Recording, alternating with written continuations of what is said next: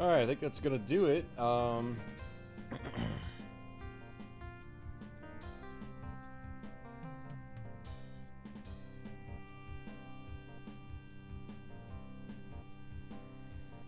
Hello, everybody!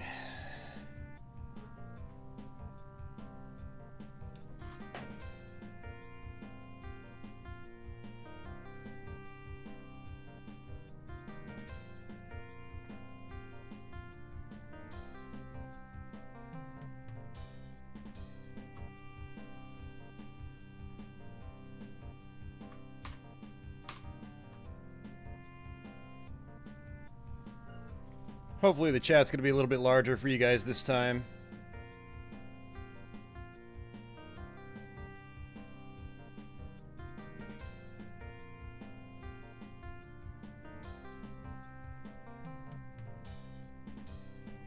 Beefy! How you doing, Beefy? Jim Wells! How you doing, Jim?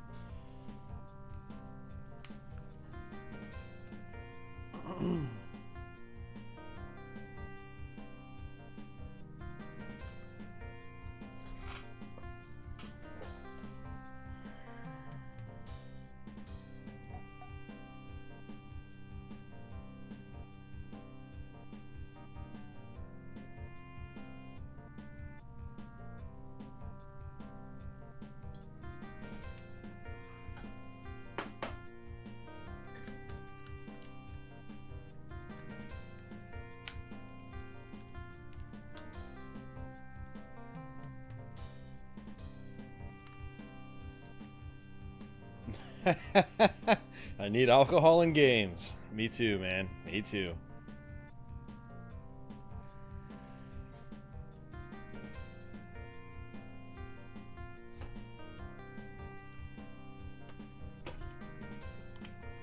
Alright. It's gonna be a Sega CD night.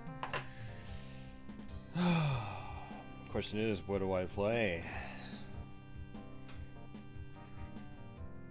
I actually ended up starting a lot later than expected, guys, so for that I apologize. Preparing for this stream actually took a lot longer than expected. Which is a shame, but it's all good. It is all good.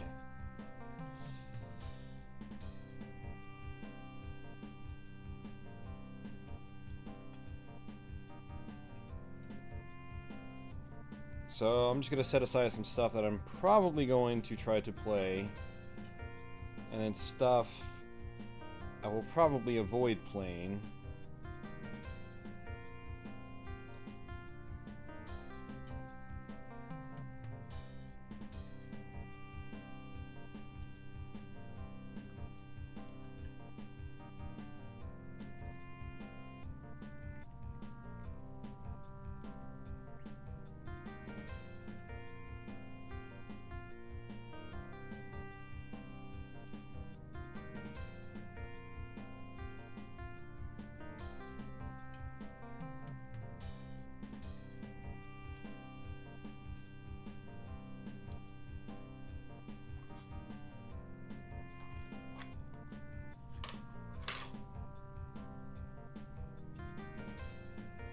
Yeah, I don't have kids, so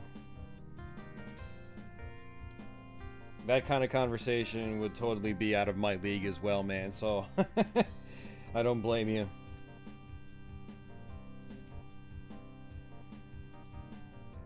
Alright.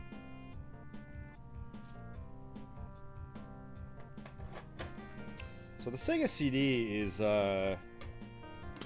pretty much my favorite add-on for a game console that's ever existed. I've done quite a few Sega CD videos over the years on this channel. Not many recently. I think the only one I've done recently is Sonic CD on the Sega CD, and I think that was about a year ago. But,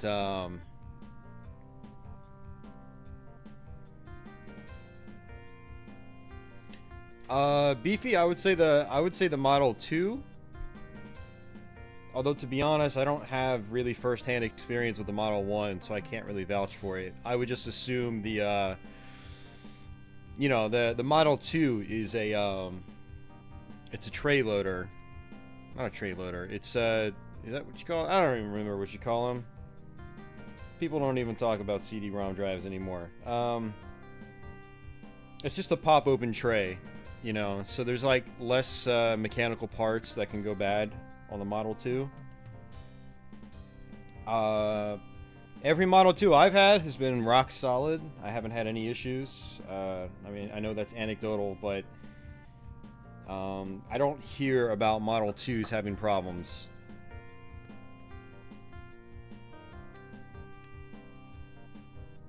Alright, so I'm still kind of going through my games here. Okay. Now, I've got a big stack of games here. Now, I might not get to all of them, but it is going to be a long stream, most likely.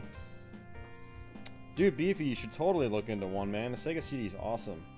It's got a lot of worthwhile games on it, you know? You don't buy a Sega CD assuming you're gonna get like PlayStation quality visuals. It's like a TurboGrafx CD or PC Engine CD, where you can expect a lot of the same types of games as you do on the Genesis, but with CD audio, maybe some animations, and of course the Sega CD did actually have a lot of full motion video games, which is kind of a novelty. It's definitely a blast from the past. I do have backups. Beefy. I have a couple of original games as well. I kind of regret selling a lot of my Sega CD games, especially with where prices have gone. But, alright, so let me go ahead and pop in a game. Figure out a good game to start with.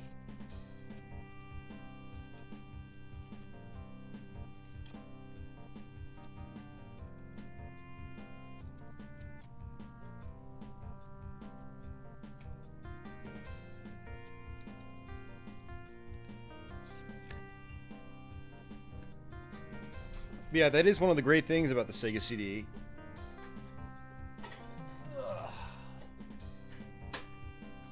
Is it does indeed take backups. It's got no copy protection on it.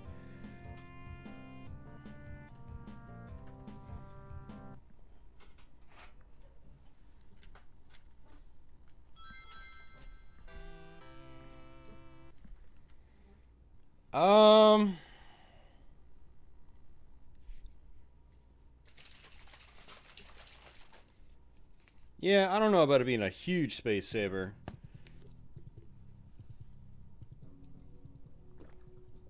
Metro City, a well-known.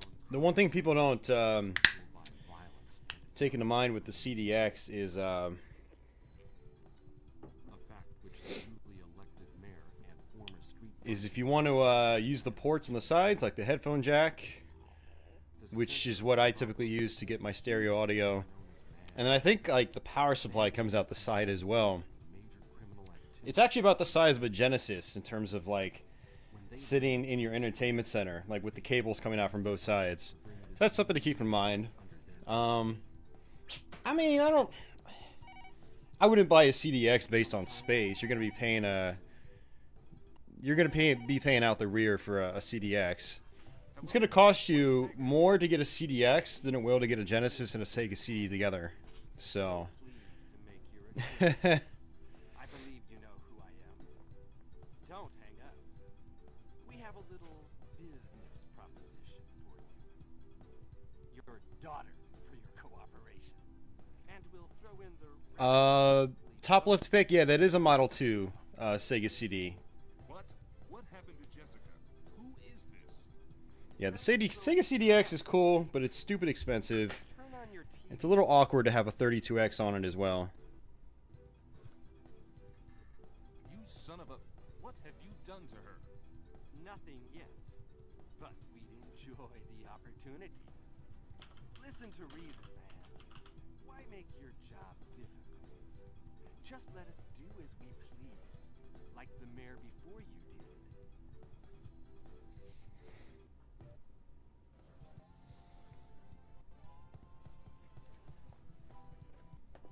That's a shame, Neo Turbo Maniac. You're missing out on some fun stuff there, dude.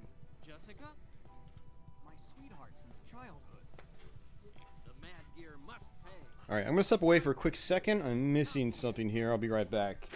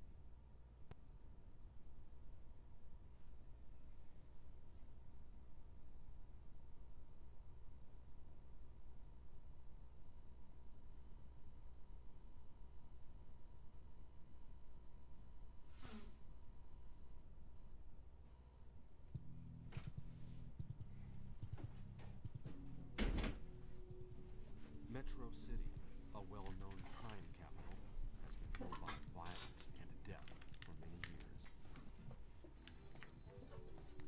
A fact which the elected mayor and former Oh man, yeah, Jim. I was actually a Nintendo kid as well. My parents bought me the NES, then eventually the Super Nintendo, and well,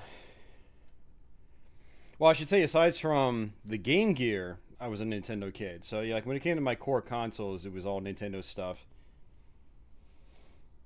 But then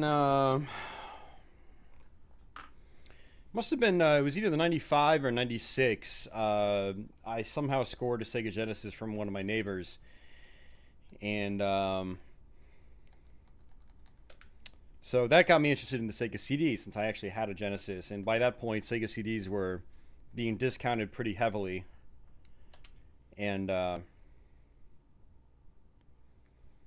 so I ended up talking my parents into buying me a Sega CD, and it was I can't remember if it was 96 or 97, or sorry, 95 or 96. It was when I first started 7th grade. Sorry, I was in 7th grade. And the Sega CD was like $30 used or something like that. It was super cheap. And once I got a Genesis, and especially once I got a Sega CD, I was no longer a Nintendo kid. Like, I no longer classified myself as one or the other, basically. Because I started to realize, like, how awesome the Sega camp was, too, and I just had completely missed out. You know, even at that young age, I was kind of able to realize that.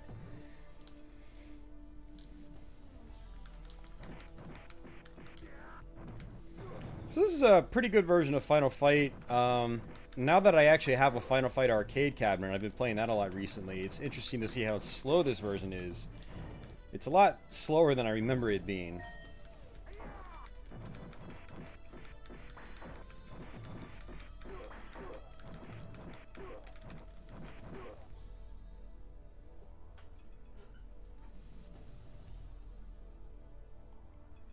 Alright, I'm getting a couple of Twitch follows right now. Dave for Shmups, if you're out there, man, thanks for the follow. I know you follow me here on YouTube.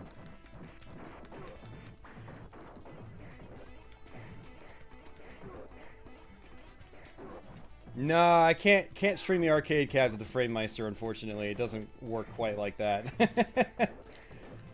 I will do some arcade streams in the future. I have a Pandora's Box, which is like a multi-cade that uses emulation. So I've actually done a couple of arcade streams on Twitch already, and I'll probably eventually try one on YouTube sometime. That'll be fun.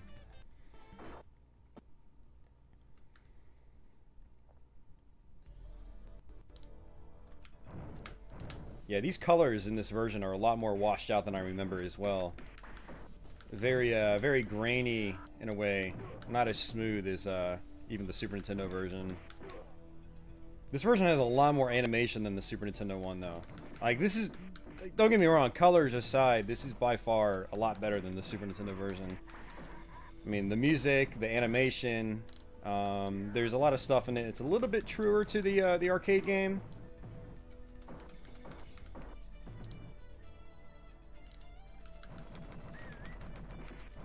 You know, for instance, having Guy in it without having to buy a separate game to just play as him. You know, that sort of stuff.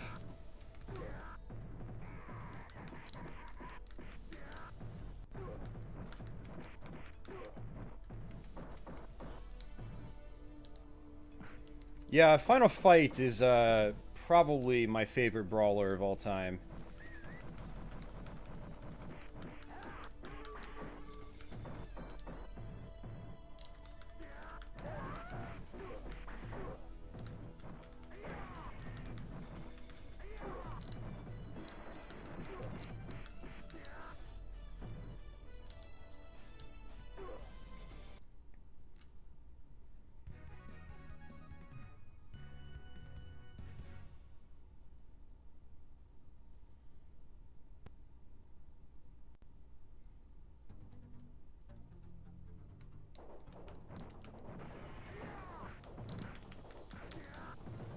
Yeah, I mean, Streets of Rage, for me, would probably...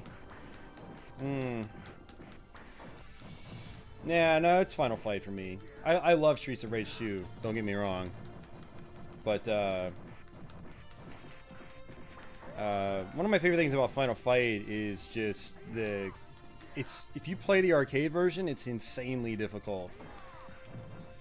So it feels really, really satisfying in Final Fight when you, are able to progress far into the game in the arcade version, when you really know what you're doing.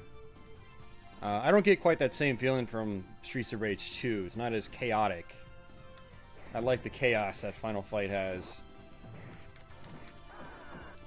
Final Fight's a much faster paced game. The Sega CD doesn't really do it justice in that regard. But if you play the arcade version, yeah, it's super fast. I mean, there's times where I think you have over like 10 enemies on the screen at once in the arcade one. And it's just... It can be very, very tough to deal with the situations in the game, but it's completely doable, which is the other good thing about it. There's a lot of beat-em-ups out there that are like insanely unfair. And you can definitely get overwhelmed in Final Fight, the arcade game, but when you're really good, you can plow through everything.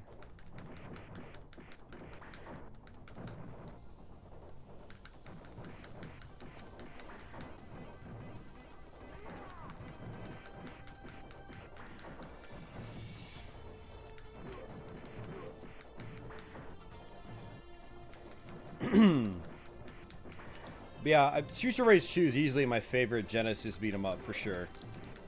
Like, I love Streets of Rage 2. I've played that on stream a few times now, I believe. It's a really, really fun game, really well-made game.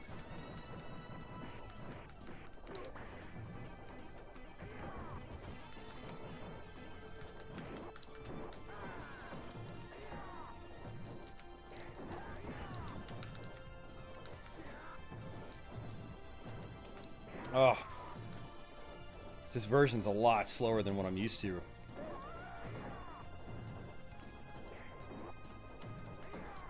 It's funny, back in the day, I would tell my friends, like, oh, Final Fight CD is like a perfect arcade port. And I play it now, and I'm like, God, I was such an idiot back then. I had no idea. I'm not a fan of Final Fight 2, really at all, on the Super Nintendo. Final Fight 3 seems okay. Never really cared for that one much back in the day. I do need to revisit it, and I will probably... I don't know if it's going to be soon, but I will try to revisit those.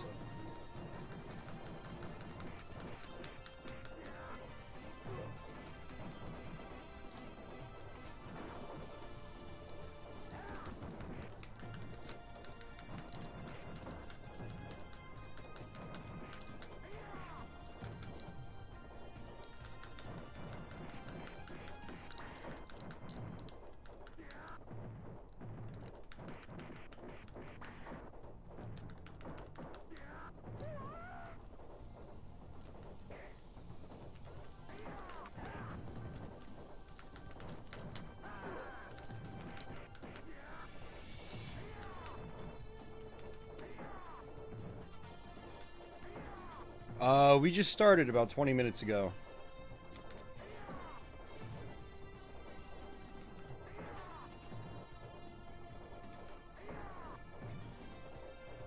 And hello, K39. How are you doing tonight?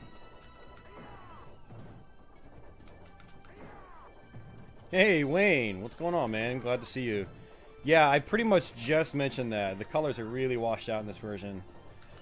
And, you can tell, like, the gradients aren't nearly as smooth either. Like, if you look at, like, the flooring where, like, the color changes, you see all these dots.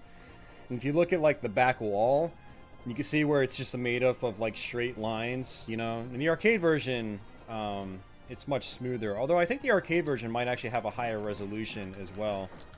Just by slightly.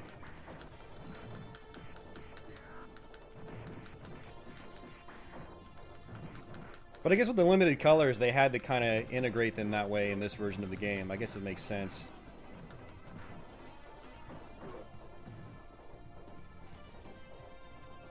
Yeah, I used to actually have Final Fight 1. It's a pretty solid version.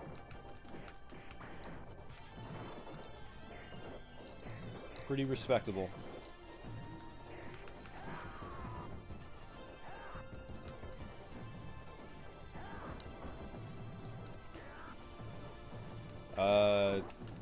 Say that again, Calvin? Not quite sure what you're asking there. Do I have a gaming PC? I have a PC, but I wouldn't classify it as a gaming PC, no. I don't really... Yeah. They can play games. Not a whole lot of modern games, though.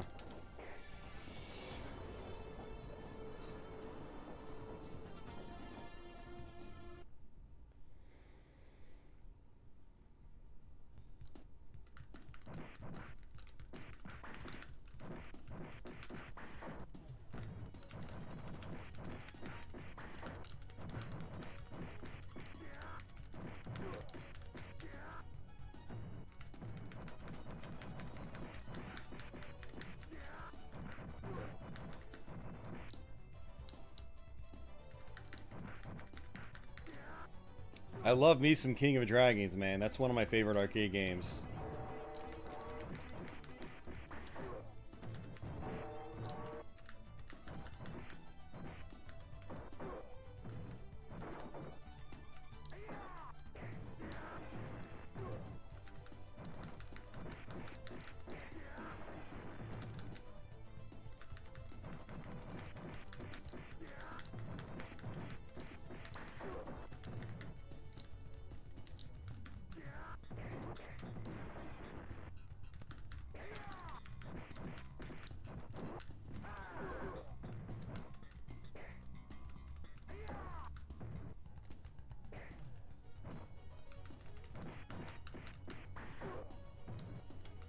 Sounds like you get bored easily, K39. Don't really know what to say to that.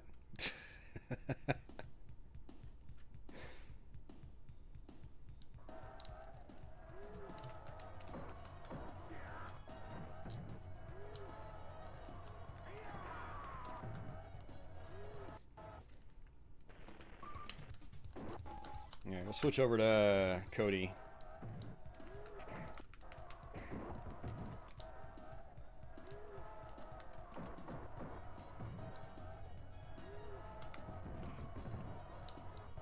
See, in the arcade version, you can actually get around his attack by picking up a sword right as he dashes at you. Looks like they made him easier in this one.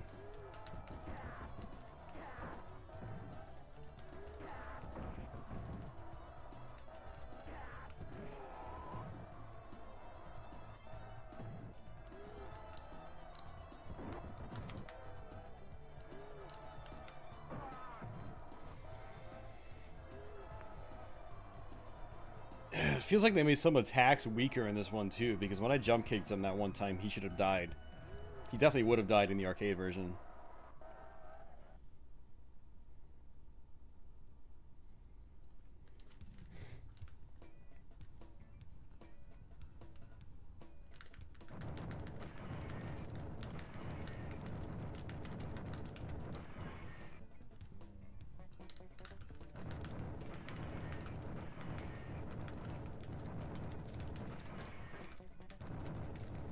Yeah, it's still a little bit censored, definitely. Like, Damned is no longer called Damned, just like in the Super Nintendo one. He's named Thrasher. And I didn't check Sodom's name there, but I'm gonna guess that, he's not called Sodom in this version either. Yeah, and he still says, "Oh my car," not "Oh my god." In the arcade version, he's like, "Oh my god!" It's hilarious. I laugh every time I hear it in the arcade version.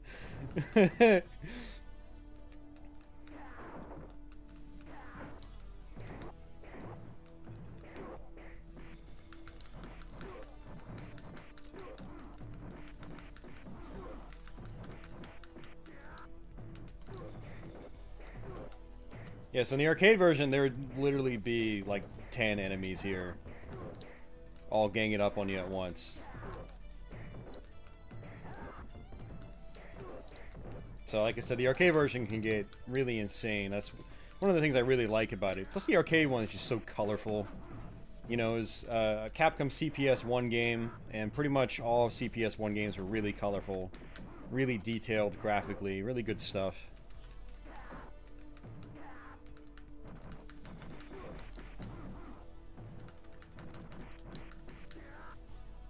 Oh, so the Mega CD one's not censored like that. That's cool. I didn't know that.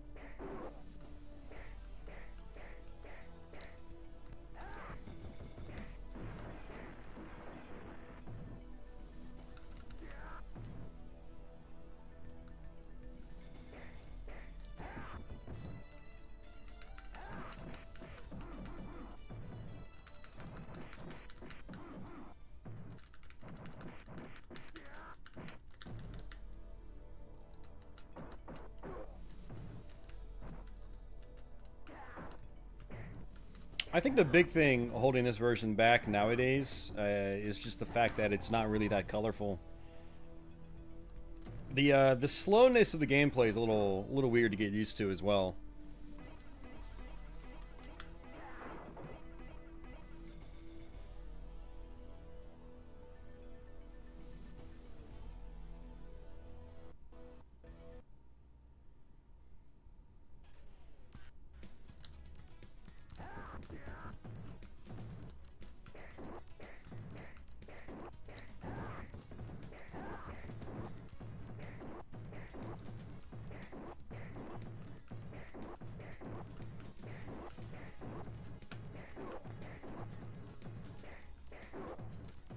Yeah, I have a hard time doing that in the arcade version. I have to get into a jump kick rhythm with those guys in the arcade one. They have a lot of invincibility frames in that version of the game.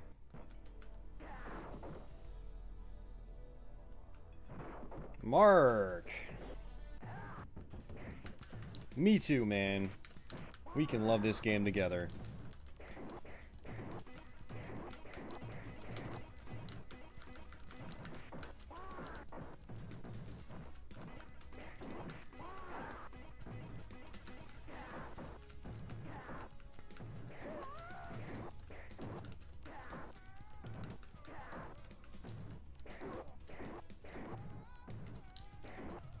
Probably should have picked up the pipe.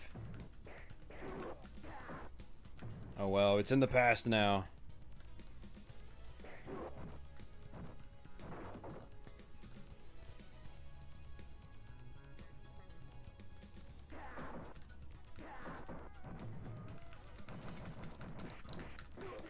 Yeah, Neo, you're right, man. Absolutely. It was harder to draw comparisons back then too, because you didn't have access to the arcade version. Like, You know, for me, it wasn't really until the Capcom Classics collections in, what, 2004, 2005, when I really started seeing, you know, what the arcade versions were really like. Like, I had emulated them a couple times back in the day on the PC, but PC emulation wasn't the greatest, you know, back in, like, 2000.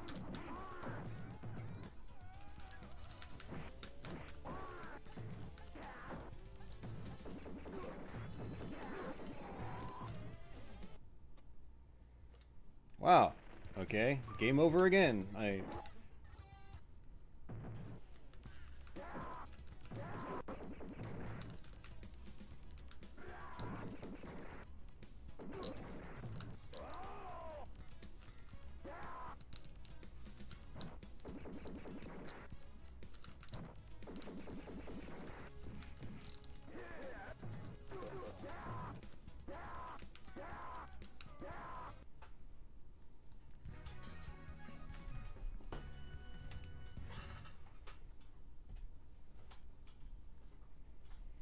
Yeah, I remember using Callus, which was a CPS-1 emulator by, God, what was their name? It was the guys that made Genesis and NES and emulators with, like, STD names.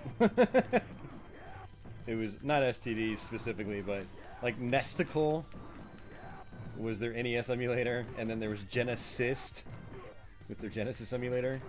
I used those a lot back in the day. But then they had Callus, which was their Capcom CPS-1 emulator.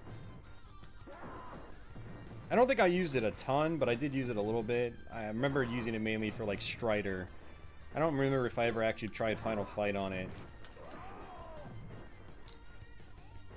That was a long time ago.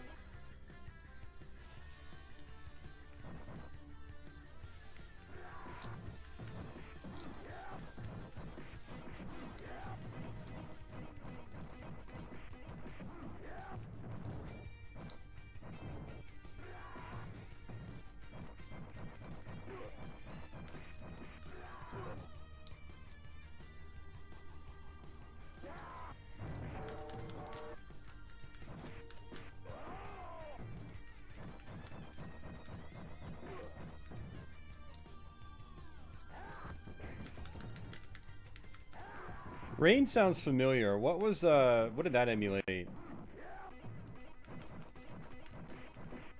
Was that just like a generic arcade emulator, like MAME, or was it, The name sounds familiar, but I don't remember if I tried it or not. That's right, yeah, I remember that now. Okay, I was like the competitor to MAME, basically.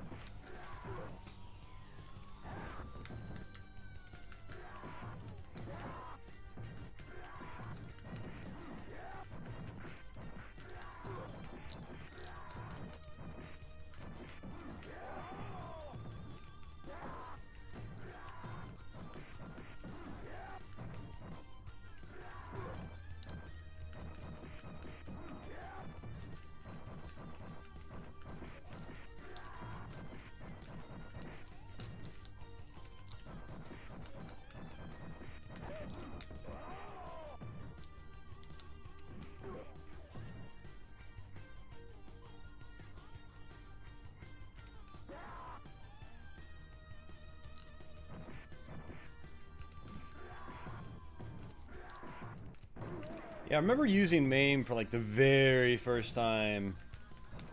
We're talking like mid-90s for stuff like Galaga, things like that. And I remember it running horribly on my PC at the time. It wasn't until a few years later that I gave MAME another try, maybe 2001 or so. maybe 2002. And started emulating like Contra and Haunted Castle and things like that. Yeah, Kirnoff, I agree completely, man. I'm not really a fan of MAME's interface at all. I'm sure there are front ends you can get that are pretty solid, and I'm not talking like, you know,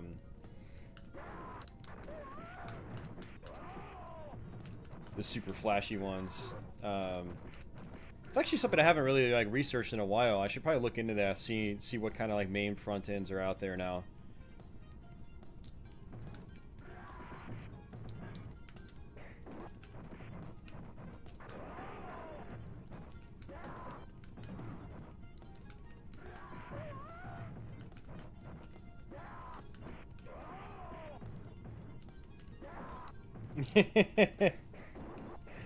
Yeah, Wayne, that's what I was like when I got my first console emulator. And then I proceeded to download pretty much every other console emulator, even some computer emulators. Like MSX, C64, Amstrad, CPC, stuff like that. I think it was Amstrad CPC. So much fun back then, seeing that stuff for the first time.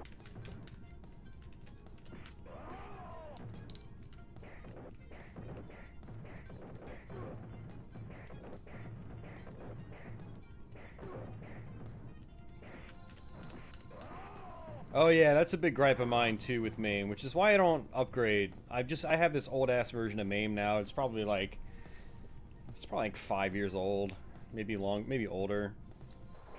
And I don't bother upgrading now just because I know some of the games I have now might not work in the future. Or I'll have to download like a new ROM pack, and I don't want to go through that trouble now. I guess I don't really care that much. A lot of the arcade games I want to play the most, I already have on like arcade compilations and whatever. Or I've got like, yeah, arcade compilations. The Capcom stuff is some of the stuff I usually want to play the most when I play arcade games. You know, the CPS1 stuff especially is some of my favorite.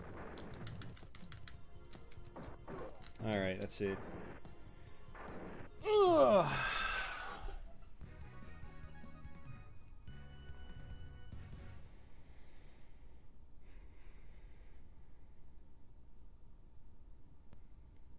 Nice. GeoMAME. I'm guessing that's like Neo Geo focused.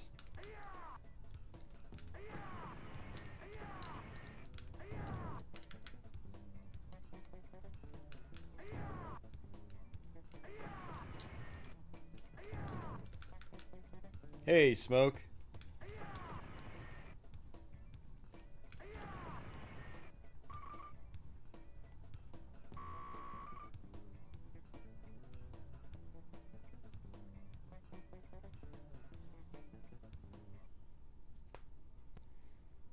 Well, yeah, no, I know exactly what you mean, Kirnoff. Like, back in, you know, around 2004-ish, a friend and I were playing a lot of, like, Street Fighter 3 Third Strike competitively amongst ourselves. And, in the local arcade, we had one. And, so we got the home versions of it, which was on the Street Fighter Anniversary Collection. And, so we just used that to practice, and then we would go to the arcade and actually play against other people. Yeah, same with Marvel vs. Capcom 2, back when that was big.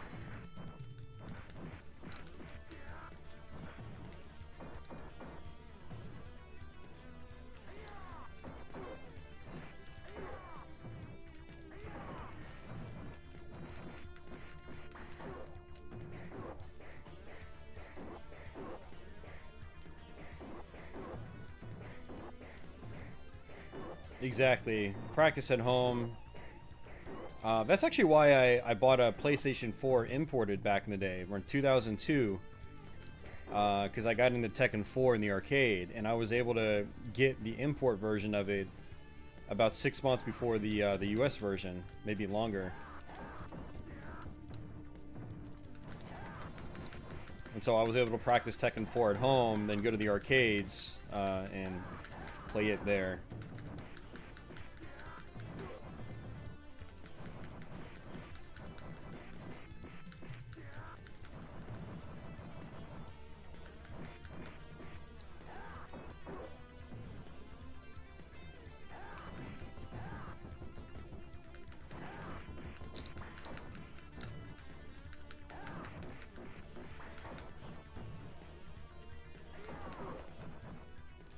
I think your experience was pretty normal, Kiernath, as far as gaming goes in arcades. I think most of us were pretty much poor when we were a teen and in college. I know I was.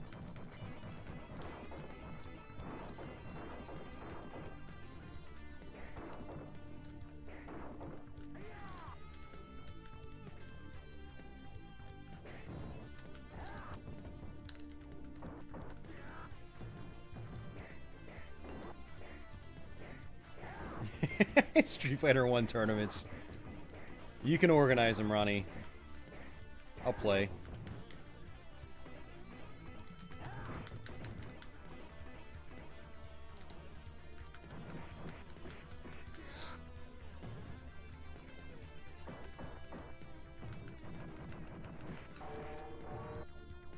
Alright, that's cheating, man.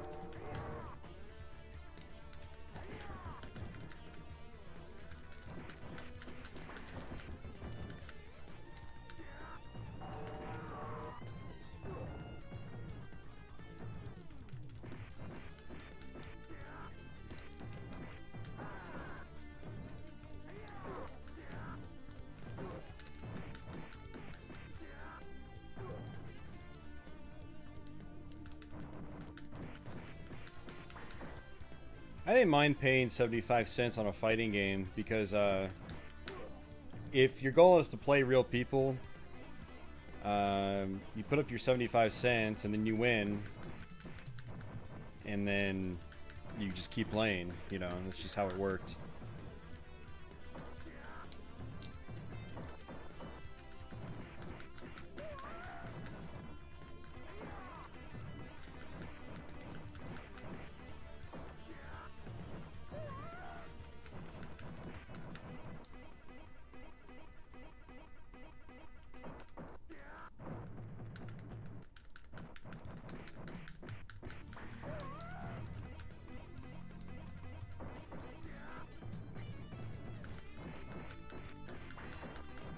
Hey Jason, how you doing, man? AKA Stocklock. Welcome, welcome.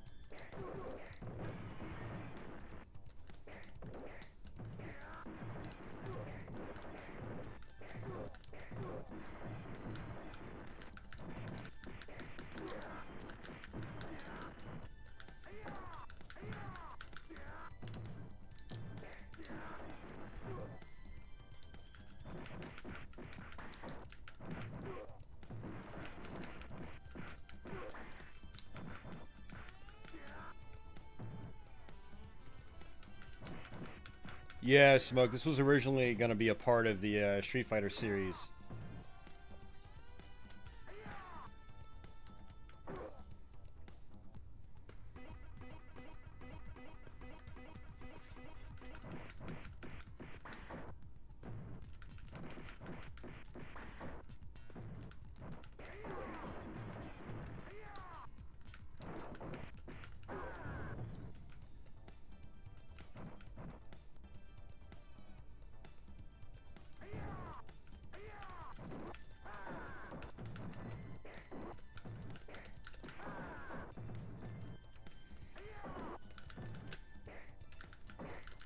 Damn, come on.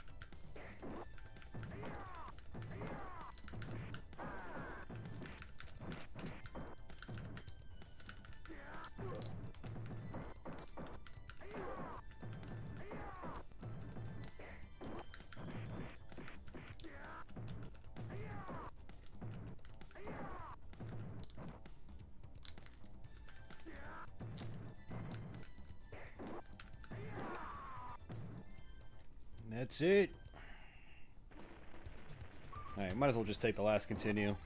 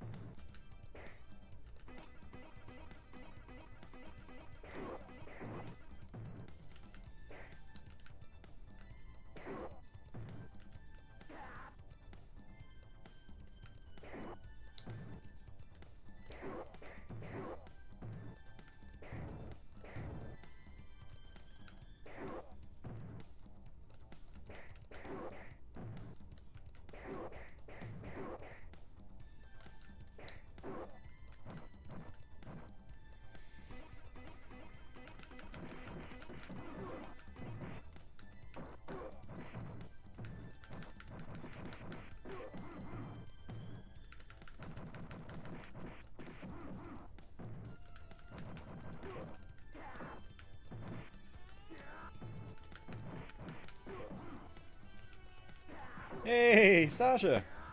You're here on YouTube. Nice, man.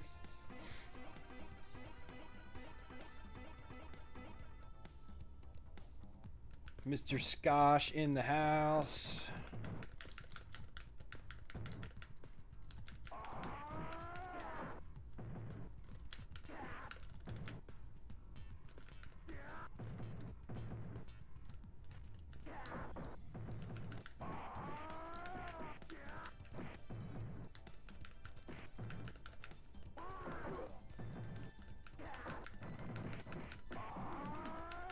I was trying to jump, but he punched instead.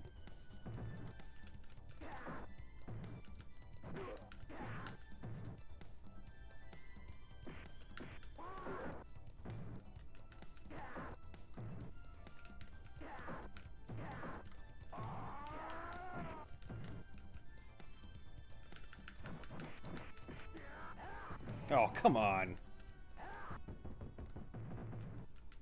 I didn't think anybody else was going to spawn. I should have known better. This is Final Fight after all. Usually at boss fights, enemies just permanently respawn. Nicholas, yes I am playing on original hardware.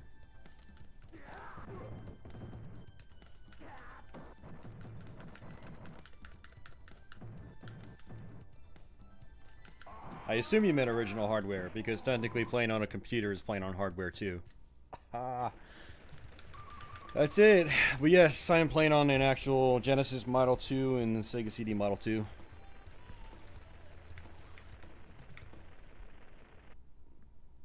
Oh, man.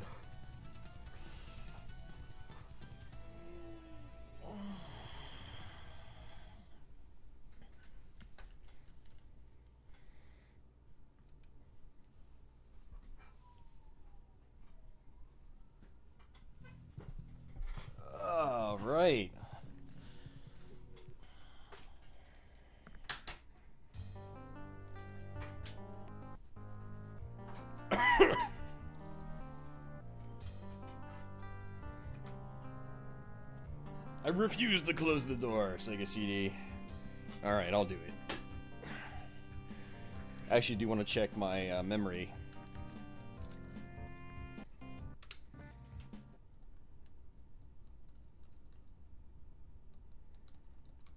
That's right.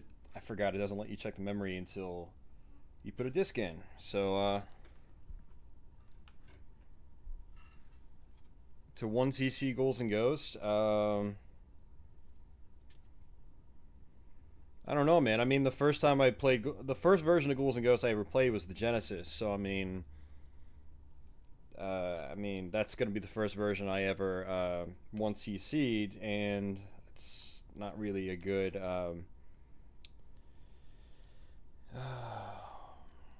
version to go by in terms of that. I don't know.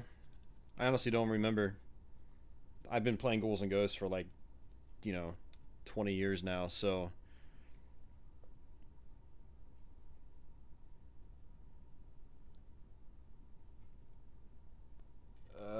let's see. Alright. We need some heavy metal in here.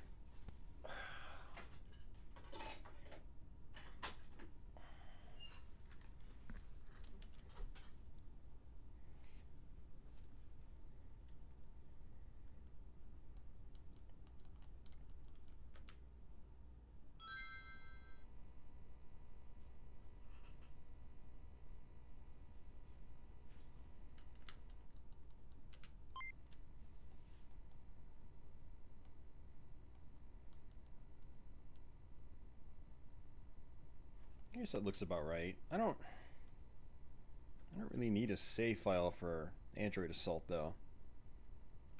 I'll just leave it there for now. Oh man. Yeah, I mean the arcade Ghouls and Ghosts is really tough. I mean, are you specifically talking the arcade version, or are you thinking other versions as well, like the Genesis one?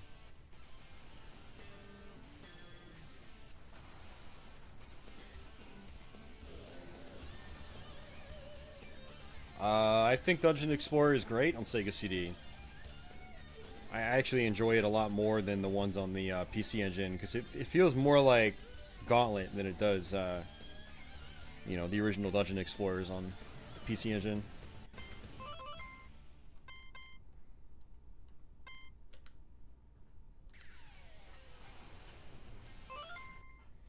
Yeah. Yeah, the arcade version's really tough. I mean, I don't blame you. It's a hard game, Ghouls and Ghosts.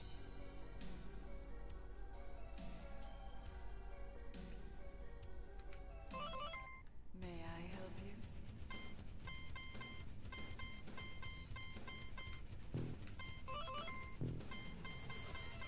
Thank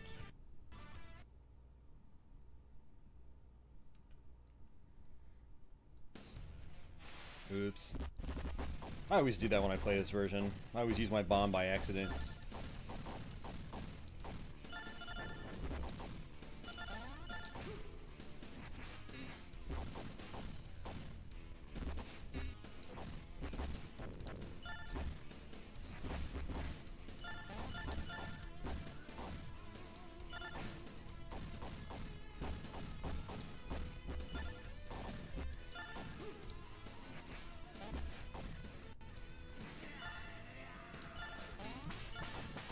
Yeah, I think that's why I don't actually enjoy the TurboGrafx ones that much, because when I went to play them for the first time, I was accustomed to the Sega CD version.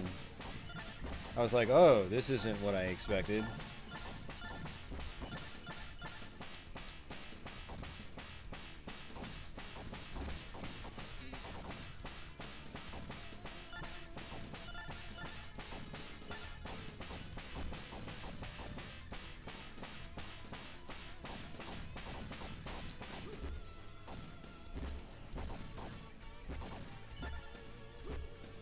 Sweet SCD music? What do you mean?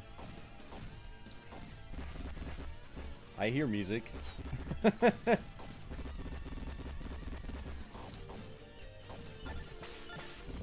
Dave, you're right. This version is easier. So we're playing on the hardest skill mode right now, and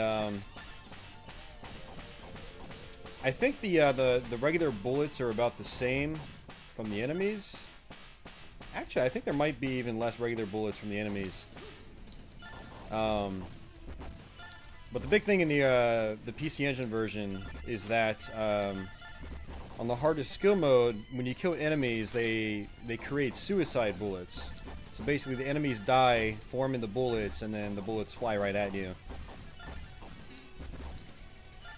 So that's what really makes the duo version harder. On the easier difficulty modes, I think they're probably about the same. But I compare it to the hardest difficulty because I've always played this version on the hardest, which is what we're doing right now. But the hardest difficulty is insanely difficult on the duo version, which is a good thing. It's good that it gives like super expert players something to go for.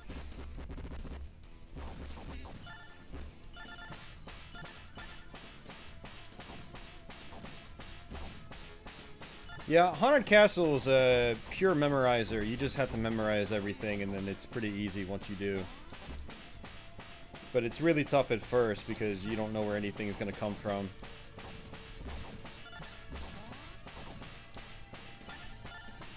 It's not really a great game, but I do have a soft spot for Haunted Castle just because I'm a big Castlevania fan. So...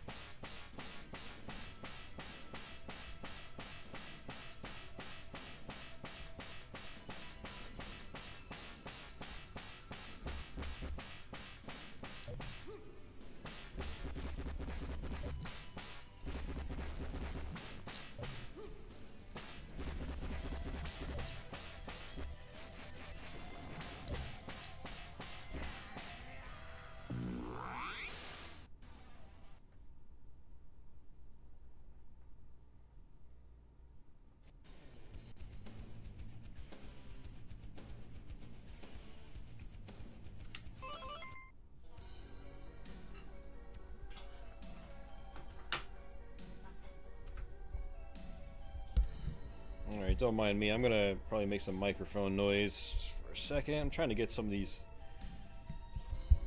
filters out of my way. They're like poking me in the side, and I keep nudging the mic as a result. Let's see, get these over here.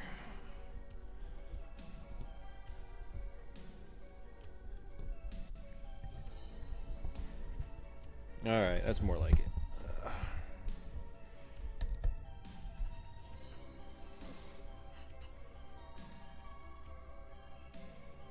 You know what I might actually do? I'm really uncomfortable right now, actually. I'm gonna try something here.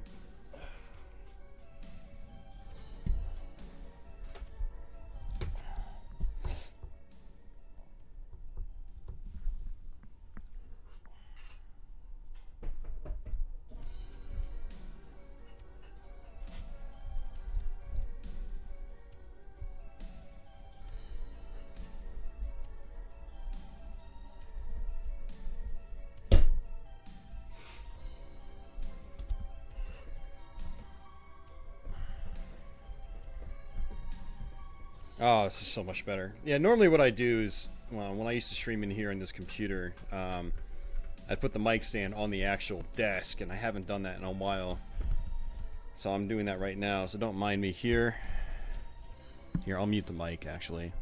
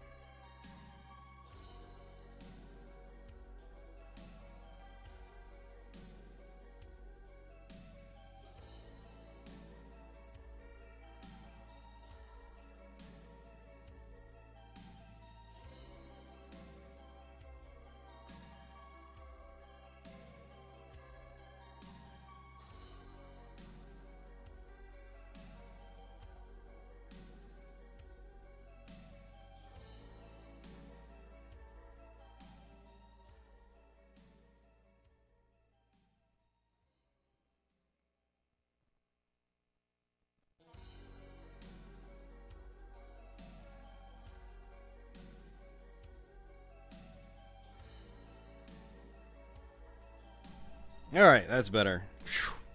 I was like leaning over, trying to talk into the mic as I was playing, and that was a pain. That was starting to hurt my back. Alright, now I'm sitting nice and straight up.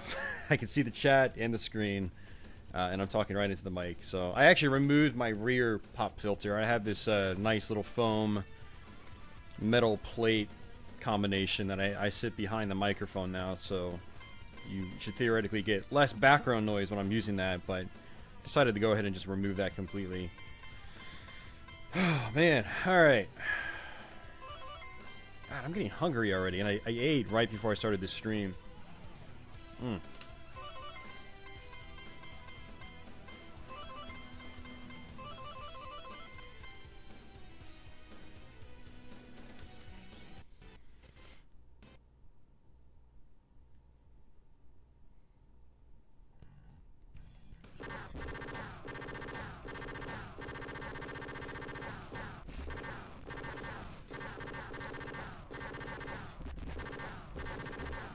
One other thing that's a little awkward in this version is that enemies don't blink like they do in the Duo version. So there's actually some things I like more in this version of the game, but there's a couple of things I like less in this version of the game as well. I don't really feel like there's one definitive version of this game. I think both versions are worth playing on their own. But the Duo version definitely feels a little more arcade style with some of its better graphical effects and how enemies blink and so forth whenever you hit them, things like that.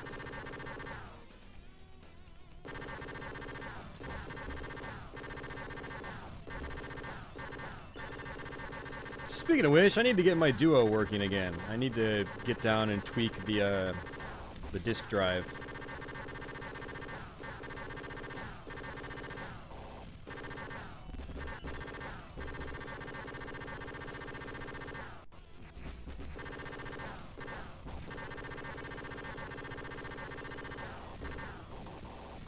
Ronnie, don't joke around like that, man. 'Cause you know I take that stuff pretty seriously. Like, do I have an audio issue now? Now you're making me think I've got a freaking audio issue, man. Do I have an audio issue? Quit screwing with my head, Ronnie.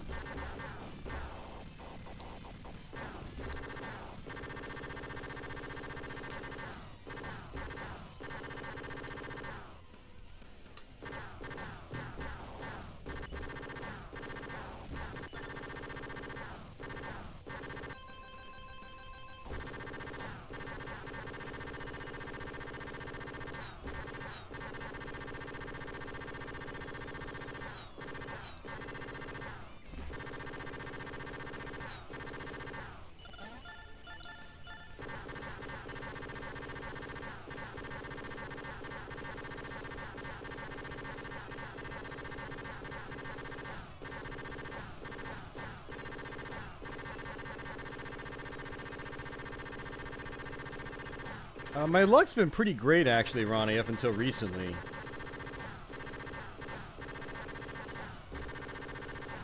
The thing is, they're getting old now, you know? So it just comes with the territory.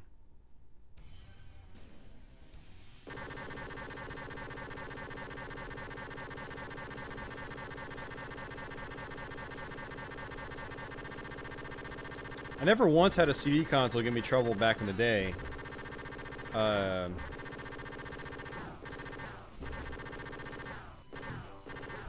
You know, so I kind of got by lucky in that regard. There's a lot of people that have problems with, like, mainstream consoles they buy, like the original PlayStation or the PS2. I've heard a lot of people had issues with the Dreamcast, and, you know, I never had problems with those, fortunately.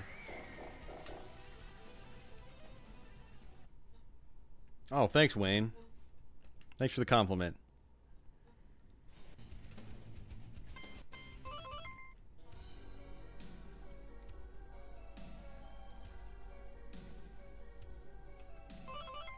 May I help you?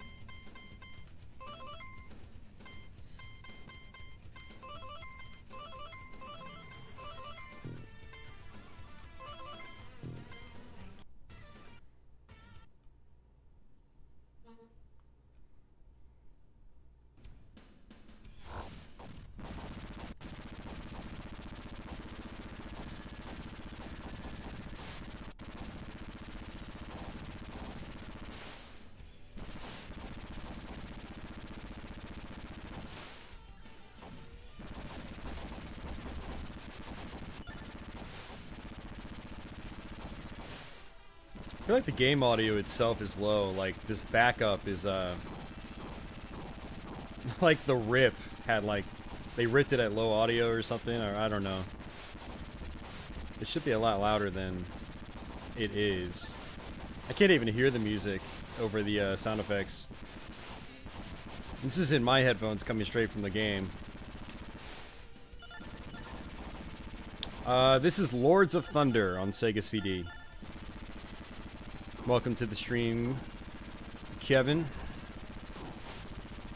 versus Calvin.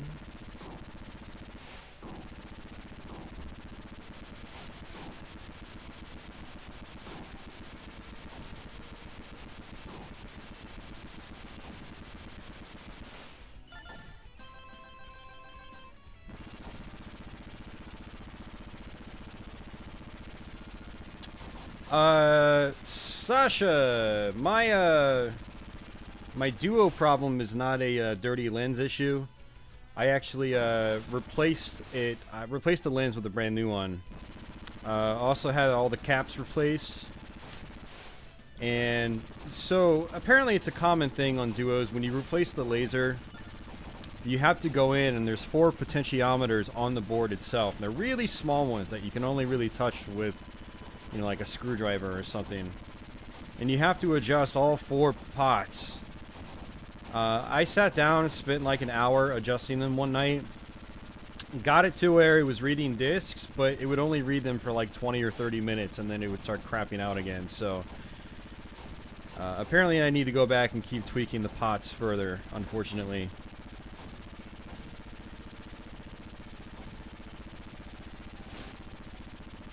And that's why I haven't done a duo stream in a while, which sucks because I've been wanting to do a duo stream for a while. And I've been wanting to actually do some like duo Let's Plays again.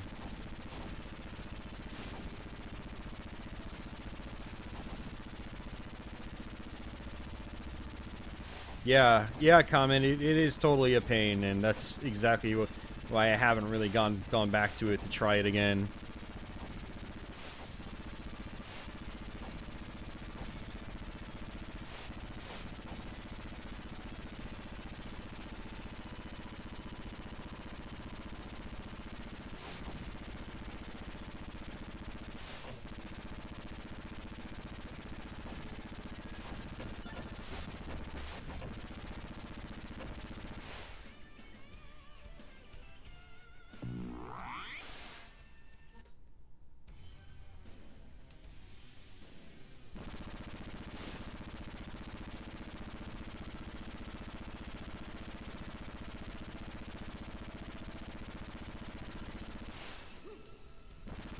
Yeah, I mean, that's good, Neo Turbo Maniac. Yeah, when you just replace the caps, you don't usually have to mess around with, you know, the lens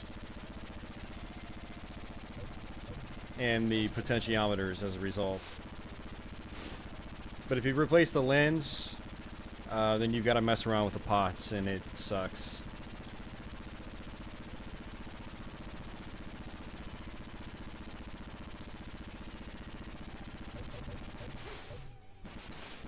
Yeah, Sasha, it's, the Duo does indeed have pots on it. It's got 4 of them. There's some tutorials on the PCFX forums, or PC Engine FX forums. Hey, Super Nintendo Zach, how you doing, man?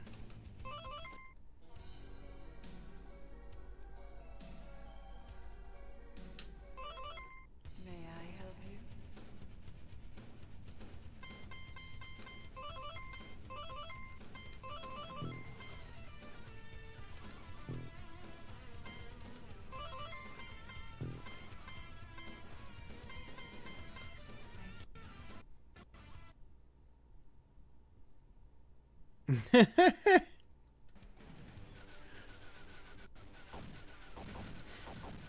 No, actually, Sasha, they hurt me. They hurt my back because I have to get down on the floor and adjust them at weird angles.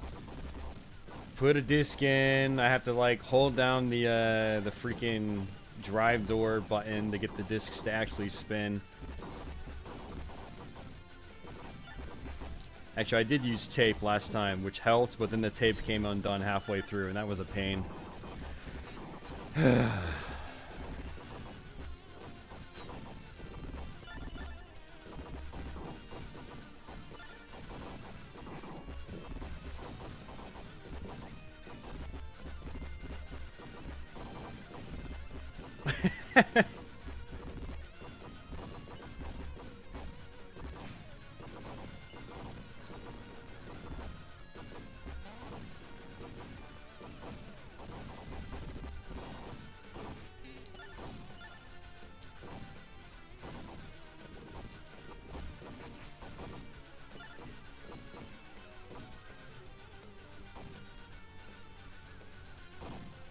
Yeah, 3DO Experience doesn't pop into the streams much anymore. Either he just forgot, or, you know, or maybe I aggravated him, which is quite possible too. But I don't know.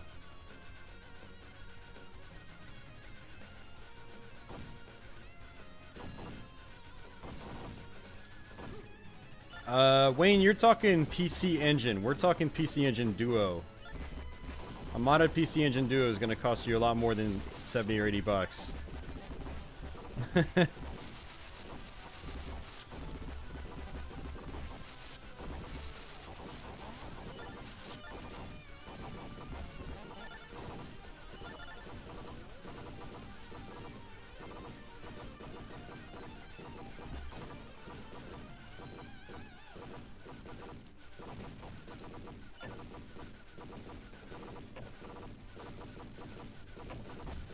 Yeah, I didn't know a single person in high school that had a 3DO. I mean, there probably were people that I walked by that had 3DOs, but of all the people I knew, I didn't know anyone that had a 3DO. Until I got a 3DO, and then I knew someone that had a 3DO.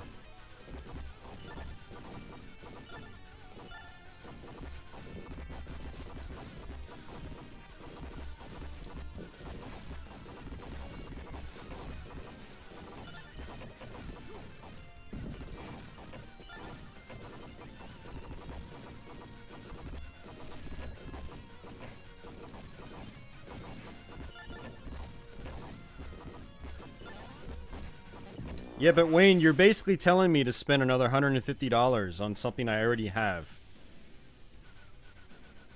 So your solution doesn't really help me that much, actually. You're just telling me to spend more money that I don't have. Unless you'd like to buy my Japanese Duo for, oh, I don't know. Let's say 200 something. You know, it's a box system, it's got the manual and everything. You got to deal with the problems. You know, I'll let you know about those in advance, but... And then I'll go buy a PC Engine CD bundle. Actually, see, that won't cover it, because I want to get... I buy my systems complete in box, you know? I love having my stuff boxed, and, So, to get a PC Engine console and a box CD, it's going to cost a little more than, I think, 150, actually.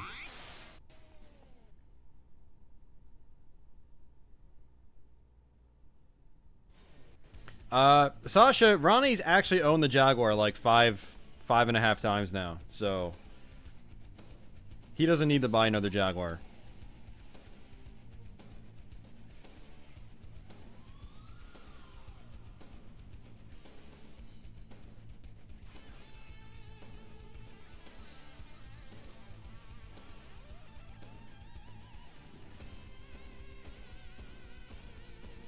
Zach, I did hear about it, yes.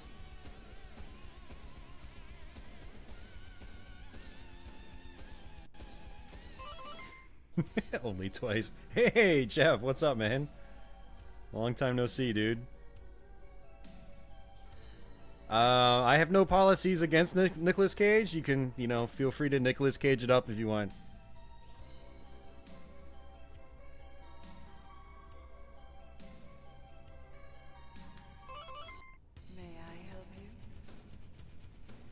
Wow. Society of Sin is like an hour behind. We are on Lords of Thunder now. That's the thing about YouTube streaming, is you can go back up to 4 hours, I think.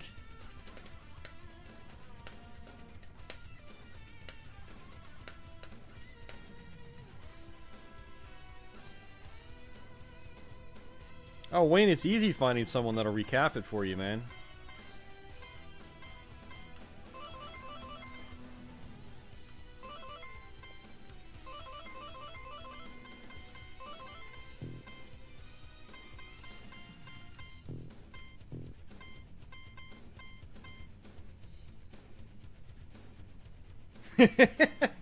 Not the bees!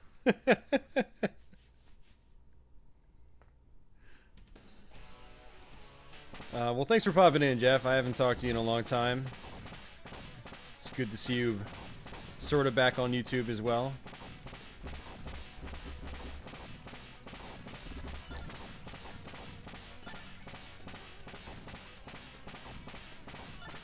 You said while working.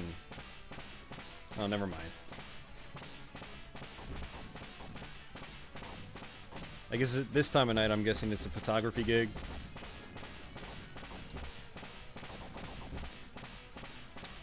Wayne, I agree, man.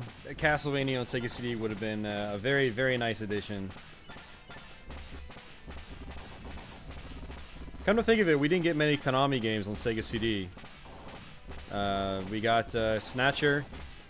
I mean, which is, you know, it's a good one. Lethal Enforcers 1 and 2. Trying to think if there was like a Konami FMV game or something. I don't remember. Or a Konami published FMV game.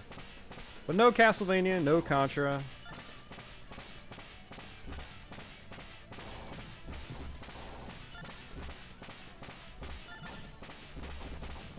Oh, okay, gotcha.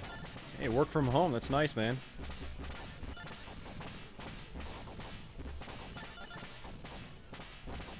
It's always nice having a job that gives you the opportunity to do that.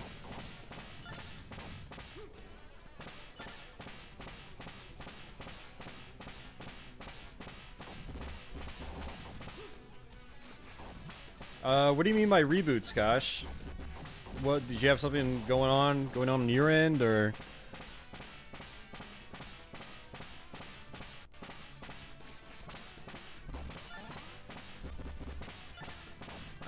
Wayne, I bet you there's people in your area that know how to recap your duo. I mean, worst case, just ship it out to someone, man. There's guys on the PC Engine FX forums that'll do it.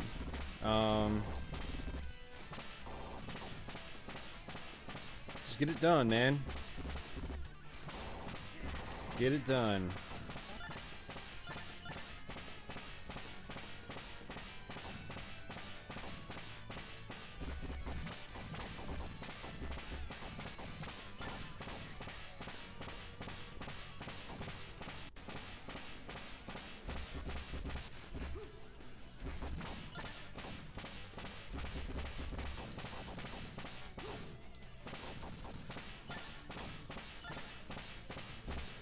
I have not played Dark Souls. I actually have the first one on 360. I've been meaning to try it out for a while. A lot of people want me to play that game for some odd reason. So, one of these days on stream, I'm going to try to play it. It's going to be over at Twitch when I play that. But I am going to give it a try sometime.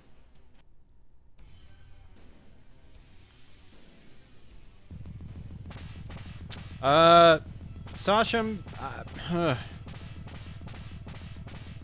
that sounds like what's happening on my laptop. What OS are you on right now? Just out of curiosity. And what web browser are you using?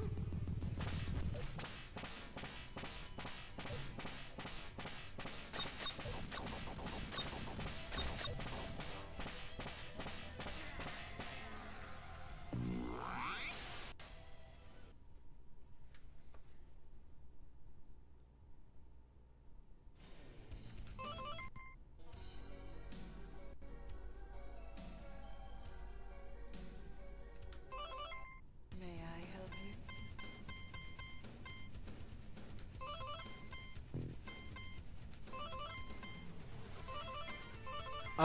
I would stop using Chrome, honestly. The same thing was happening on my chat laptop. It's been happening like every time. So I switched over to Firefox on my chat laptop, and I haven't had that issue. So I would honestly try a different browser.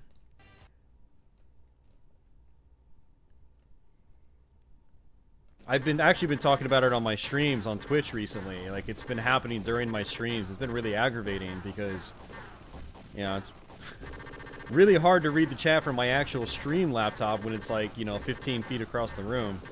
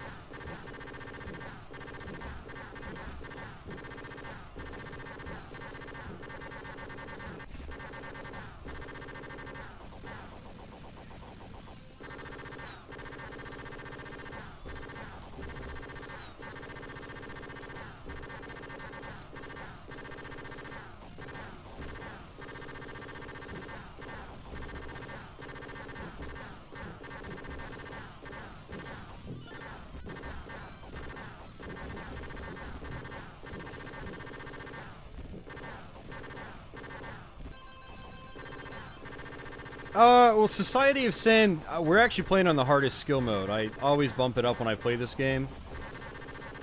So when you play on the normal difficulty modes, or the easier difficulty modes, it's not nearly as challenging. Not nearly as much going on. And you are really, really powerful in this game, too. As long as you don't take any hits, it's, you know, you can really just demolish everything that comes your way.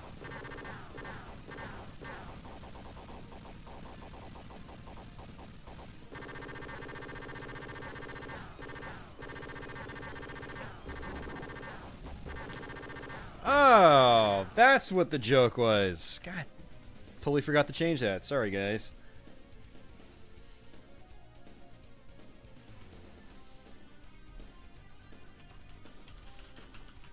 My bad, guys.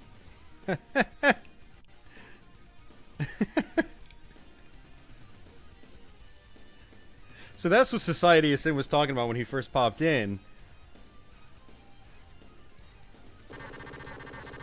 I thought he was using the archive mechanic or whatever the hell it's called, where you can go back farther in the stream and watch. Yeah, I didn't really realize that's what you meant, man. Sorry.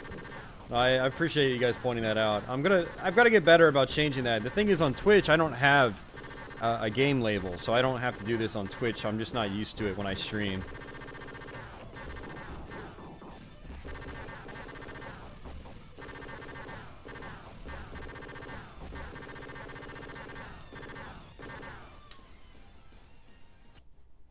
Indeed it does. Indeed it does.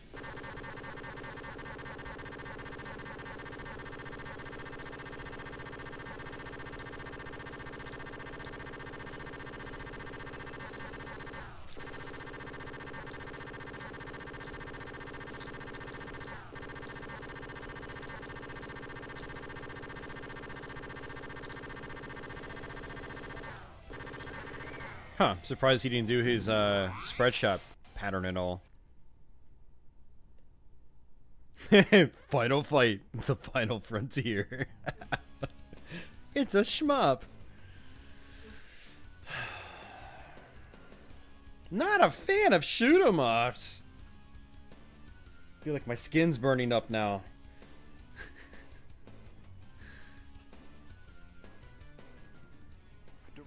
Defeated the 6 Dark Generals, entered the 6 continents of Mistral, but the High Priest had successful in the construction of the Dark Tower. I agree, Dave. I agree. With this tower to magnify his force, Sornbuk will be able to resurrect the evil god Deoric.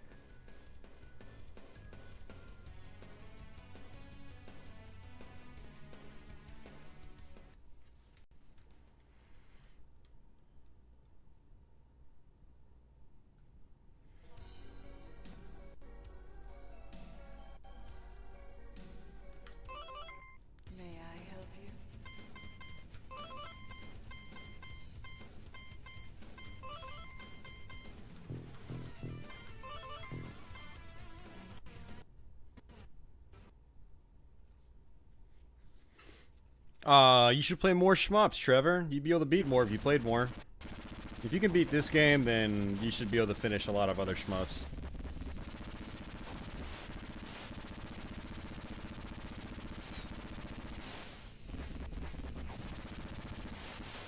I mean, to be fair, the Sega CD version, they did make the sword more powerful. So when you get up and you use the sword, it's an awesome weapon in this game. And then when you're playing on the easier skill modes, I mean, you become so overpowered that I guess it is kind of easy in that regard. But I could think of probably a lot of other shmups you'd be able to get through.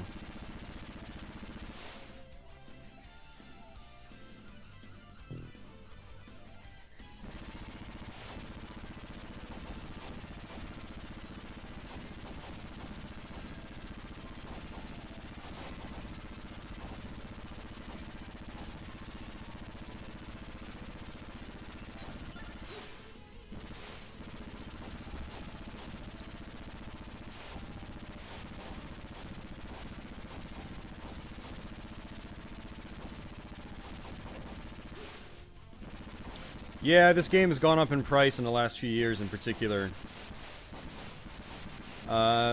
Just about anything that's like top-notch for a system has gone up in price over the last few years, especially. It's like Lords of Thunder for a long time was, particularly on the Sega CD, it was underappreciated.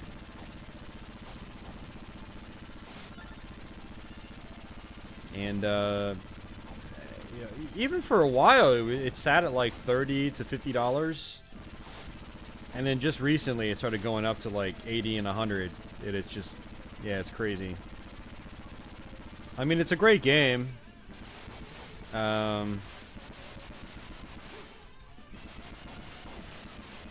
It's just sad knowing it's that expensive now, because I paid $10 for it brand new back in the day at Toys R Us.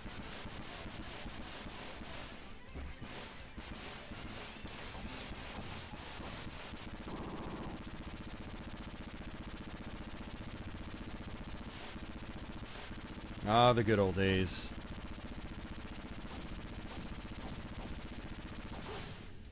I think the limited run stuff is cool. I mean, hopefully they start making them to where it's like less of a limited run. I'm glad like they're making these games available on physical media. Like, I'd much rather support physical media than spend $30 on a download I'll never get any money back from, you know?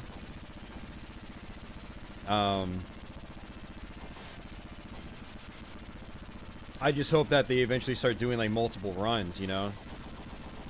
Because there's some games that are like, limited run of 3,000 copies. I'm like, well, that's not going to go very far, you know? Like, and then the game's going to be $300 freaking dollars, you know, years from now, because it's rare.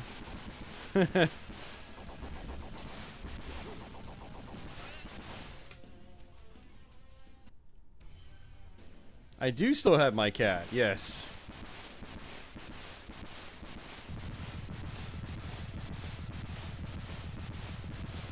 Trevor, no, definitely start off with some easier ones, man. I mean, like Life Force on the NES. That's a great place to start. That's, I mean, I beat that game when I was in, like, first grade, you know?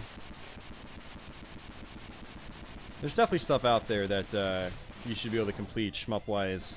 Life Force is a good one.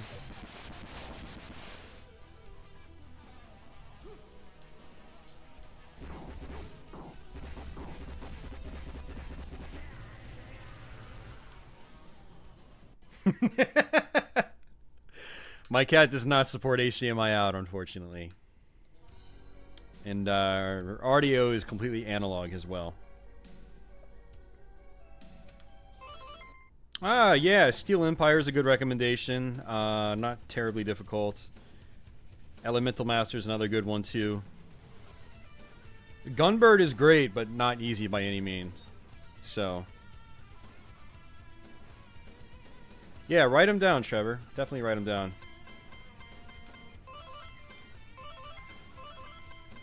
I don't know why he did that. This chick actually gives me max power-ups at this point. I always forget about that. Your cat actually do that? Hork.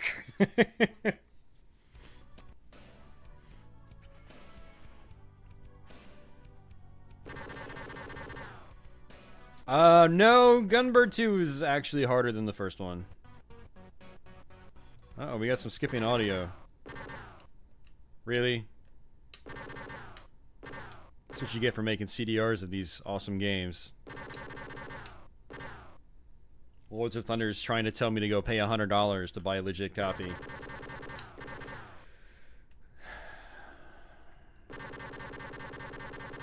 No, you're definitely wrong, Trevor. Trust me. I've played a lot of both Gunbirds, and Gunbird 2 is crazy hard.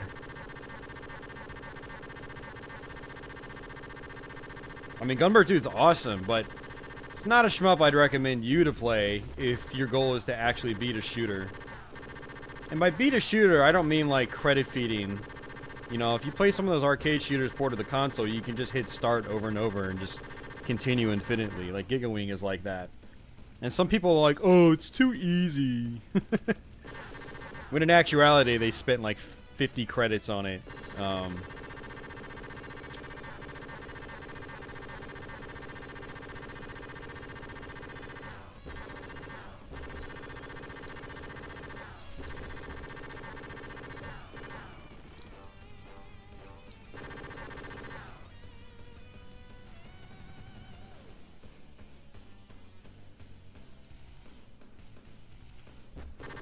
Exactly, Wayne. Wayne's got the right idea.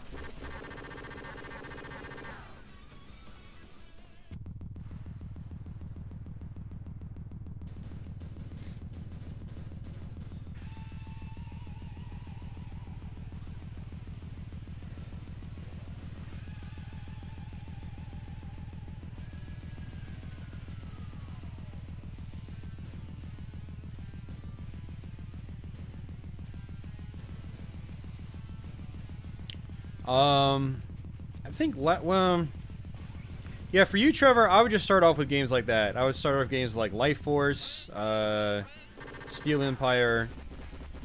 I'm just gonna tank here. Yeah, this boss is so easy in this version. Yeah, I would just start off with those three and just kind of go from there. Musha is also... Musha's not hard. Yeah, Musha. Toss Musha in there. And you want to toss Musha in there too, because it's just a really damn good shooter. Just don't go buy a copy of it, because it's stupid expensive.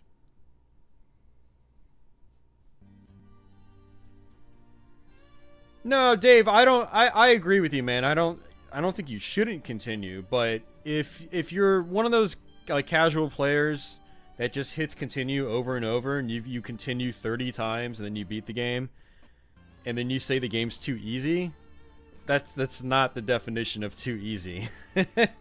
Too easy is I'm playing this game for the first time and I finished it without dying on my first try or something stupid like that. That's too easy. That's what I'm saying. But you know, use as many continues as you want to practice it, and then just get to a level where your performance is satisfactory, you know? If beating a hard shmup in 3 or 4 continues is your goal, then cool. You know, my personal goal is always to try to beat a shoot 'em up without continuing. It doesn't mean I don't continue, but I don't get that ultimate satisfaction with a shoot 'em up unless I do it without continuing. You know, shoot 'em ups, my enjoyment for them goes down when I hit like a roadblock, when my flow and rhythm is messed with. So when I die and I lose my power-ups and I've got to rebuild them, it's not fun to me, you know?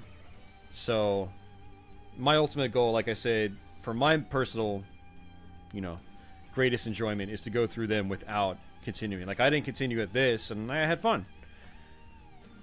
See ya, Neo Turbo. Take care, man. Thanks for stopping in. Well, Smoke, remember that you can put it on easier difficulty modes, I think.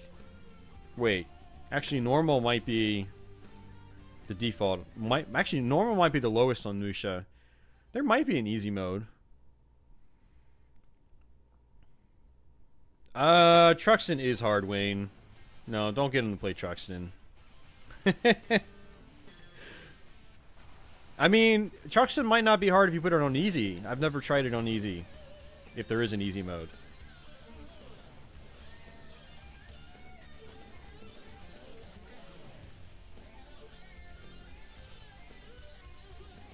Salamander is the arcade game.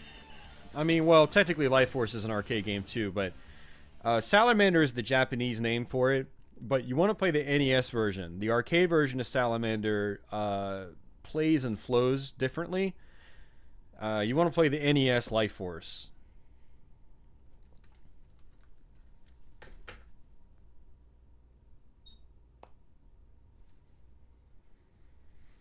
Yeah, Musha shouldn't eat anybody up. That's not a hard shmup. Remember in Musha, you can hit the start button, use your directional pad, and you can actually raise and lower your speed as well.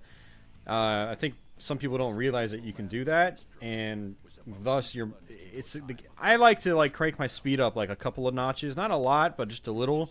It makes my ship a lot faster and it's easier to dodge stuff. And you also need to make sure you're always using your special weapons in Musha. Once you get your specials, just constantly use them. So you can use your main firepower and your special at the same time. If you're doing that, you should be cutting through most stuff in Musha without a problem.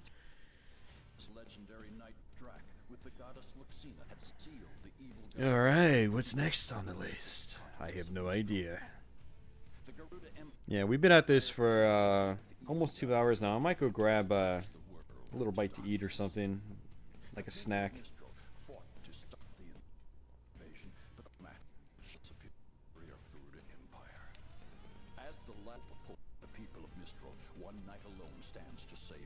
No problem, Smoke. Protected mystical Ardrak, Duran alone confronts Zornville and the Garuda Empire. Will Duran be able to stop the Garuda Empire, the resurrection of Deorig? I actually don't have Night Trap on hand right now, so we cannot play that, unfortunately.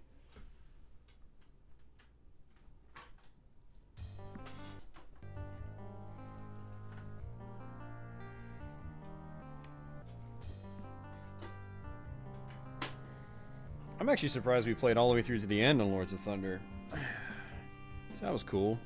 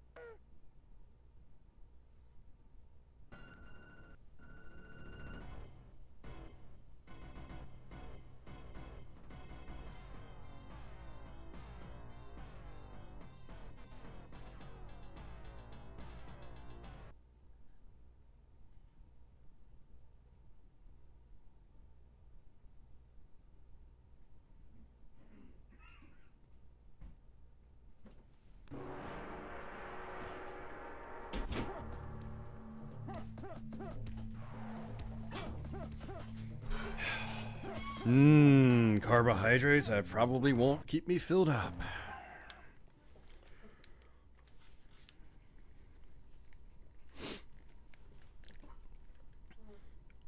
Dave, fortunately for you, Mortal Kombat 1 pretty much has 0 combos. So, Mortal Kombat is a fantastic beginner's fighting game. Because for one, it's a lot of fun to play. There's still a decent variety of moves. There are basically no combos. So...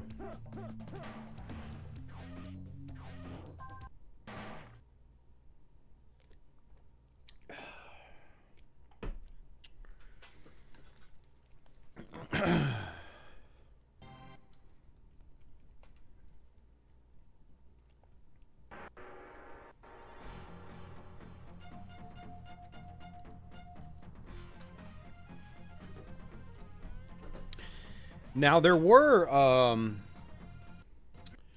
some ROM hacks of the arcade version back in the day that would enable some combos and so forth, but the stock default Mortal Kombat official, you know, midway code basically had no combos. Mortal Kombat 2 had combos, but they were really tricky to pull off. So still, you don't really play Mortal Kombat 2 from a combo perspective. So Mortal Kombat 1 and 2 are really great for people that don't want to learn how to, you know, combo and stuff like that.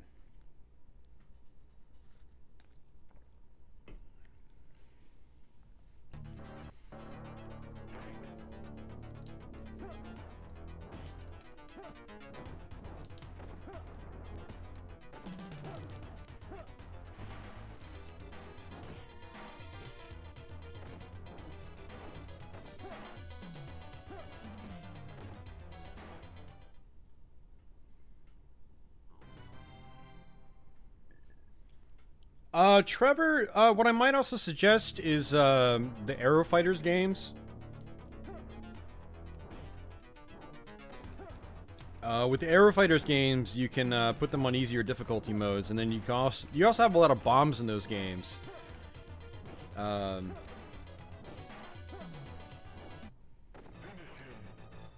So, with a little bit of practice and just making sure you're using all your bombs on every life, you should be able to get through those games. Sonic Wings Special, especially, which is the Japanese Aero Fighters, but on PlayStation and Saturn, is a really good one to try, because it also tracks your game completions. And if you complete the game with every character, you unlock extra characters and stuff like that, which is really cool.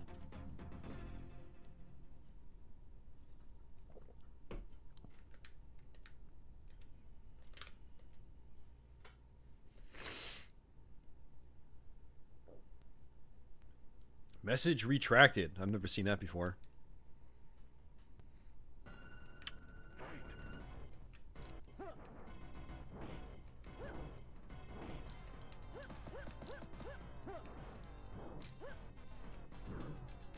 No, I wouldn't recommend Death Smiles. Death Smiles is, the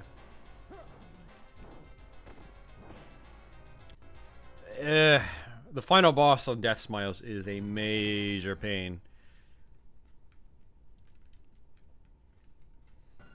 Yeah, make it happen, Trevor.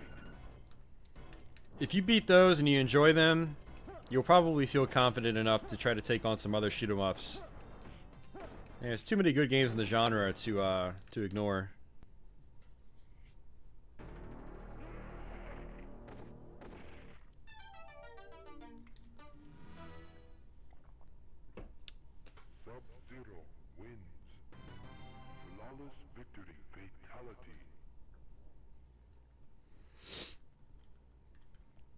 Yeah, the load times on this game are not nearly as bad as I remember. It's like 8 seconds.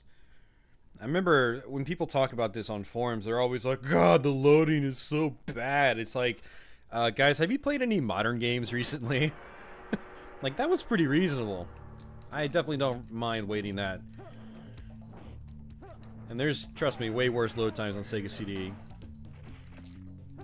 But...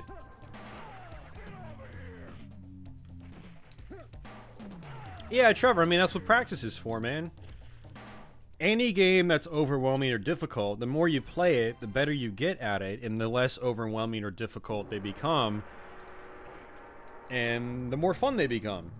That's the appeal of the genre, is, you know, there's skill involved, basically. Like, the farther you get, you know you're getting better. You're becoming a decent player, you know?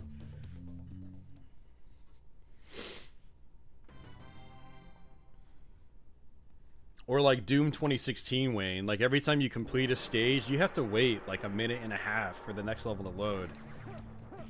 Maybe a minute and a half is an exaggeration, but it's like 45 seconds probably at least. It's just, I like going back to these old games to just sort of like put things into perspective, you know? But this game in particular got a lot of flack because of its load times, and it's not really bad at all when you think about it.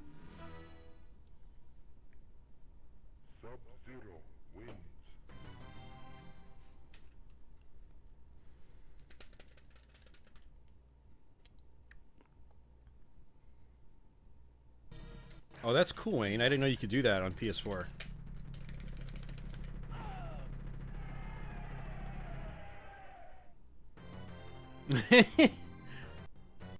I don't know if he's gonna prefer bullet hell when shmups are usually so overwhelming for him. But just saying. Just saying.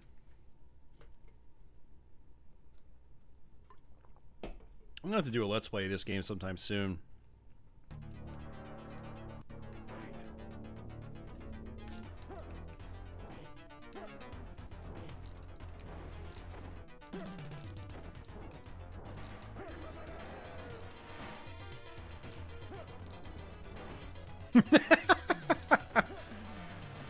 Well, there is Viewpoint, Mr. Smith. And Zaxxon.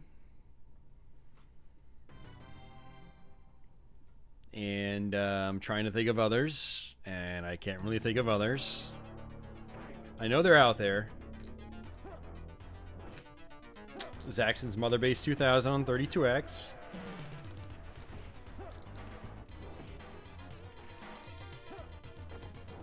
Yeah, actually, when I said that, Trevor, Willie Beamish was like one of the prime candidates I was thinking of.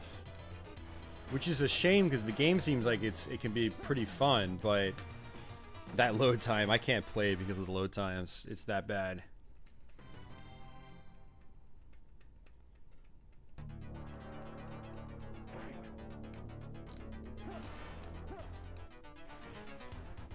Yeah, you're probably right, K39, but I have a feeling if Trevor's playing these older games, he's probably been around the block, so I didn't think Bullet Hell was how he got into it.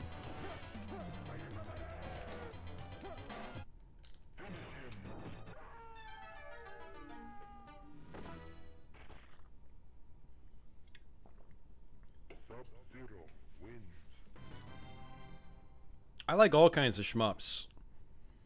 I mean, I was there since the beginning, basically. You know, when I was born, my parents loved Galaga. You know, Galaga was in that golden age era of, you know, arcade games, those early shooters. I played a lot of Space Invaders in my 2600, stuff like that. Demon Attack. So I kind of saw, like, the beginning of the genre. And I just grew up as the genre evolved. So Life Force was I think Life Force was actually the first shmup I ever actually owned on my own. Tiger Heli, I think, was one of the first NES shmups I played, as well as the NES version of Galaga.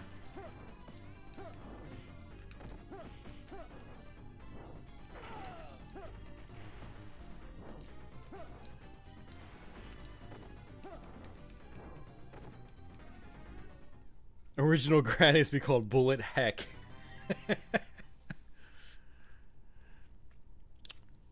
So yeah, I basically grew up with the genre. I saw it evolve. So I really have no preference of genre, honestly.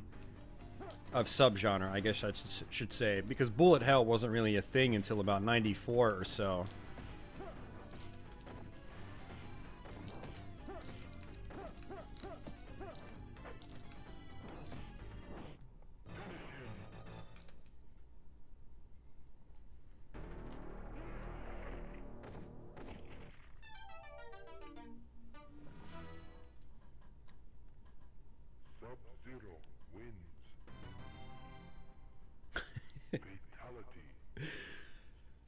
Bullet heck.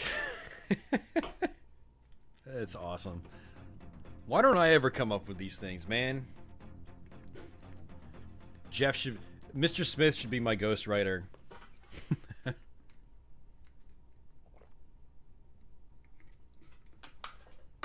Oh. Monster down.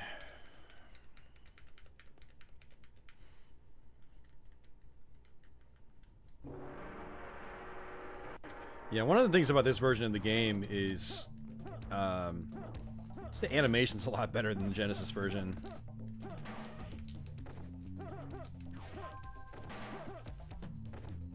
And the soundtrack, it's the arcade soundtrack, so there's that too, which sounds so much better than the console cartridge versions from back in the day.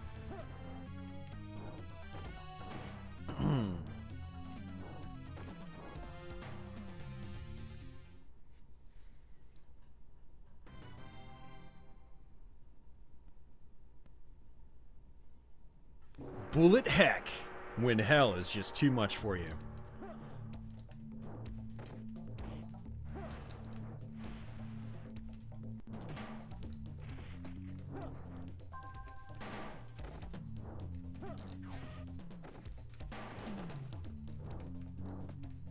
CK39, that's a little contradictory, man. 'Cause there are bullet hells with cool backgrounds and, you know, good enemy patterns. Like S-Braid, stuff like that. You know, Batsugun is considered one of the first bullet hell games, and it's not really bullet hell in what a lot of people, you know, think. Like, when people think bullet hell, they think cave, usually. But I mean, you don't have to try to make up reasons. You just say, I don't like bullet hell. But your reason you gave me, I can counter that. I have checked out Jamestown. I actually have it on Steam, and I haven't played it enough. I want to... There's so many games like that I need to sit down and spend time with, but...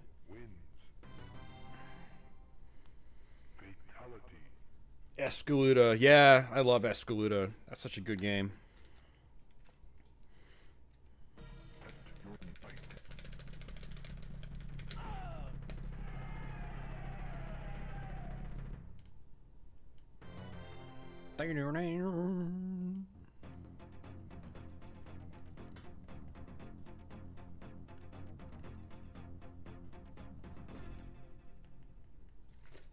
Pure bullet hell? Seriously? I've never even heard that genre used.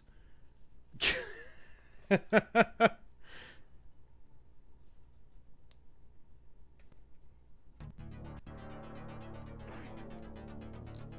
shooter can have whatever size hitbox it wants. The hitbox doesn't determine the genre.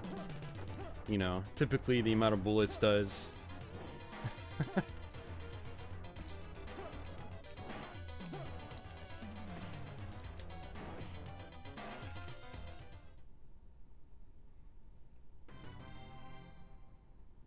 Yeah, exactly, Wayne. It was the Toa Plan's last game?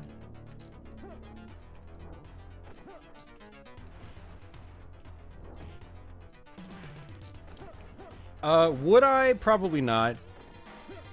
I did actually play a lot of StarCraft back in the late 90s and early 2000s, though. But RTSs in particular are not usually my kind of thing to play these days. One of Toa Plan's last. Okay.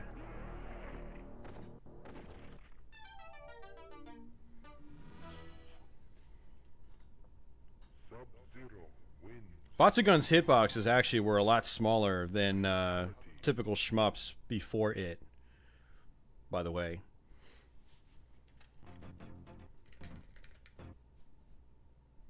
In many, many shooters leading up to that, the hitboxes were typically... you see your sprite? Yeah, if anything touches it, you're dead.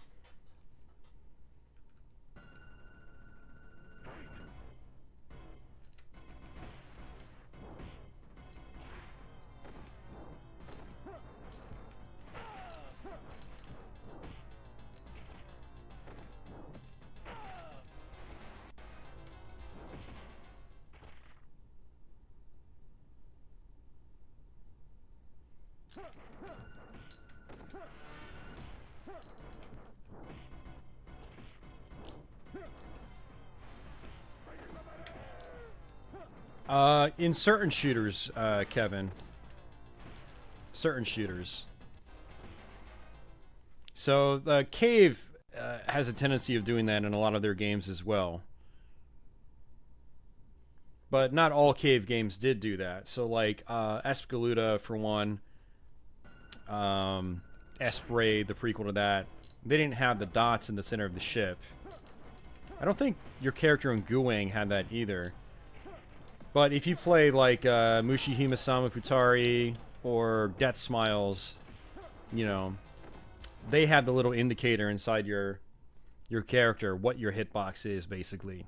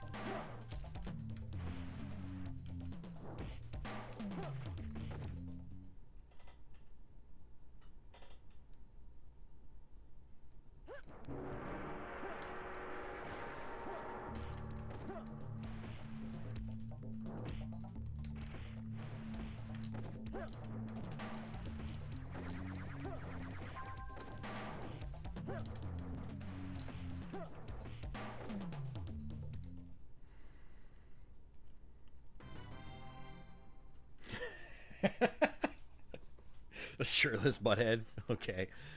I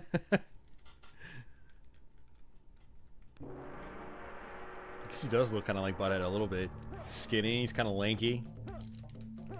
Oops.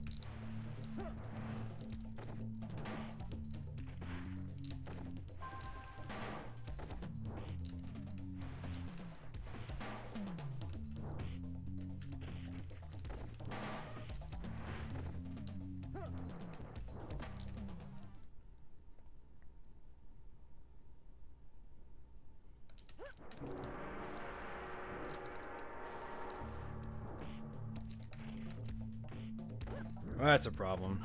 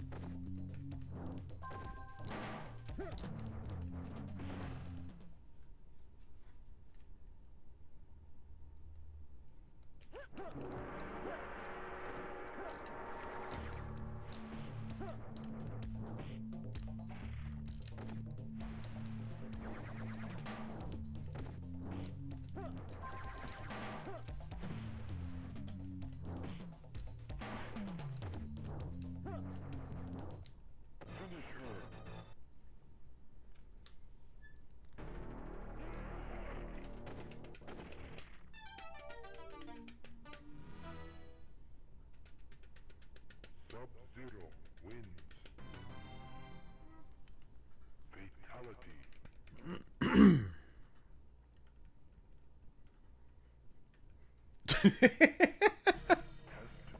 It does look like a gray blob in this version. In the arcade version, it's like bright green.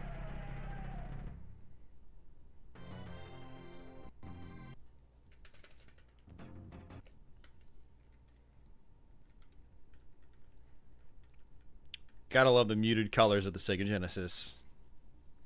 You know, that limited color palette in action.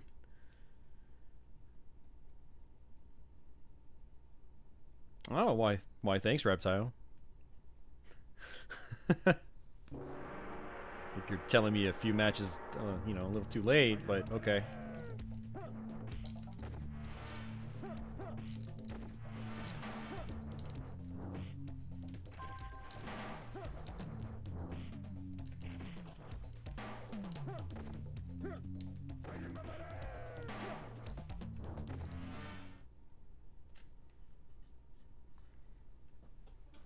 Mortal Kombat 3, 9. Oh, 9 or 10? Oh. Yeah, I've played them. More so 9 than 10.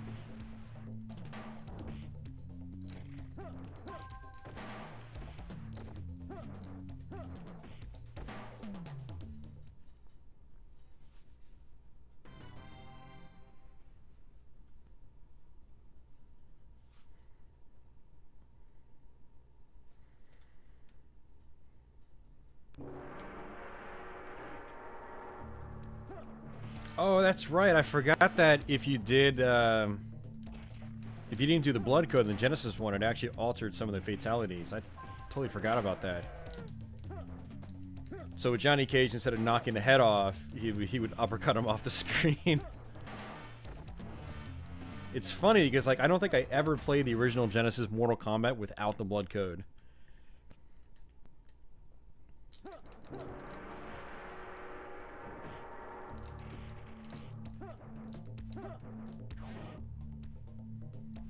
Just got hit by that gray blob and died.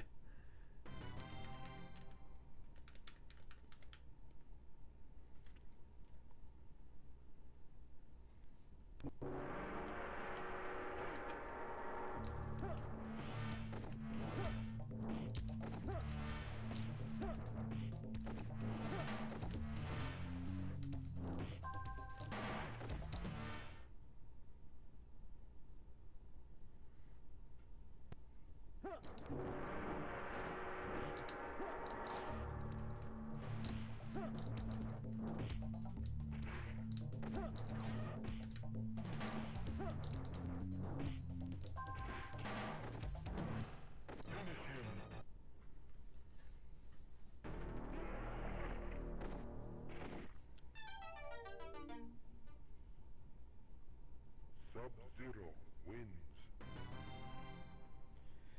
Fatality. Straight into the Goro fight, I think. Just like the arcade one. Goro just want to play.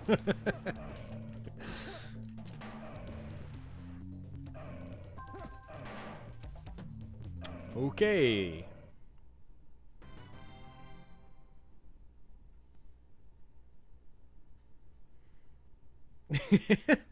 Moral combat. I'm surprised that it actually isn't a thing yet.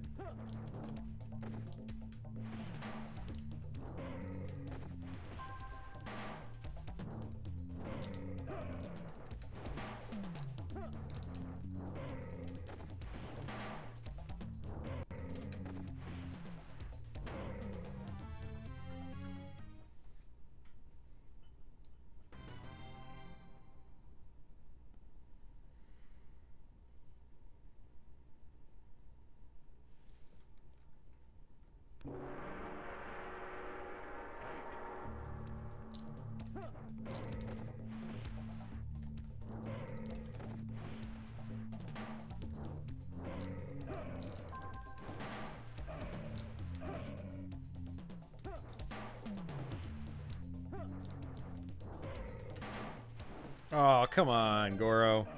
Why are you gotta be like that?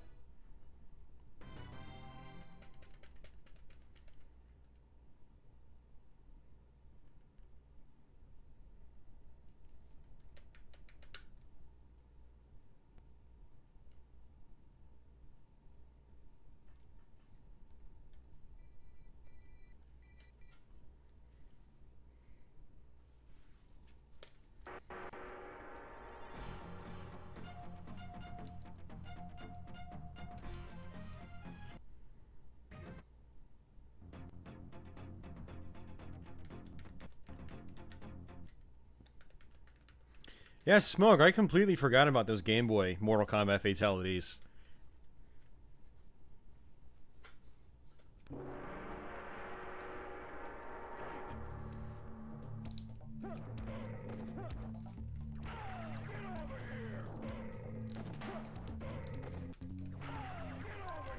Why are you an idiot, Kevin?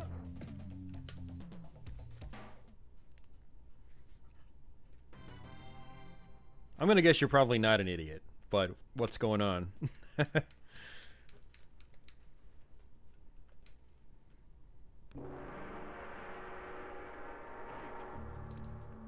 Oh, nice. Gate of Thunder, that's a good one. I like that. Wow, this works better than Sub-Zero's Freeze. See, with Sub-Zero's Freeze, like, you still get hit by Goro's Fireball. Well, okay. Goro just want a hug.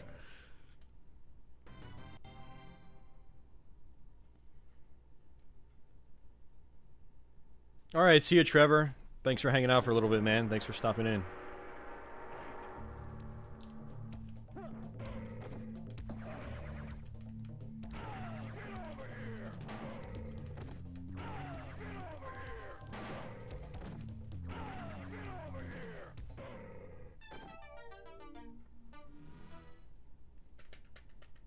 Scorpion wins. Yeah, so if you ever have a disc-based console and you're having like disc read issues on multiple discs, you know, it's not the CDs, obviously.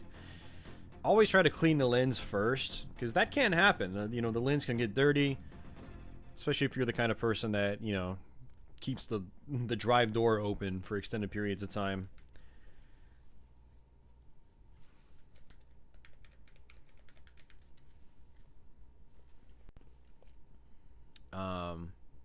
Yeah, definitely something to keep in mind. But the problem with a platform like the Duo is that so many other things can go wrong. Ooh, this is awful.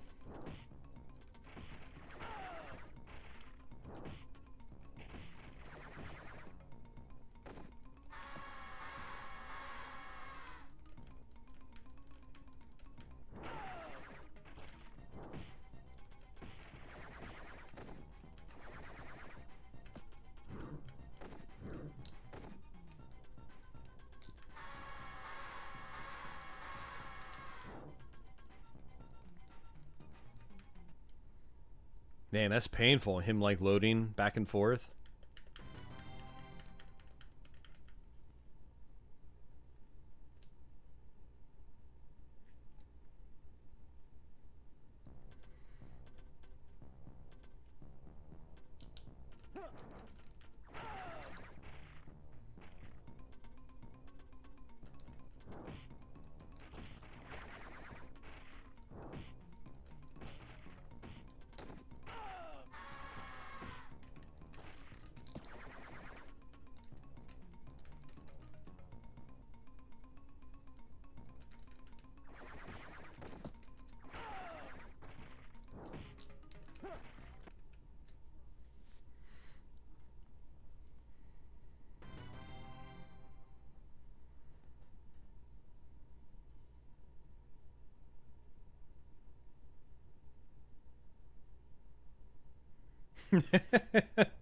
Shang Tsung's processor is slow. Yeah.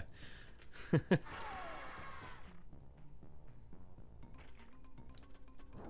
that's really bad. I never remembered it being that bad back in the day.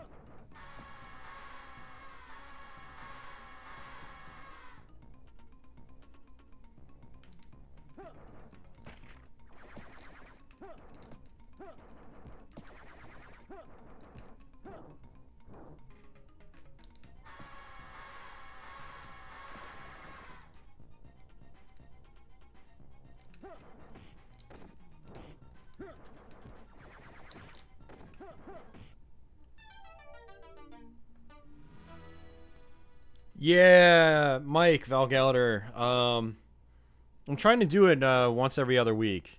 Every other Thursday, I'm going to stream on YouTube. Pending, pending whether I have plans on Thursday or not. Usually I don't, so.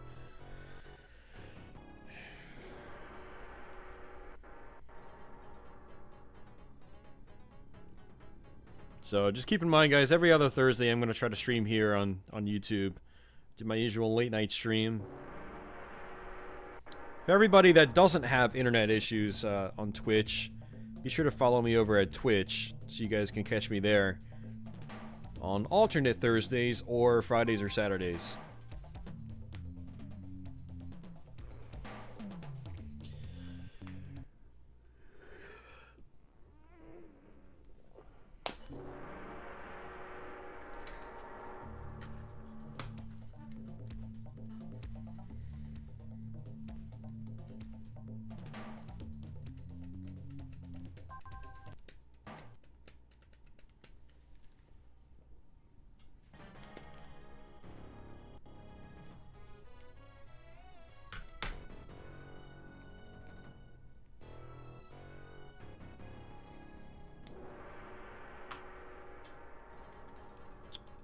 It's pinball, man. I'm kind of taking it easy on the tournament front, and I haven't streamed in a couple weeks now. I need to stream some pinball soon. You know, I might actually do that on YouTube. I might do a YouTube pinball stream just to mix things up here on my channel.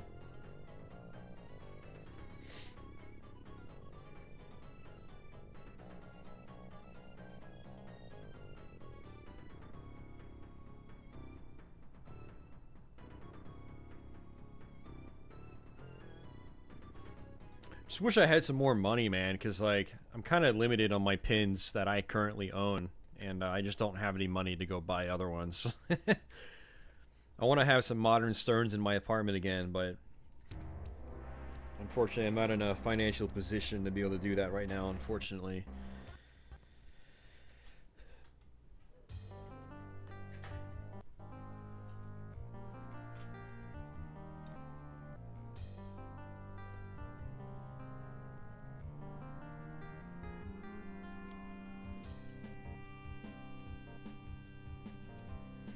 Alright, so the reason I put Mortal Kombat on is I figured that would be good to just mix things up, because there's a lot of shooters in here, a lot of platformers and stuff like that. So, a lot of people requested this one last time I streamed Genesis, even though I told them I wasn't doing Sega CD. But now that we are doing Sega CD, I'll put it on. And it's not one I've played a ton of, because I don't know, something about it just doesn't really grab me, but we'll try it anyway.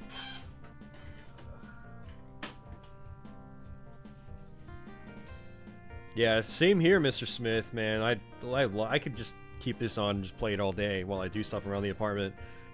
Actually, I have done that. It's very nostalgic for me. It's a catchy theme, too.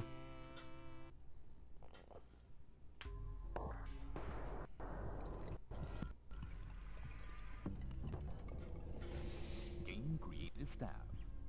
Wolf Team.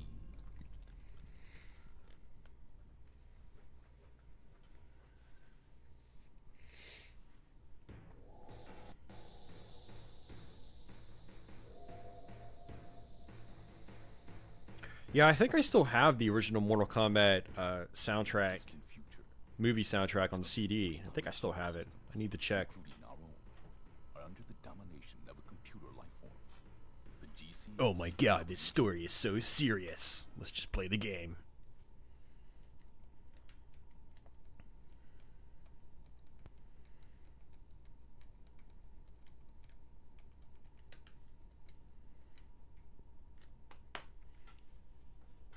So this was a pack-in for the original Sega CD.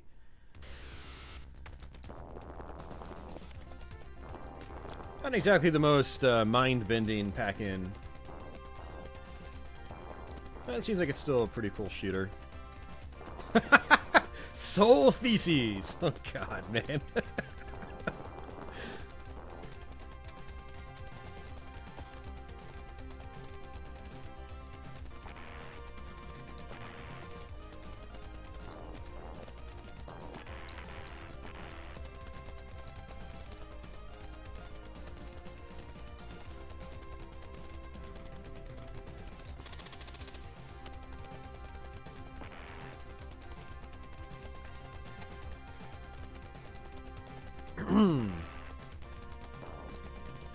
I gotta say, playing this in RGB does make it look a little bit more appealing than it did in the last few times I played it on my old CRT through composite.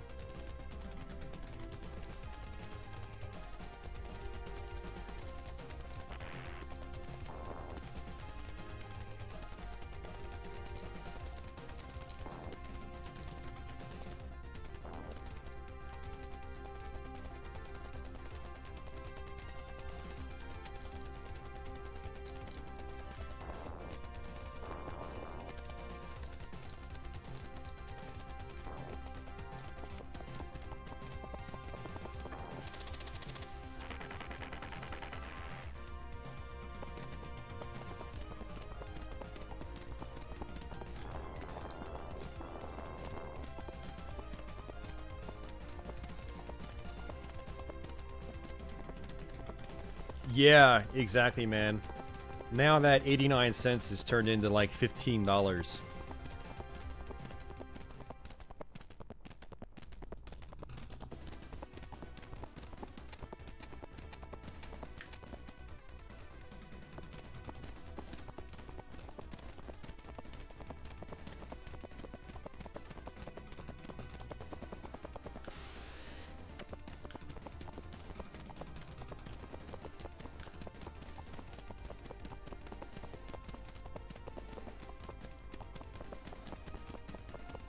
Metal Fan, not much, man. How are you doing?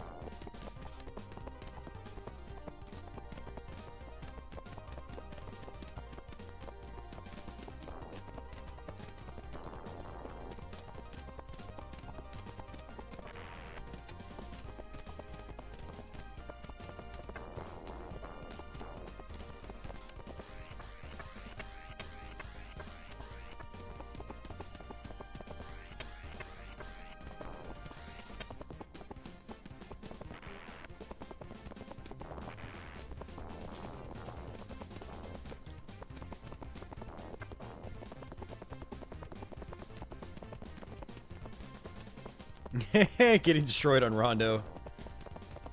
Well, I'm glad you enjoyed that playthrough. Hopefully it helps you be able to get through the game eventually.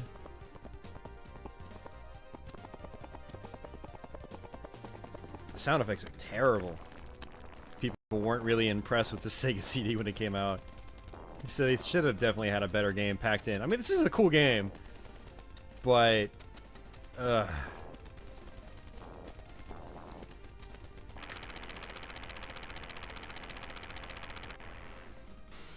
Oh god, it sounds wet. It does. It's just, man. The, like, the faux animation in the beginning, though, is actually pretty solid. See, that would have impressed me as a kid, but those sound effects definitely would not have. God damn it, I did it again. See, I'm not used to doing this, guys. I'm not used to changing the game name. I appreciate you guys mentioning it as a joke and not like, hey, you need to change the game title. We're gonna dictate how you should run your stream. At least you guys aren't being dicks about it.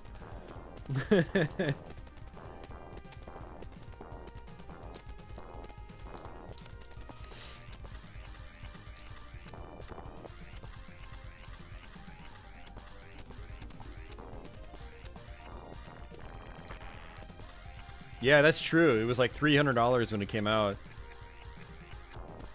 I'm pretty sure it was 300. Not cheap.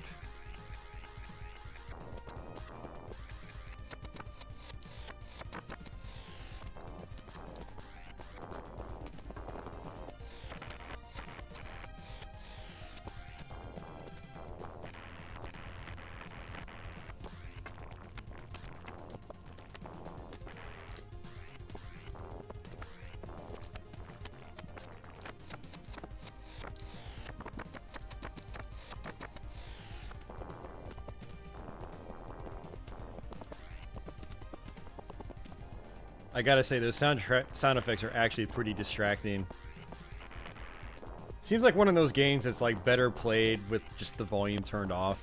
You could just have something else playing in the background.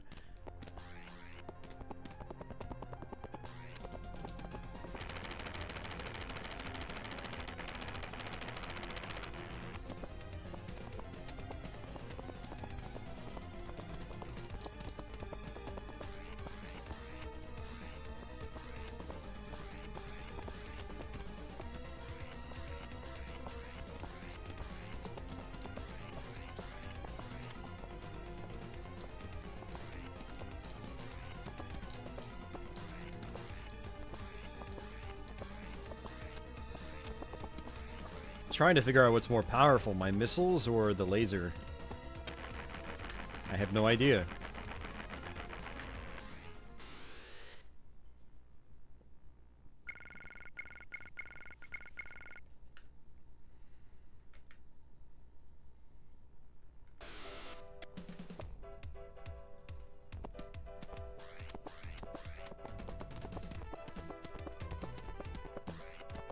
I love it when I go backwards, yet I can't shoot backwards. Such a great feeling.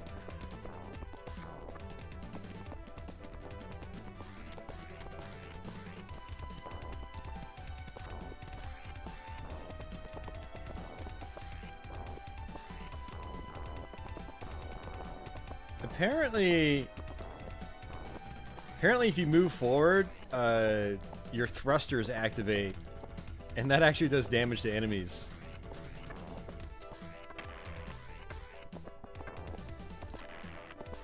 That's okay, that's interesting. I'll take that. I guess that's the gimmick on this stage. I guess it is appropriate. It makes a farting sound every time you do it.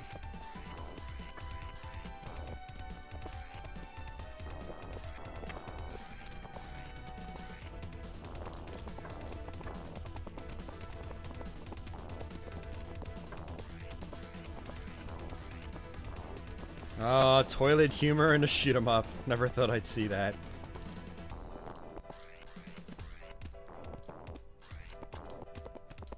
And then again, I guess that's what Parodius is for.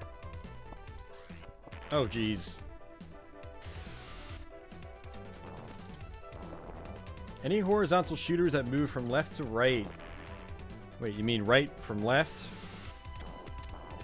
Wait, what?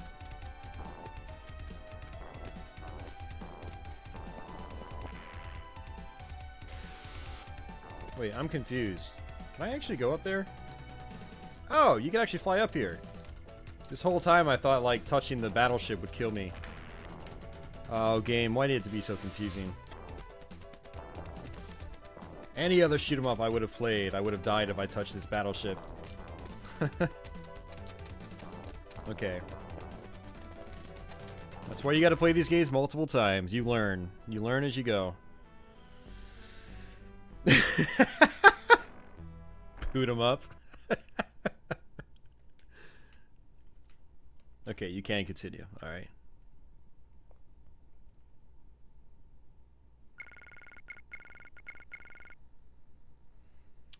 I'm trying to think of shoot 'em ups that might move from right to left by default. I can't really think of any off the top of my head. Like, UN Squadron does it, but 98% of the game is left to right. It just has moments where you can turn around.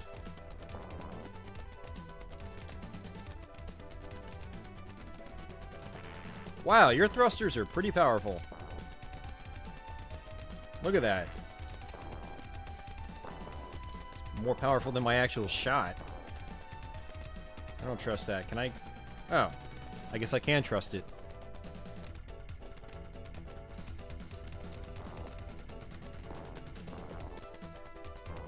Somebody did actually suggest Night Trap.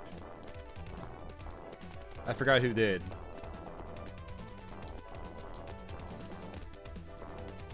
Hey, PlayStation Paul, how you doing, man?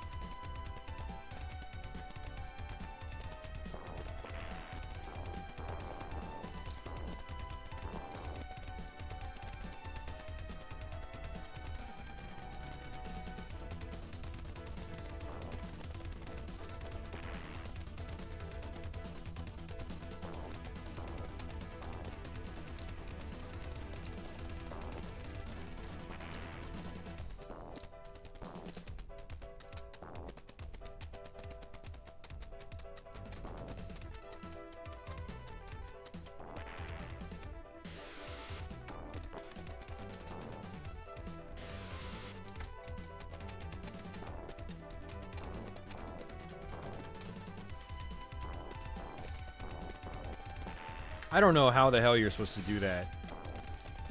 There's way too much happening on screen, and I'm not powerful enough to do anything about it.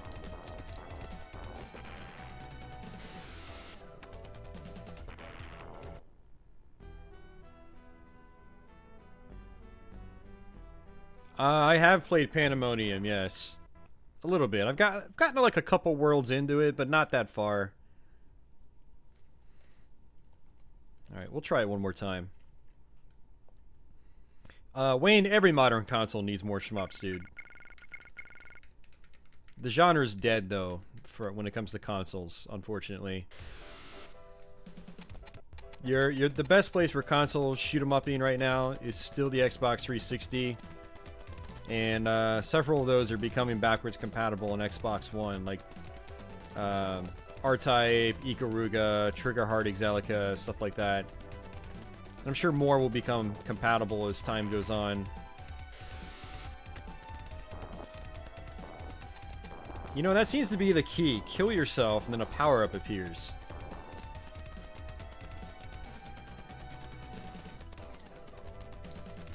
But Steam is going to be the main place for shoot 'em upping or shmupping this generation.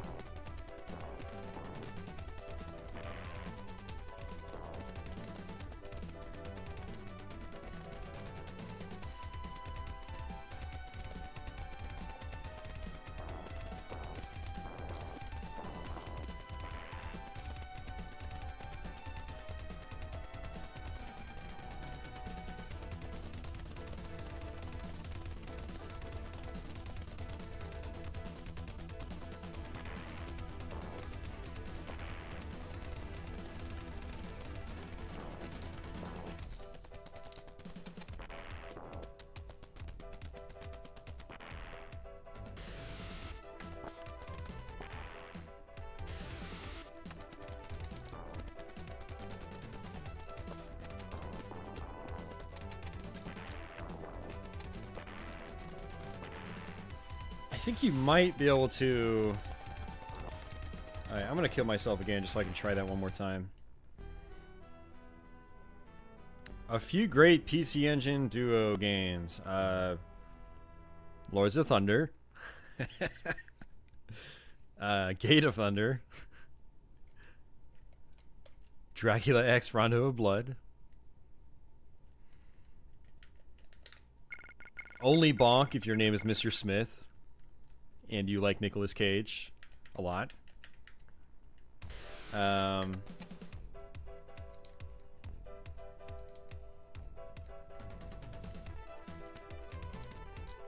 Alright, so let's kill ourselves. Where's my first bullet? Who wants to kill me first? Thank you. Look at that, you kill yourself to get a power-up.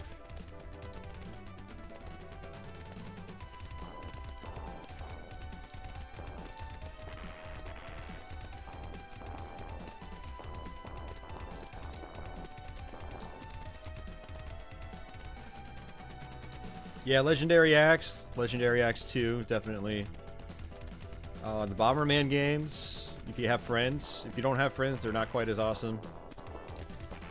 It's okay, I don't have friends either. R-Type complete. Raiden for the Super CD. Gradius 2 is awesome.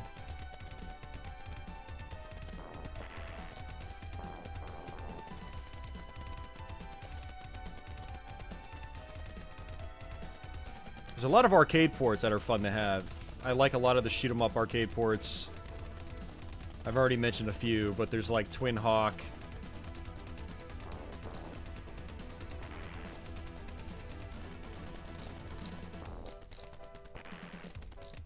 Oh, you can't get through that? God damn it, man. But the invincibility time is like dick. It is horrible.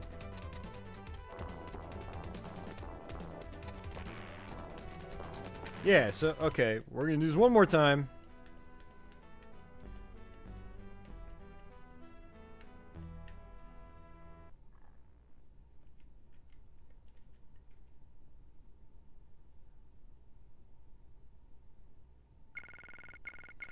Yeah, the Crush games are pretty cool.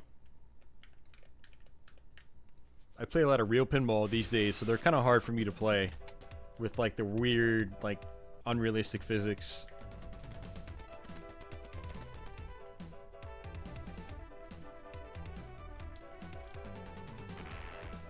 But they are like really fun games. Good games to recommend, definitely.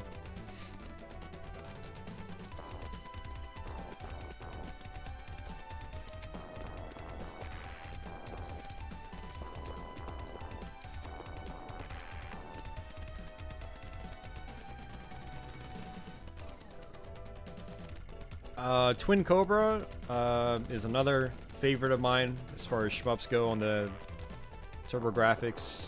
Or PC Engine specifically, didn't come out in North America on that console.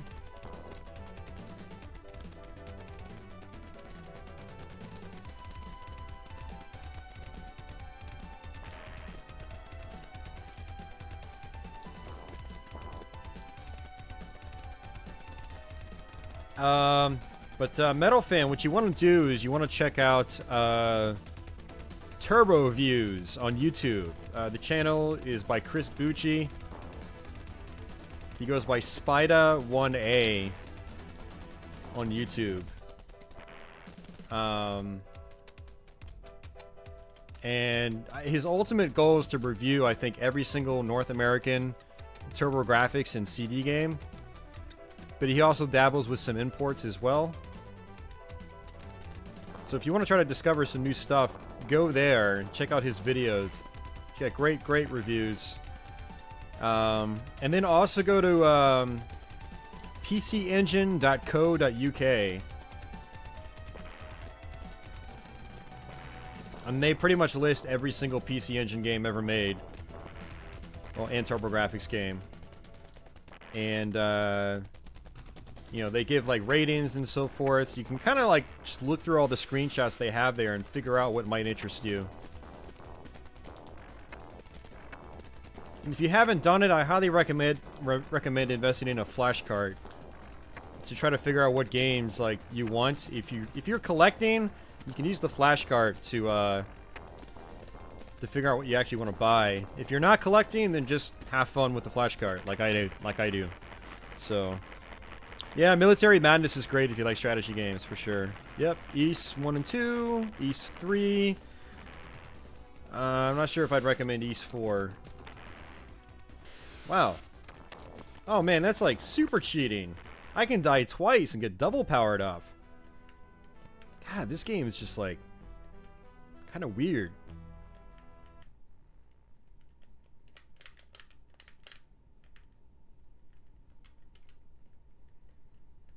Alright, so I'm going to kill myself twice.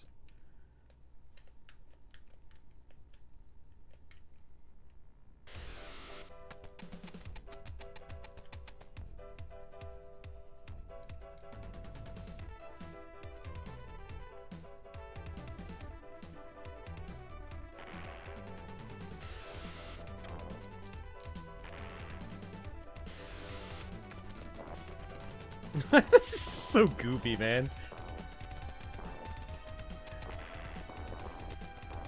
Die twice, get 2 power-ups. I don't know if that second one did me any good, though.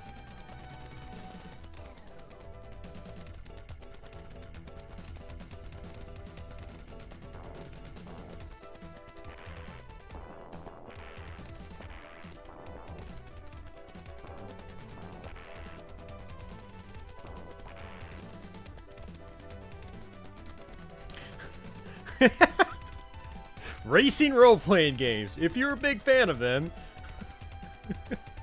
How many racing role-playing games were there outside of the PC Engine? Such a funny name for a genre. Racing role-playing.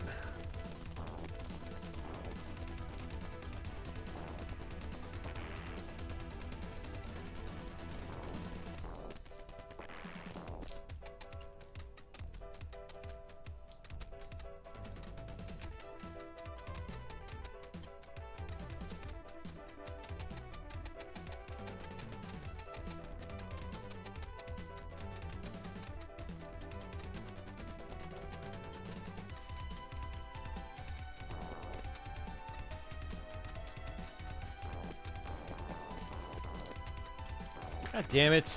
Happened again. It's a really tough section to deal with.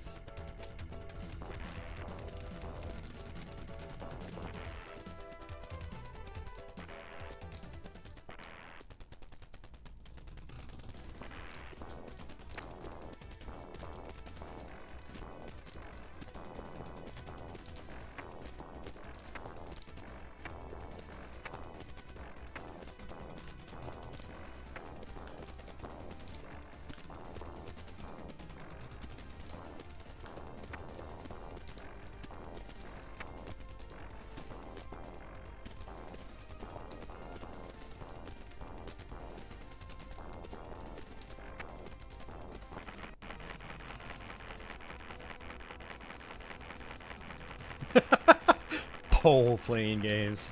Jeez.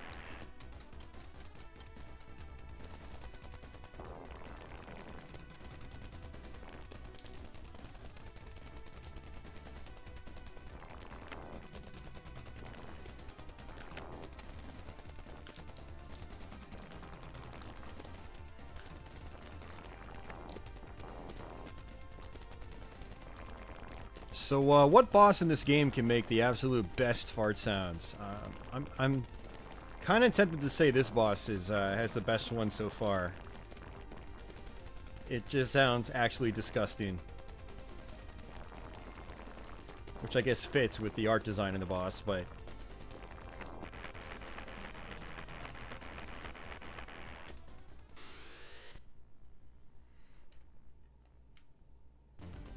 Oh, Wayne, don't go around recommending that piece of crap version of Ninja Gaiden.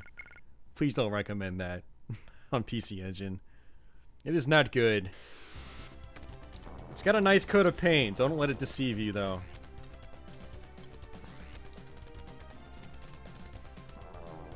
People have a hard enough time finishing the high-quality NES version. The one with actually good hit detection and stuff like that.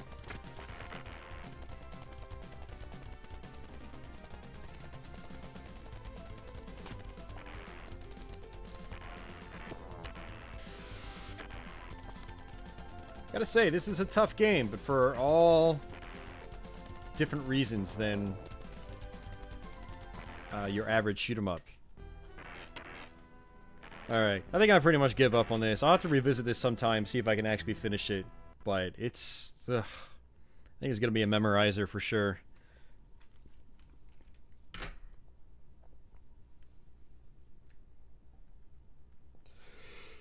Ugh.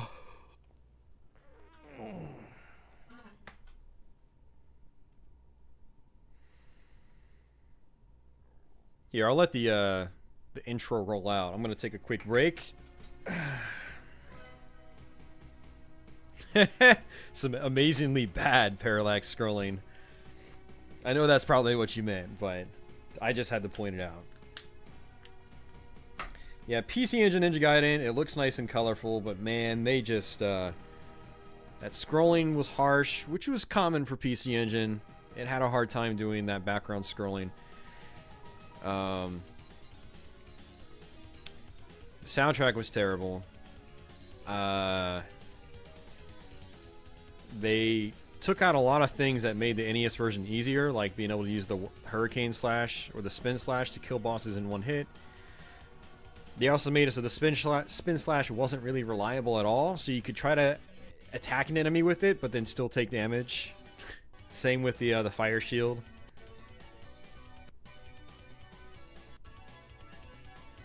Yeah, Wayne, try actually beating Ninja Gaiden on the PC Engine. First, try to beat it on the NES, and then go try to beat it on the PC Engine. Then you'll see exactly what I mean. The final boss, especially. It's exactly why you guys haven't seen me do a Let's Play of it yet for the PC Engine. So, Mr. Smith, I am wearing exactly what you want me to wear. Was that the intro? Alright, well, I'll just let the intro roll out one more time. You know what? No. Screw you, Soulfeast. Back to the nostalgic Sega CD jingle. Hell yeah. It's a lot better than anything Soulfeast can throw at us right now. Alright, well, that was a shoot 'em up. So what I'm going to do is go and do a platformer for a little bit. Well, driving platformer. Mike, I can't do a Let's Play of it unless I can finish it. That's sort of like my mantra. I mean, there's a few games I'll Let's Play knowing that I won't be able to finish them, but I'd rather be able to finish it, you know, and just finish it during a Let's Play, so... Get baked and watch the splash screen. I'm okay with that.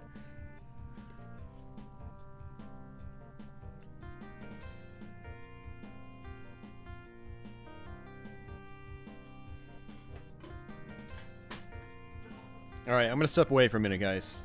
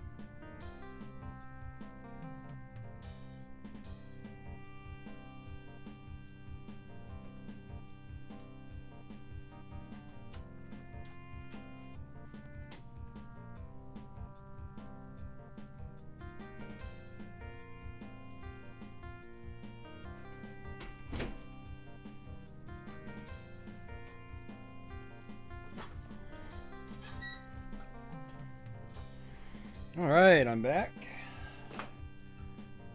Hey. How come the disc didn't load?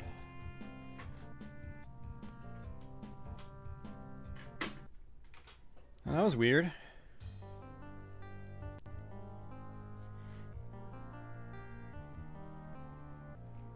No, we're not doing full motion video games tonight. Don't worry, guys.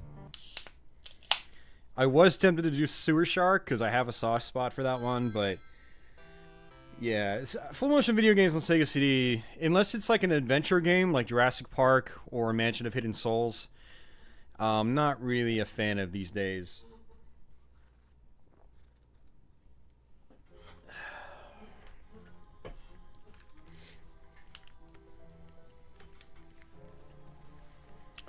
I mean, arcade stuff like Cobra Command and Road Avenger, Time Gal, you know, I can deal with stuff like that. Those are like QTE games, basically.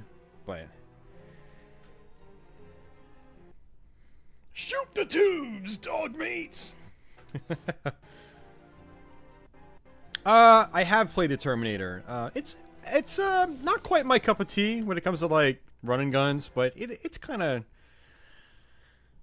Some people really like it. I'm gonna have to put more time into it actually, and maybe eventually do a let's play of it or something. But a lot of people seem to really like it.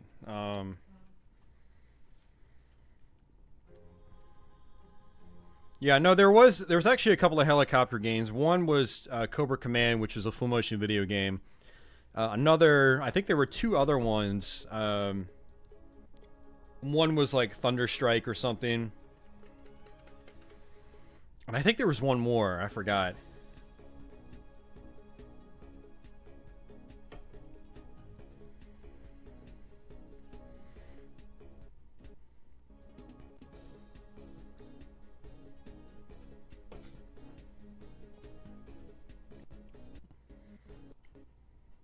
Yeah, a lot of Sega CD games were pretty tough.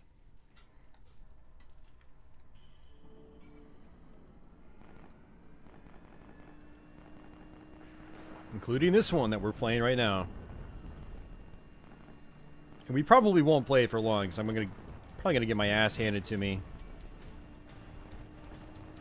This is one of the Sega CD games I have a major soft spot for, because it was in the first batch of Sega CD games I got when I got my system. It was this, Super Shark, Eternal Champions CD, and Prince of Persia.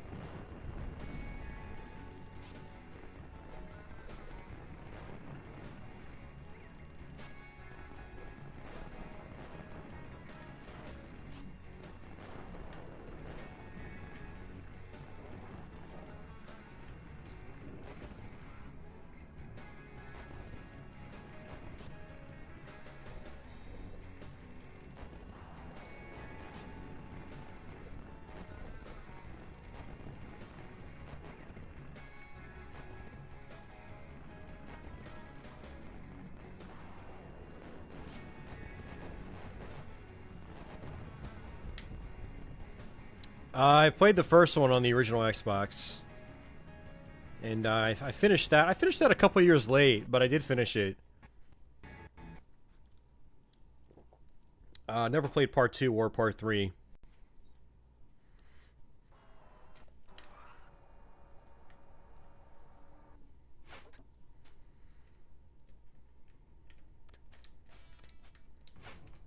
It's been a while since I played this.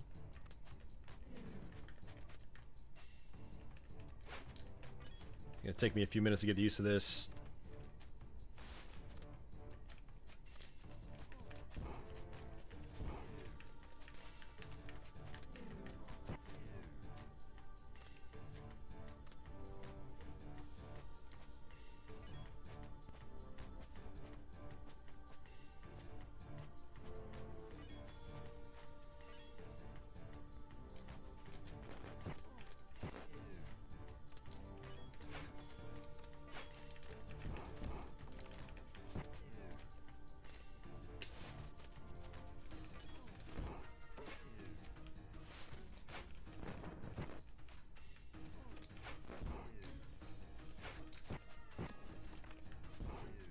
Yeah, and Scott, this is basically the exact same game,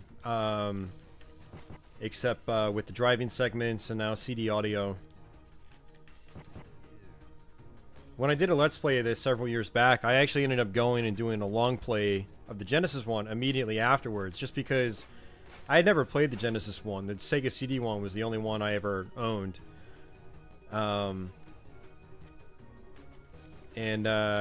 The platforming is pretty much identical for the most part.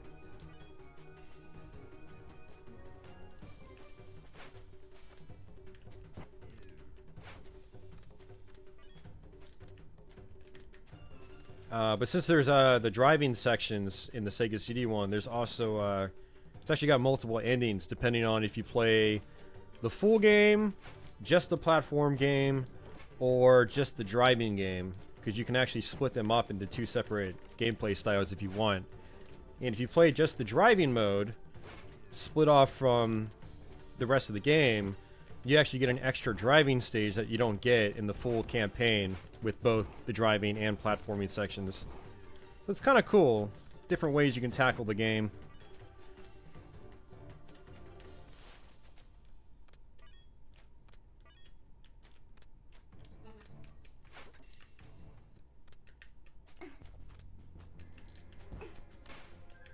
I think the biggest issue with this game, not just on Sega CD but the Genesis as well, is it's got that typical United States developed Sega clunkiness to it.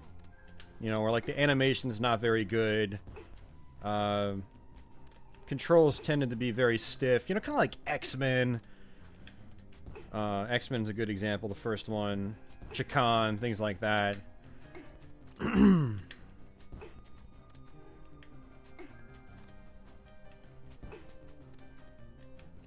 It was before the North American arm finally started getting really polished with like their Genesis games, you know, with like Comic Zone and X-Men 2 and stuff like that.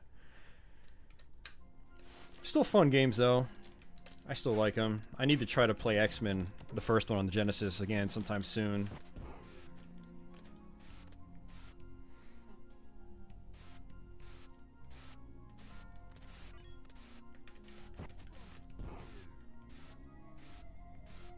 The soundtrack in the Sega CD one just gives it a totally different vibe, which is awesome. They did a fantastic job with the soundtrack in this game.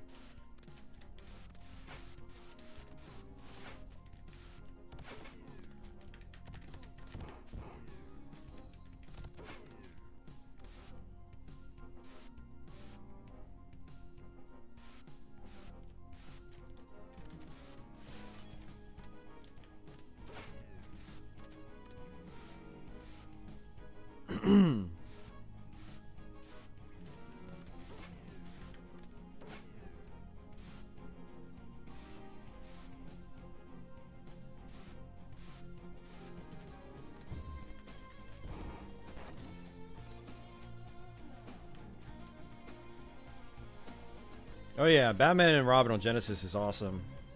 That's a great game. I can get behind that.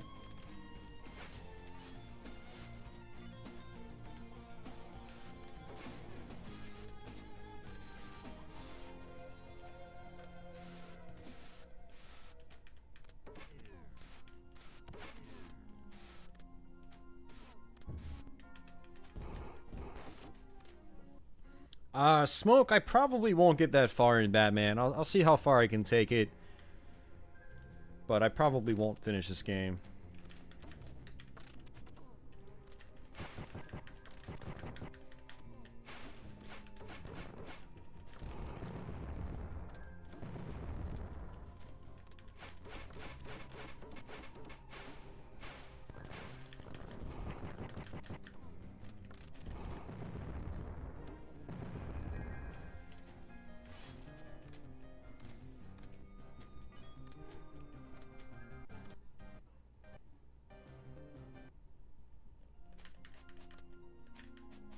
Oh, sorry to hear that, Smoke. Your modem reset? That sucks.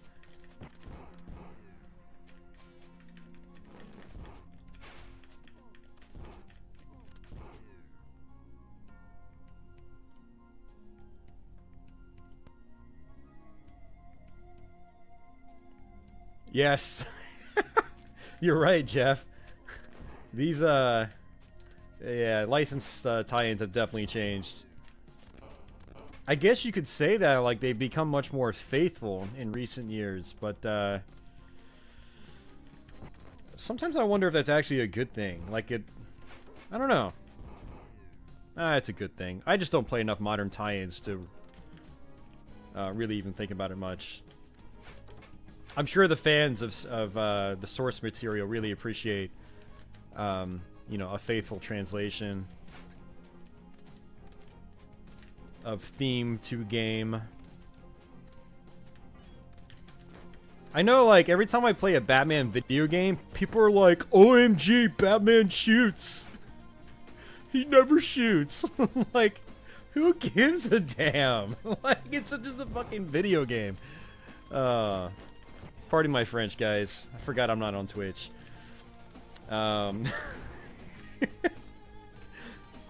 There's a lot of purists out there that are really about theme integration and a proper, faithful adaptation, I suppose. I never really cared that much. But then again, when you come from like the Atari 2600 era and you realize how primitive the visuals were, you kind of start to understand why games weren't adapted faithfully for quite some time. Hey Jules, how are you doing, man?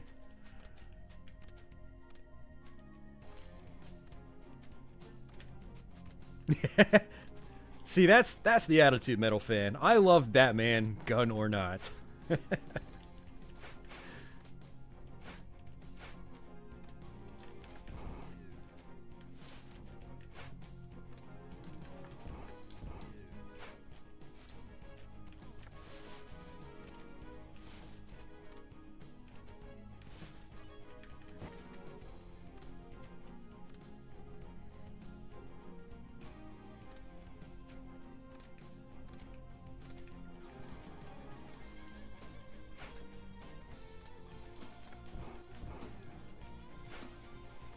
Alright, if that means you're out, Common, then thanks for hanging out, dude. Thanks for stopping in.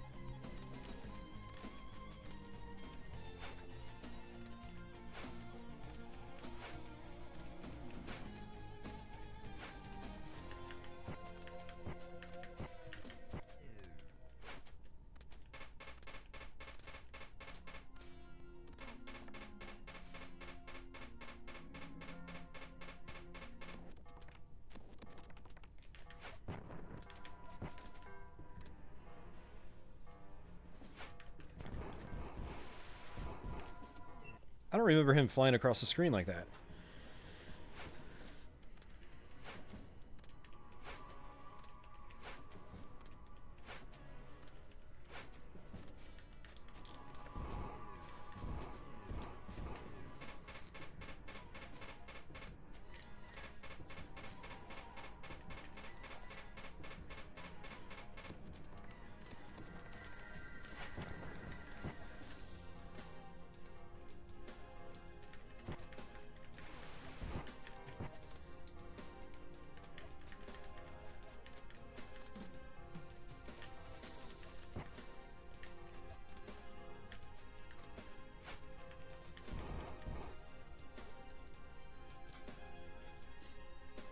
PlayStation Paul. Yeah, I definitely cannot knock the Arkham games. I have actually not played them, so let's see. Yeah, I had no idea what Batman was fighting half the time in the NES Sunsoft Batman games.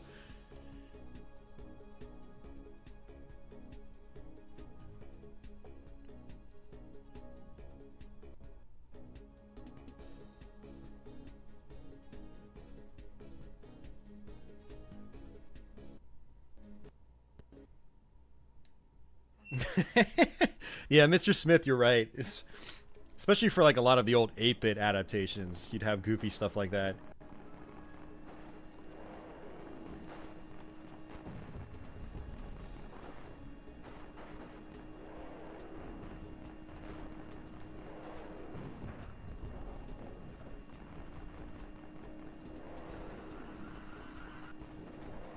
And then in like the cutscene of the level, it would take a scene straight from the movie, which has nothing to do with the game you're actually playing. The Game Boy Batman game did that.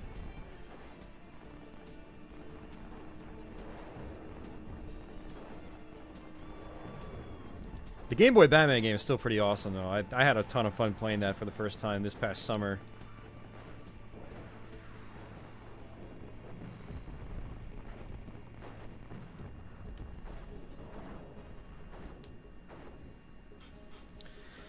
Anything liquid-based that drips from the ceiling that hurts you in a video game is some of the worst design out there ever. Unless it's Castlevania 3, then it's okay.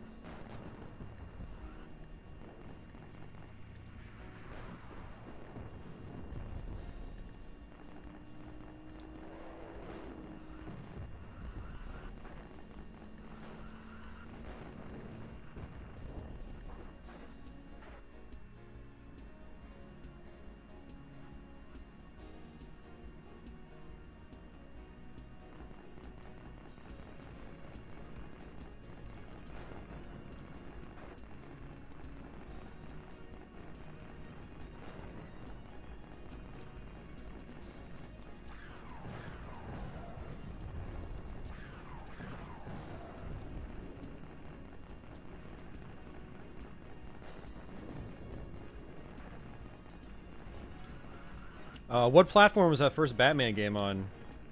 Was it one of like the old 8-bit computers? I'm kind of curious.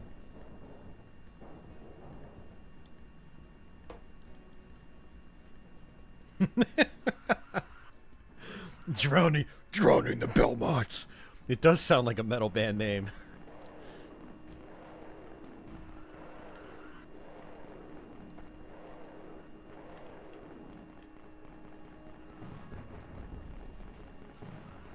It was a ZX Spectrum game, okay.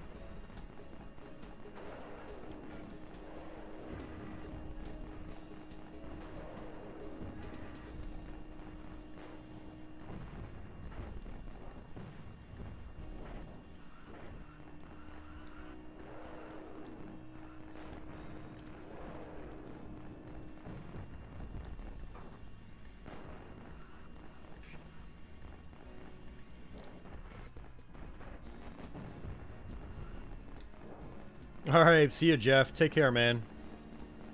Good talking to you again, dude. Feel free to stop in more often, man. Every other Thursday, I'll be here on YouTube. And then anybody else that's ever bored on, alternating Thursdays and then Fridays and Saturdays, I stream on Twitch. So my Twitch link is in the description of this stream.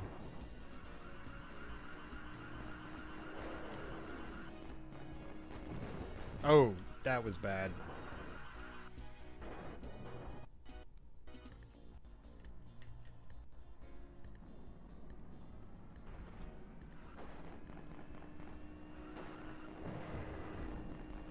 I'm kind of glad it's not saying Batman. Otherwise, it'd be like, bum, bum, bum, bum, bum, bum, like for the entire freaking game, and it would suck.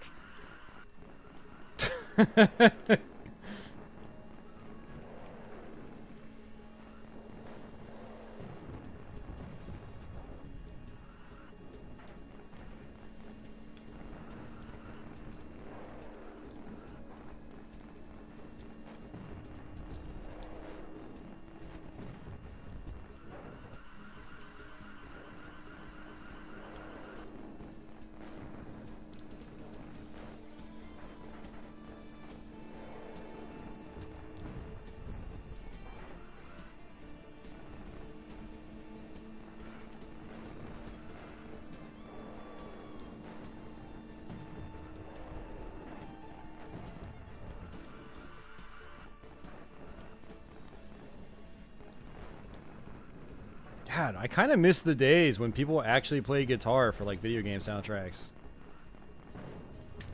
It's kind of cool.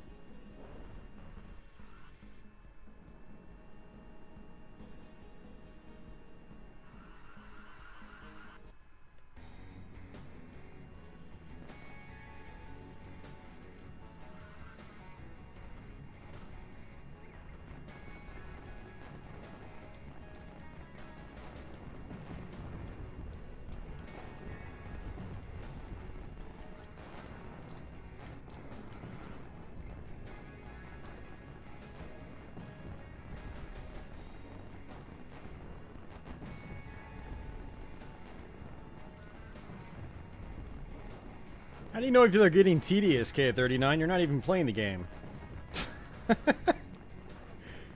God, it's just so boring watching this. I'm just kidding.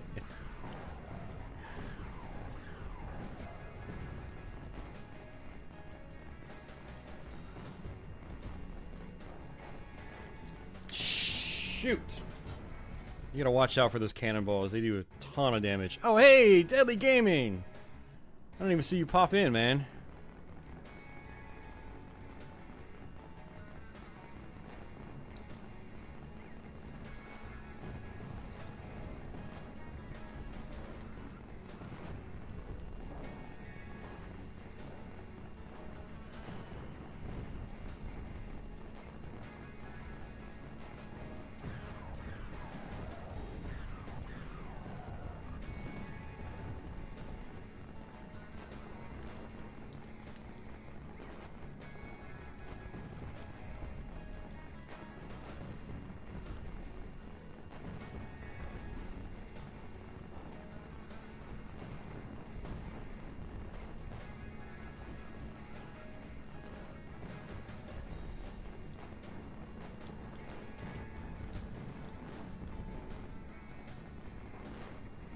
Oh, come on.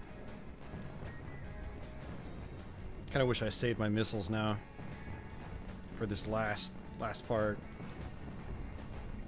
Shit.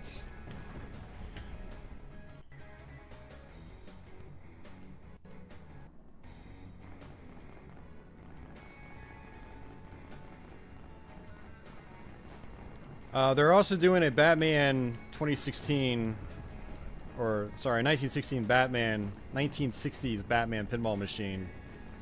It's going to be super limited edition, apparently.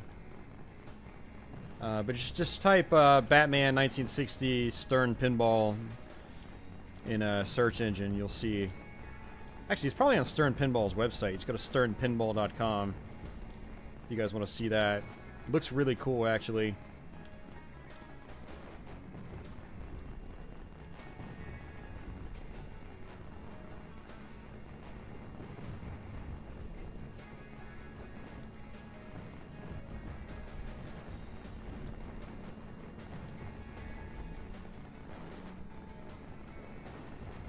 So these little, like, clown cars that come out of the sides, they pretty much just stay even with you as you're driving, and they shoot you.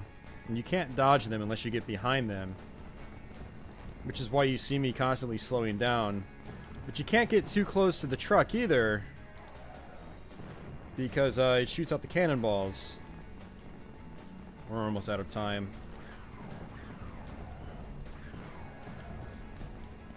Wow, we got it. Oh, don't give me that crap. Oh, thank you. Thank you. It's nice.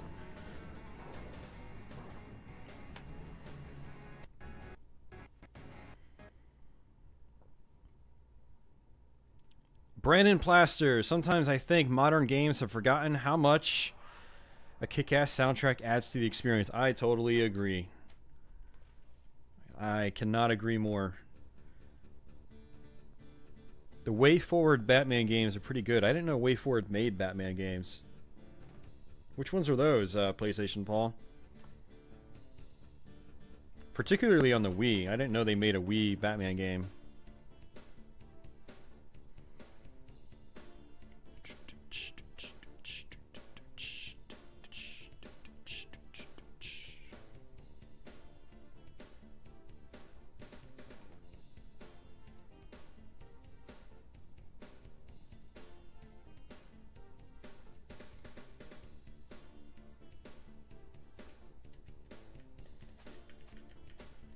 Ah, good point, Gary. It would be cool if they got that pinball machine at the Pinball Hall of Fame.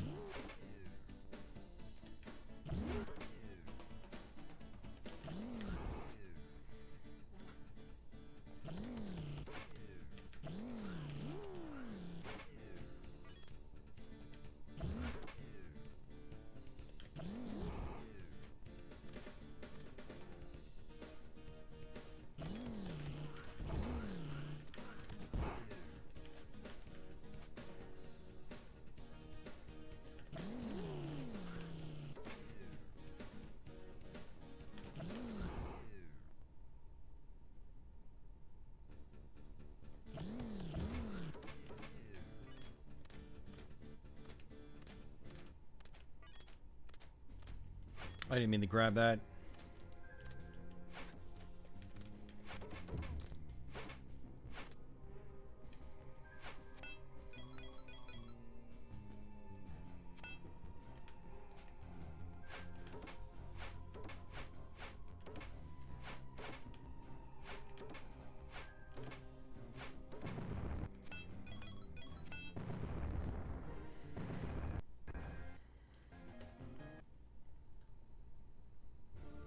Really? 2D side-scrollers, what?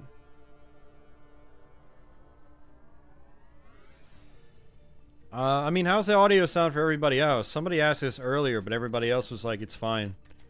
You might want to make sure your volume's turned up and your video volume's turned up too.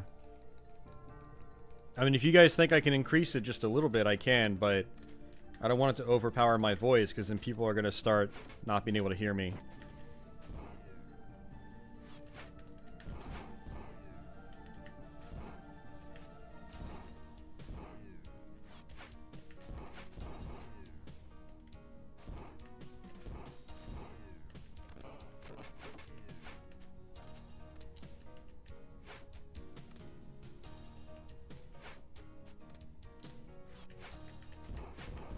Yeah, I know, Jules. Everybody's audio setup is different, man. Not everybody has the same headphones or speakers or whatever.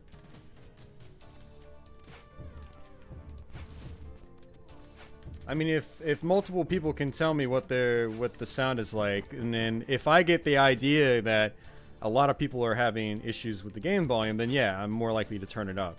So, but I don't want to turn it off if just one guy says that it's quiet. You know what I mean? No, it's okay, Jules. Don't worry about it, man. So Wayne, let's say we got 3 people that say I can bump it slightly. Then in that case, I'll bump it slightly. All right. Let's see. We'll go.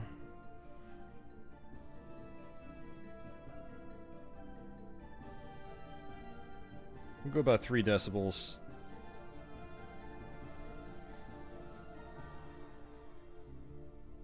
Yeah, let's go one more.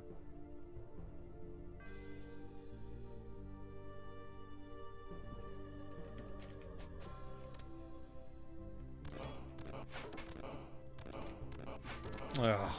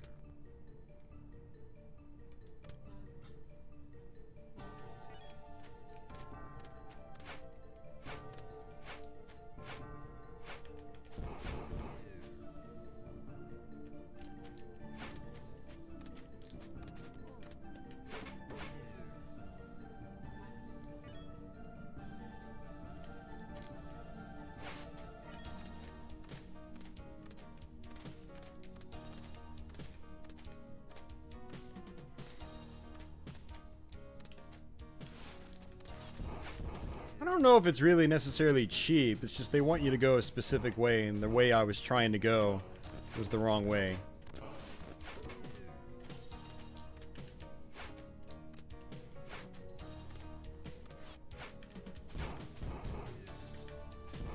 And you really have to know how to deal with the enemies too. Like, if you just want to kick these guys, it's tough, but it's doable.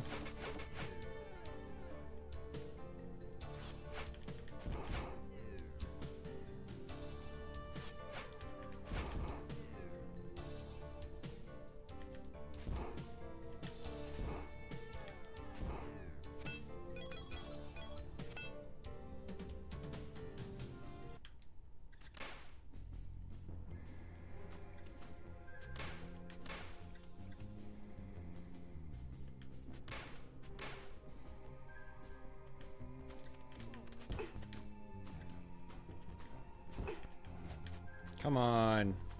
Oh, stop doing that. Normally that just kills her right away, but... whatever, as long as I don't die.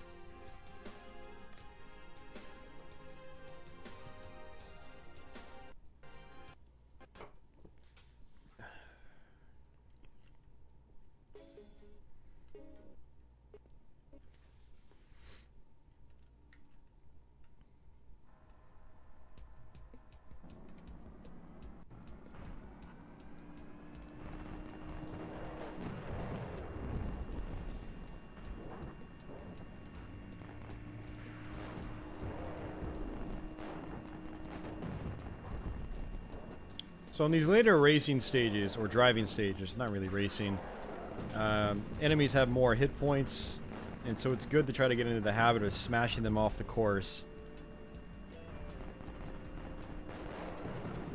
Of course, these little motorcycle biker guys, you can just shoot them. They die pretty quickly regardless. But you have to watch out for their missiles. They shoot directly behind them. Ah, jeez, why do I keep doing that?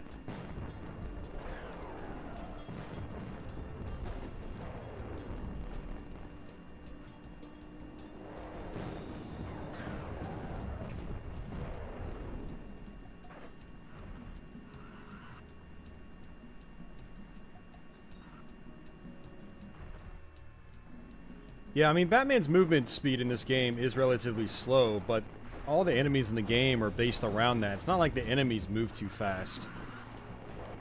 So I think the movement is fine in the game.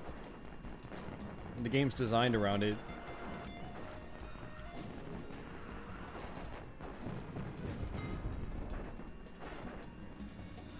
Now, it would really aggravate me if Batman moved too slow and everything else moved way too fast, but that's not the case in this game.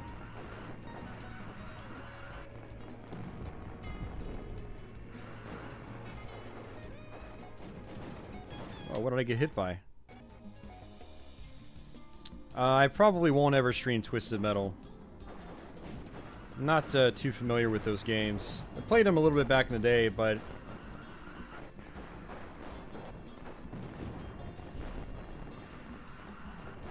yeah, I never really got into them, really. I mean, it's not to say I can't. I think I... Let me see.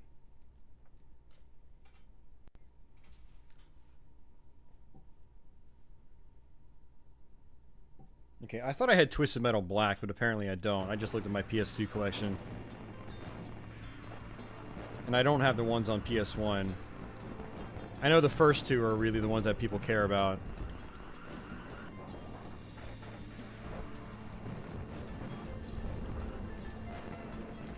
Any good first-person shooters on Sega CD? No.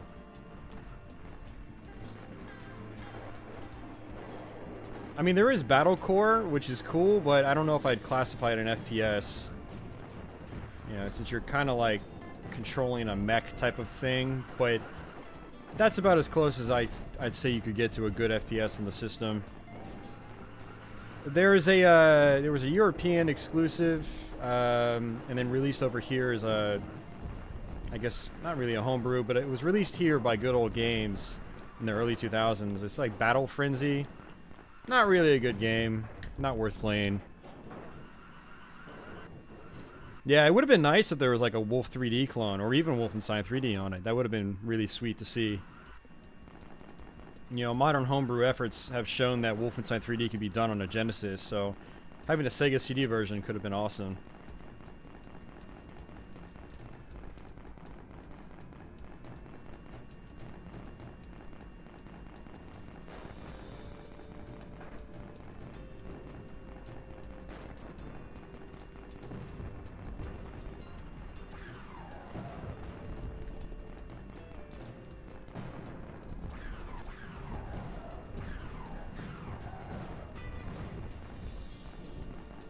I bet you if the Sega CD had done better, we probably would have seen some kind of decent FPS on it. Because Doom came out in '93, Sega CD was still kicking then.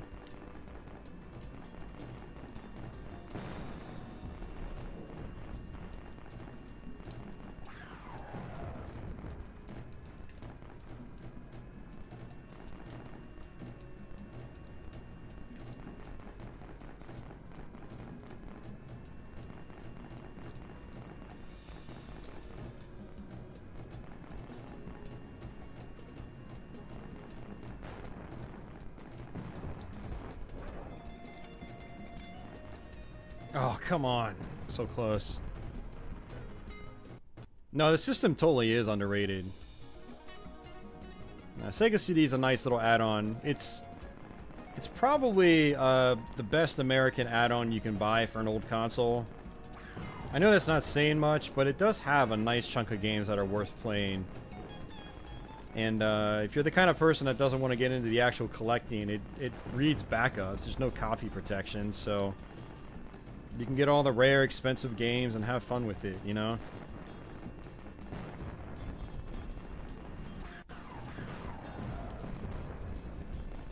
It especially gets a bad rap because of all the full motion video games. A lot of people complain about the Genesis conversions, but I'm like, the fact is, they're all better to play on Sega CD than the Genesis, so it's like, I embrace that, you know? Like, I'd much rather play Echo on the Sega CD than the Genesis, with the CD audio and stuff like that. Or Mortal Kombat with, you know, the extra frames of animation and stuff like that. Arcade soundtrack, whatnot. Alright, we got it. Nice. Mike, Valgauder, there really aren't any decent exclusives in Japan as far as I recall worth importing that are English friendly. There wasn't much of like an import scene for the Sega CD. There's a few, but not many. Like Ninja Warriors is one, but nah. It's the arcade Ninja Warriors, so nah. There's also Night Striker, but you might as well just play the Saturn or PlayStation version of that. There's a couple things that are English friendly, but nothing that's really worth checking into, I feel.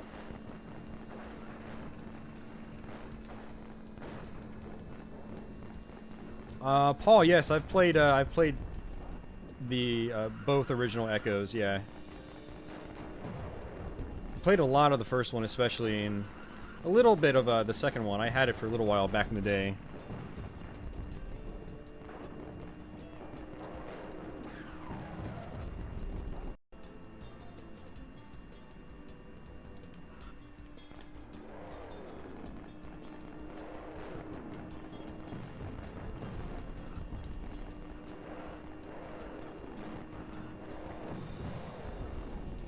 Doom was on the 32X. It's one of those games worth checking out on the 32X. We're going to eventually do a 32X stream. I have my 32X hooked up in this room. Not sure when that's going to be. I mean, hell, maybe next week. I don't know. There's, we did Genesis 2 weeks ago, Sega CD now. Maybe we can do 32X 2 weeks from now.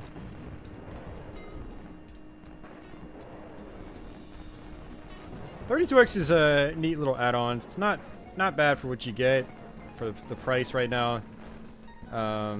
It doesn't have nearly as many fun games as the Sega CD does, though. Like if anyone's got a Genesis and is thinking of getting one of the add-ons, get the Sega CD first. It's definitely a solid add-on. 32X, I like it. I have a soft spot for it. I had it back in the day, and I played most of the games on it. Put a lot of time into it. As far as like truly great games, it's only got a handful. It's got a nice little chunk of decent games though, but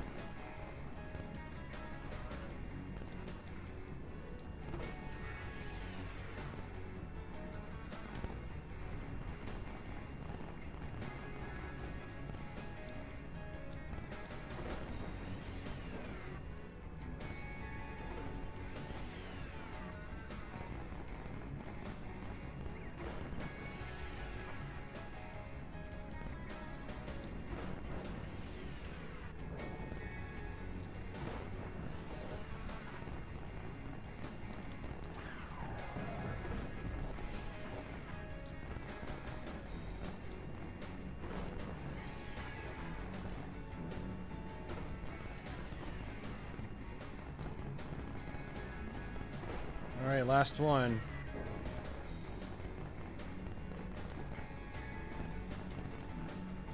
Got it. Some of these bosses in the driving section can be a pain. You've got to have really good precision on them.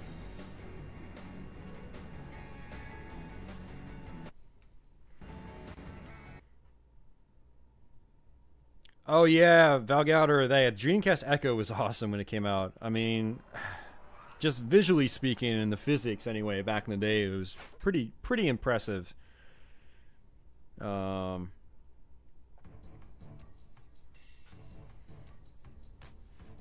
see.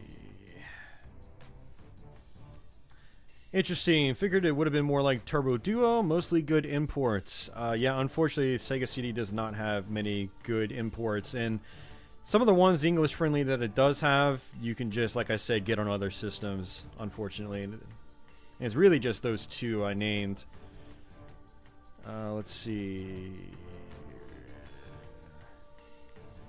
Brandon tried getting into Echo. The music in that game gives him the chills. Yeah, the first one on Sega CD especially. Such a nice soundtrack.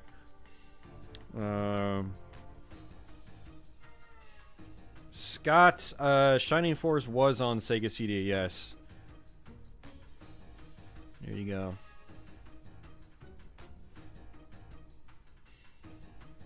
Will I play Eternal Champions, Jules? I don't know. I might not.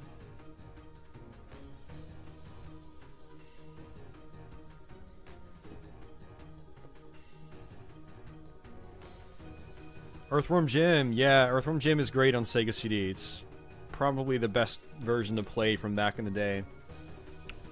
I wanted to play that, but I got a ton of copyright claims on my Let's Play of it because of the music, so we are not going to be playing it, unfortunately, on stream. Maybe I'll play it on Twitch, because there's no copyright claim system over there. You know, my past broadcasts will get muted at parts, but it's better than handing these companies free money. I did play Sewer Shark. I never finished it, though. It's really tough. I did not play Robo Alesta tonight. I probably will. I'm not sure when. The next game will either be a fighting game or a shoot 'em up. I'm not sure if that shoot 'em up is going to be Robo Alesta.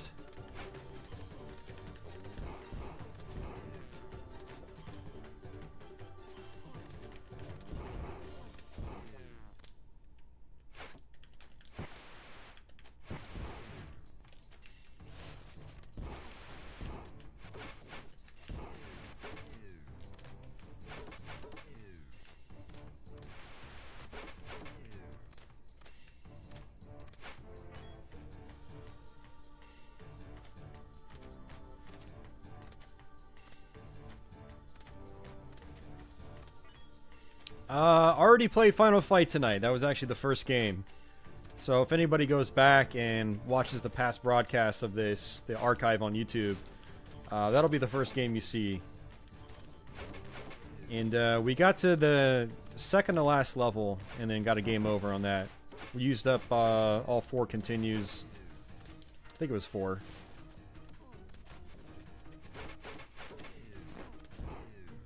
It's really amazing to see how slow the Sega CD version of Final Fight is compared to the arcade.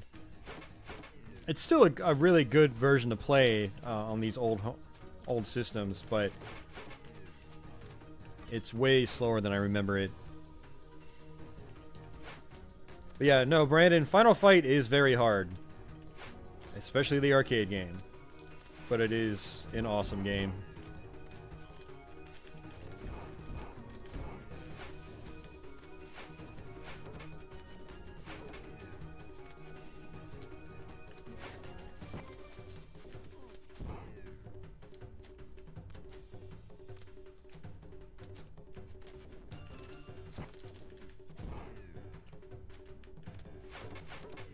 I just want to get through this section without dying, because I think the next part's going to be the checkpoint. It's been so long since I've done this. You know what's funny is I've lost most of my lives on the driving section. Usually it's the other way around.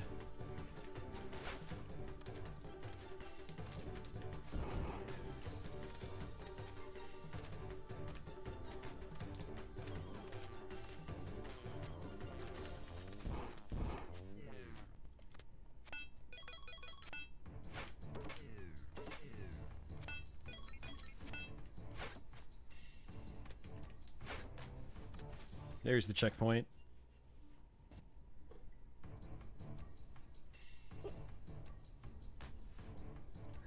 Beefy's back!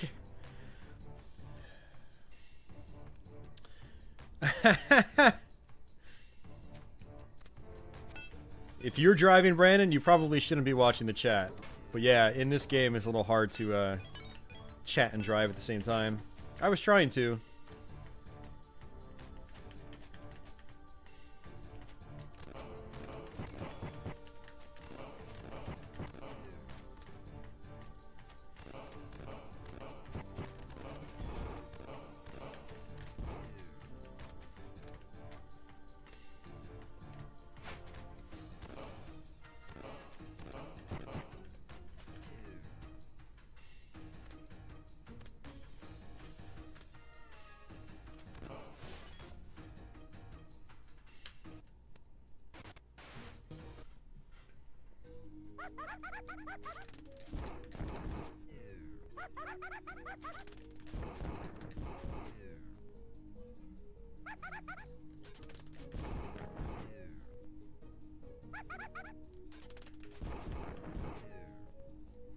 Yeah, I figured you were referencing the game, but the first time I read it, I was like, is he driving and watching at the same time? I've had some people say they do that.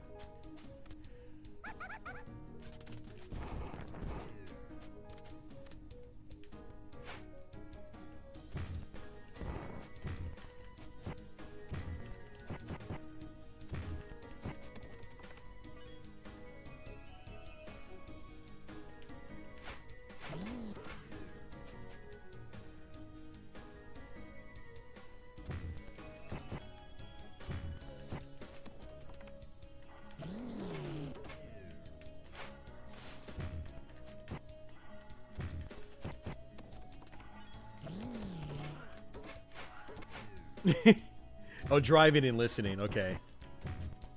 Yeah, that's one thing, but driving and chatting is another.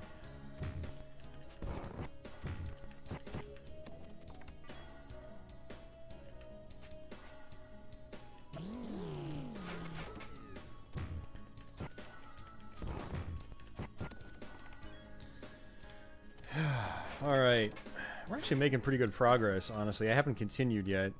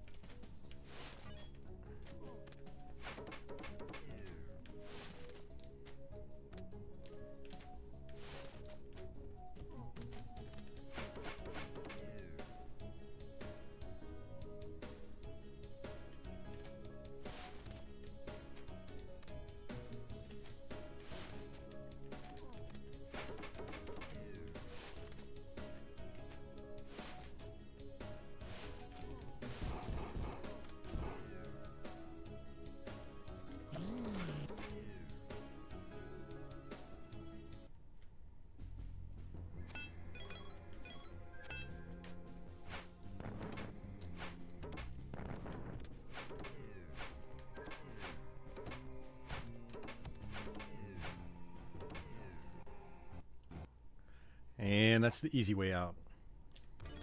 Alright, so this level's going to be a pain. This is a level you really have to have, like, well practiced. Very much memorization based.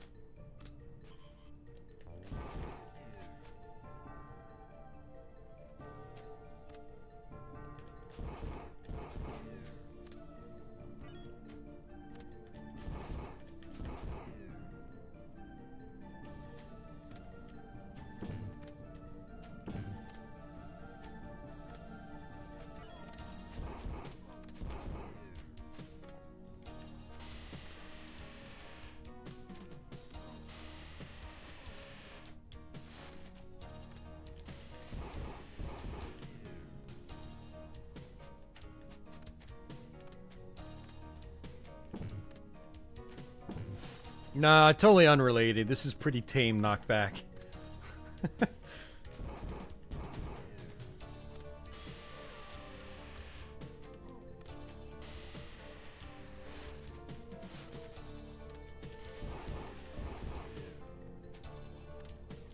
Ah, of all the things to die by.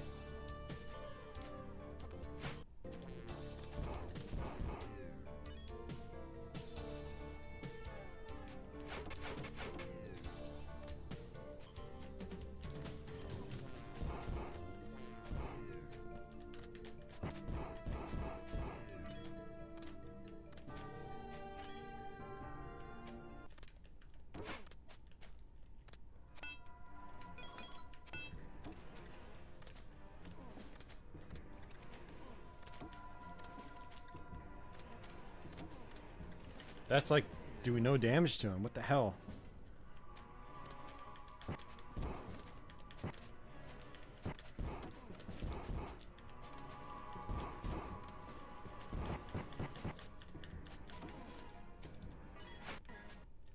Wow, and if you grab that health, you die. There's no platform there.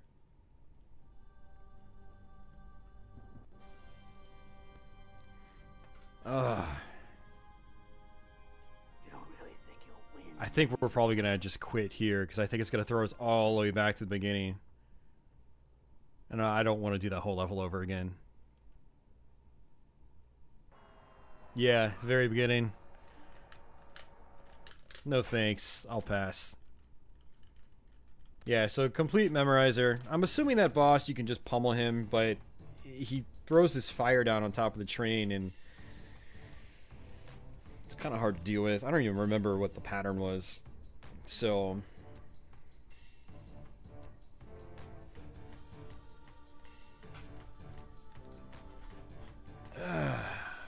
yes it is, Beefy.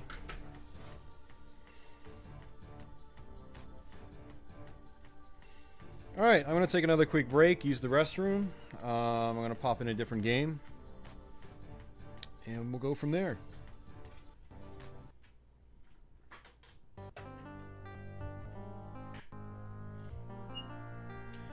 I totally forgot to change the game title again. I've done that for every single game we've put in. It's funny, I played Batman Returns for probably like 40 minutes and nobody said a thing.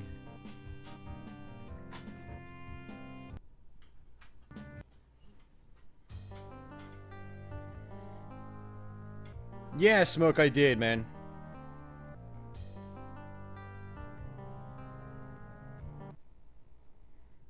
Beefy, you talking Batman and Robin on Genesis? I'm guessing you are, because the Sega CD one had a hard case. Batman Returns only had a cardboard case, though, for Sega CD. Alright, I'll be right back.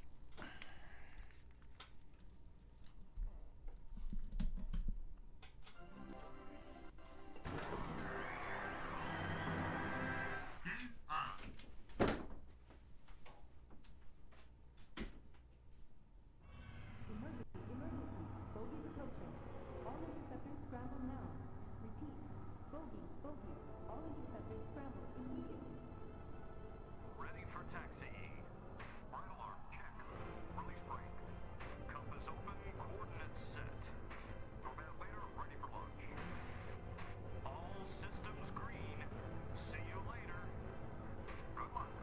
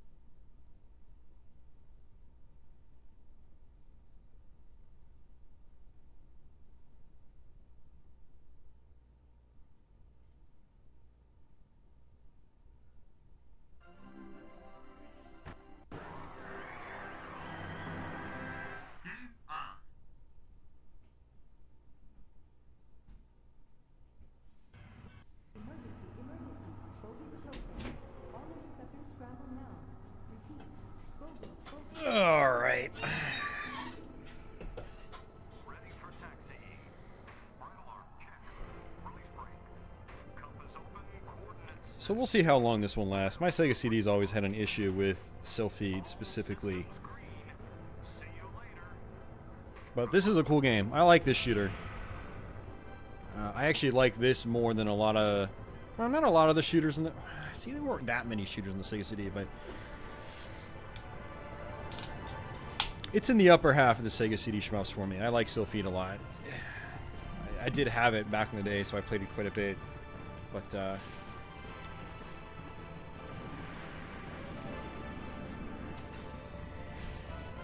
it has the benefit of having sound effects that don't sound like farting, which is a nice benefit over Solfease.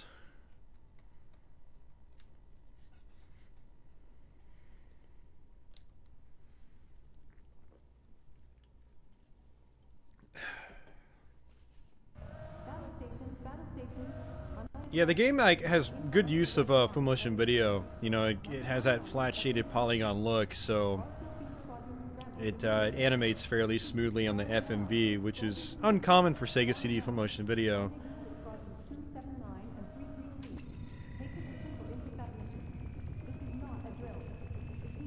And the use of FMV for the background was kind of a cool idea. Since they went for the flat shaded polygon look, it almost looks polygonal at points, which is cool. So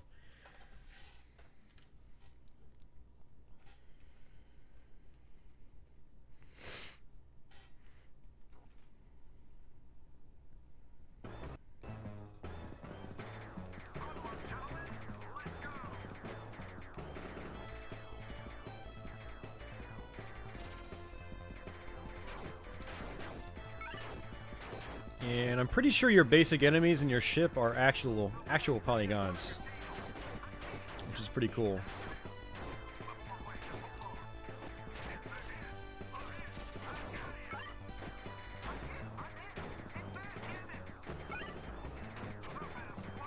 Vivi never played a console FMV game? Oh man. I might have to load up some Sewer Shark later just so he can see. Missiles coming in fast. Intercept systems to emergency code. Quick.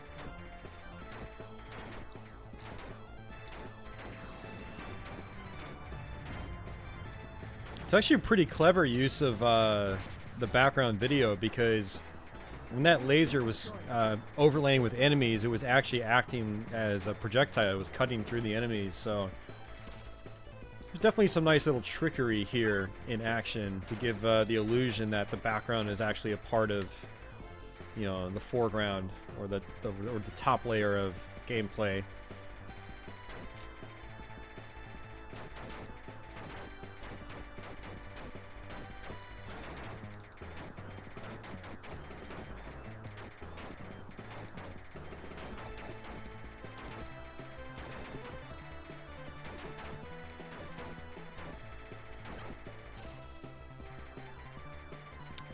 I still haven't played Ground Zero Texas. I need to try that out.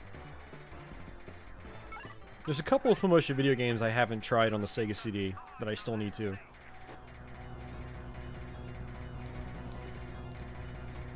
Oh yeah, some of those FMV Lycon games were kind of cool.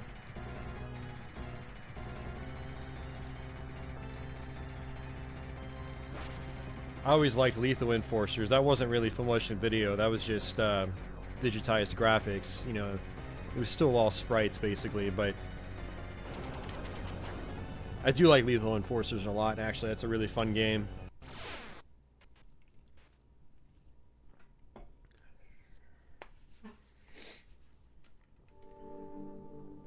In the year of 3076, an unmanned Solar Space Force fleet suddenly started to attack the colony planets. the grease-on system, the central photon computer that integrates yes, Beefy, they are. Yep. network on the mother planet Earth was network jacked by an unknown. If you need a tutorial, man, I can help you. I actually had to do a bunch tonight to make this stream happen. I originally wasn't going to do Sega CD, and then I just decided to jump the gun and start downloading a bunch of ISOs, and yep. 64 light years lay across their way to the solar system. After drastic restructuring and the addition of reinforcements to the tactical fighter spacecraft, the SA-77 Sylphide, their last resort, the remaining fleet began the counterattack. Yeah, Mad Dog McCree. Talk about a classic FMV game. The mother planet, Earth.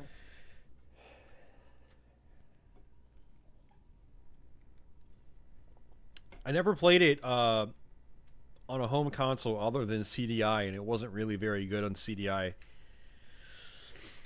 Because the Lycan on CDI just had so much lag to it, and it wasn't very accurate. I've got TDK. It's whatever I had on hand. I don't really have a preference.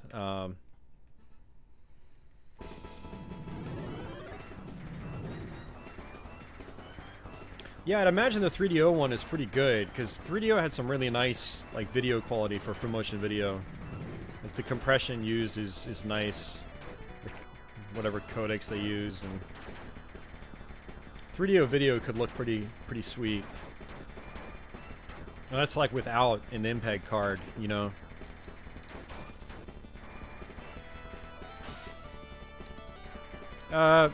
Mike, I don't know if you know this. Do any 3DO full motion video games actually use the MPEG cart that was available for one of the 3DOs? I don't think they do, but would have been cool if they did.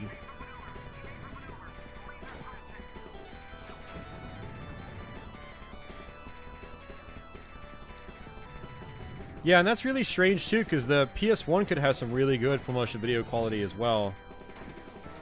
I think it's one of those things where it just took developers a while to figure that out for PlayStation.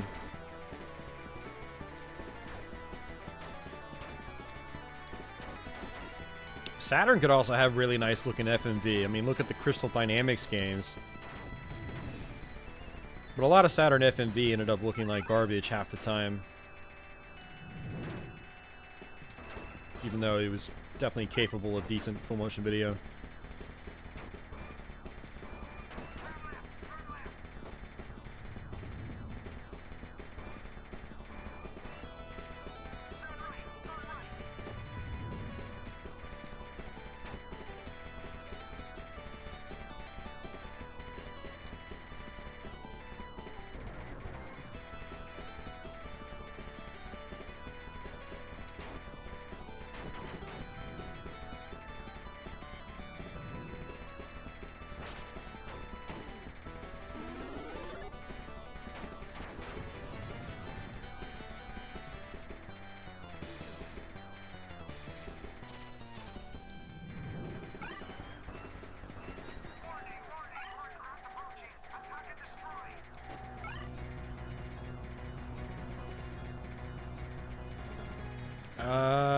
Which version of 7th Guest are you talking about, Scott?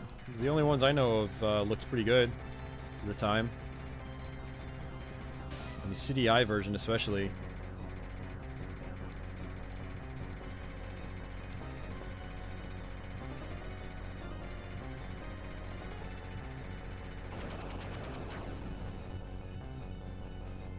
Oh, definitely do it, Beefy. Definitely do it, man. It's such a cool system.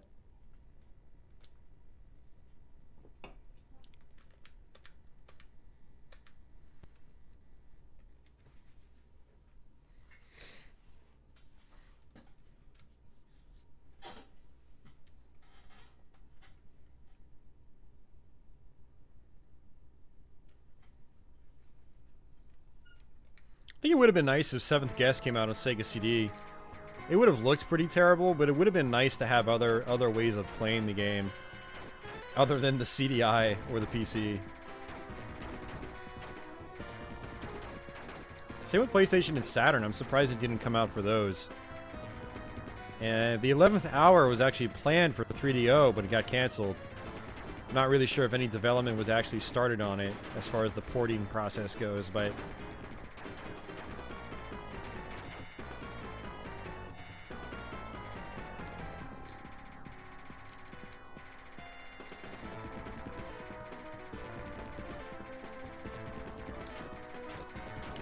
Mike, now you don't have to worry about MP3 audio now.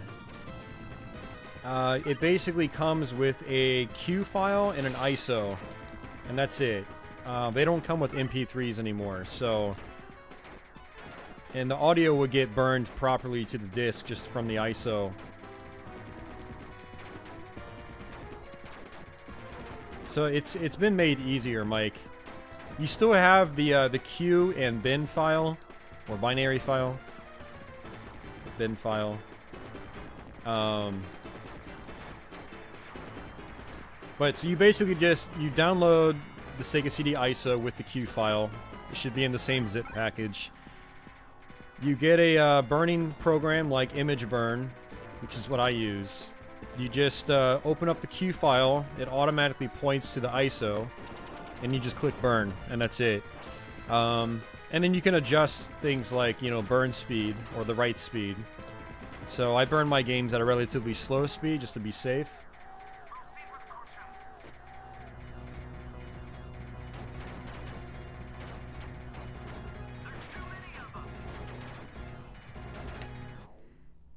Talking about the CDI version, full motion video was too loud. I have no idea what you mean by that, but okay. I'll take your word for it, man.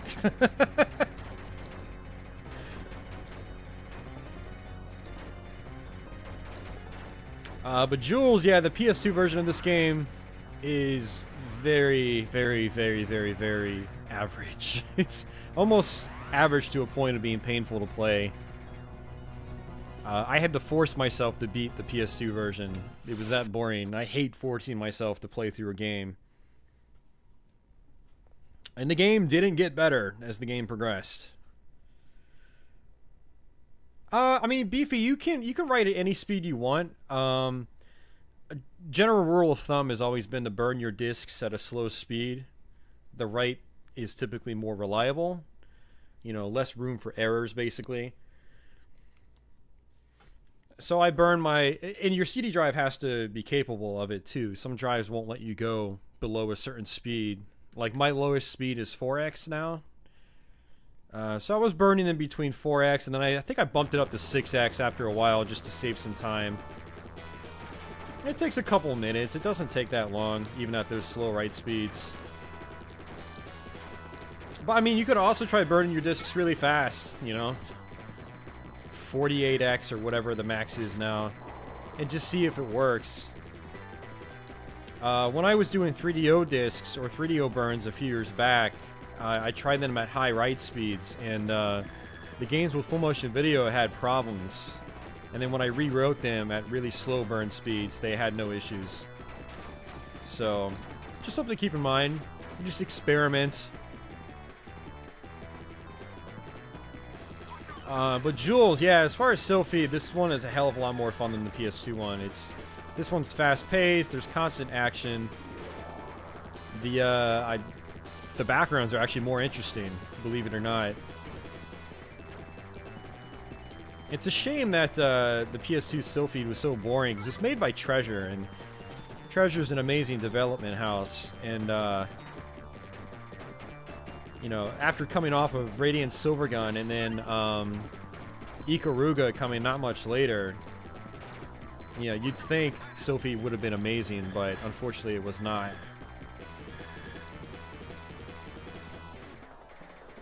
Makes me wonder how much control they actually had over the game. I don't know if they were in full control over the development cycle of it, because it just seems unlike Treasure to have a shooter that's kind of boring. Usually their stuff is really, really creative and enjoyable. But Sylphie, unfortunately... Sylphie looked nice. Definitely looked good for an early PS2 game. But it was not that much fun to play.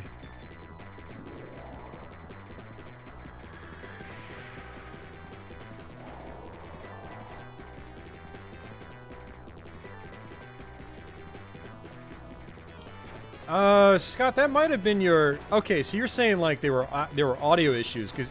Okay. I think the way you worded it, you said that, like, the video was too loud. I was like, what? What does that mean? It's like... I was like, how is video too loud? Well, no, it was the audio was... Okay, the audio mixes were inconsistent. Yeah, I don't remember having audio issues with CDI 7th Guest. In some cutscenes, and this was in both the CDI and the PC game, they would intentionally lower the volume of the background music. That was normal.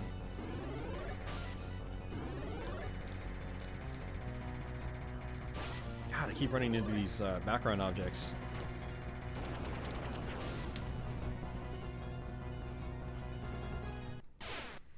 Yeah, Sin and Punishment 2 was pretty cool. I don't know if I still have that. If I don't, I need to pick that up, because with my luck, that's going to be one of those games that stupidly goes up in price in the future. See, I want the phalanx beam on both sides, but I don't want it on just one side.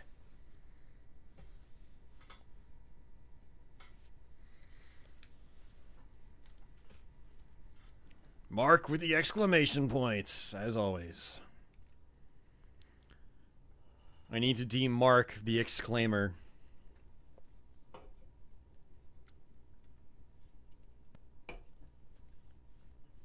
I played a tiny bit of Lodestar. I didn't really figure it out, so I didn't play it much.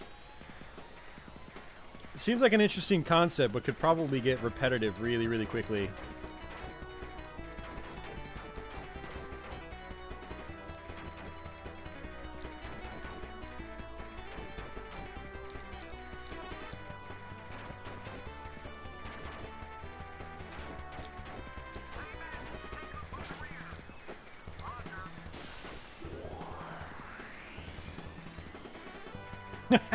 The exclaiming king.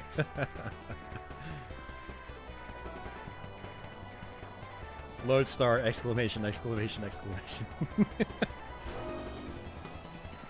Yeah, that's kind of like the vibe I got from it. It's like Sewer Shark without the charm.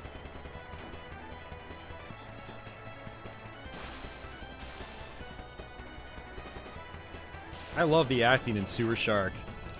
At least in the beginning areas, before the game gets absurdly cheesy. Like, I've seen cutscenes of the ending, I'm just like face palming the entire way.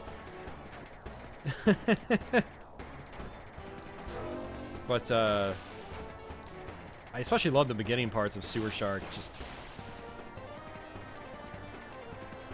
they were obviously taking their roles very seriously, and it was funny.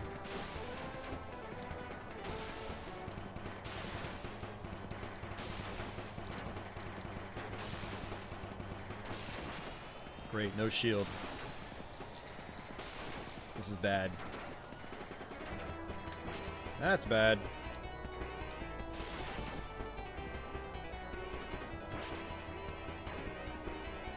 Mark, I'm not updating the freaking AVS, man. Quit asking me. It was funny once. Now it's not. It was funny 2 months ago.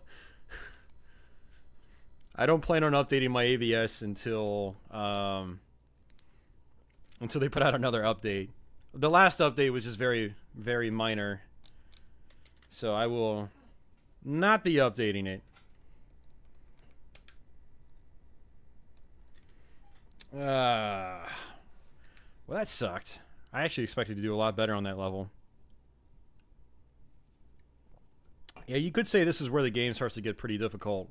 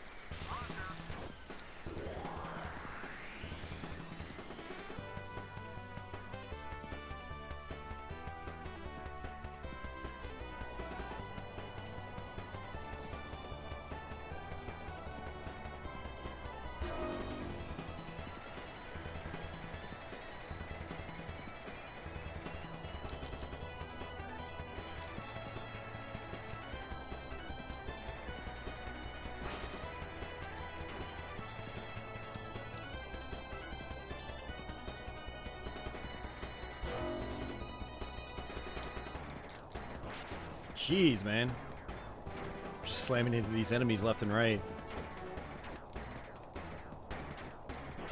Ah, there's another one.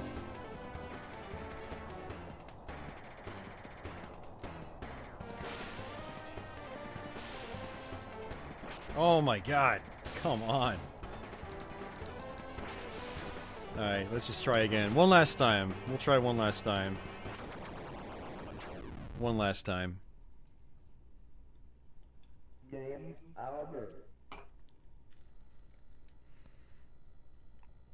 It's cool how it actually tracks your stats. You destroyed mass over 400,001 pounds. Wow. I'm assuming that means like bosses or something like that.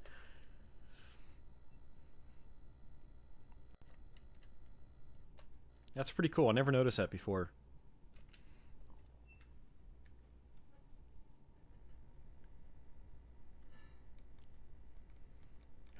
Still no phalanx beam. Well, of course, they're not going to give it to me yet. Try the antimatter bomb. It's more powerful, but it uses up a lot of your special meter. Further than I ever got. Fair enough, Scott. Fair enough.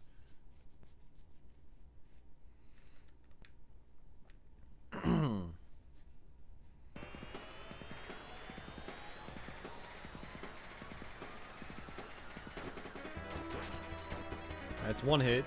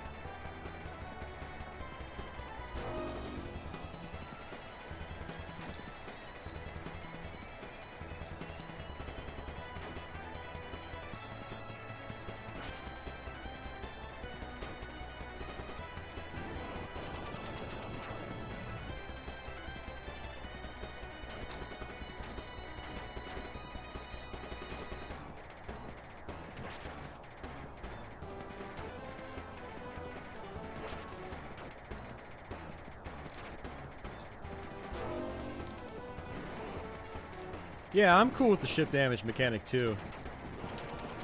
It's definitely unique.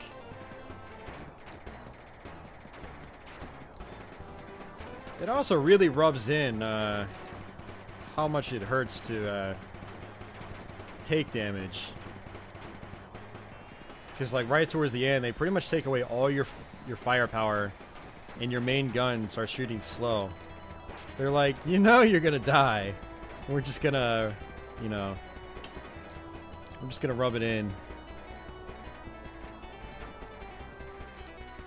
Oh, Jesus, man. Alright, we're back there again. It sucks.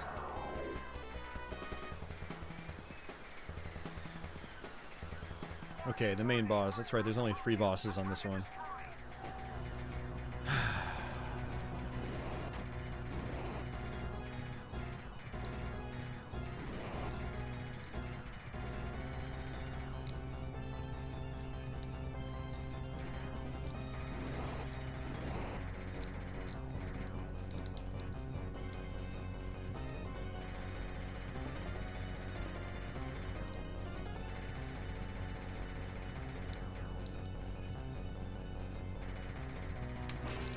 Yeah, like, engine failure. You're going to die. No! I said no! I will not die today! We succeeded, guys. God, that level was such a pain.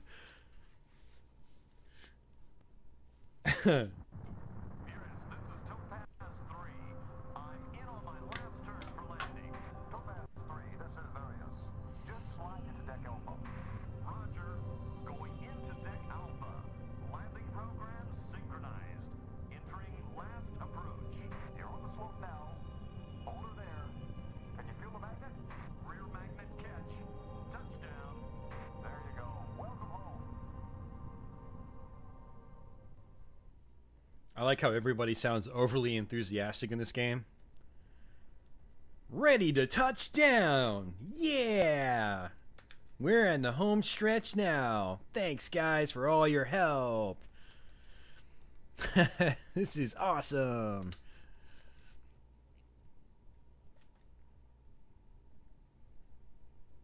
Your home ship gets blown up. Oh, darn!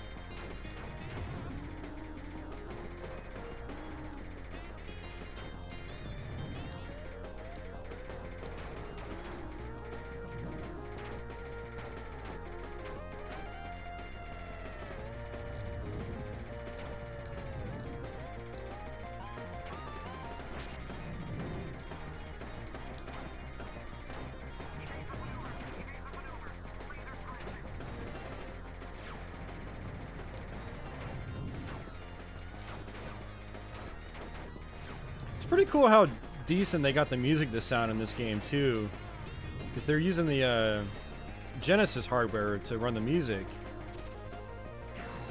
It's not CD audio, because the CD's running the full motion video.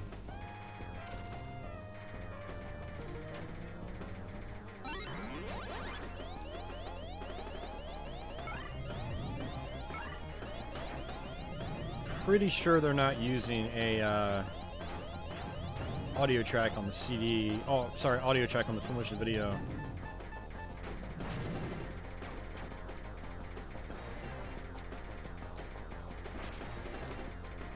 You know, I could be wrong now I think about it. I wonder if they are. But the music sounds very Genesis synthy.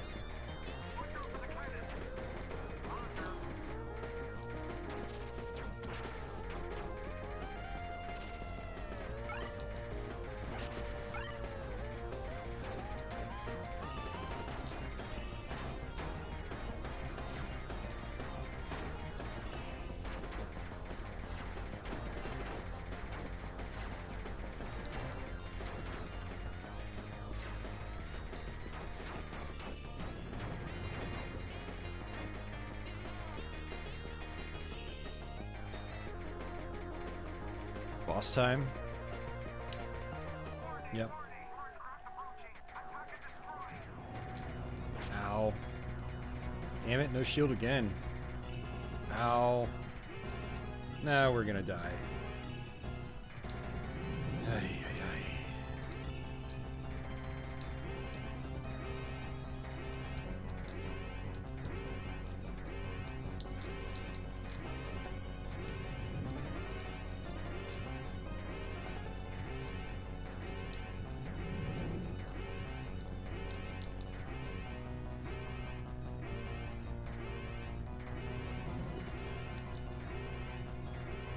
Ow. Did he just fly off? Do I get credit for that? Apparently I do. Okay. Well, I'll take it.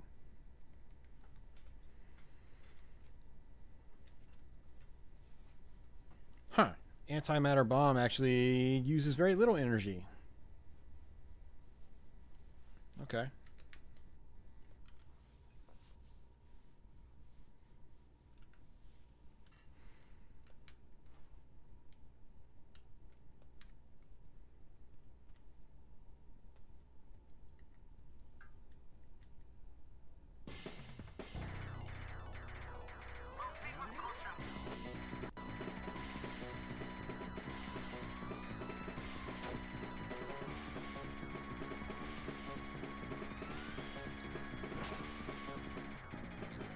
Ow. Wow, I pretty much had no health starting off. That's rough.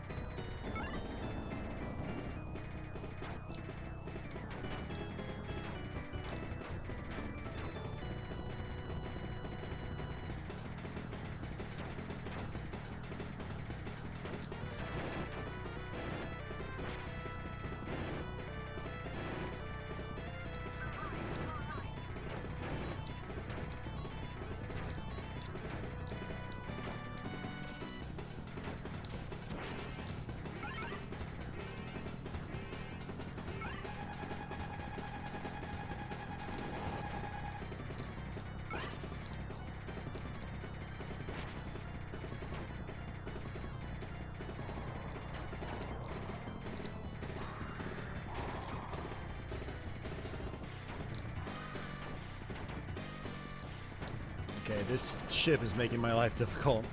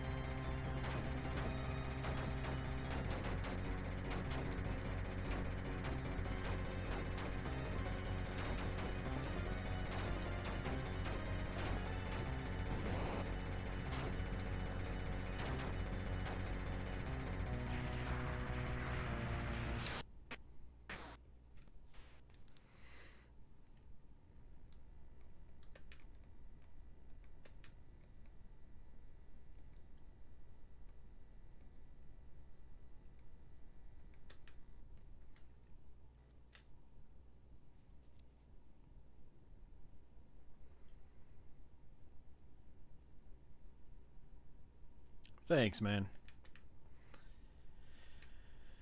Got some health back, I see.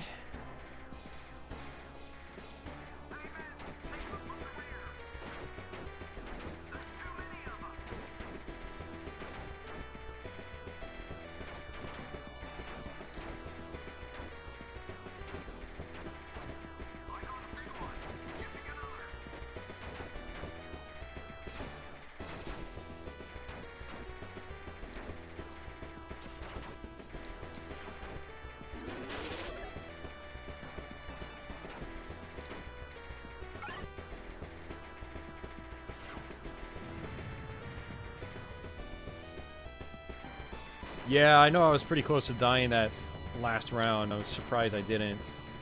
It was definitely tense that whole way through.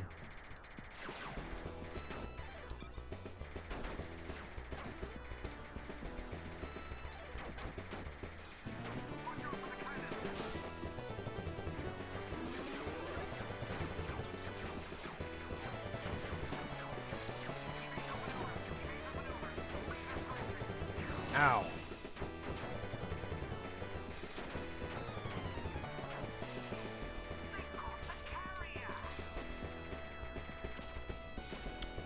Well, Greg, I mean, I used to own this game when I was a teenager, so I mean, I have played this a lot, or, you know, at least back in the day I played it a lot. So I am pretty familiar with it for the most part.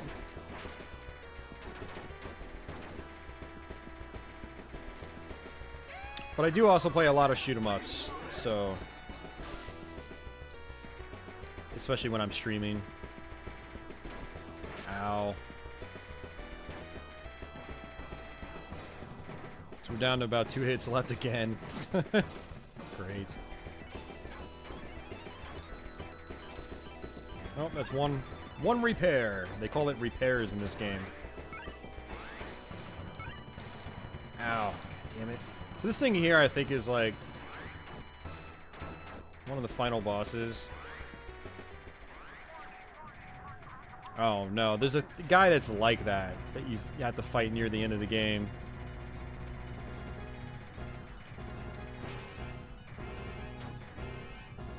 Oh great, I'm super slow. My engine failed. Now my weapons failed. It's such a pain when they get up close to you. Ah, dead. Well, I mean, to be fair, this is gonna be my third continue, so I think we're gonna actually switch games. This was fun to play. I'm gonna have to revisit it. See if I can finally beat this game. I've gotten to the final boss multiple times in the past, but I've never actually finished Sylphid, unfortunately.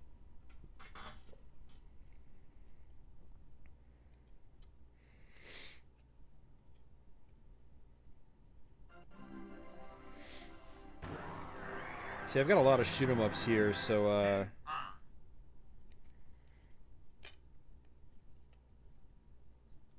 Alright, so we played Batman Returns before this, right? Okay, I actually want to try this one because I never played it much before. Ready for taxi. Fire alarm check. Release brake. Compass open. The action in the background is what makes that game awesome.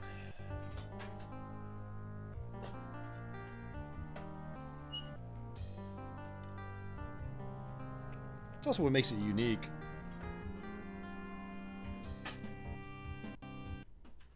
Alright, I'm going to step away for a quick minute.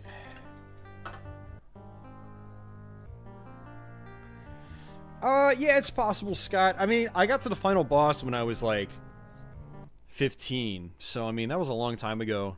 And, you know, about almost 20 years ago, so...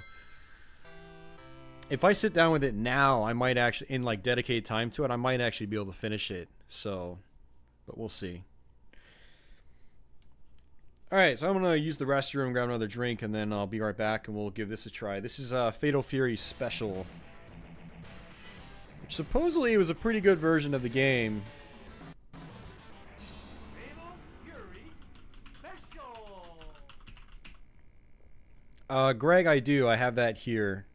I was thinking about playing it, but I've never played much of Fatal Fury Special, so I just kind of want to see what this is like.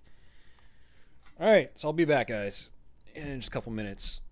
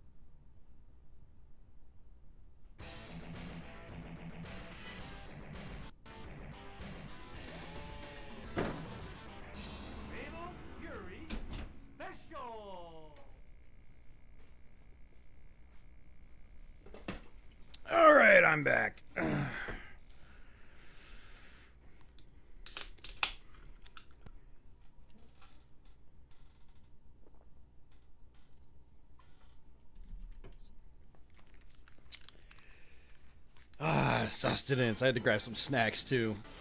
Ugh. It's been about 5 hours now since I've had a real meal, so I'm starting to get hungry again. Although I'm not sure what I'm going to actually do for food once I really need a meal again. They don't deliver pizza at 3 in the morning, unfortunately. I've actually played a lot of Capcom vs. SNK, yeah.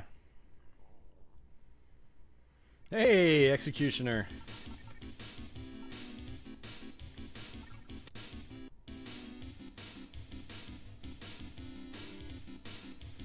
So, I've never really played many Neo Geo fighters. Back in the day, I played a lot of, like, you know, the popular other fighters, like Mortal Kombat, Street Fighter, Killer Instinct, Primal Rage, things like that.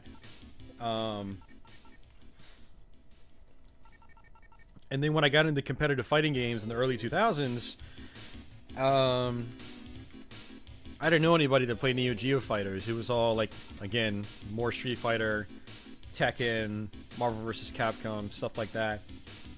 Capcom vs. SNK.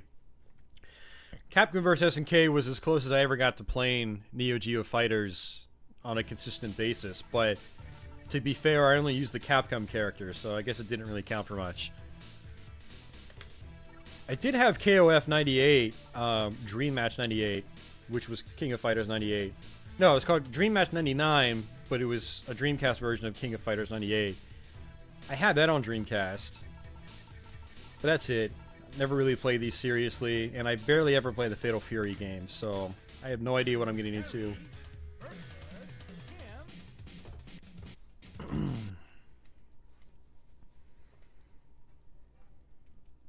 I did play a little bit of Last Blade. I had that on the Dreamcast, and I actually had it on Neo Geo CD as well. That was painful.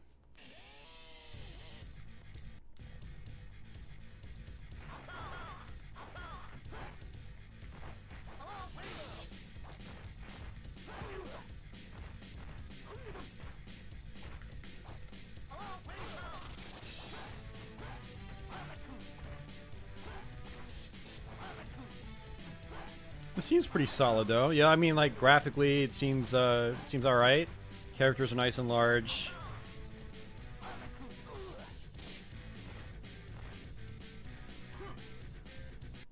Yeah, it was hot for a minute, unfortunately.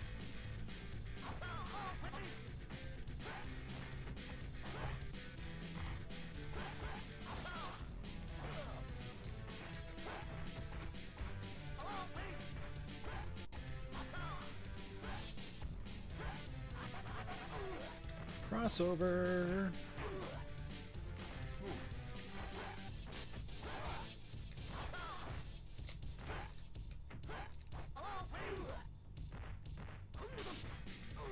That's it. Yeah, Last Blade is definitely a great series.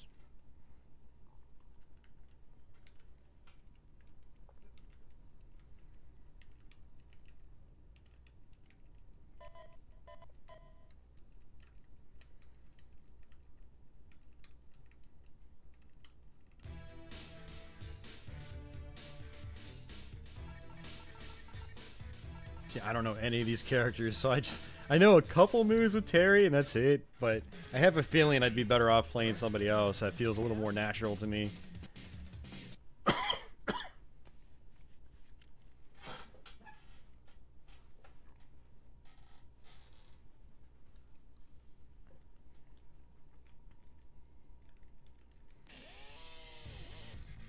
Which was Samurai Shodown Sen? Was that the one on like 360?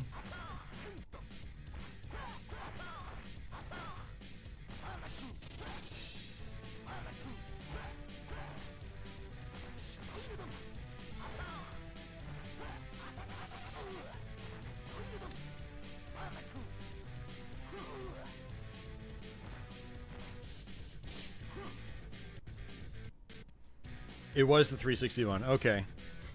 What was that like? I didn't even know it was a thing, and then I saw it like for sale at Best Buy a couple years back. It was like marked down to like $5 or $10 or something, and I had never even known it came out. So obviously it must not have sold very well. All right. Well, this isn't gonna last very long, guys.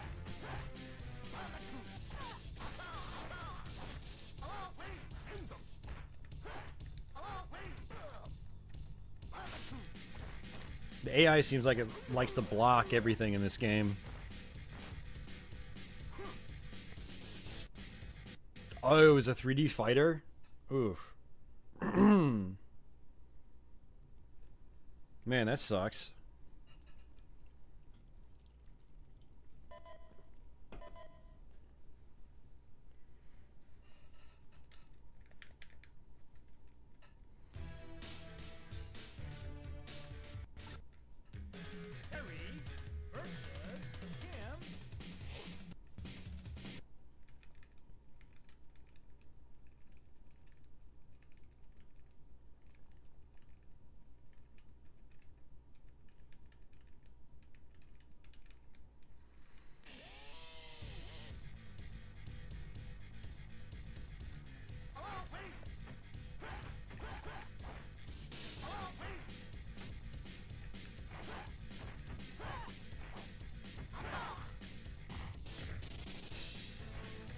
No, it's not bad at all, actually.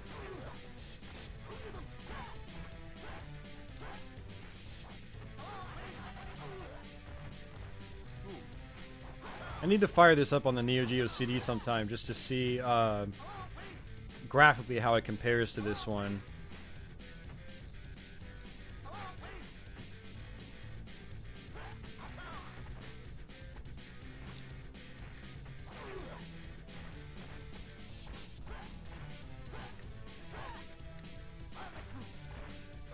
Is that a tie?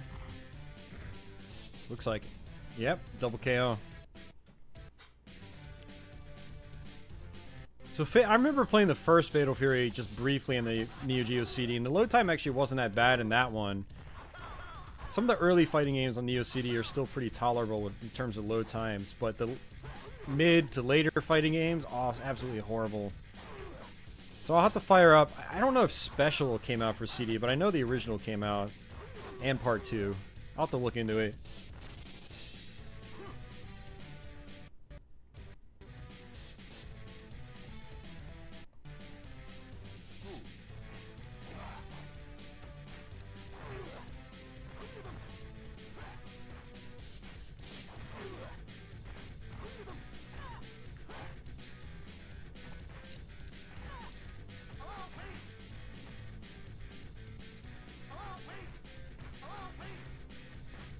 You know, you can keep blocking those. I'm getting chip damage every time.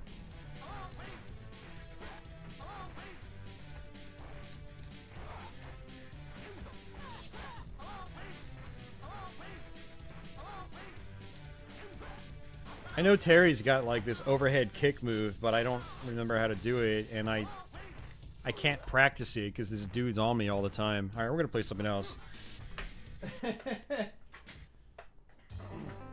Alright, I got my fix. Actually, you know what we'll do is, since we've been playing a lot of shoot-em-ups and stuff, I'll just pop in Samurai Showdown right now. Assuming this copy still works. This is an older copy.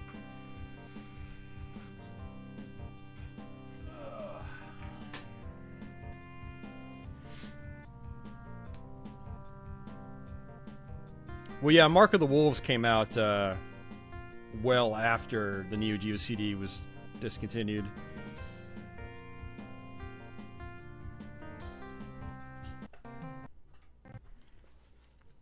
So Special is on the Neo Geo CD. Okay, I'll have to look into that. I'll have to try that out.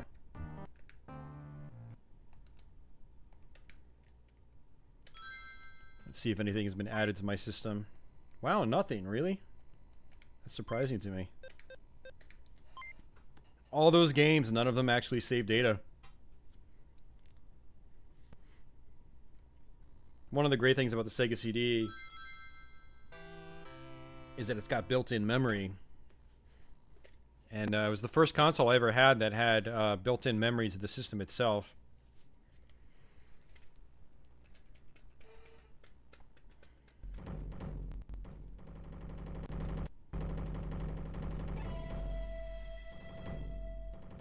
士道とは死ぬことと見つけたり、修羅道とは倒すことと見つけたり、我悪鬼羅刹となり、目の前の敵すべてを切る。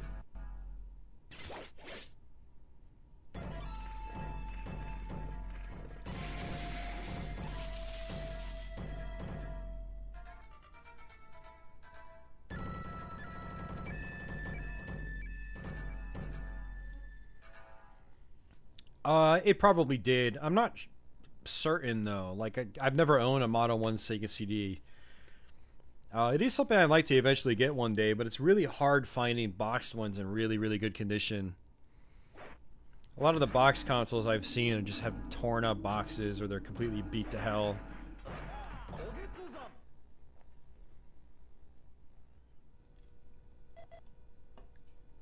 Wow, no MVS setting this time, huh?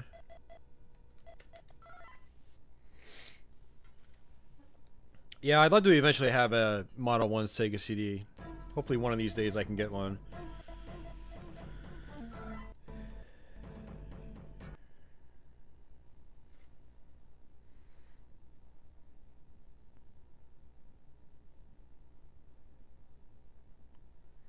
Yeah, box CDX, that's probably way too expensive now. What are those, like 400 plus now? Or are they more?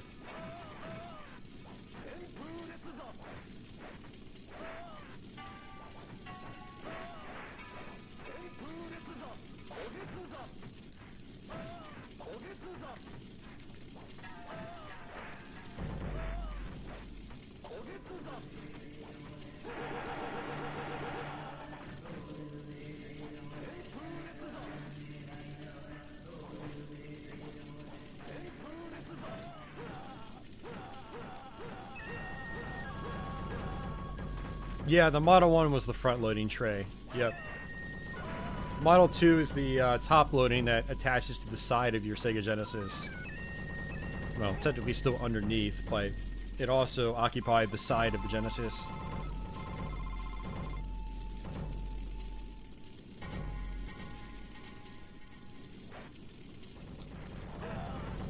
I honestly wouldn't get the Model 1 unless you've got a Model 1 Genesis. Otherwise, it just looks really goofy in your Model 2 Genesis.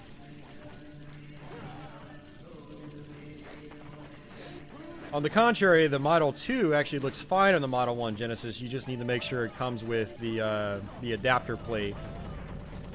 Otherwise, the Genesis 1 will look like it's hanging off the edge of the Sega CD. But if you got a Model 2, I'd still recommend... If you got a Model 2 Genesis, I'd still recommend a Model 2 Sega CD. I think that's a good combination to have. I always forget how to do the super move in this game. Or what Hoenmaru's super move is. Because I never play this very much.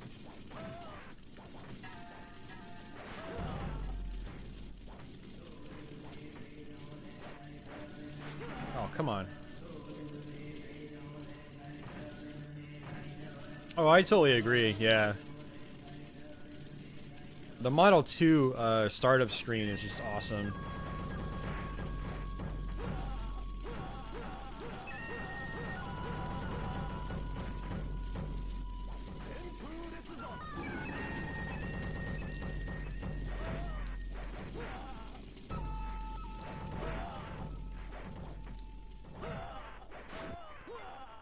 Jeez, man, these guys are...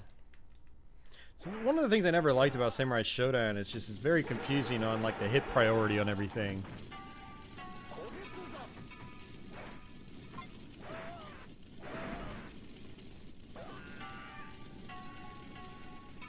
I don't think I've heard the Model 1 Sega CD music or Mega CD music.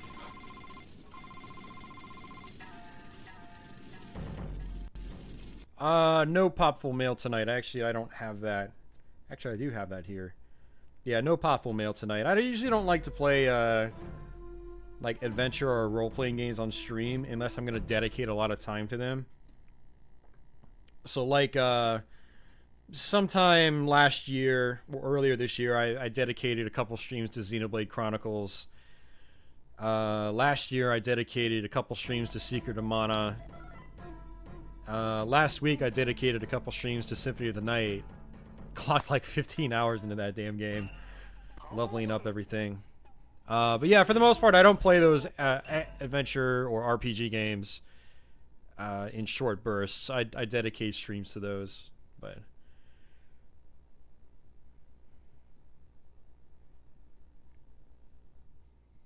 really, no, I don't have Panic right here, but I'll have to try that sometime.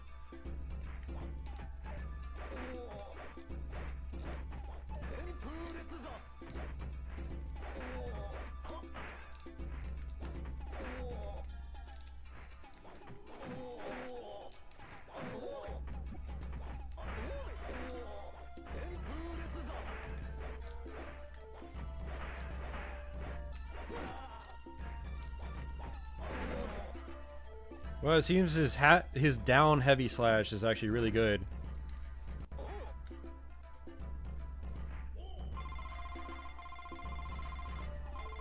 I played Sylphid after Batman. And actually, what I need to do is change something.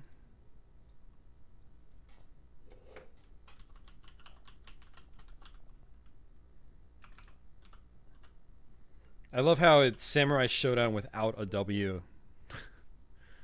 Like, okay.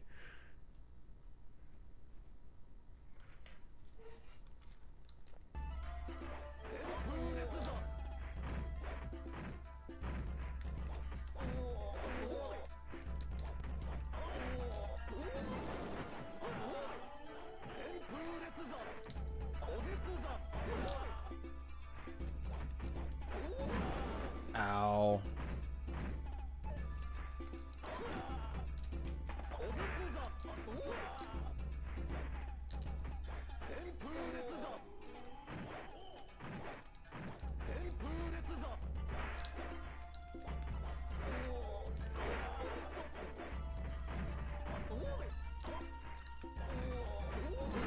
Damn. That must only block high.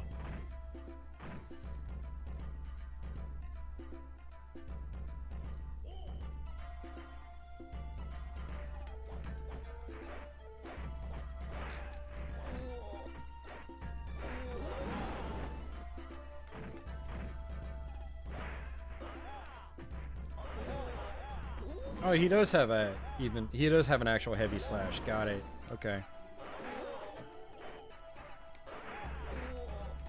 I'm guessing on the Neo Geo version, you had to press 2 buttons together to do the heavies.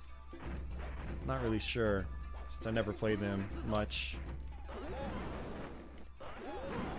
Jesus, man.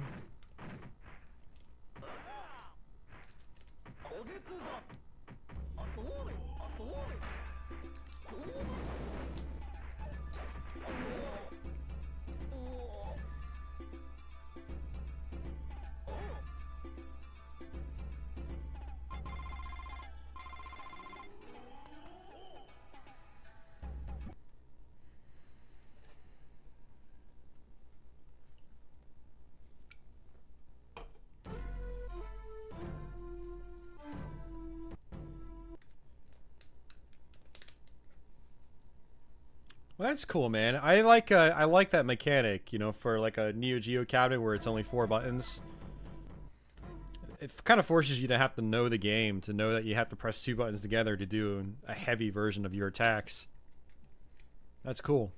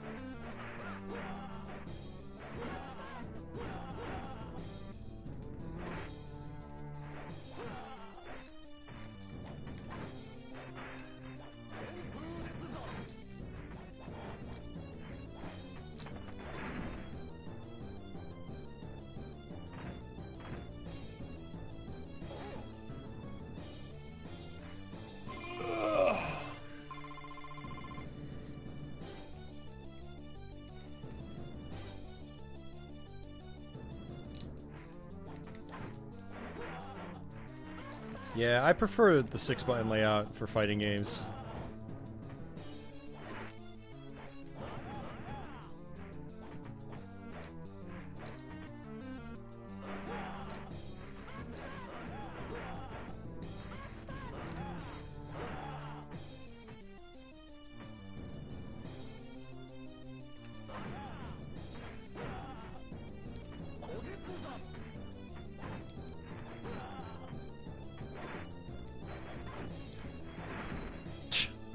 Seems like your medium slash is really good in this game.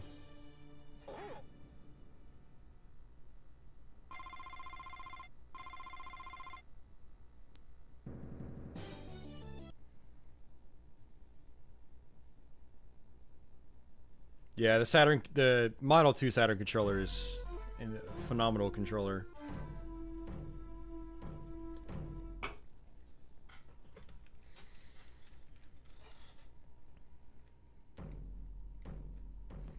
I need to buy a couple of more of them actually, just so I have extras for over the years in case something happens.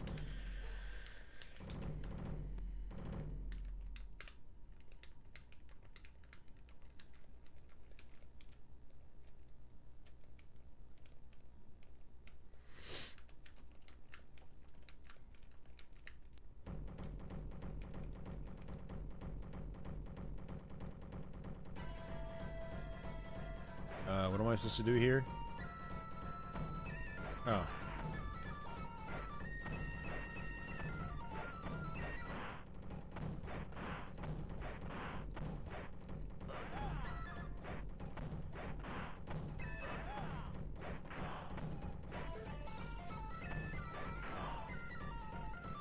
That's interesting. I didn't know there were bonus stages in this game.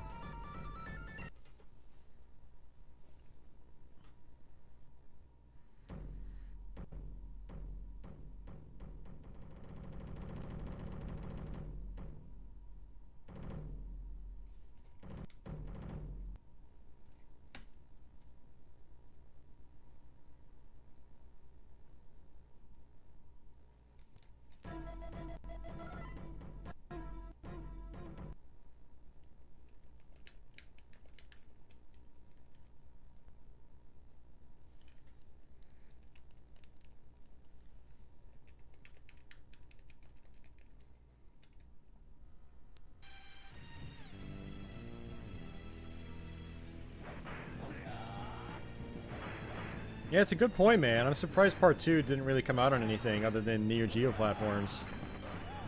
I mean, maybe that was intentional. Maybe they were going for that whole exclusivity thing. Like, oh, we need to make our system sell better. It might have actually worked. A little bit.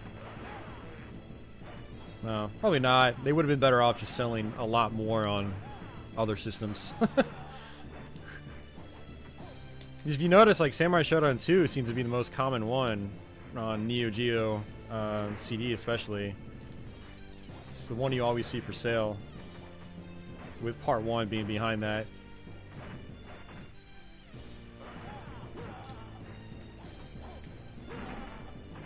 Hey, BC.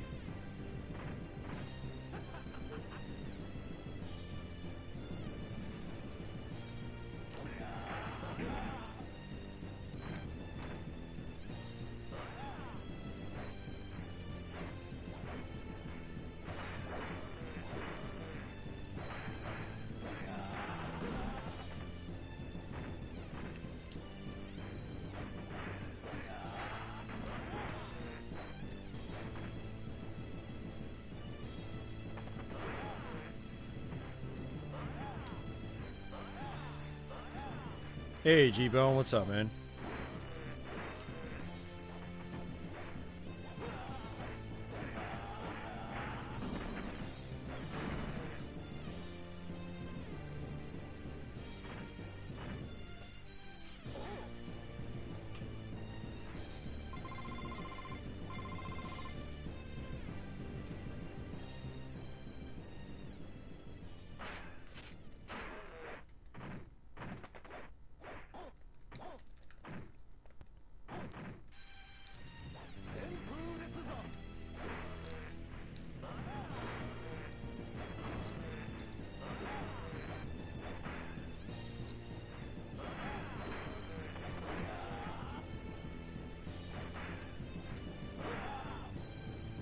I feel like doing special moves is pointless against the AI.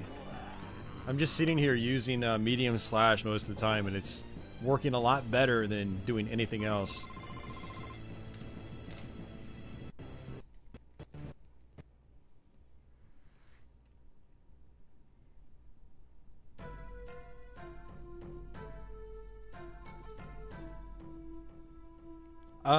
I'm not sure, man. I didn't know there was a translation project for it, even into French. If anybody knows, I'm curious. I'd like to play it. Run it on my Neo Geo CD. That would be nice.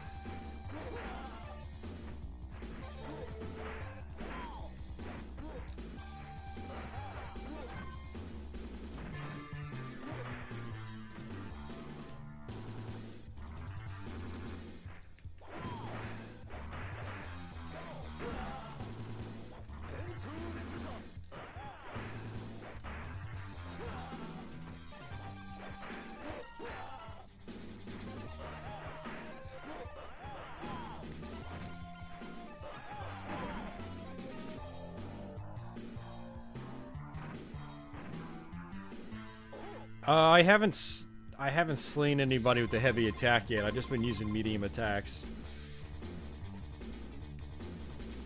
I mean, it's also possible it was cut out of this version, but I'm not sure.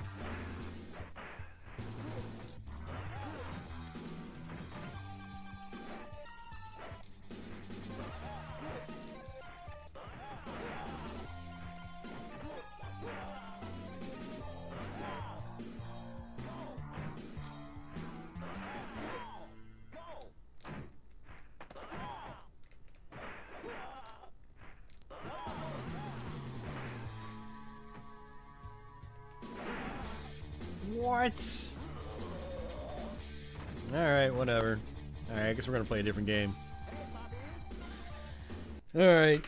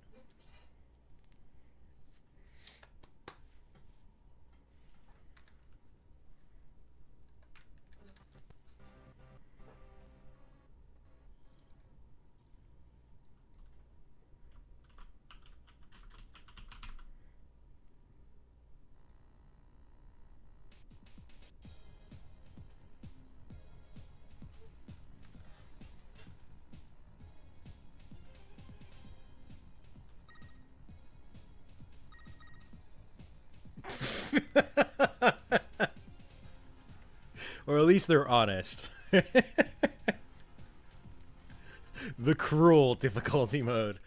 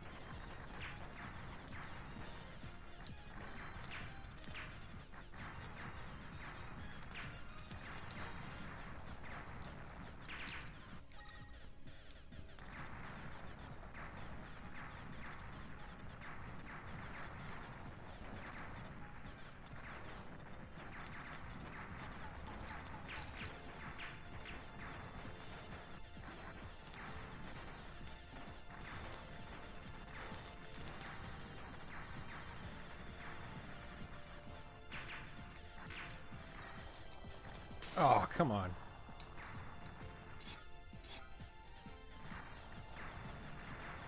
Mike, you haven't played this one? It's alright. It's, I don't know. I've always been lukewarm on this game. I've owned it multiple times. I had it back in the day, and, there's a lot of people out there that seem to love this game, though. I don't know.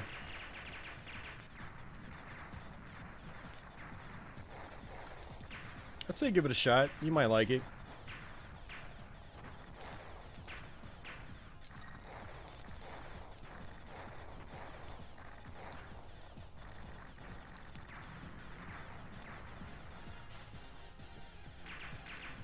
Ah, see, Mike, that's what CDRs are for, my friend. Just do it.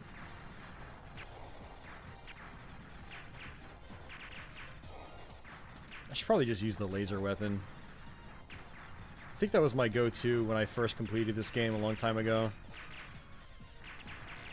The fire attack just seems really useful since it spreads out so much and it's powerful.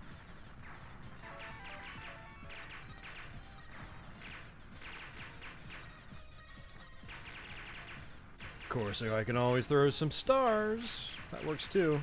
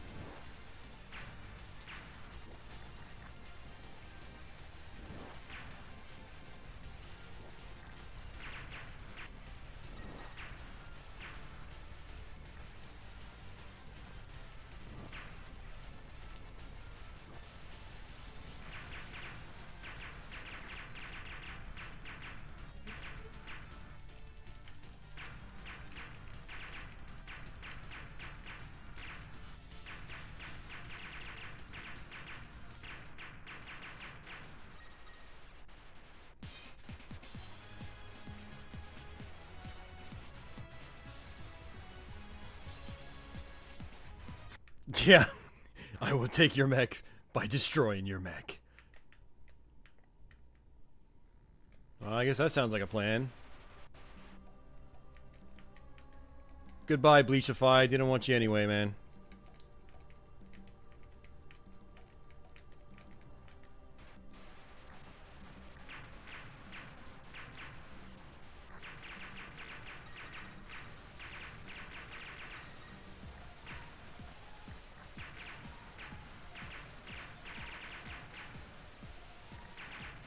Oh, fair enough. Rude. Hey, man. Woman. Woman? Is that what I should say?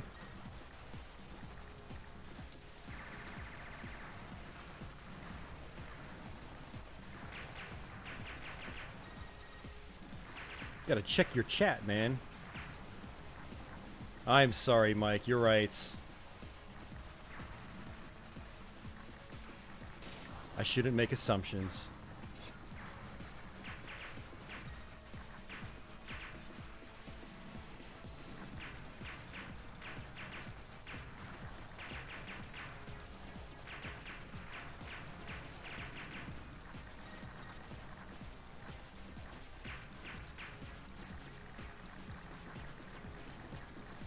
God, I really wish your main attack power in this game was more powerful.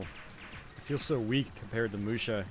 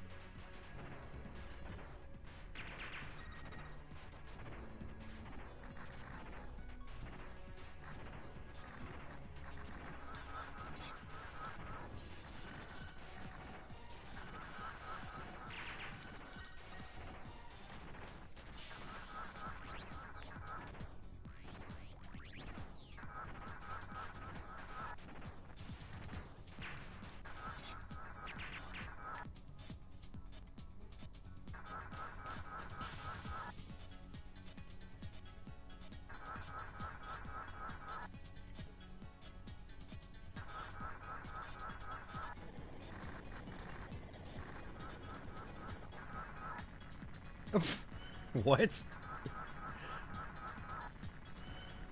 Did I beat the boss already? Okay. So much for that boss intro.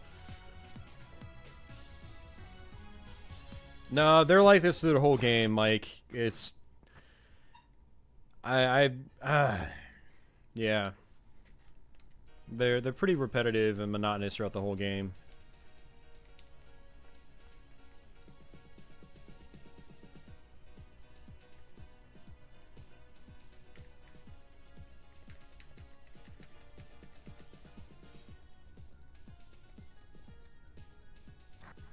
Alright, switch over to the laser.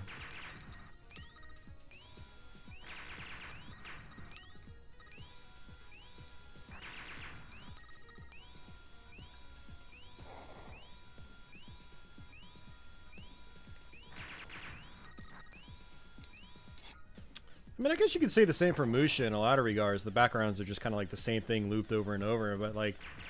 The thing about RoboLS is you don't have like all the parallax scrolling in the background and stuff like that, and so it's not quite as interesting to look at. It's very flat, which I think is a shame.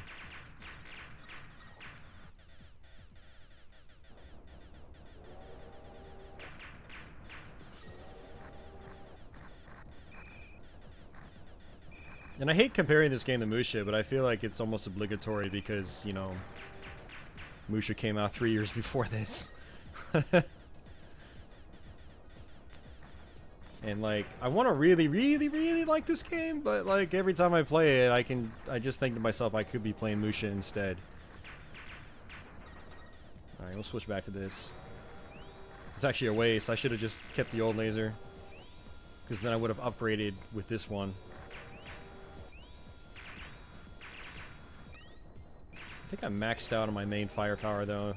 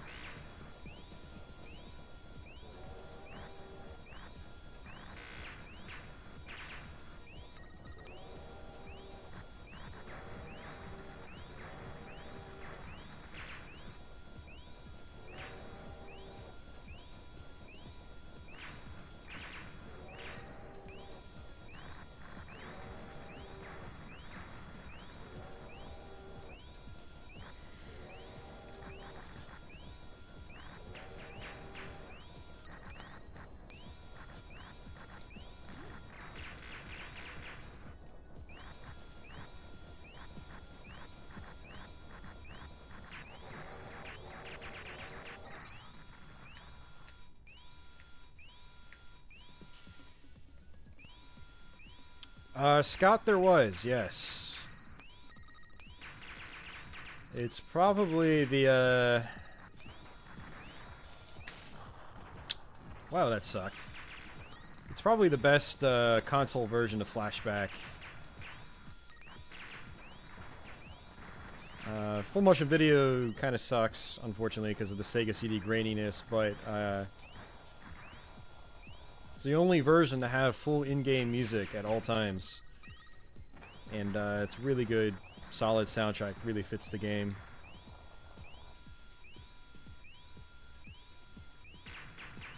I'm gonna have to practice it sometime, maybe try to eventually do a Let's Play of it.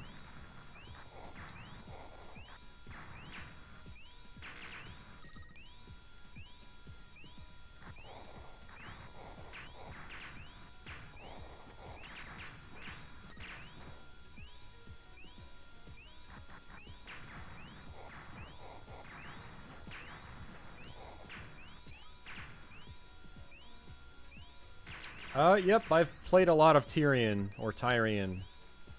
That's a great shooter. Great classic shooter for MS-DOS. Yeah, I really like Tyrion.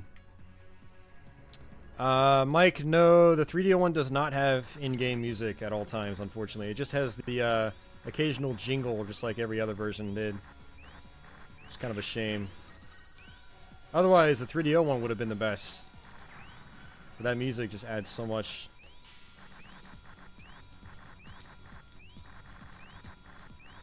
God, the bullets in this game, they just blend right into the background. It's so hard to see them. Would have been nice if they just made them like bright pink or something.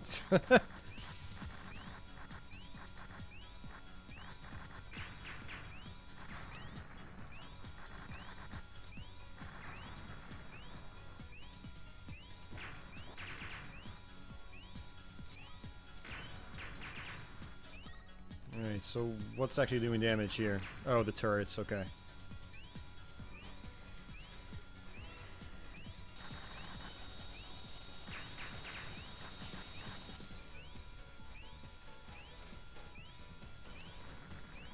That's it. Yep, Heart of the Alien was pretty cool.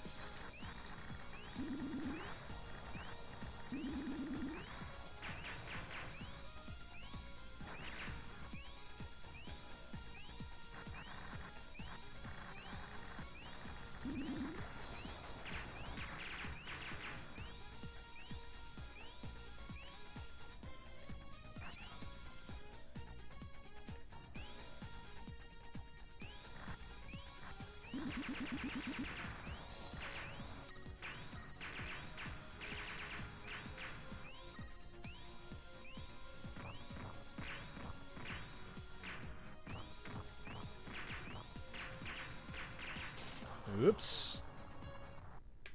Oh, game over. That sucks.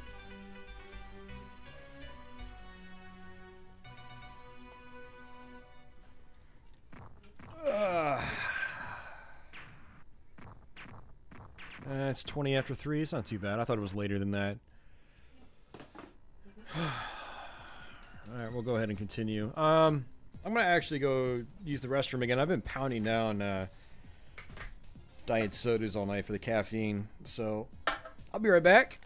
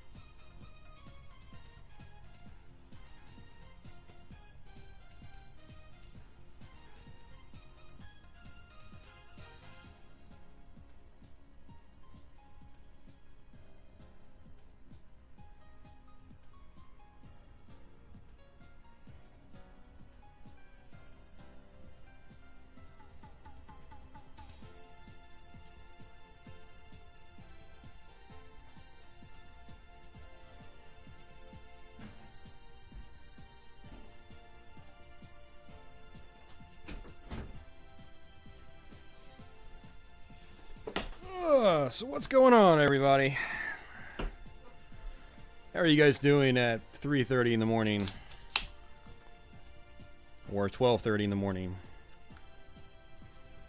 Or 8:30 in the morning, depending on what part of the world you're currently sitting in.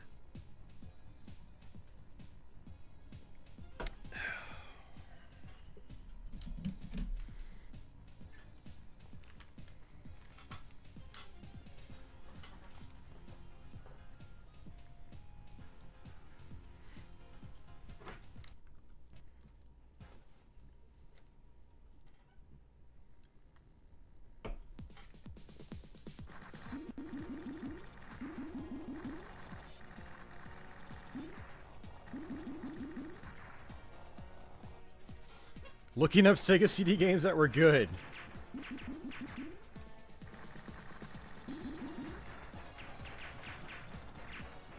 Any particular ones in mind?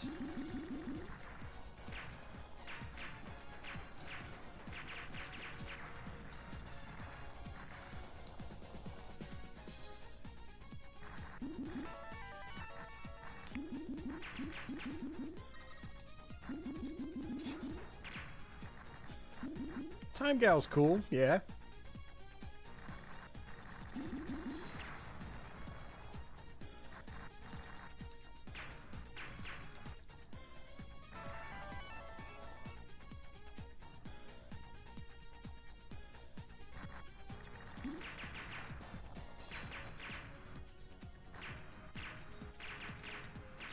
Lunar. Yeah, a lot of people seem to like the Lunar games. I never really played them much. It's one of those games I wanted to kind of sit down with and try to play through on stream, but I haven't gotten around to it yet.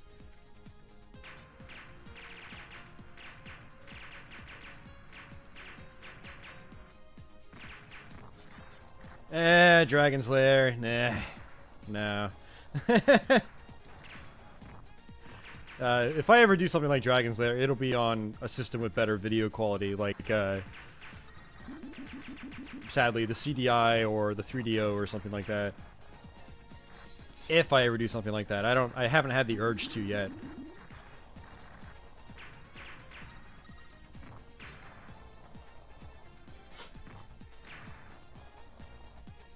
I mean, I don't know if I'd really classify Dragon's Lair as quote-unquote good, though. You know, like, it's one of those games that I feel like has its place in the arcade. Like, if you play the arcade Dragon's Lair, it still looks pretty awesome. And, like, on the actual Dragon's Lair arcade cabinet. You play a home console version, I don't know. I always feel underwhelmed when I play it on a home console. I did actually have it on Sega CD back in the mid-90s, so I did play it a lot back then. And got wrecked a lot as well. It was definitely neat. Definitely a novelty. Ow. Thanks for your unpredictable firepower, dude. Or I could just pull a Sylphid and sit in, like, one of the corners.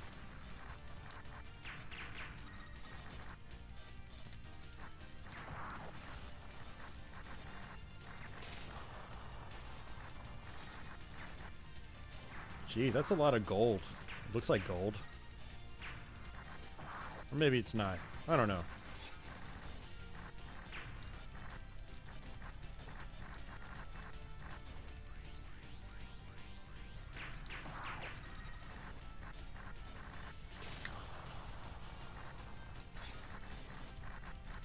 Alright, we're definitely switching up for this guy.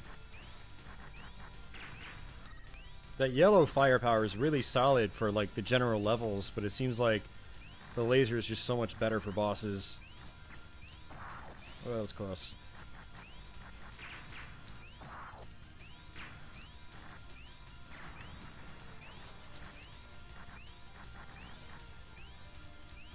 A little too close for comfort, dude.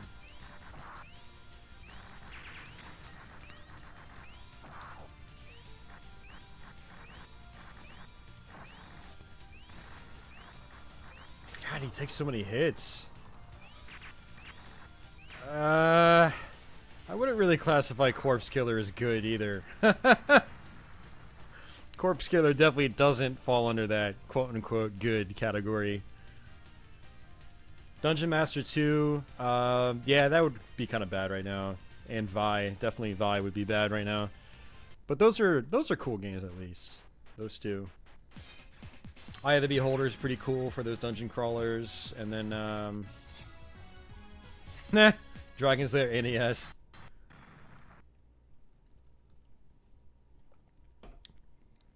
Corpse Killer would be fun to play on, like, a drinking stream.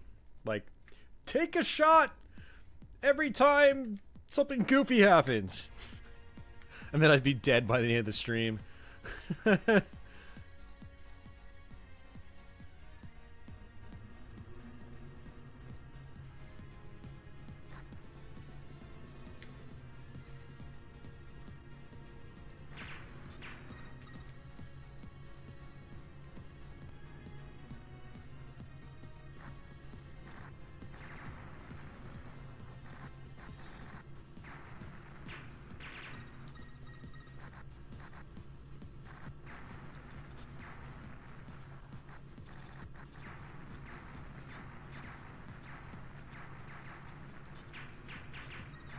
I wish these things would blink when you hit them. Like, the enemies sometimes do, but, like, these objects on this battle cruiser or battleship don't, and so I can't tell if I'm actually doing damage or not.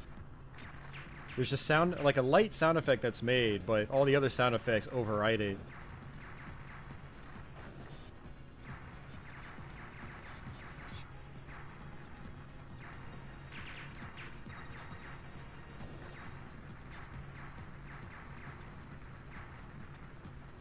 Yeah, I try to avoid the Konami stuff. If I had no copyright claims, like, in progress right now, I would go ahead and stream a Konami game, but for now, I'm probably going to just avoid them.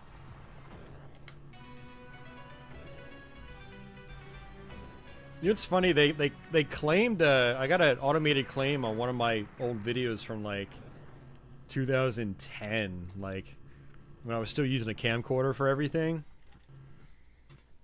And it's like, it's actually a compilation video of my old camcorder videos, and it's like a 3-hour-long video, and they dinged the whole video because of like 30 seconds of Castlevania footage. So I've got a counterclaim in for that. It'll pass. It's just, it's going to be another 3.5 weeks before it goes through. And then after that, I can feel free to do whatever I want Konami-wise, and then just counter the claim.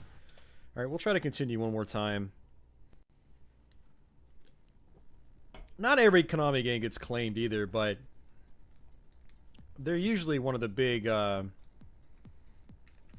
problems with me on YouTube.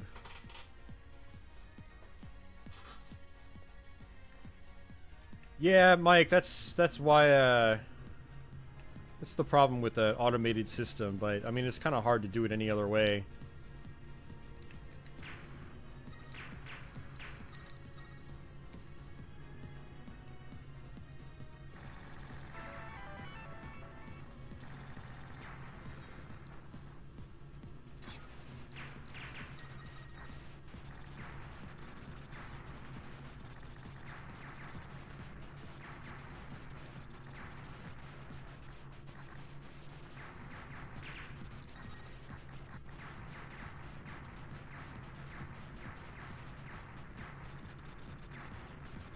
Oh yeah, Nintendo, God, Nintendo's the absolute worst.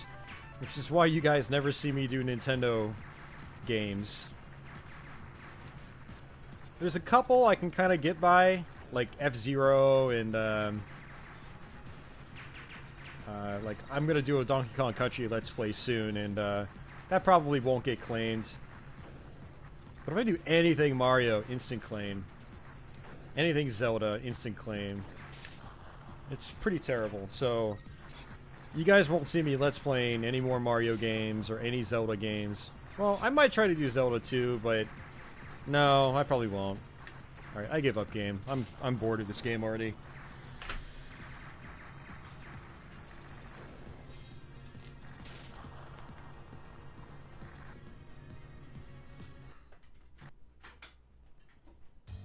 Yeah, right, Scott? Heaven forbid you try to share their past glory and be passionate about their old products.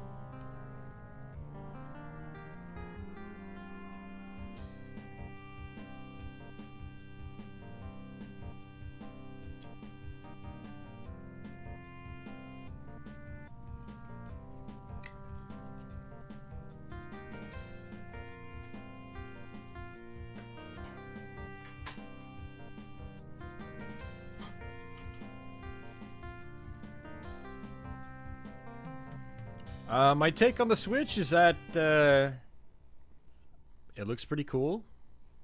I like the concept of it.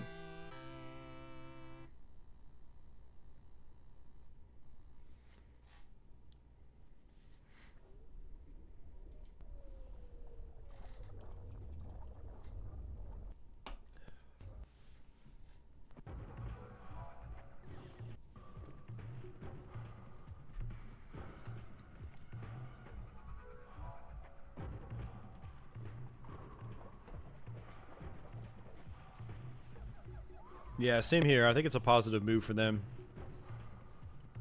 It's kind of doing what the Wii U probably should have been able to do, but the tech just wasn't there yet at the time.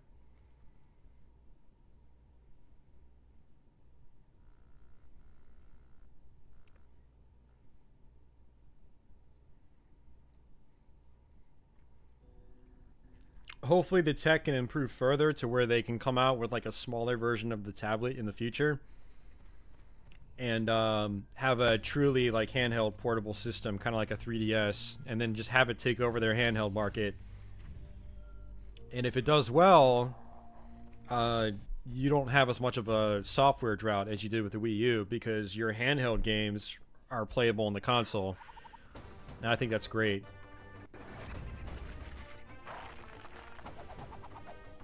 And Yuri, yeah, no, that's a big part for me too. Is it seems like it's going back to basics, like no touch gimmicks. You won't even be able to use the touch screen when it's docked as a console, because it's docked. Like, so you have to use a controller, and I think that's awesome.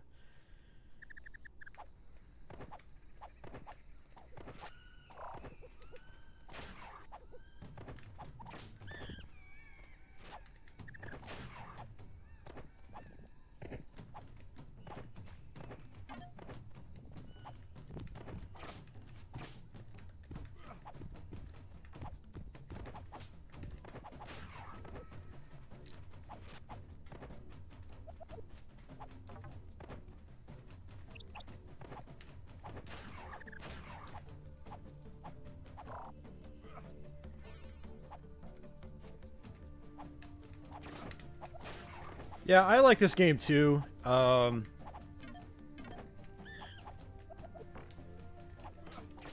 Ironically, I like it best on Sega CD. You know, it's got that constant background music, which is really nice. If you play like the Jaguar version, it's just like, ugh, it's like fart sounds for the whole game.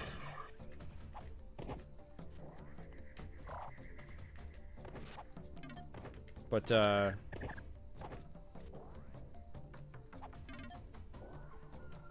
it's one of those games where, like, I feel like you kind of have to understand where to go and what to do for it to be more fun. A lot of people can't seem to get into it. I don't know if it's because of, like, the big environments. I think most of the levels have a pretty direct flow to them, though. Like, go left, now go up, now go right. And it's kind of linear, even though it doesn't look like it's linear.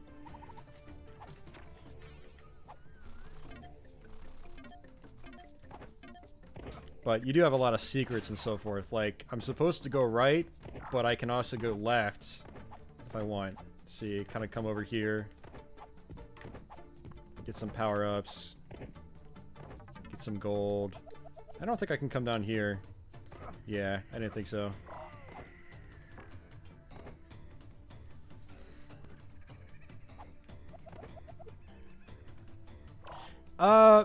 It's not I don't think the lag in the Jaguar version is due to the controls itself. It's that the frame rate is inconsistent, and that's what really affects the controls. It gives this feeling of like lagginess when the controller inputs themselves probably aren't lagging. It's just the damn game can't keep up, and it kind of sucks. It looks nice, like. The 32X version is kind of the same way, though, as the Jag one, except that the frame rate's even worse.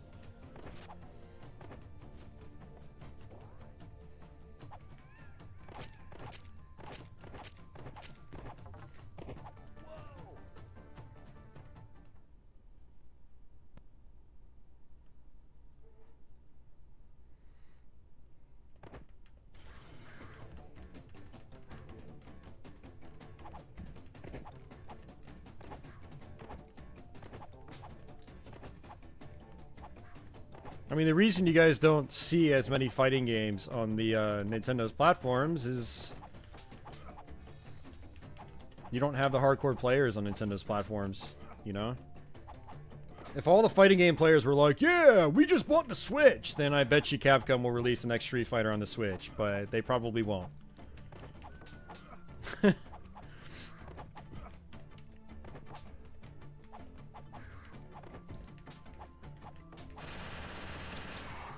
Although the Wii did get, like, Tatsunoko vs. Capcom. There's the Samurai Showdown collection. Got a really bad... Actually, it wasn't.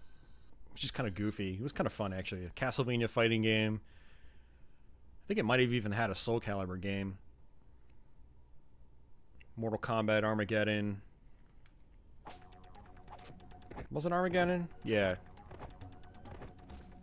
There's some stuff. Smash, I guess.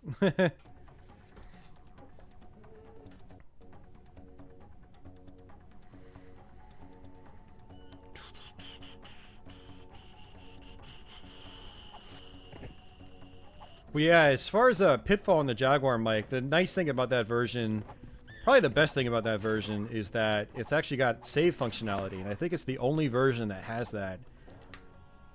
It's possible like the Windows version might have had save functionality, or at least a level skip by default. I don't remember. But the Jaguar version is the only console one to actually save your progress between levels, which is cool.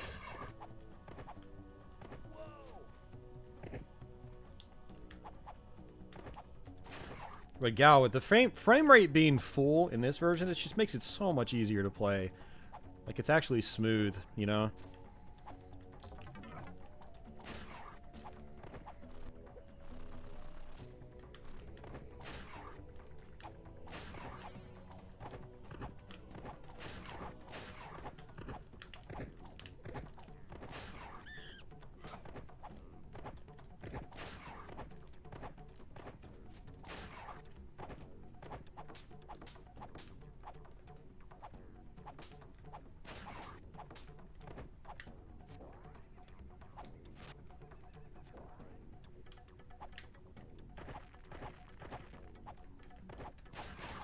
Well, that's a shame. There just aren't as many fighting games, because everybody only plays fighting games, right? I don't really see what the problem is to not have that many fighting games. That's what the other systems are for. If you really like fighting games, well, you're not going to have as many on Nintendo's platforms. And you haven't since the Super Nintendo, unfortunately. But it is what it is. Not to say you don't have any fighting games. You know, the Wii U got Injustice. It got Tekken Tag 2. Obviously, it's got Smash. But it's not going to be the hardcore fighting games machine that serious competitive players want.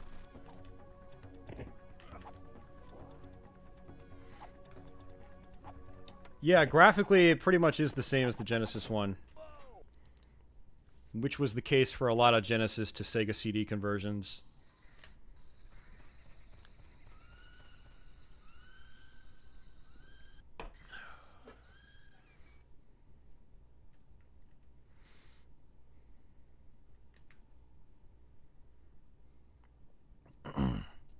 Yeah, exactly, Scott.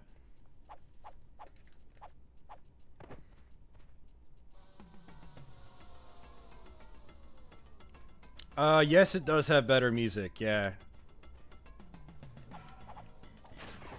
That's what really sets this version apart from the other ones.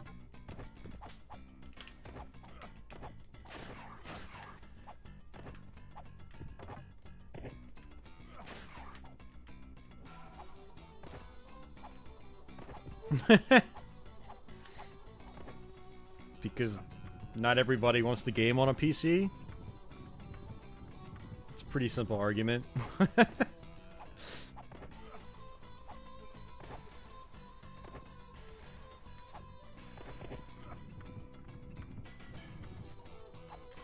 Yeah, I mean, if you're able to game on PC and be happy with it, then more power to you.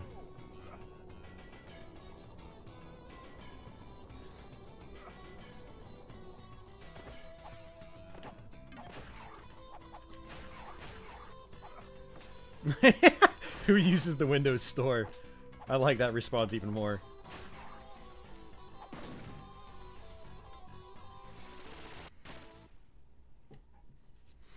Yeah, I'm not even in a position to game truly modern game on my PC anymore. It was at one point in time, but that time has since passed. My hardware is dated, and I'm not going to have the money for a new build anytime soon.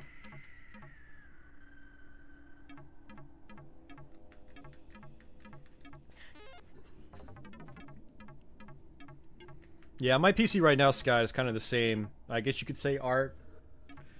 but mostly like production stuff, you know.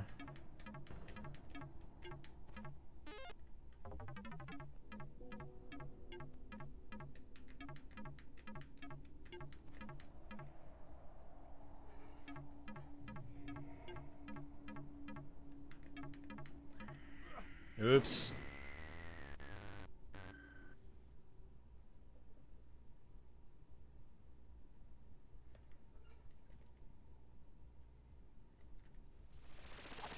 Is your PC actually in an arcade cabinet? Because if it's not, I'm not sure how it would feel like an arcade cabinet. Sorry, man. I'm just giving you a hard time.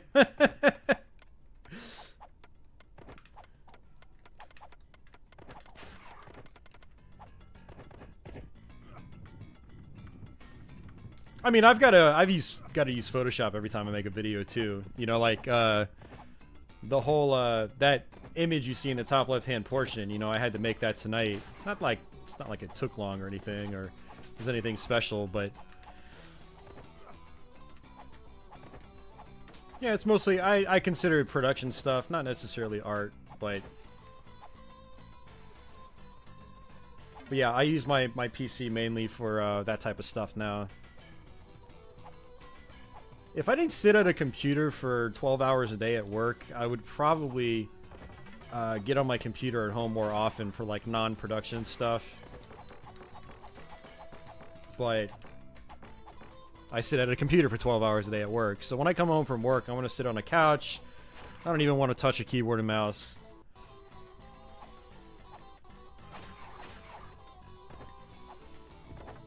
Yeah, there's some people that are the opposite. You know, they've got jobs where they're up on their feet all day, or you know, they're not in front of computers.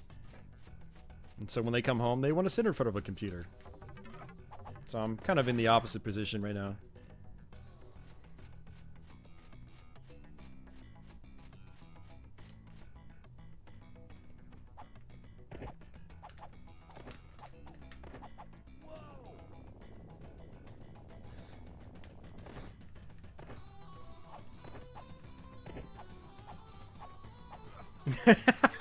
Put a quarter in the monitor and wait your turn. Well, that would be the only way to make it truly arcade-like. Although then again, without the people, you know, it would be a pretty pale imitation of it.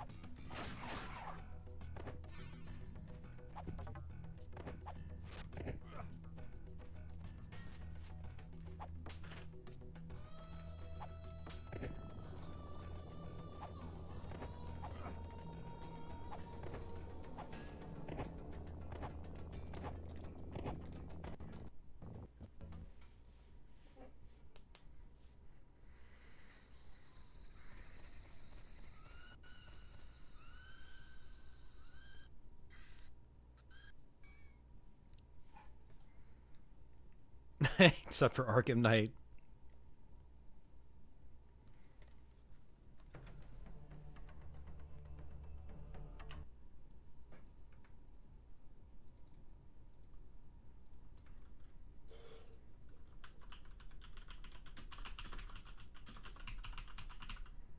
Yay, it only took me about halfway through the game to realize this.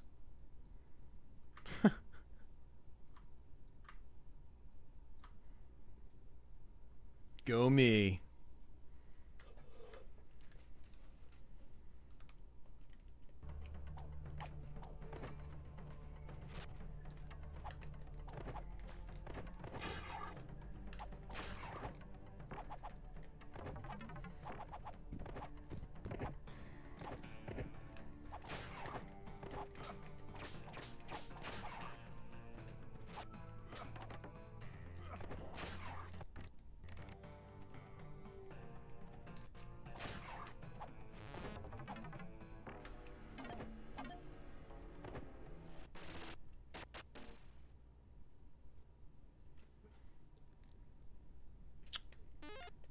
Morbid curiosity. You can also be like me and have an actual arcade cabinet and just have a multicade in it.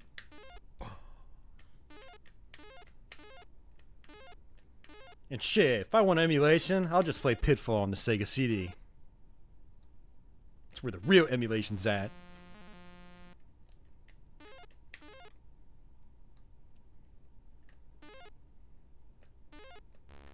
See? Just got eaten by a crocodile. 8-bit style.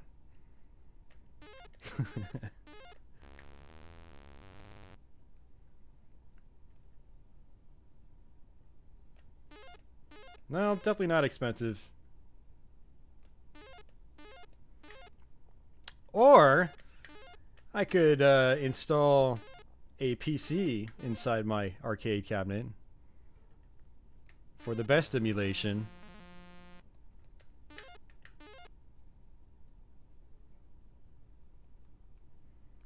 An all-night 2600 stream. I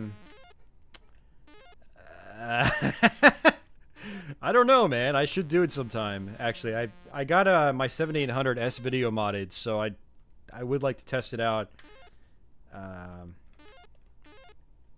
We could try to make it happen sometime soon, actually. I haven't done much with the 2600 on YouTube or on Twitch, unfortunately.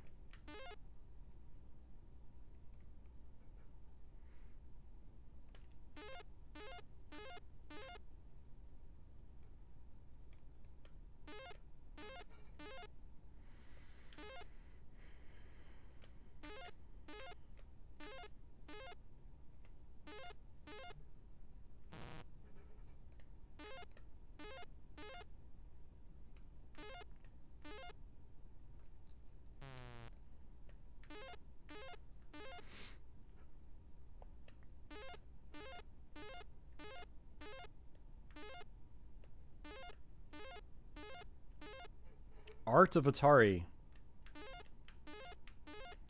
Yeah, I think I saw something about that.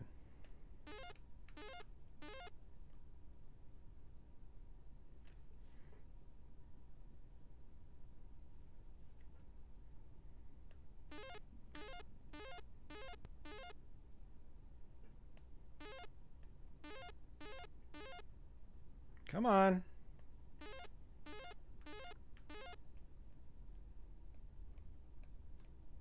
Really? Roadblocked?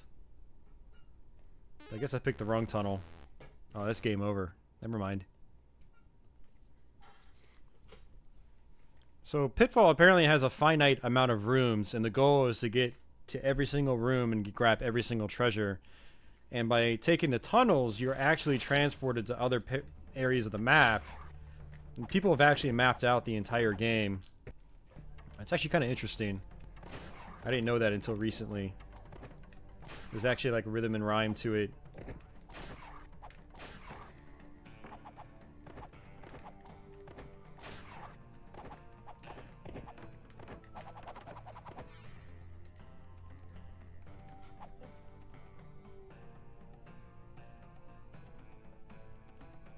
Oh, hell yeah. Yeah, I bet Eugene Jarvis would be awesome to talk to. One of the true luminaries of the genre of the industry. You know, he's been around since close to the beginning, and he's still in it today, and still in the arcade business too, which is even crazier. Very few people are still in the arcade business for video games, and especially not people that were around decades and decades ago.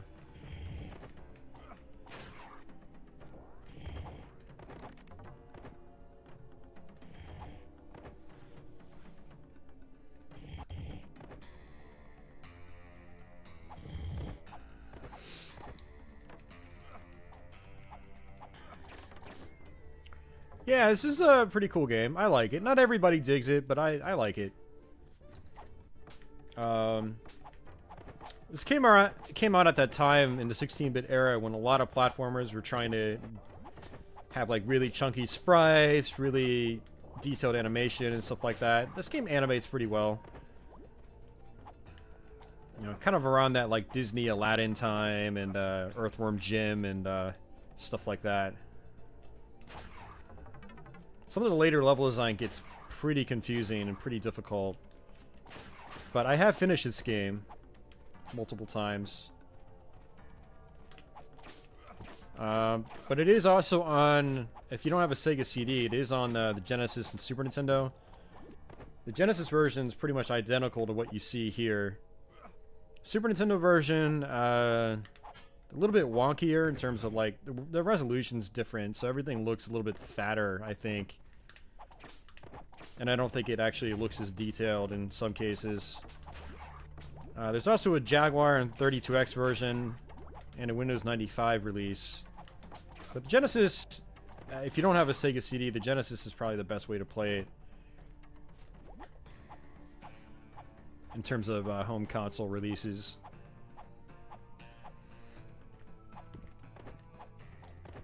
Yeah, I saw that.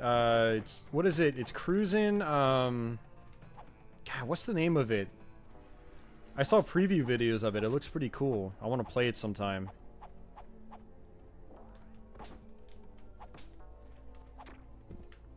It's awesome to see them bring it back, or making another cruising game. I think it's really cool.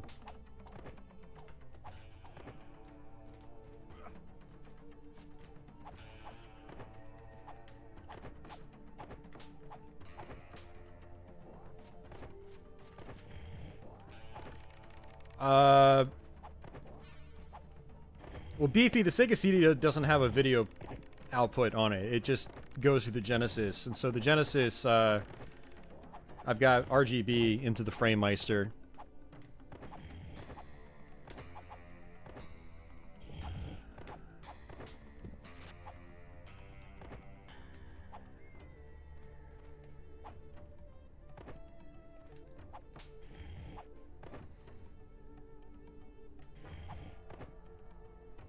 Yeah, Pitfall the Mine Adventure on the Genesis is actually really cheap. It is not expensive at all.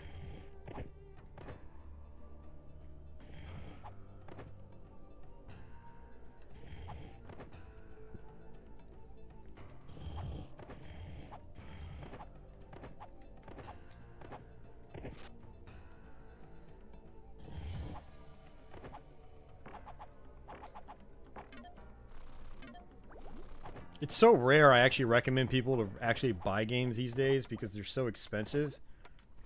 I mean, retro games. Like, modern games, I always say go purchase them because if they're expensive now, they're going to eventually be cheap. But for retro games, so many are just overpriced now. It's crazy. But there's still some cheap stuff out there that's still pretty solid. Like, this is one of them. You get the Genesis version for a few bucks, and that's it. I bet a complete copy doesn't even run that much anymore.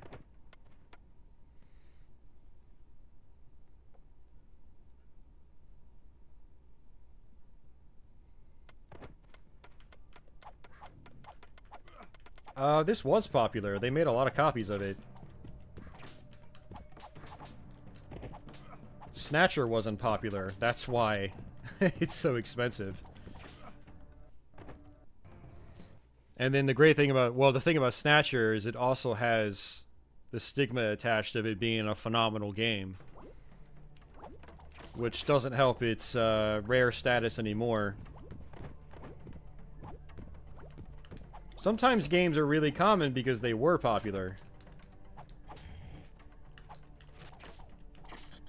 You know, Super Mario Brothers on the NES, for instance.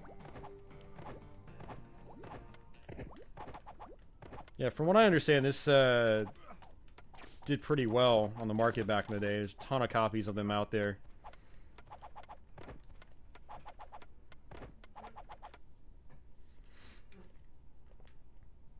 But Snatcher is rare. It's a very late release Sega CD game, so they didn't make many of them to begin with.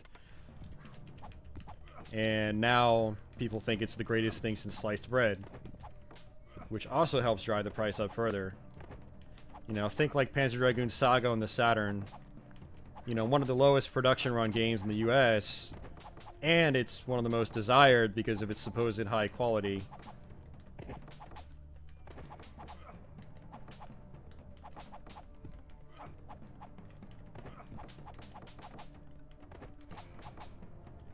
Mega Man X3, Super Nintendo, kind of falls into that same category.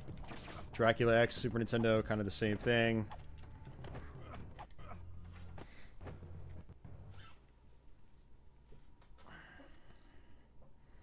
Snatcher was always expensive, but it wasn't until recently that it jumped into the several $100 mark, you know? Like, even back in the day, like, you could pick it up for under 50 bucks.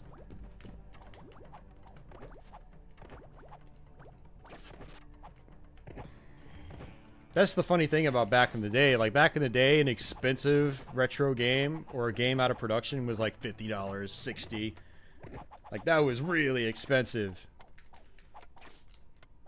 And then eventually the retro collecting market just blew up.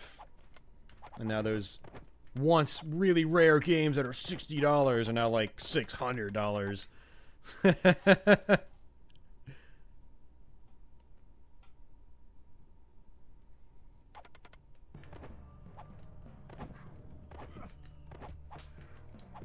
Some dude that talks about himself in third person is about to play a game. Amazing. Pitfall is going for $59 on Amazon? That doesn't sound right. You might be looking at the 32X version.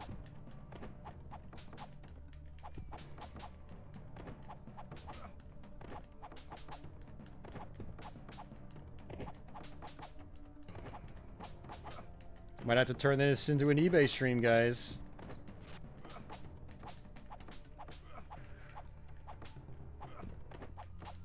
Yeah, don't ever trust Amazon prices for retro games. Here, we'll do a little bit of searching in just a minute. God, I'm so hungry, man. I might have to take a break and actually go to like McDonald's or something.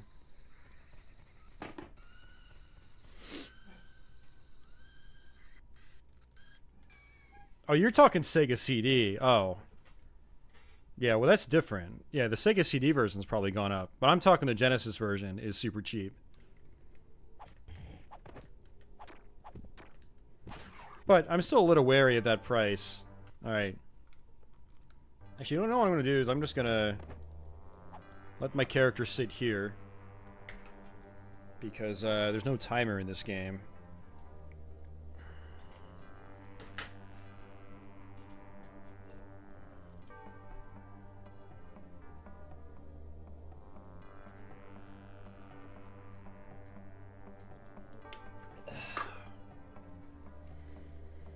Well, I kind of want to wait a little bit, Scott, because McDonald's is freaking weird in the middle of the night. And I hate to go to McDonald's to go eat something, but alright,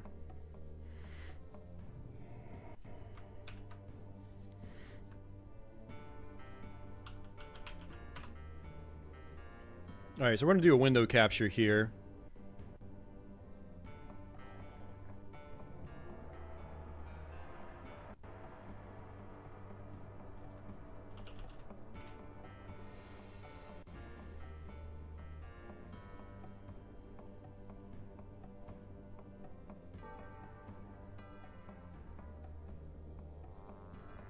Oh, that's a problem.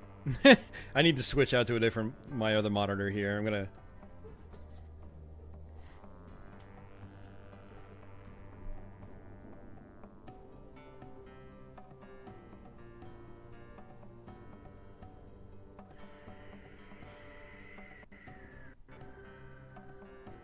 Alright, there we go.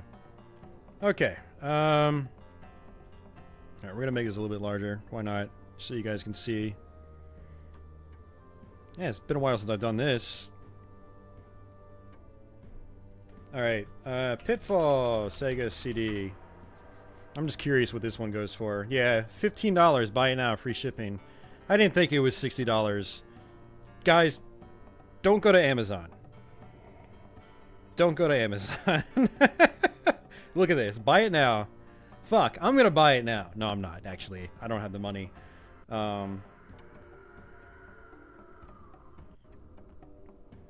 Look at that. It's even got the registration card with it. Disc looks good. Case doesn't appear to be insanely cracked. There you have it, ladies and gentlemen. Pitfall the Mayan Adventure in good condition for 15 bucks after shipping. Although I bet you for that price, he's going to throw it in a bubble envelope and it'll be smashed to bits by the time you get it. But at least the CD will be okay. Yeah, I try to tell people, don't go to Amazon. Don't go to Amazon as your first pick. Always go to eBay. Price and shipping, lowest first. Oh, there's a poster. Sweet. I kind of want that, actually. Go to completed listings. And you need to check the ones that actually sold. Look, here's one that actually sold complete for a little over, about $11. Here's one, buy it now, 12 bucks. Yeah, I didn't think the Sega CD one was still expensive. It actually is, seems like a fairly common Sega CD game. Look at all the copies that are... There's not as many, actually, as there used to be, but there's still 1, 2, 3, 4, 5, 6, 7, 8, 9, 10, 11, 12, 13, 14, 15, 16, 17, 18, 19, 20, 21, 22, 23, 24, 25, 26, 27, 28, 29 X listings. But I mean, if you want it absolutely right now, it's going to cost you 15 bucks because that's the cheapest one, I think. Unless you want disc only. Some people actually buy disc only. I used to for a while once the prices started going up. All right, you don't want this one. This one doesn't have the original case. So 15 bucks is the cheapest you can get it for right now, complete.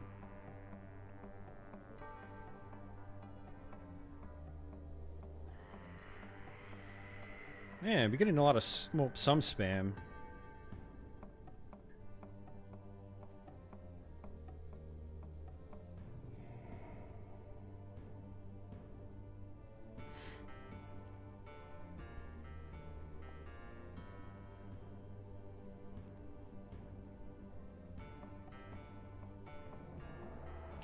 Earthworm Jim is going for too much. Here, what I want to do first is look up Pitfall for the Sega Genesis. Really? Are you not going to allow me to block this dude? Remove. Invalid request. Freaking weird, man. Alright, so Genesis Pitfall. $5.60 after shipping. Yeah, so the cartridge on Genesis is super cheap.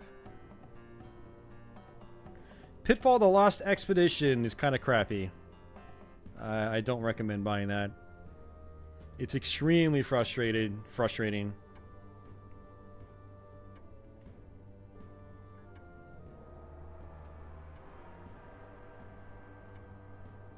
Scott, what country are you in, man?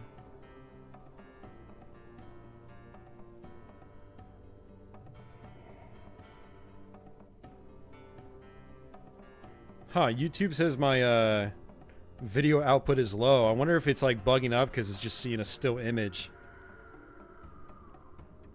Oh, you're talking Earthworm Jim. I thought you were talking Pitfall 49. Okay. I'm still looking at Pitfall. Is the stream still working for you guys okay? YouTube's giving me red messages. No, Beefy, he's Beyond the Jungle. No, sorry, No. Beyond the Jungle is the PlayStation one. Lost Expedition is the one on like GameCube and Xbox and PS2, right? I never played Lost Expedition. Okay, yeah, I think YouTube's giving me a video output low message. I think it's actually seeing the eBay screen. That's interesting if YouTube can actually detect that. Yeah, there's a Game Boy Advance version of it as well. Yeah, I've never actually played the Lost Expedition, so yeah, so this is just driving home the point. Pitfall: The Mayan Adventure is cheap for Genesis, and it's still cheap on Sega CD, so that's really good to know. A lot of Sega CD games are going up in price. So, Earthworm Jim, Sega CD.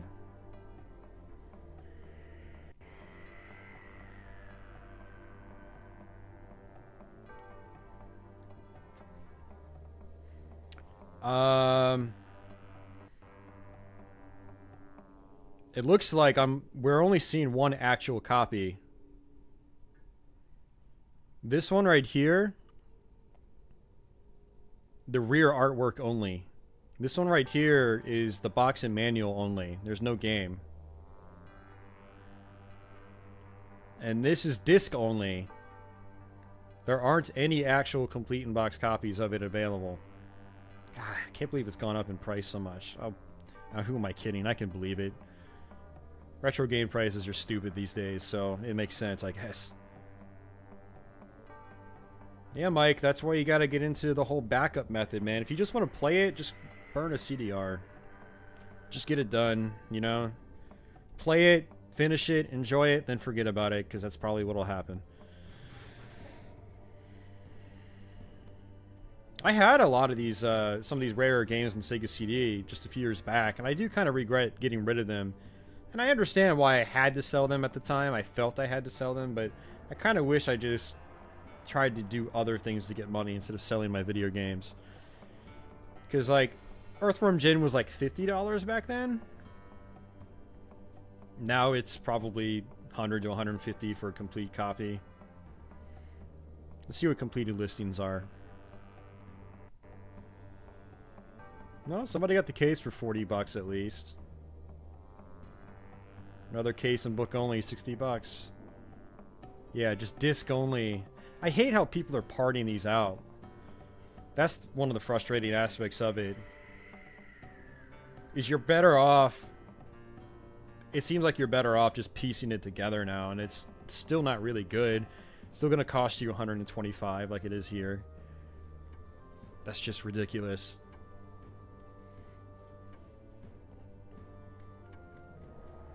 Alright.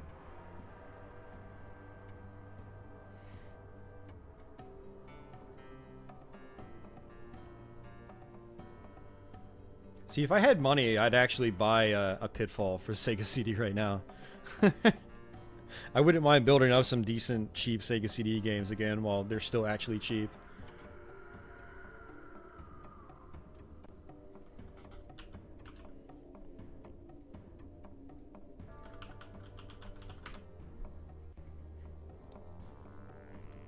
Marvel vs. Capcom 2 for 60?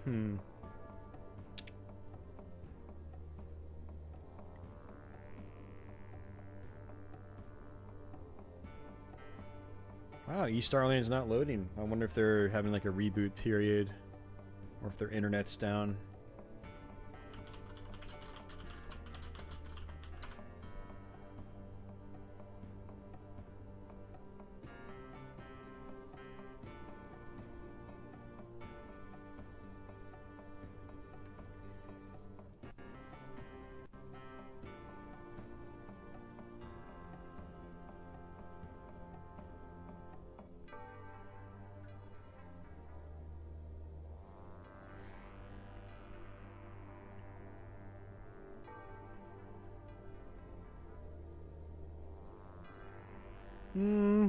I don't know, Scott. There's one that sold here for, you know, a little over $30 after shipping.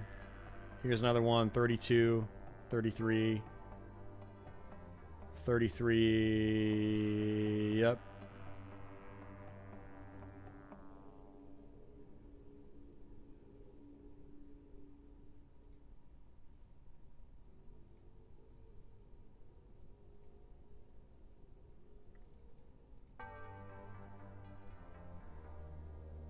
It's really aggravating. They're not letting me block these messages. Like, I have to re-log in or something. That's frustrating.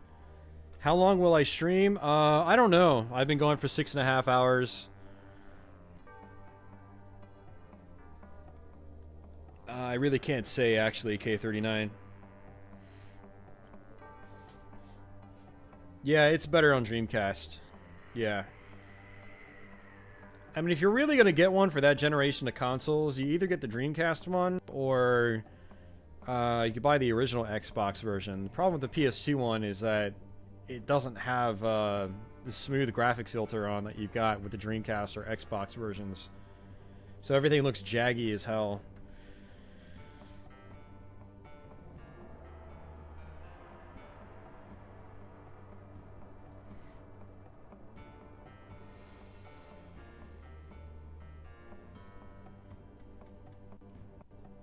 Yeah, Easter. Oh, there it is. Okay.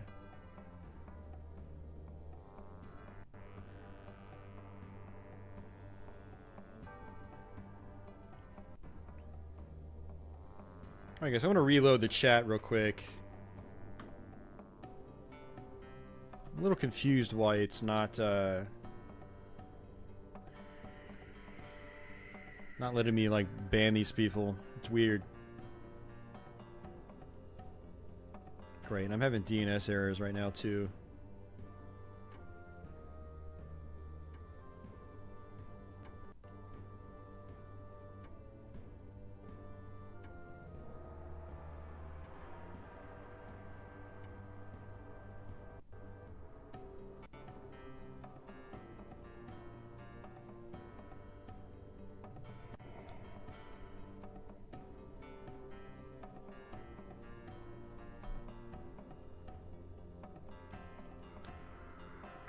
Yeah, it says I'm logged in. I've never had it where I can't block these messages. I'm gonna reload the chat. Block user, invalid request. Why is it giving me an invalid request? And it doesn't let me remove it. I wonder if YouTube's bugged up right now.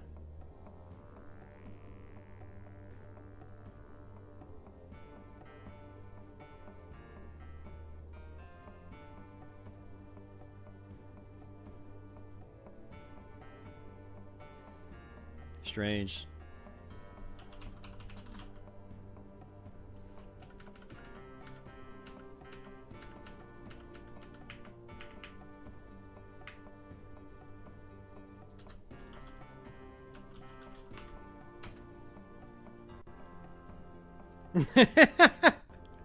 I love dancing, BP. Let me go check out that channel. I am going to want to pick up the original Xbox version someday, though, because I'm trying to build my Xbox collection as large as it can get with, like, the quality titles, I mean. Jesus, the Dreamcast one is $75 now. I know Starland's on the high end, but one option is getting the Japanese version for Dreamcast.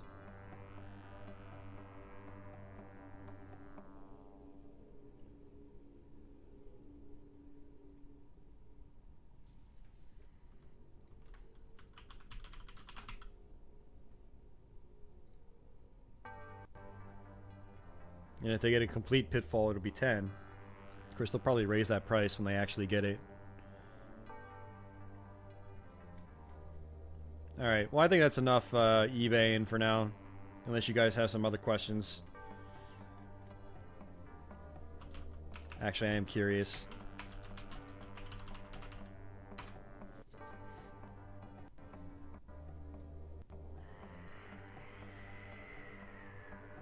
Wow. One actually sold for 100. See, that's worth it. This is my favorite, one of my favorite games of all time. So I would gladly pay $100 for it. And even 150. But for a while it was like 200 plus, 250. It's just like, geez. Looks like it's come down just a tiny bit. Looks like it's still about 150 average.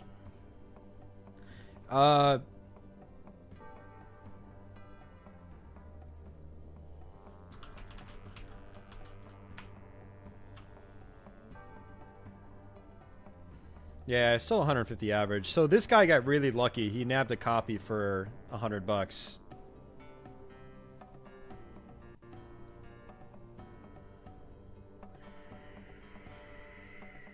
Or not. Maybe it was a fluke. Because this listing's been removed. I mean, if it's coming up in eBay search, it shouldn't be removed. It's funny, somebody got 15 just for the spine card.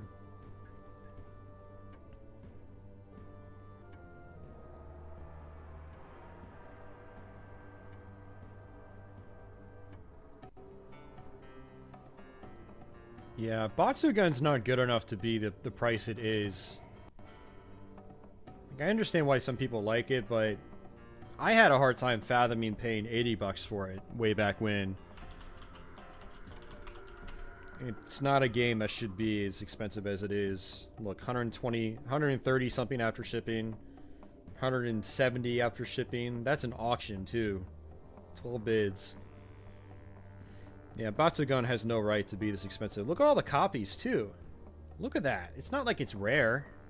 It's not a rare game. Absolutely has no right to be that expensive. People, stop paying these stupid prices for these games, please. I'm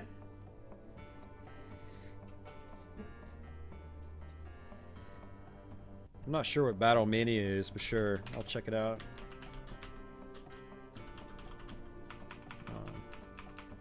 I'll just type Battle Mania 2. Ah, shit.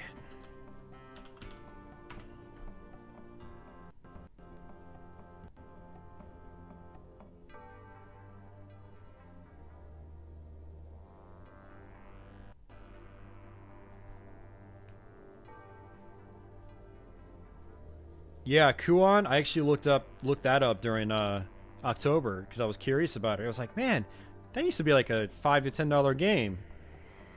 It came out when I was working at an electronics boutique, and I don't even know if we sold a single copy while I was there. Now it's apparently rare. So yeah, I've never heard of Battle Mania. Doesn't look like it's very expensive, but you're going to be buying it from overseas apparently.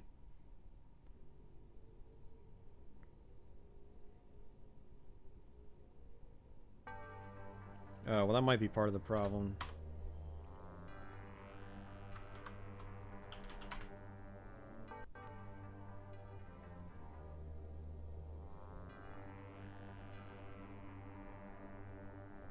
Oh, it's Troubleshooter. Oh, yeah. Troubleshooter.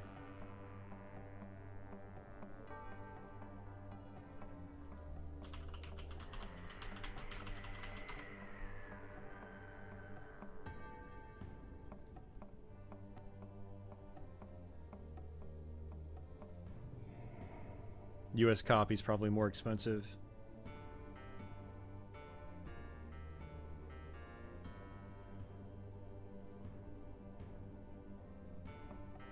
Why are there two versions? Oh, this must be a pirate. Yeah. Fucking assholes, man. Why are they making repros of a game that's not even expensive? Okay, people need to stop buying these too. Stop buying repros of games that aren't even rare to begin with.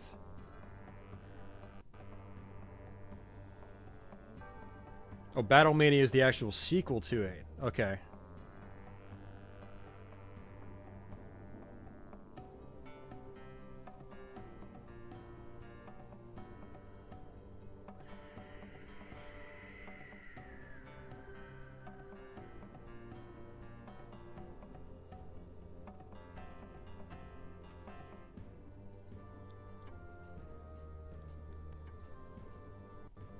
Yeah, these are repro. The one with the green label is the original.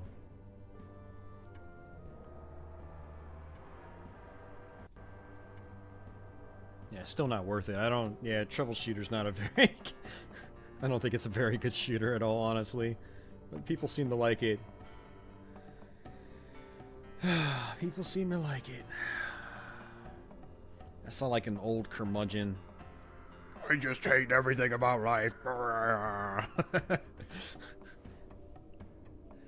Alright.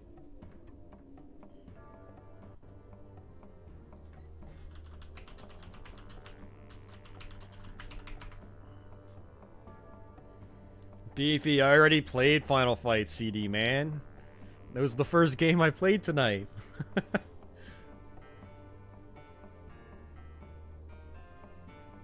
Alright, let's get a copyright claim for streaming someone else's video on my stream.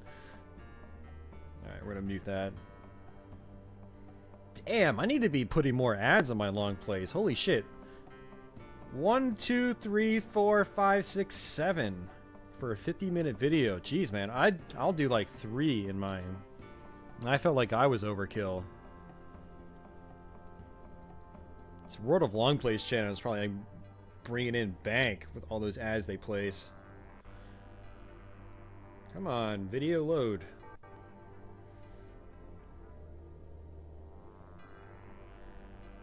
Oh, eBay beefy. Okay, I'll check Final Fight on eBay. God, I'm having internet problems right now. Yeah, resolving host. Stream's going through fine though. Whenever I have problems like this, it seems like it affects my download only.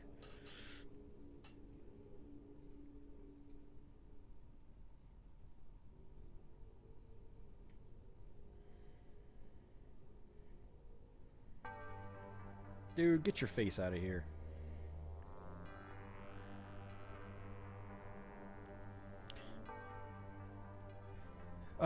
Yeah, I mean, in a perfect world, Scott, there would be no ads, but the thing is, then I wouldn't get any money for any of my videos, and honestly, it would have been really hard to keep going with YouTube as long as I have if ads weren't a thing.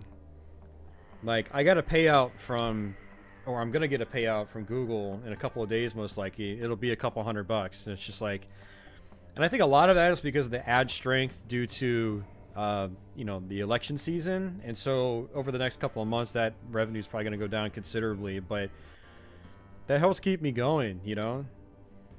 And I put in a ton of time trying to practice these games, and then record them and so forth, and so being able to take some ad revenue in on these videos I do really kind of keeps me going. You know, I've been doing this for 7 years now, you know, so it's been long past the time I probably should have just tossed in the towel or just significantly cut down on what I do.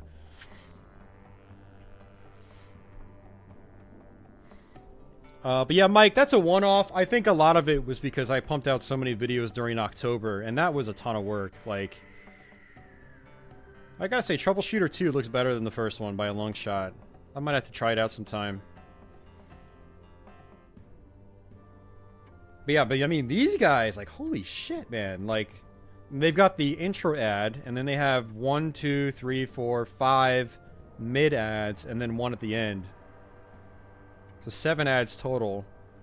1, 2, 3, 4, 5, 6, 7. For a 50-minute long video. So, it's crazy. And this channel has so many videos, like, they've been at it for a long, long time. Let's see if it tells me how many videos they have.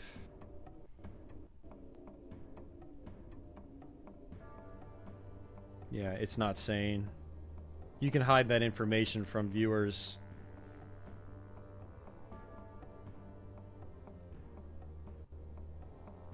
So,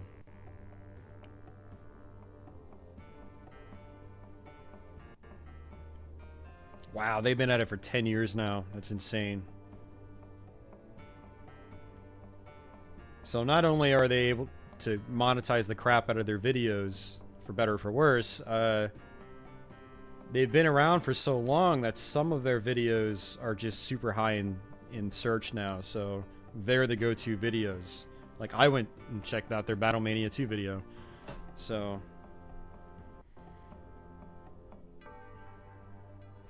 yeah, I mean, that's the way it is. I mean, if people can monetize their content, they'll put it out and not charge you for it. You know, as long as you're not using ad block and they're getting a little bit of money, then it's a motivator to spend the time doing it. You know, that's the big thing. It's like, I'm almost 35 years old and I'm making retro gaming videos. I spend most of my time in my apartment by myself doing this stuff. And,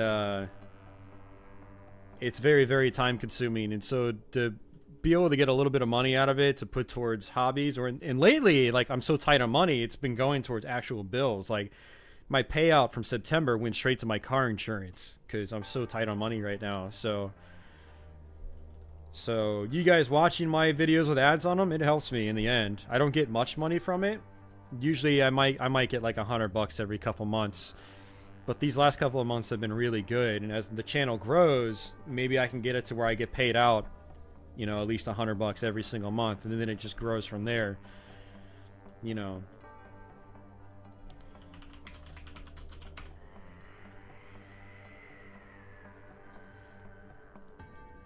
But yeah, we're not supposed to talk about like specific like CPM and stuff like that, which I haven't talked about.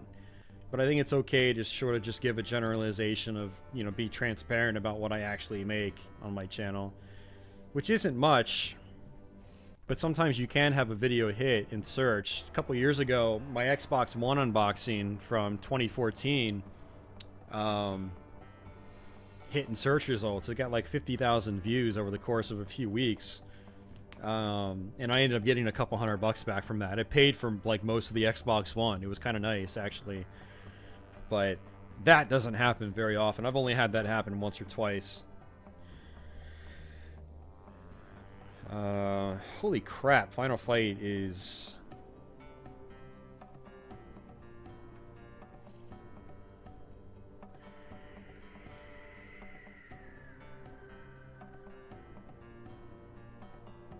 Chat wouldn't load with ad block on? That's interesting, man.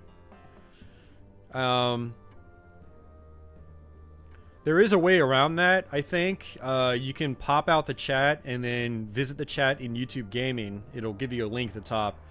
And then you can actually pop out that chat. It's a little cumbersome. And then you'll make it chat only, and then you can watch with ad block on the other window, theoretically. Well, Japanese version is obviously the way to go. Sega CD is region free for the most part, I believe, so you should be able to play the Japanese version on it without a problem.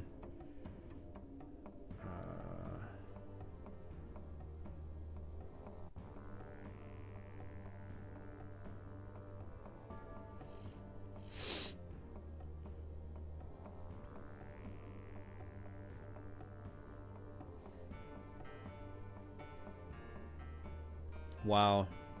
It's sad when the Sega CD Final Fight costs just as much, if not more, than the original Final Fight arcade PCB.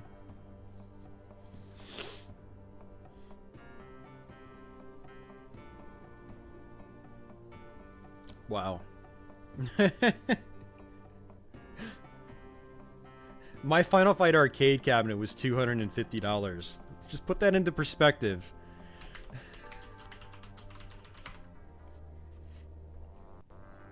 The Sega CD game is, okay, well, somebody's selling one for $329. That's not going to sell at that price. Alright, where's... I thought we were on completed listings already. I guess it went back to regular listings.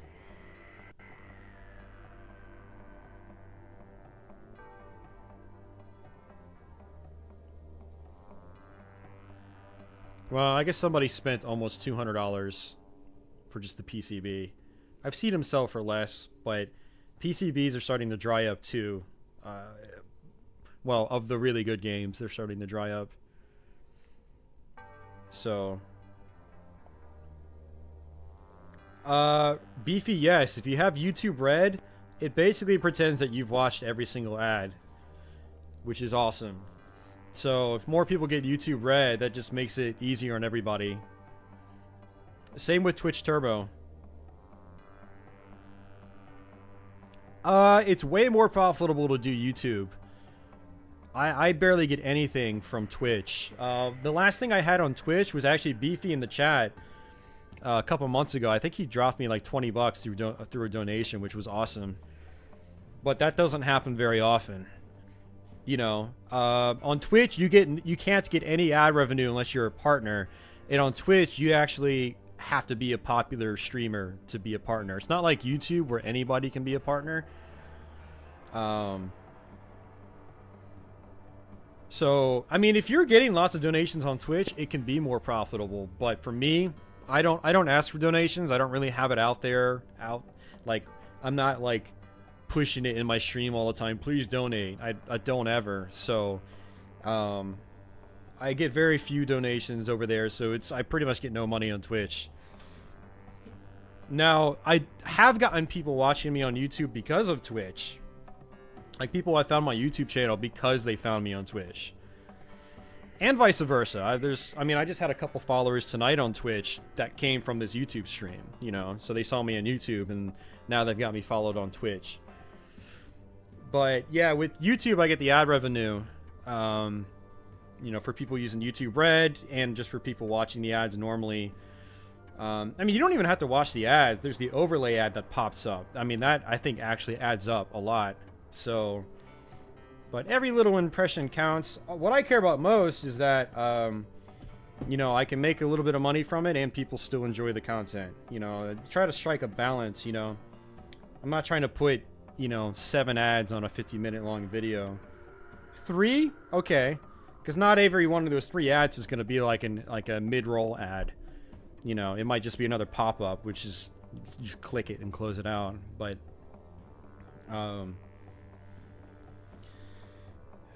yeah, if you're a popular streamer, you can get subscriptions. People can pay $5 to subscribe to your channel specifically.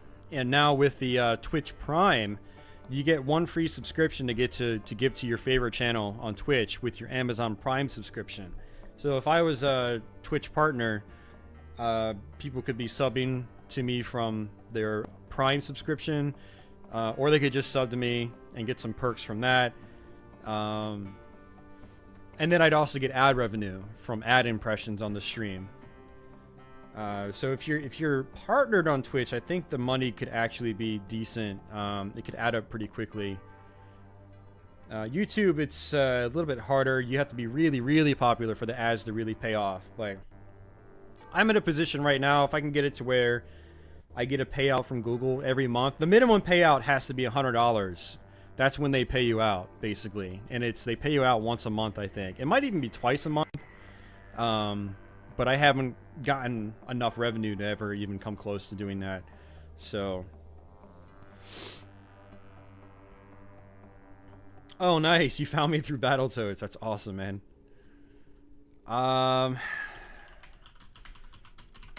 So I actually kind of like talking about this subject just to give you guys a little bit of sort of like transparency on what's happening. I don't ever really talk about it in my actual videos themselves. And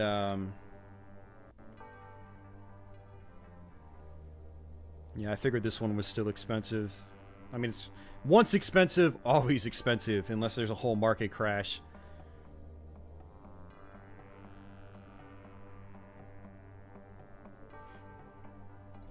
That's true, Scott. Yeah, that's true too, man. That does happen. I do like getting those subs. It's a little slow, but that's what happens when you just focus on niche stuff. All right. Someone mentioned Lords of Thunder was stupid expensive now.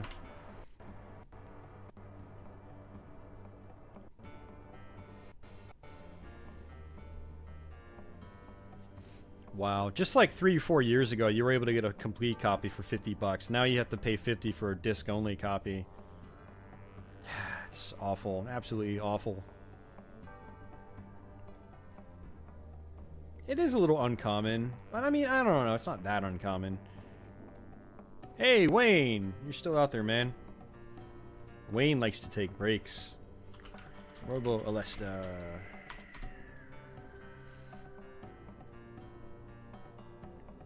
Okay, seems like Robo Alesta is still okay. If someone got 5 games for $50, Robo Alesta was one of them. Looks like they got lucky. Yeah, few people were paying over 90 for it. Okay, looks like 90 is the average. Jesus Christ! Oh my God. The game's not that good, people. The cover art's better than the game is. You'd be better if you're gonna pay that much. At least buy Lords of Thunder. Don't buy Robo Alest for that price, please.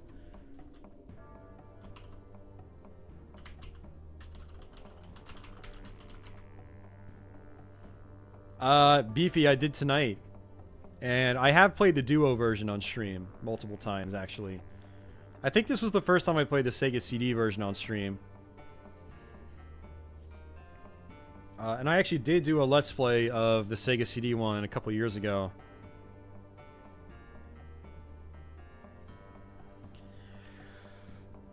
Well, Android Assault's not as bad as the others, but it's up there. Just a couple years ago, you could get it for about $40, which is reasonable. But for 70 or 80, I find it kind of hard to recommend. I like the game a lot, but not for $90, you know?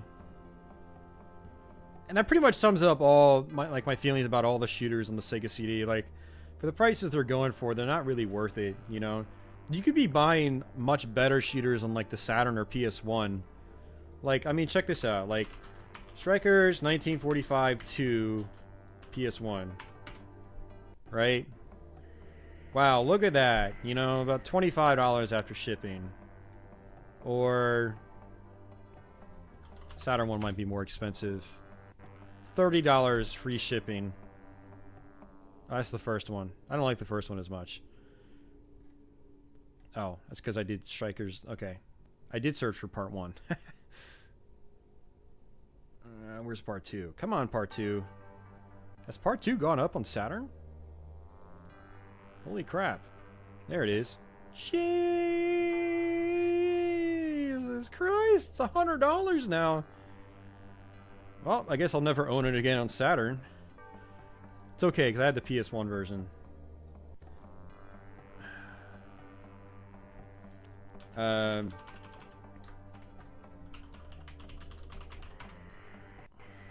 Point is, you could be paying a lot less for much better shooters.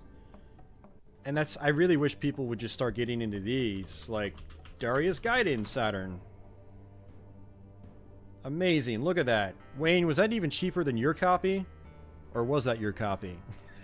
I know you bought one recently. So, $21 after shipping.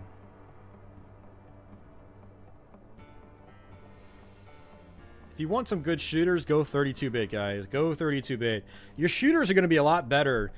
The shmup genre got its best in the 32-bit generation, and it hasn't gotten any better since. So, layer section, Saturn. Bam, $17 shipped from Japan. Now, you could go the US copy, but it's going to cost you just a little bit more. Possibly a lot more. Yeah, US copies more just because it probably didn't sell as well. Well, not just that, but I think more people so interested in this stuff have US Saturns, and so they don't go the import route a lot of the time. So yeah, see, this is about $35, it looks like. Like, we got some $35 copies. Oh, no manual. That's why. $40 complete. But you can buy the Japanese version for half that. And it's the exact same game. It's even still in English. Look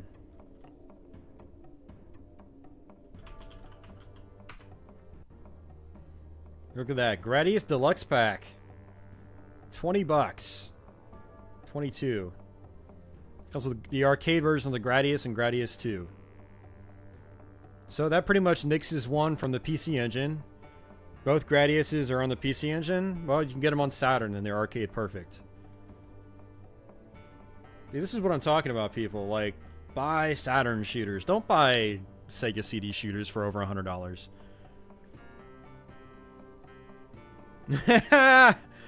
Oh yeah, Panzer Dragoon Saga is stupid expensive.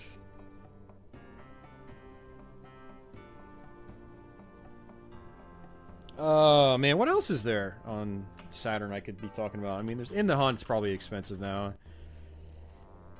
Yeah. I mean, still a lot less than Lords of Thunder. Well, not really that much less. Yeah, $80 territory. Well, I'd rather spend $80 for that than spend $80 on Robo-Lest. You know, or Android Assault.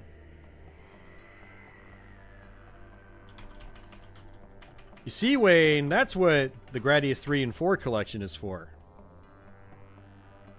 Look at that.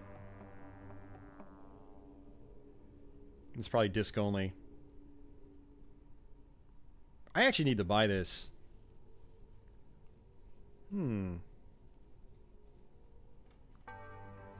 Hold on.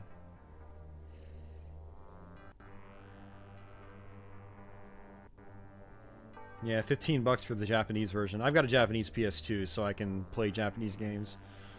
Okay, I'm gonna have to buy this sometime soon. I've had it multiple times, but I want to get it again so I can play it on stream. I mean, what I really should do is get this PS2 HD loader working so I can just copy PS2 games, but haven't gotten around to doing that yet.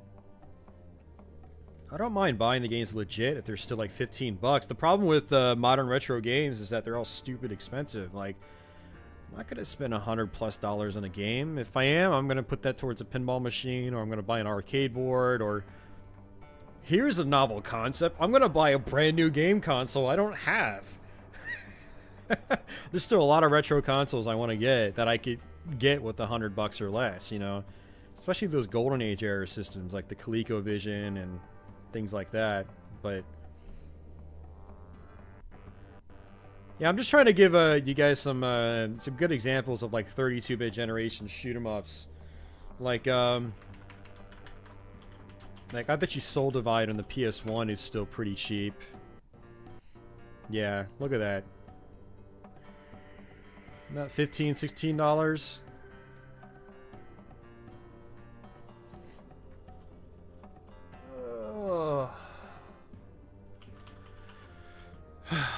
Darius. Sorry, G Darius. G Darius is going to be a little more expensive. $30 import. 37 import. Still better than RoboLest. Of course, here's something you guys should buy. Is if you have a PlayStation 2, you want to buy this because it has Raystorm, G Darius, and a whole bunch of other good shoot 'em ups by Taito that would normally cost you like $40+ by themselves on PS1. So yeah, this is the kind of stuff I'm talking about when it comes to buying. Like, it's like, could I buy Lords of Thunder for $130 or pay $14 and get lots of awesome arcade shooters like Raystorm and Darius and whatever. G Darius. I thought Darius Gaiden was on one of these too. I don't remember. Ugh.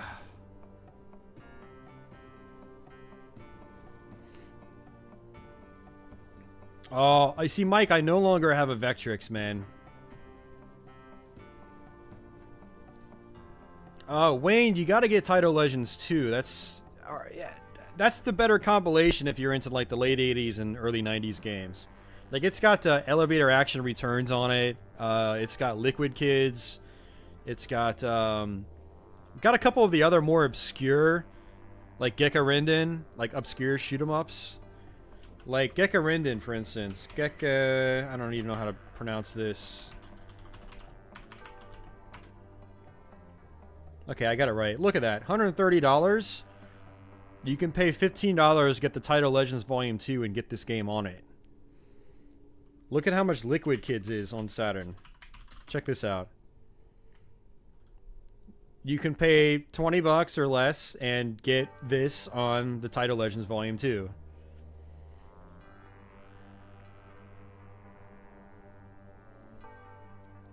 Yeah, no, there's a couple of exclusives. The original Xbox version has those, but it's not even worth it. But the point is, you're saving a crap ton of money, basically, by buying this compilation. And it's great. The emulation seems spot on for the PS2 version. The original Xbox version has trouble with layer section, unfortunately.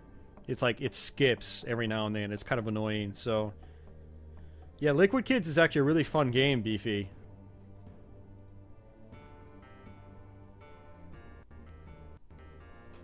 Not that kind of liquid, Beefy. Oh god, I'm kind of scared of what's going to pop up now. I just typed Liquid Kids and that's it. It's going to be some actual kids like spewing liquid out, I bet. Ugh. Come on, internet, why are you sucking so much? My internet's sucking, yet I'm not getting any dropped frames or anything. Which is weird. Okay, well, I can't show you. Yeah, Wayne, a lot of people seem to like these shopping streams.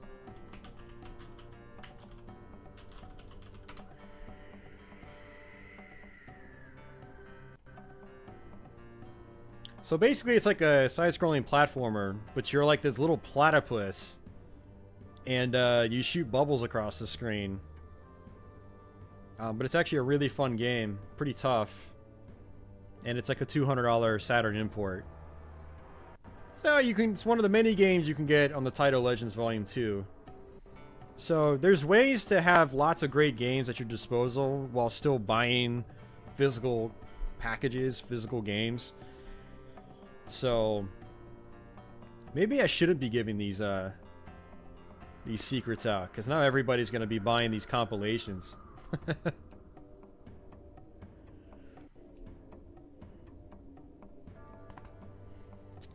Alright. Well, I think that's going to do it for the eBay for now. What I'm going to do is, I'm going to leave the game on. I'm going to put the away message up.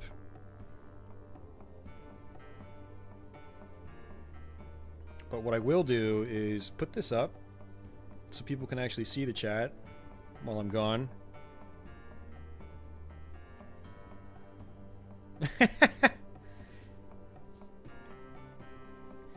Yeah, it's really a shame, Wayne, and as a result, it's going up in price. It's like $50 now, I think, which is sad. It's like, I want another copy, but I don't know if I could justify the cost now.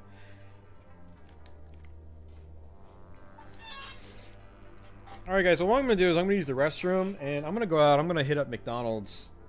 I really don't want to, but I've got nothing else to eat here. I should have, like, ordered pizza or something earlier. And then I'm going to come back, and then I'll stream for a few more hours, and then, yeah, we're at 7 hours and 11 minutes. Maybe we'll go till the 9 or 10 hour mark. So let me go do that. Let me go do that, get back and eat, and then I'll continue.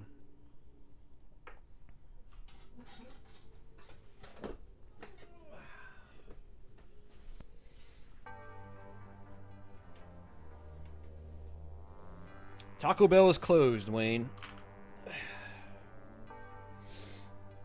Actually, fast food-wise, McDonald's is the only thing open for me right now, so... Unfortunately. Otherwise, I would definitely go somewhere else. So I'll probably just go get some Mickey D's breakfast and... Yeah. Yeah, what I should have done is just gone out to the grocery store, grabbed, like, one of the nice deli subs that they make at the store, and then just, munch on that for the whole night, but... Yeah, Wayne, remember, for me, it's almost 5 a.m. For you, it's almost 2 a.m. So, I'm on the other side of the country, Wayne. Oh god, their pancakes are horrible. McDonald's pancakes are like rubber. Yeah, I can deal with, like, their breakfast sandwiches, but their pancakes, man, oof. There's a reason, like, the deluxe platter or whatever is only like $3 or $4. Alright guys, I'll be back.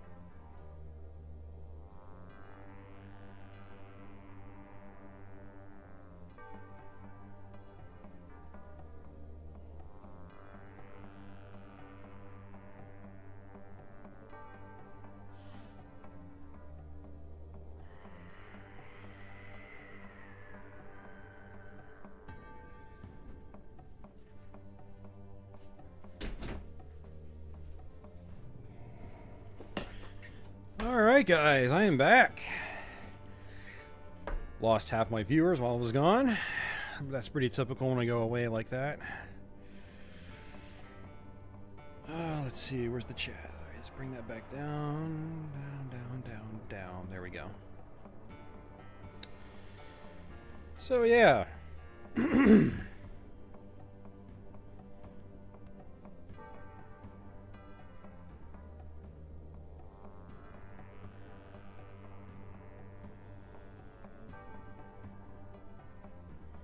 Thank you.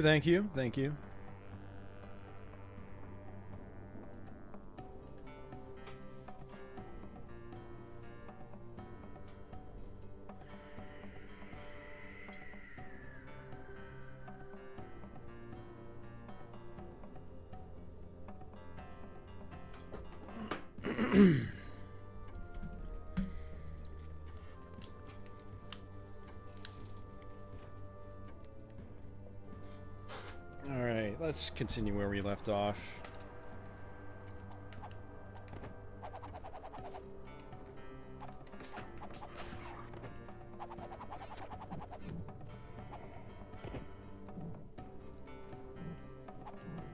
Yeah, you know what's funny is I kind of wish I got something else too.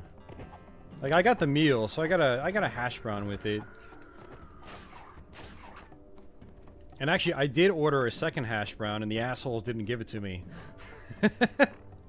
I was like, I'm not gonna get out of my car and walk in and spend more time when I've got a stream running. So, but I should have gotten like another sandwich or something because I haven't eaten in like 8 hours.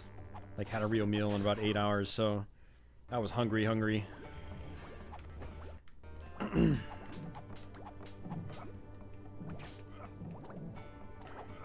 Yeah, I probably should have got 6 hash browns, honestly, because I'm still hungry. No, the hunger will probably go away. That's just, like, you've eaten so fast, your body doesn't even realize that you actually ate something. Sort of hunger.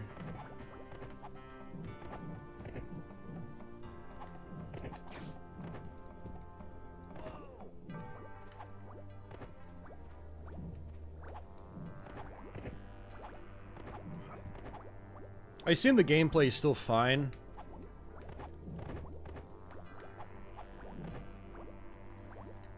They were fine. McDonald's hash browns surprisingly aren't usually that greasy compared to like the rest of their food.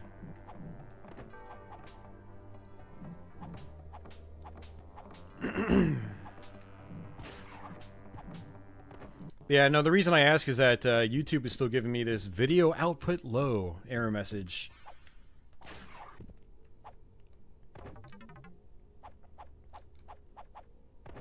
Okay, so YouTube just went to that state and it doesn't know what to do. That's cool. As long as things aren't broken. Damn, man, now I just want to play some Title Legends Volume 2. Man, screw the Sega CD. No. No, it's gonna be Sega CD for the rest of the night. Or morning, because it's, well, it's almost not night anymore. And that's what we do in this stream. Usually. Not always, but usually.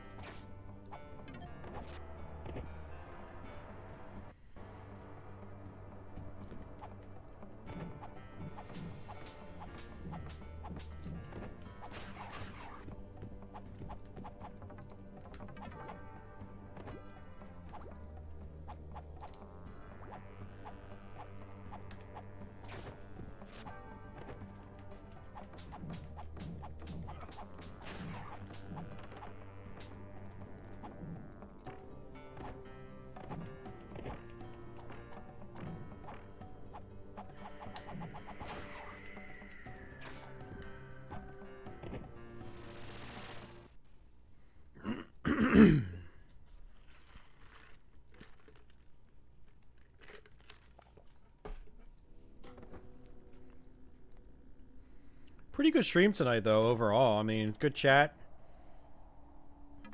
And the viewer count overall was a little bit higher than what I usually get on Twitch.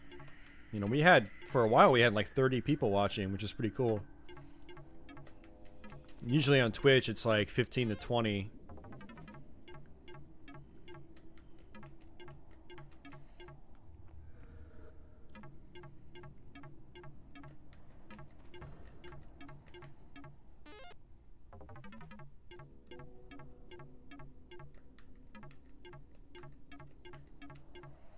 Yes, I have played Landstalker.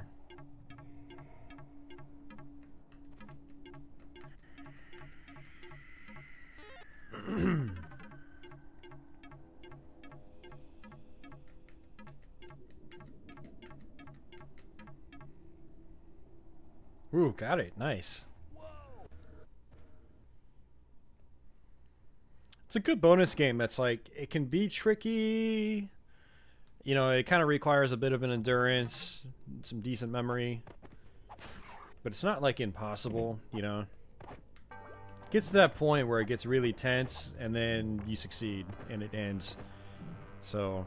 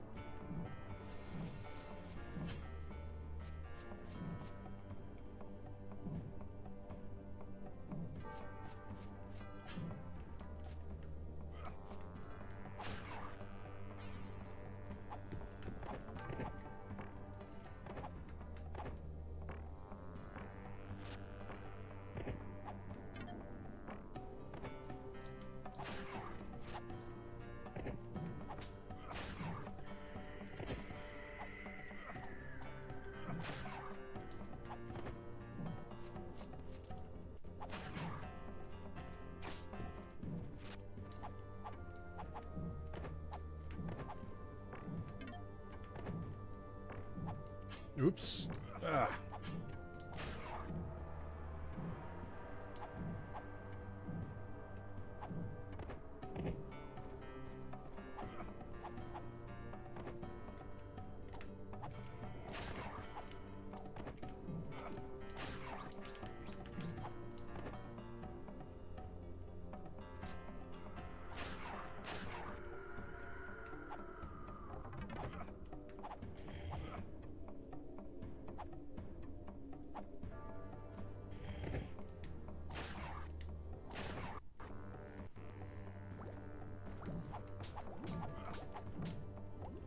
Oh, I still got hit by it.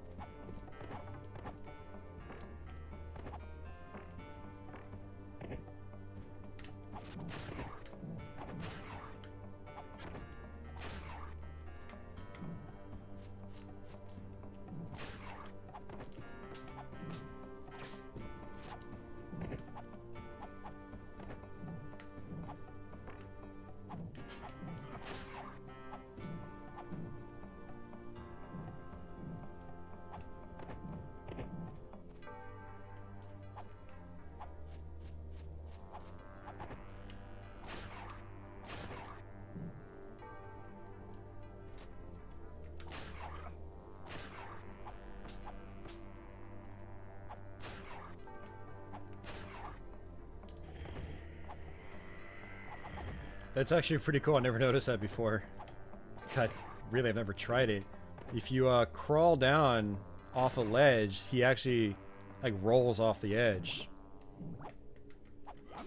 So for all the time I put into this game over the years, I've never noticed that. That's pretty cool.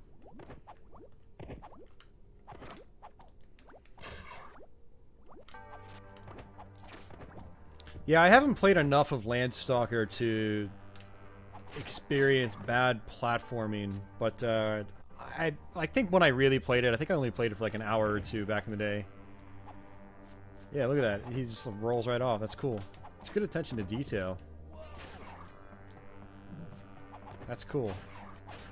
Actually, it makes it safer to crawl off the edges than it does actually walk off them.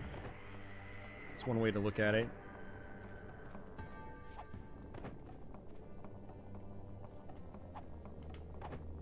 Alright, we're gonna skip the extra life. Yeah, that isometric viewpoint is not usually good for platforming. I mean, every isometric game I've played with platforming in it has been cumbersome.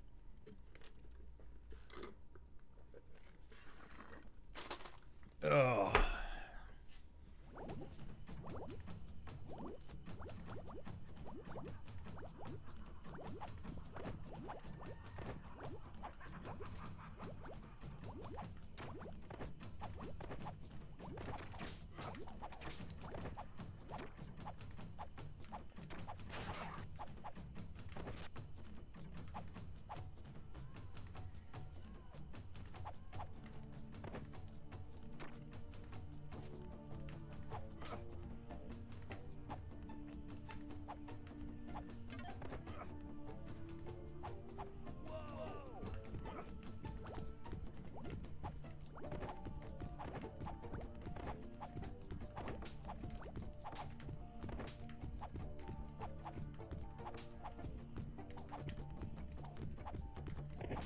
Come on.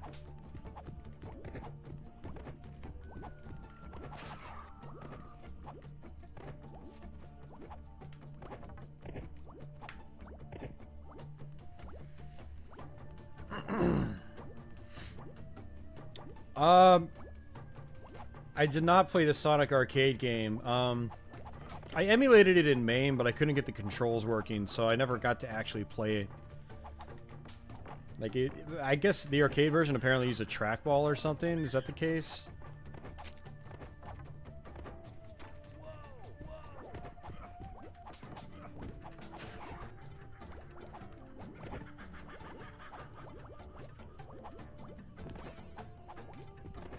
Dude, they've got, like, real, like, bug sounds in the background. That's really awesome. You hear, like, birds and stuff talking. It actually gives it a really good vibe. You don't get that in any other version of the game. The music still sounds separate from it. Like, I don't think it's sampled sound effects, but it's given the illusion that it's sampled sound effects, which is cool. Oh crap, I'm out of rocks.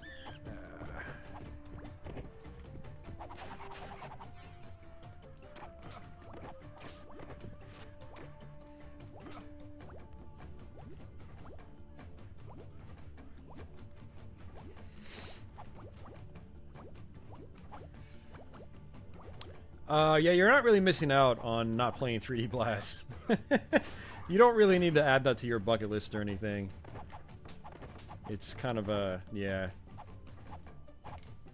But, yeah, the Sonic arcade game looks really cool. I've never played it. Like, I want to. Hopefully I can find it on a real arcade cabinet one day. Get the real experience.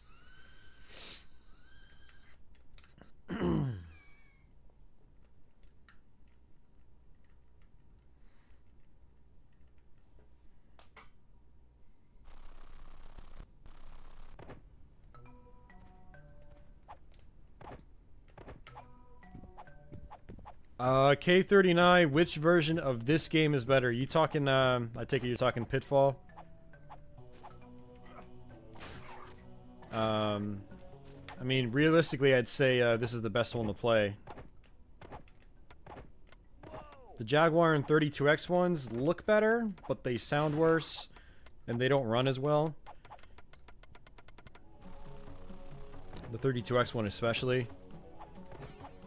The PC version for Windows 95, it looks good, but I mean, who's got Windows 95 anymore? I don't think that version has the CD soundtrack though. So this, I tell people this is the best version of the game. This is the one to play if you're gonna play it.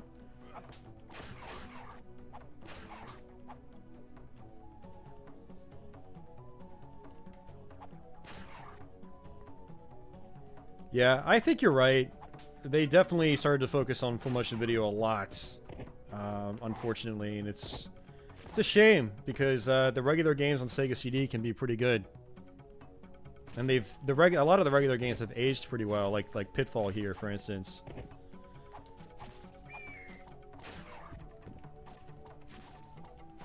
Yeah, I figured Galloping Ghost, of all the places, they would probably have it. And I will probably never get to experience it because it's far away from me.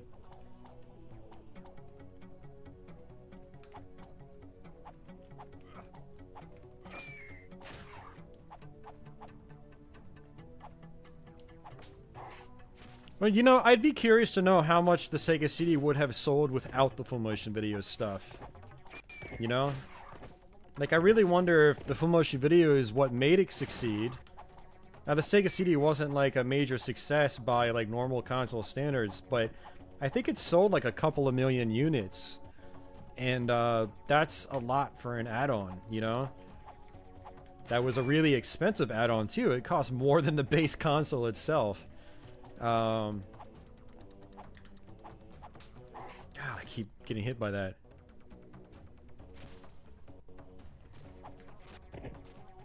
So I wonder if, like, part of the reason it sold well, sold sort of well, was because of FMV. Or I wonder if it could have sold better if it had less FMV, you know?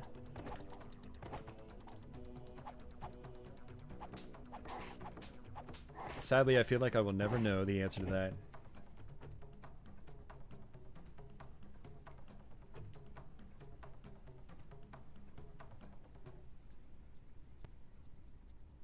I thought a gator was supposed to come up.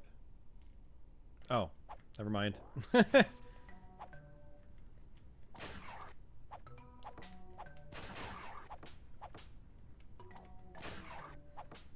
Yeah, I don't think I knew anybody with a 32X either.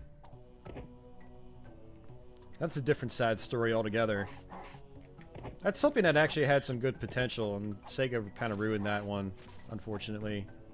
Oh, what? 32X should have been a flat shaded polygon or a 2D powerhouse.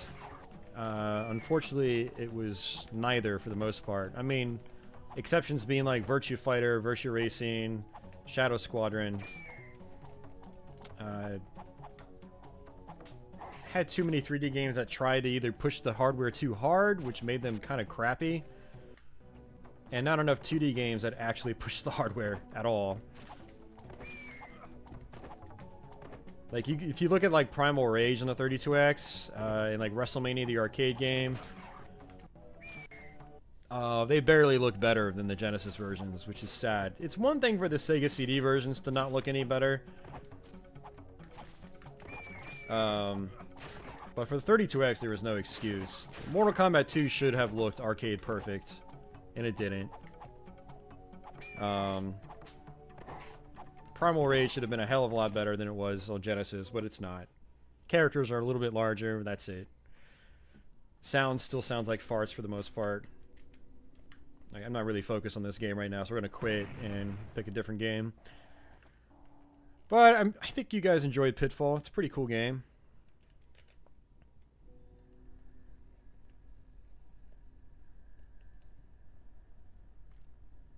Doom was a good choice on 32X, though. I mean, I think that's what sold a lot of the 32X units in the beginning. People like to complain about that version of Doom, but it's still fun, especially by, like, 1994 standards. Alright, we will do something a little bit different.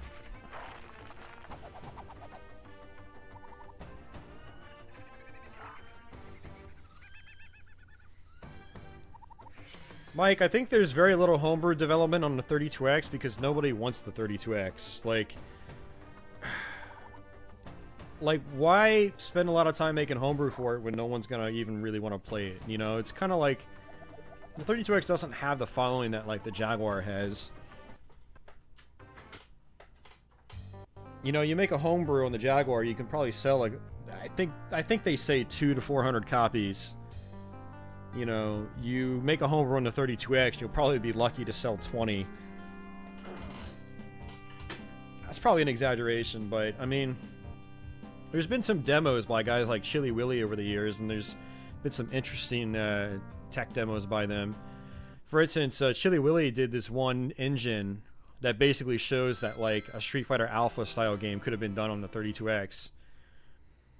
You know, the 32X, it's got good colors, it's got some power to do some, you know, mid-level stuff. And it could have been a really nice little 2D powerhouse for sure. I mean, Afterburner was sweet on it. Space Harrier was sweet on it. Would have been nice if we got Outrun along with those three. Galaxy Force 2, stuff like that. That would have been nice. But like the Midway arcade games, there was no excuse for them to be the way they were on 32X. They could have been a lot better. Just a shame. Castlevania Dracula X, or there was a Castlevania game slated for it. And the screenshots made it look really nice and colorful. Return to Persia. But you're wrong. You no longer rule here. Soon the princess and all of Persia will be mine.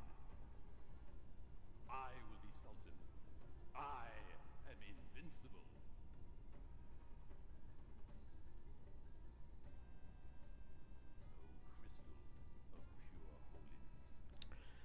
Why did you have to... What kind of cable did you have to buy, Wayne, for the 32X? It should have come with everything in it. Shall be Persia under my reign.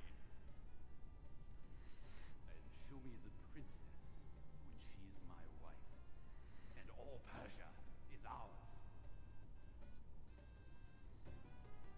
I am terrified of Jaffa. While father has been away, Yeah, there's some cool stuff, like, announced for the 32X. Like, they were supposed to be Alone in the Dark on the Sega CD 32X. I wish they took advantage more of that, too. It had some CD 32X games that weren't full motion video. So... since father left for his mission far away. I'm so glad that Oh, you needed the adapter. Oh, that sucks, man. I would like you to meet It's because you had the Model 1. Alright, I'm gonna skip that anime cutscene. Decent? No, no, Mike, it could not have. It definitely could not have. I mean, look at the Saturn. They could barely do Quake. So...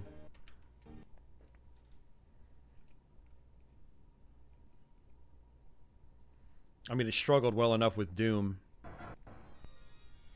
Although I think Doom, if they were given more time, they probably could have optimized it better over time. I mean, I think they cranked out Doom really quickly in the 32X, so it's not like they spent a ton of time with it. Yeah, I knew a couple people with the Model 1, but a lot of people in my area that I knew started getting the Genesis when the Model 2 was out.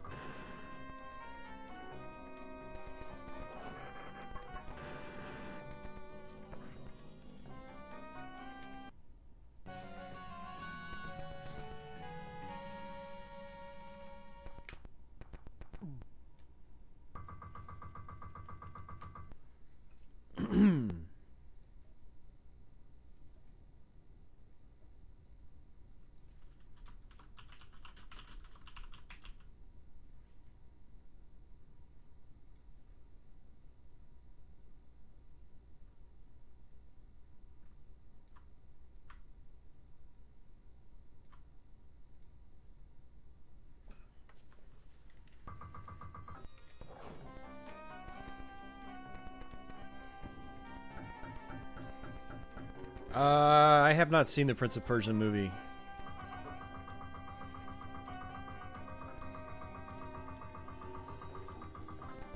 Prince of Persia, yeah, I've played the classic Prince of Persias a lot over the years. This is actually one I tried practicing the Let's Play a couple of years ago, and I actually never got around to doing the actual Let's Play. So maybe I'll try to do that sometime soon.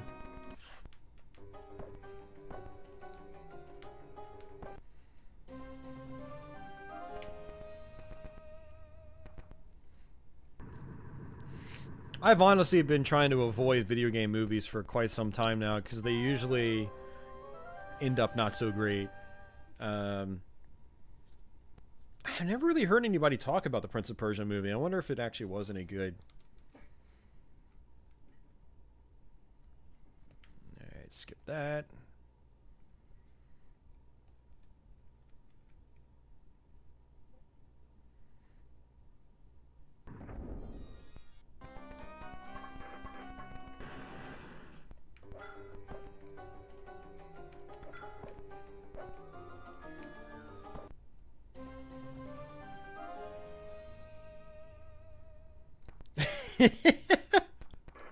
Saying it's one of the better game adaptations really isn't saying that much, though. That's the funny thing about it.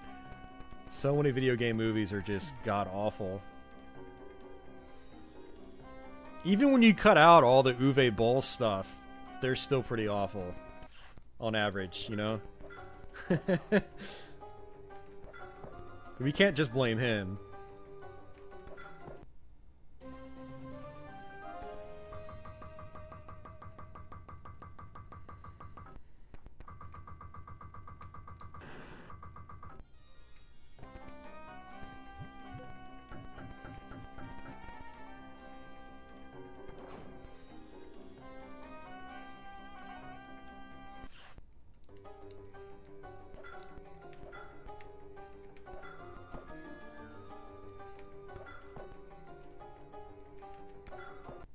Oh yeah, double whammy.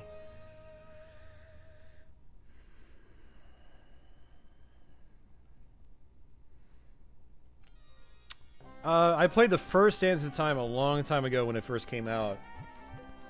I think I played it for a couple of hours, and it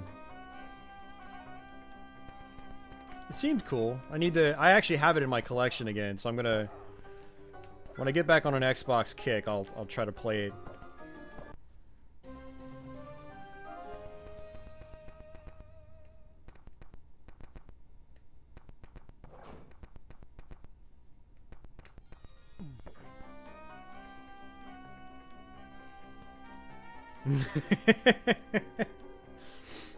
It's okay, he can show up the box with me, I just won't let him in.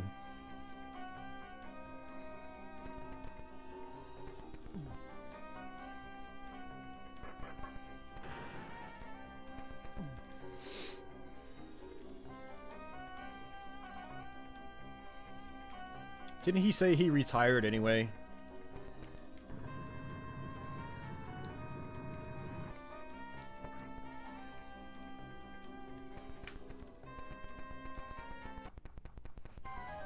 It's funny. Legend has it, if you talk bad about his movies, in 7 days he'll show up to box you.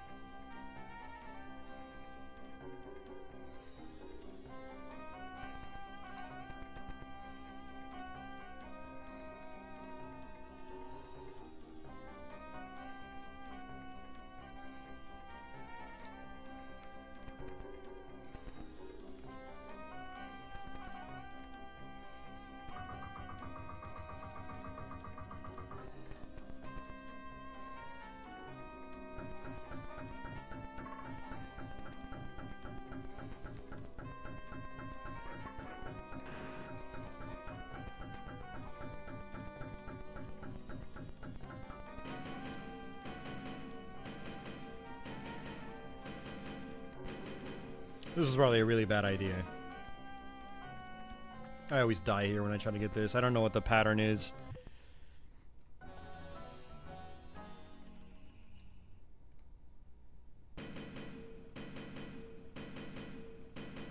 Oh, we got it.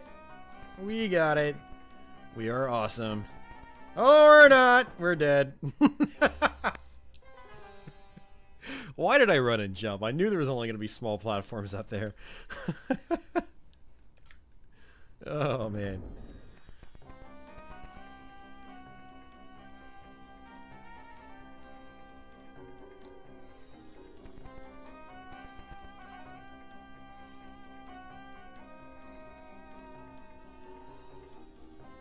Alright, I'm not going to bother with the health pickup again.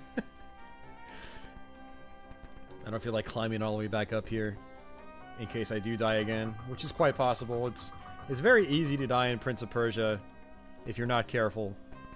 Like that, see? I didn't jump early enough. Your jumps have to wind up in this game, and it takes a while to get used to it, but once you get the hang of it, you kind of understand where you need to jump at all times, and then you can have pretty much full control over the game. Oops. You also have to be careful, though, because it's one of those games, I think it's something that translated from computers. You can press up forward, like I just pressed up forward there to jump.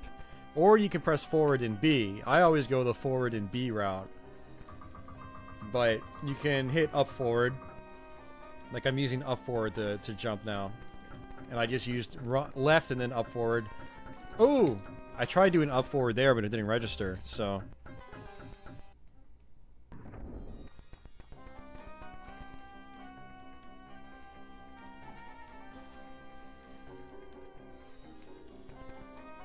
So what I did actually was accidentally hit up forward on one of my jumps, and I didn't die from it, but it caught me off guard. So you have to be careful about how you control the game and what you're doing with the D-pad especially.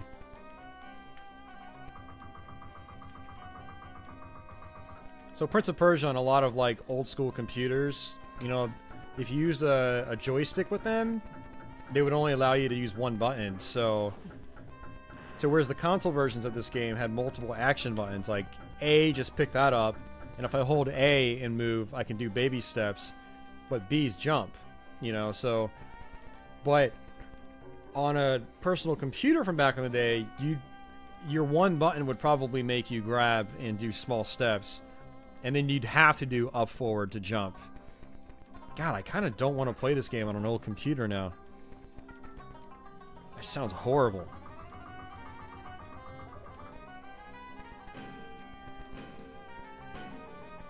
So yeah, Prince of Persia, it's like, if you look at it, it's kind of like the precursor to games like Flashback. Flashback took major Prince of Persia influences with the whole rappelling system, grappling and so forth, climbing. That was close.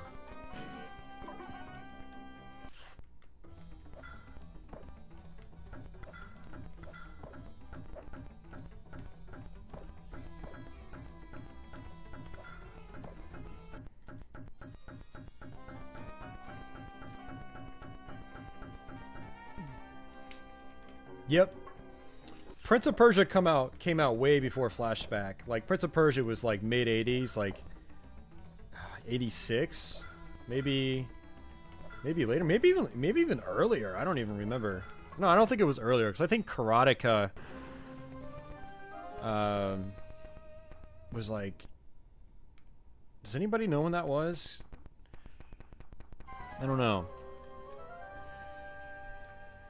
Yeah, so Flashback was like 92 or something. Probably on computers, and then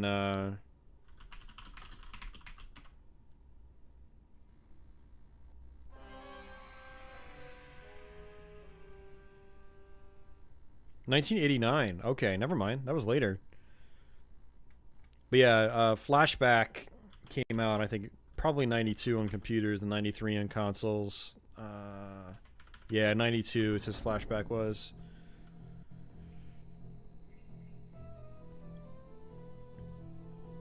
Originally released on the Amiga in 1992. Huh, they say it was originally created for the Genesis, but released on Amiga first. No wonder the Genesis version is like the smoothest.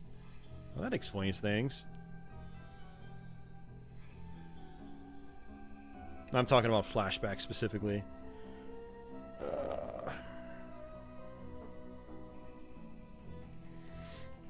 Yeah, Karateka was 83, 84. Yeah, so it kind of started with Karateka. No.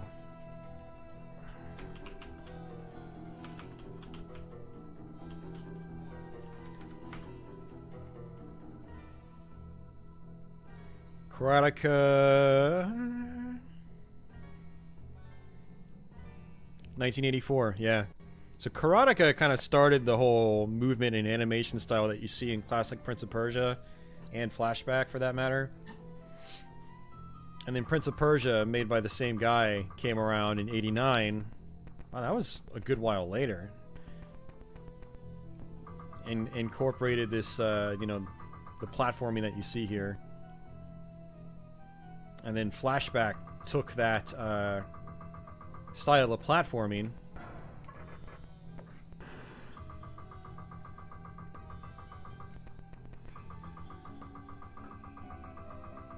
Where is it? Oh, it's that one. Okay.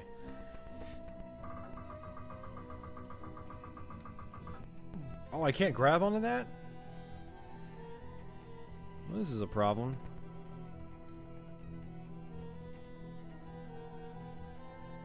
Yeah, big problem. Ugh. Well, at least I didn't get hurt by that. That's good. Oops, what am I doing?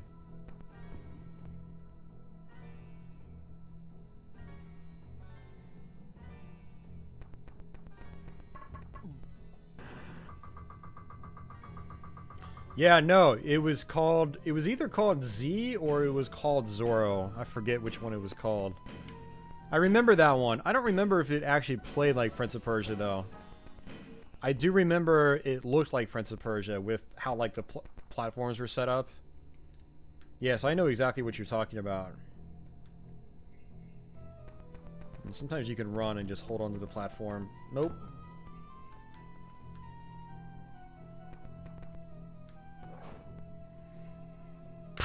Dead.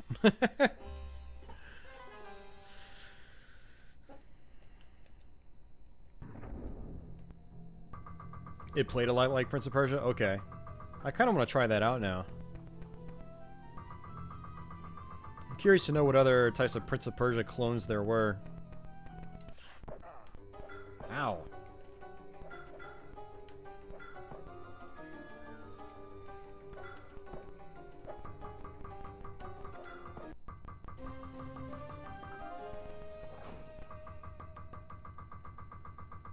Actually, this is bad. I need to go back up. Yeah, this game really doesn't pull any punches. That's kind of what's great about it, honestly. You have to know what you're doing, basically. You gotta know the levels.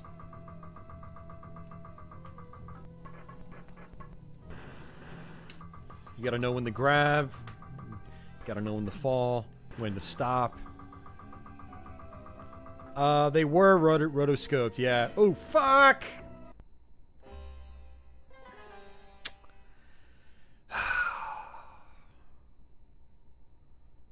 I knew that was there, too.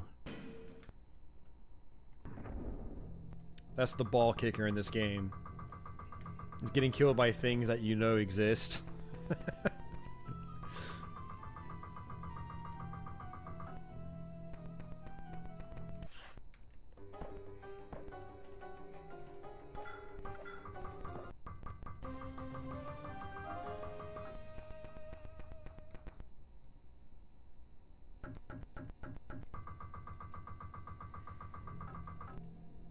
Try this again. Oh, you can grab onto it. Okay. Yeah, memorization helps a lot with these levels because you can just fly through the stages. One of the things about Prince of Persia is trying to get through the game as fast as you can. And this version especially, it actually tracks how fast you've gotten through the levels. So you can see how some levels have only took me like a minute and a half to clear. And there's only 12 levels in the game, too. I thought it was 13, but apparently it's 12. Oh. Yeah, you can also save it.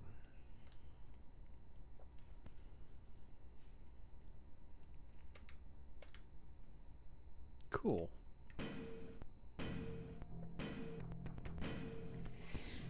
It's one of the good things about this specific version of the game is you can do things like save it and it tracks your scores and whatnot.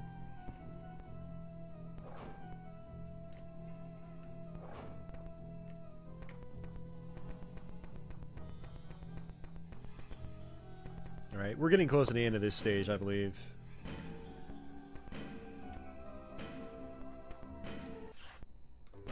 Sometimes I like to try to push the enemies around like this and just get them into the traps. You can kind of be a, you can be a little sadistic in this game if you want to. Ooh, got it still. Prince of Persia has a bit of a latching system too, so like, if something is close to an object, the game will automatically kind of like snap you into it, kind of like if you got the snap function enabled in like Photoshop or video editing suite or something.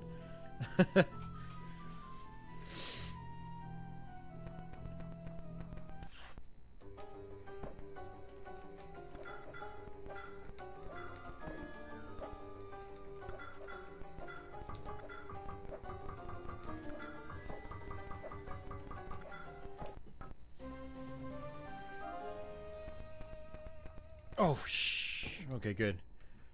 You can fall 2 stories. Any more than that, and I think you die.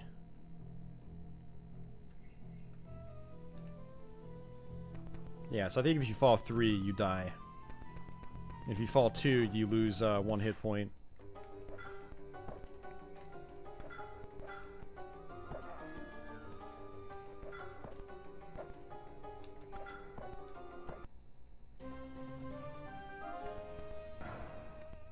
Is this the level I think it is? I don't think it is. Well, maybe it is. I don't know. I guess we'll see.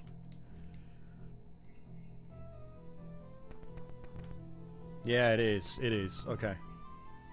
I'm used to the Super Nintendo version. Konami actually... Well, not actually... Konami published that version, which was kind of cool. They didn't actually develop it, but they did publish it. So it's got that Konami look to it. Yeah, so you got that mirror up top. In the Super Nintendo version, they added a mirror down here in the bottom, too. So it would make a little more sense, sort of. But the levels were expanded upon heavily in the Super Nintendo one. And there's also 8 more stages in the game. So not only are the levels a little bit bigger, but there's more of them, too. So that's arguably the best version to play. It's the Super Nintendo. Alright, I'm gonna skip that area. I don't think it has anything important. Yeah, Wayne, the original Prince of Persia is worth playing.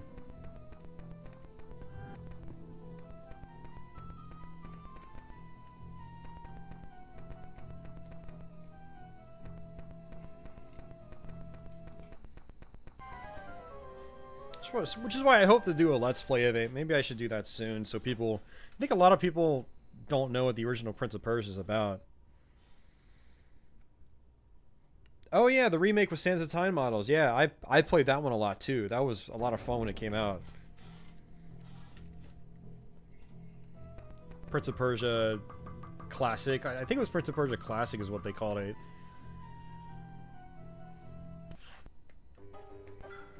It's actually one of those I think it's one of those backwards compatible games now on Xbox One.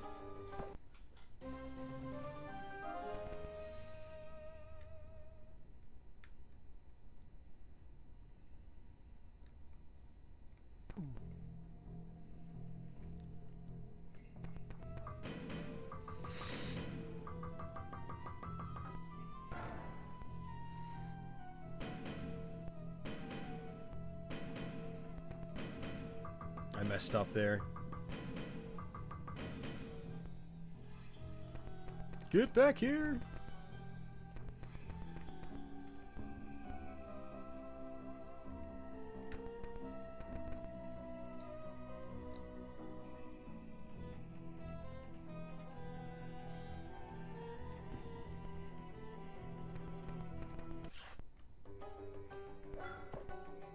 kind of want to keep this guy over here. If he gets close to the edge, then it's kind of hard to deal with him if he falls down below. If you don't have your sword up, the sword guys can kill you in one hit. So you need to be careful about, you know, the position of the guards.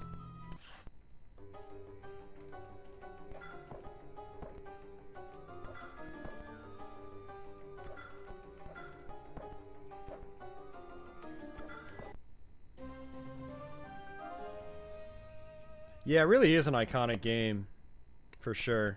Shit. That sucks. Data Jari. Nice.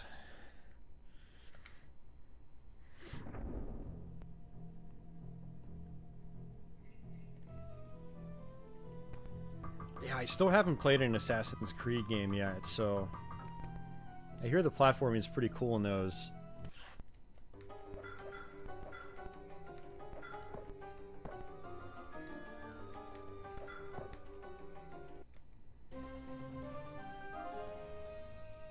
Yeah, the deaths are great, definitely.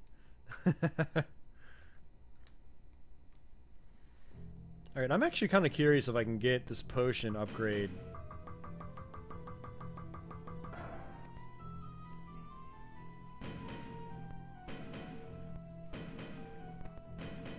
Oh, they both flipped the switch. I thought only one of them would. Oh, that sucks. Yeah, late, but I mean, I'll be here for a little while longer.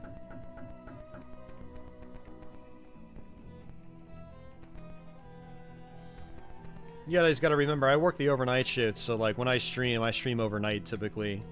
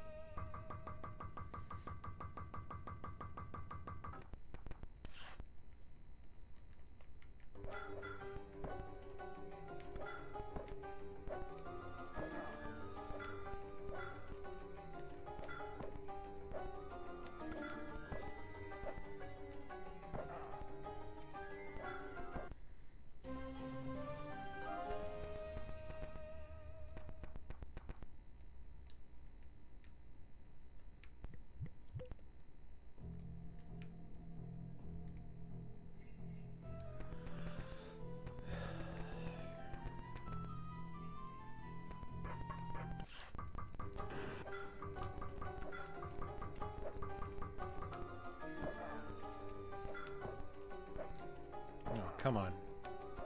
There we go. Just fall down.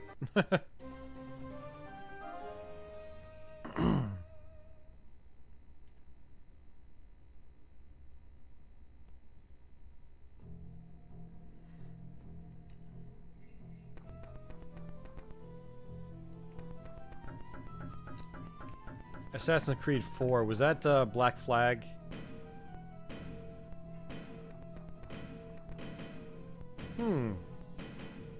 That's weird. I guess those traps are there in case you fall down. Okay. This is gonna be awkward.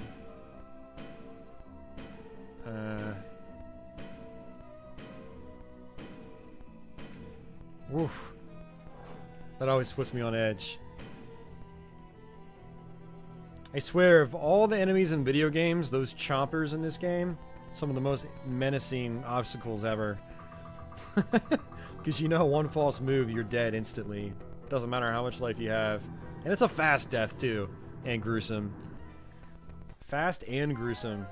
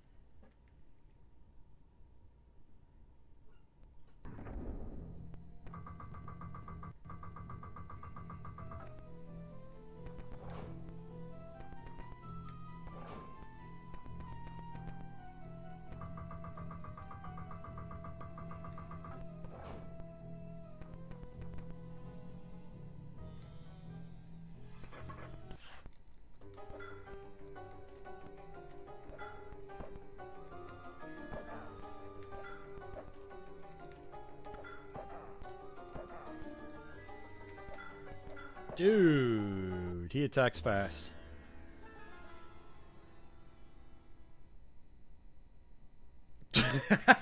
Boom.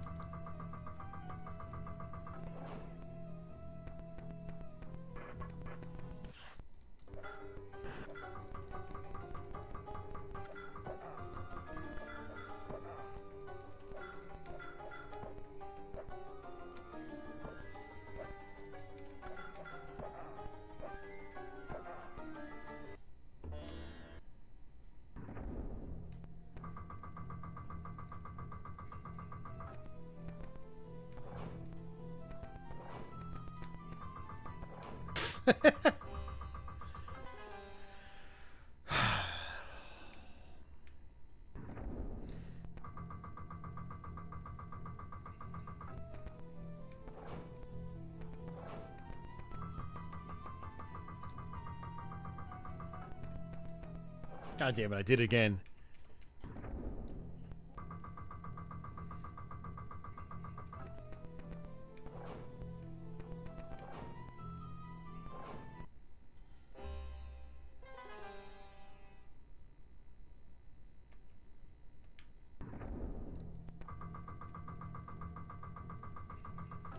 Haha, the prince got the point.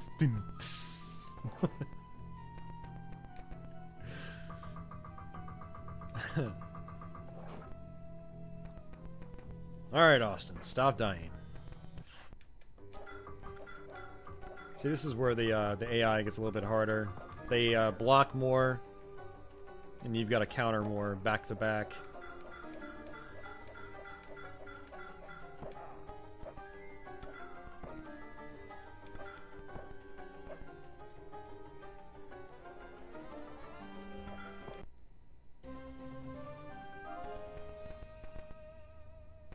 This might actually be the short level. Yeah.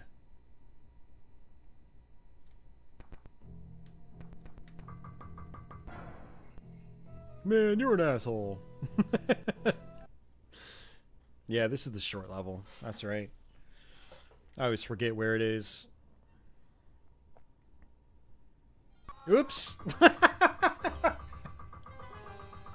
always forget about this one too. The entrance. It catches you off guard. You're like, ah, okay, I'm supposed to grab.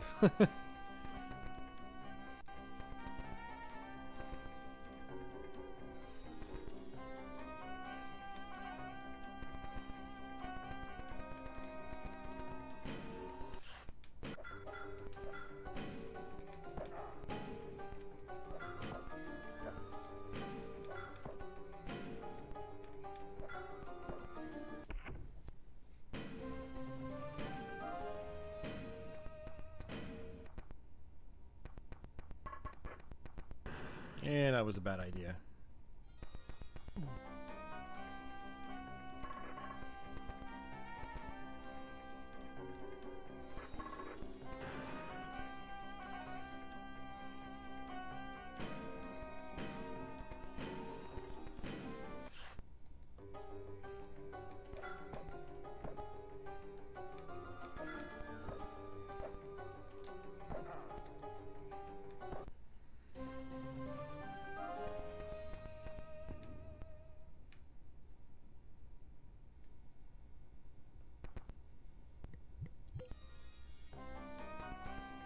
Wow, Wayne. Wow.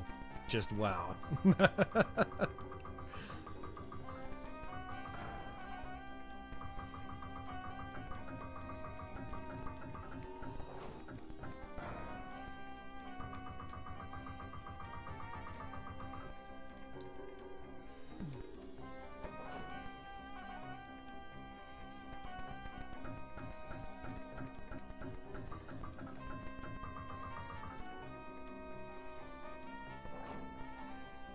I don't know if I can actually make that.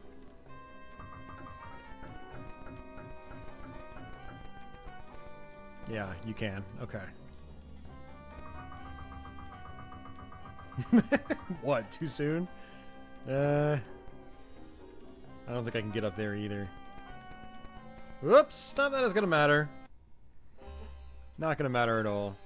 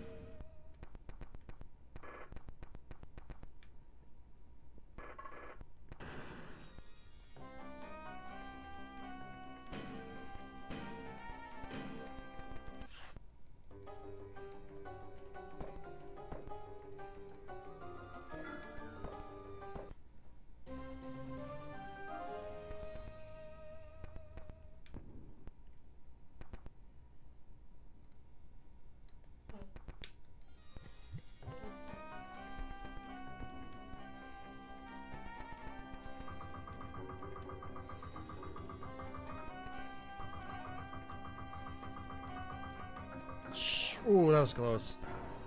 That was really, really close.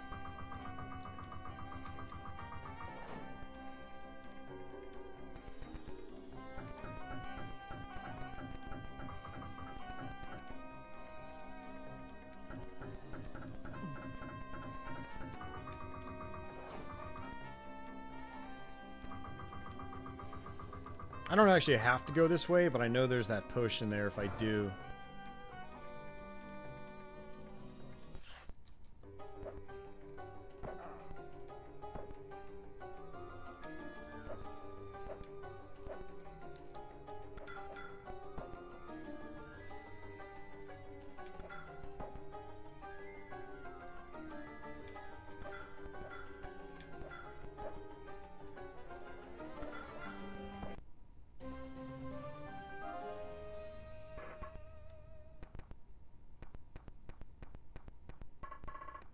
Yep, we got it.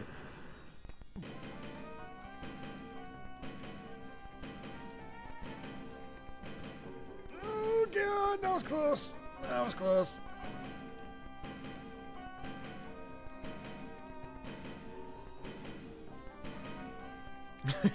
When calling Apple tech support.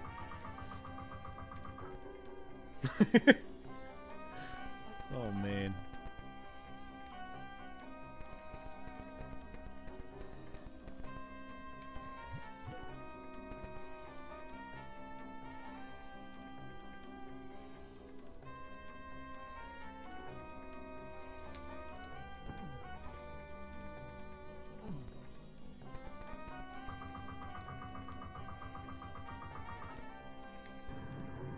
I took the hard path and got rewarded for it. I like that.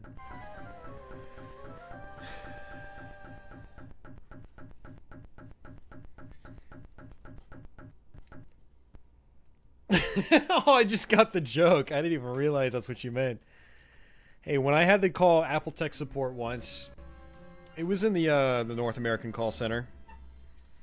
Now, I'm not sure if they outsource people overnight. I'm pretty sure their main call center in North America is 24/7. I don't think they outsource. I've actually known a couple of people to work for their tech support.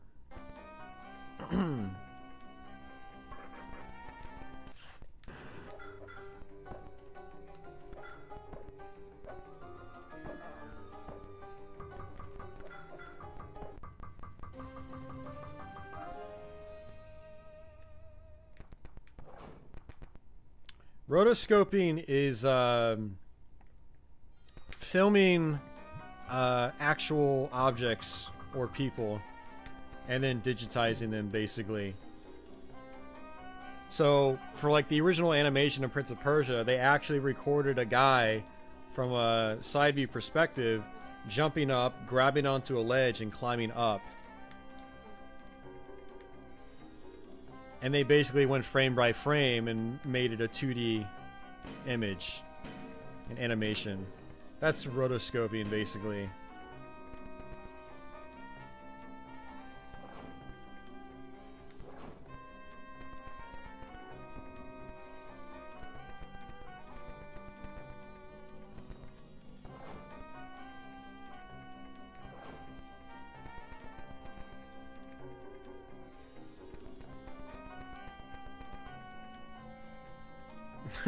I can't speak for modern sports games. I haven't played a sports game in a long time. A modern one, anyway.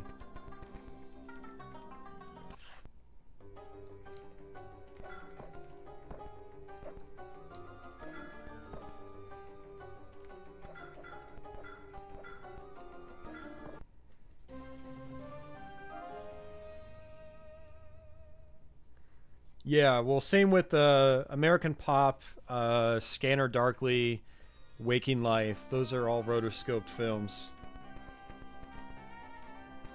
Pretty trippy stuff, too.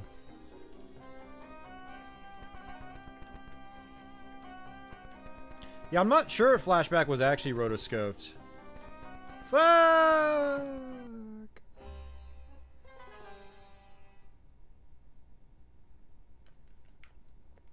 Yeah, my extent of sports gaming is a lot of the arcade-style sports games from like the 80s and 90s.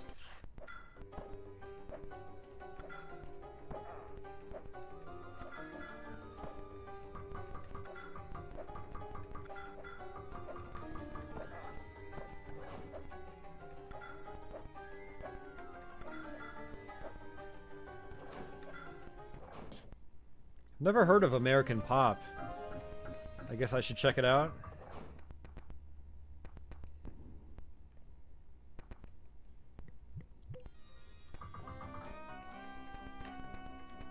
But yeah, I'm gonna assume Flashback was rotoscope because the animation is super nice, but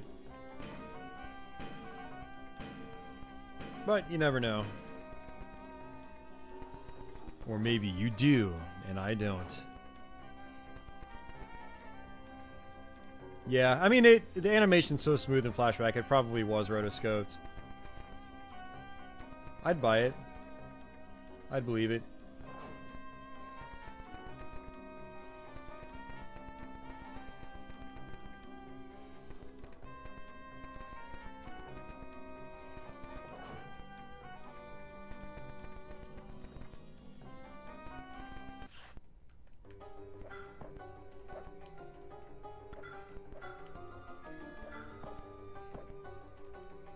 Ah, is it 10 a.m. yet? Is Domino's open yet? Damn, 4 more hours to go. Actually, I think they open it. Oh, I don't know if it's 10 a.m. or 11. Where's Ronnie? He would know.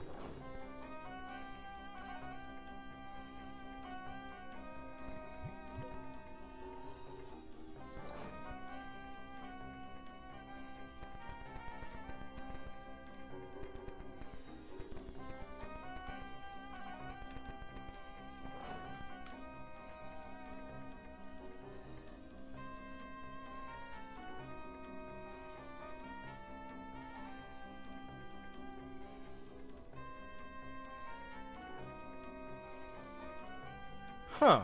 Okay. Interesting. Yeah, I never saw Cool World.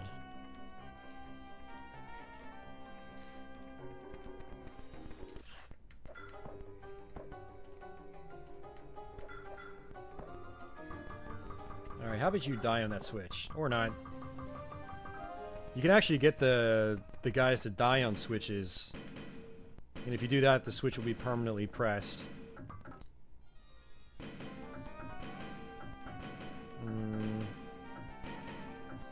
Whoa.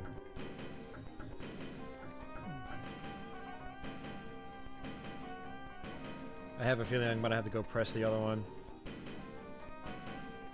Yep.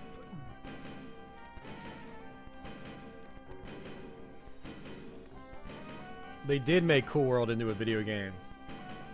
Supposedly it wasn't a very good video game.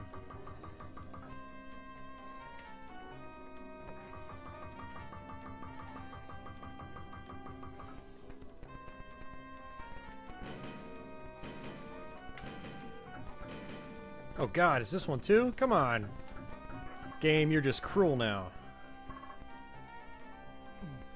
You're like Wayne, making jokes about dead people. Stop doing that, game. No, I'm just kidding. You can keep doing that, Wayne.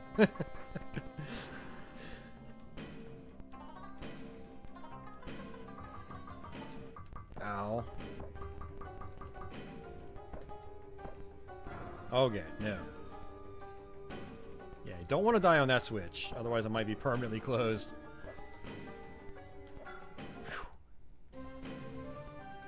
This game's got me on edge now.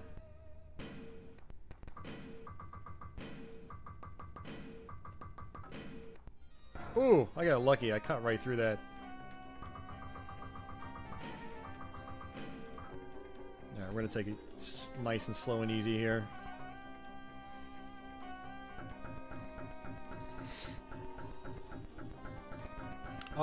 Cool World, I believe, was also it was Super Nintendo? Maybe it was NES.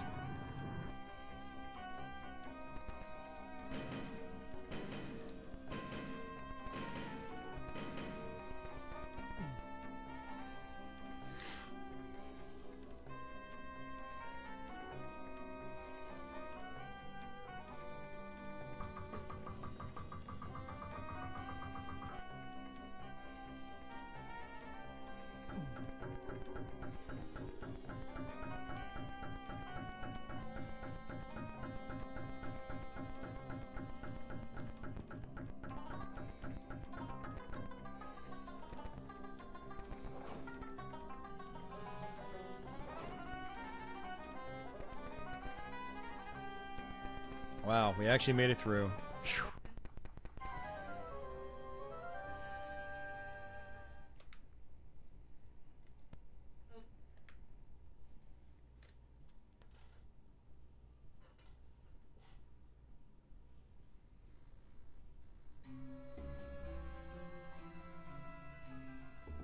Good rat. Now I'm gonna feed you to my cat.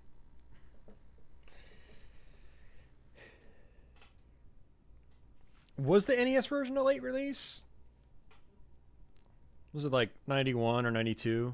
I remember seeing it in Nintendo Power back in the day. Warframe.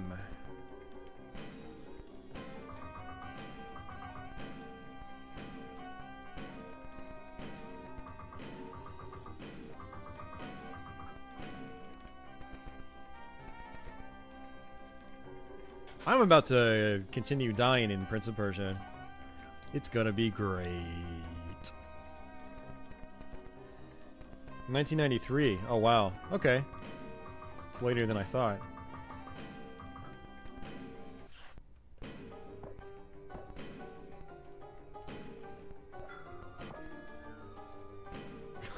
Wayne. Oh, jeez, man.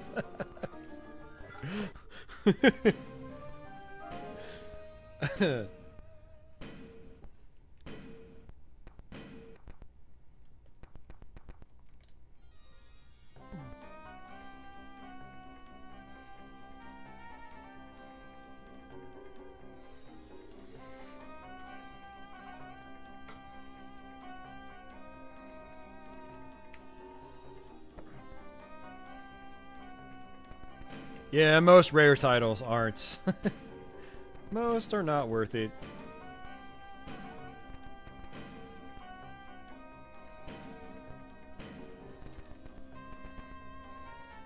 But the bad ones especially are especially not worth it.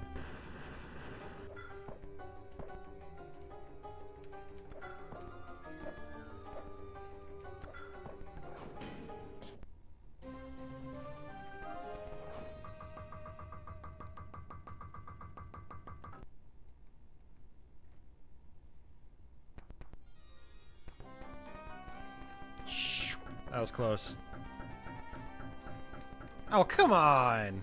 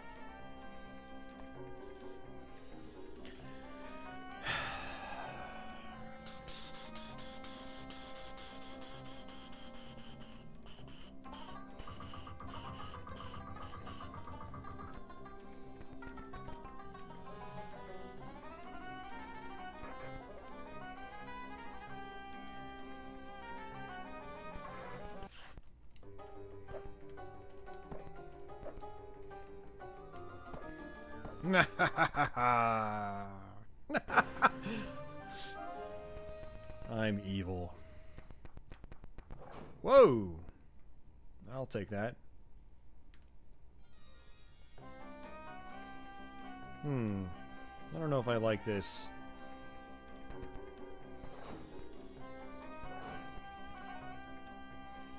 Oh, come on. Don't blame it all on the AVGN. It's every single person on YouTube making videos. Do you guys have any idea how many games I alone have sold? Like, it's just YouTube gaming. That's it. Twitch. Twitch also. I mean, it's a popular thing.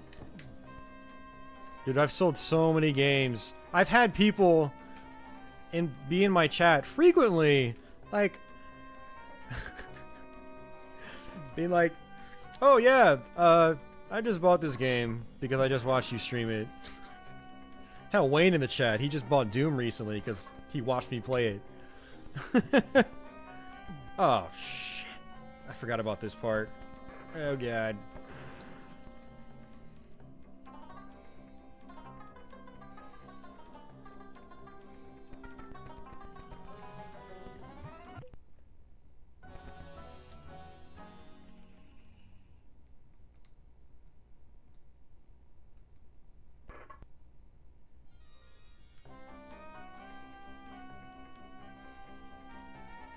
Well, to be fair, Ninja Gaiden 3 has always been a little more uncommon than a lot of other NES games. And Ninja Gaiden 3 is at least a good game. At least you didn't spend that $50-something on, oh, I don't know. I'm trying to think of a bad game off the top of my head.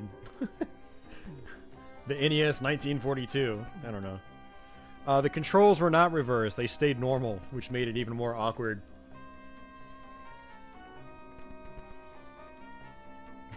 Flip your TV.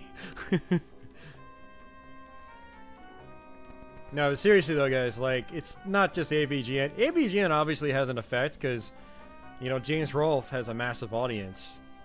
And it's not even just AVGN episodes anymore. It's like James and Mike Mondays and stuff like that. They cover obscure stuff, and now then everybody wants to buy it. You know. But us little guys also have a major effect on it as well. I mean, there's a lot of us. It's not just like there's a couple people streaming here and there or doing YouTube videos here and there. There's thousands and thousands of people doing these videos like I'm doing. So you guys got to keep that in mind as well. And all of it has an effect on prices.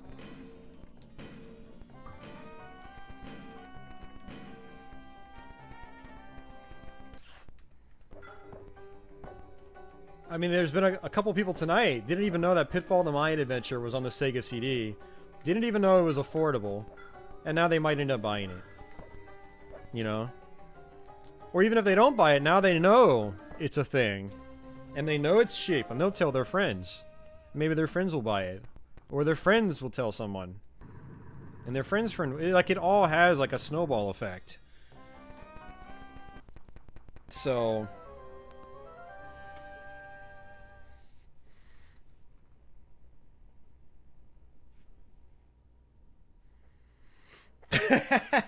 That's what you get for drinking mysterious potions laying around a dungeon. True, true. See? There you go. And I've only been streaming for, what, a couple hours?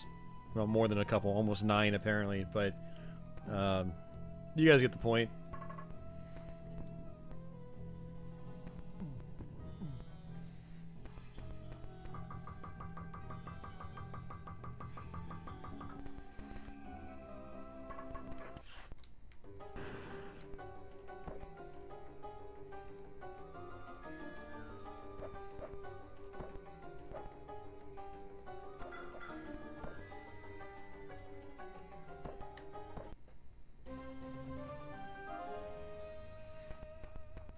Well, hey, just remember, Pitfall the Mayan Adventure. There's a nice complete in-box copy on eBay right now for Sega CD. $15 shipped. Pretty reasonable deal, actually, considering what a lot of retro game prices are nowadays. Totally reasonable, because it's a pretty solid game, too. Fudge! I mistimed that. How far are we? We're probably on like level 10. Wow. We're close to beating the game. There's only like 12 levels in the game. I didn't realize we were that far.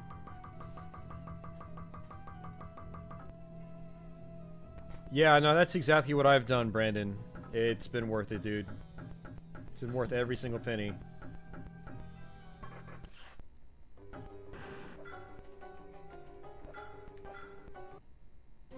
I wonder where this leads to. Ooh, to his death. That's what I like. Sometimes you can knock them down, but they just go down to like the next level below, and they'll be standing there when you loop back around. So you gotta watch out for situations like that.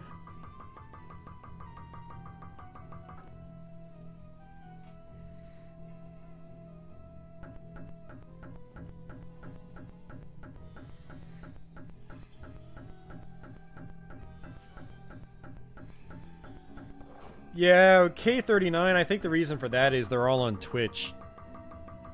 You know.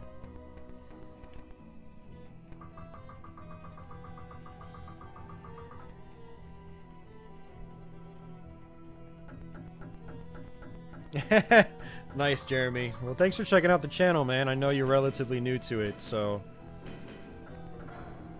Thanks for checking out the stuff. I'm glad you're digging it. No, don't worry about the spelling, man. I understand.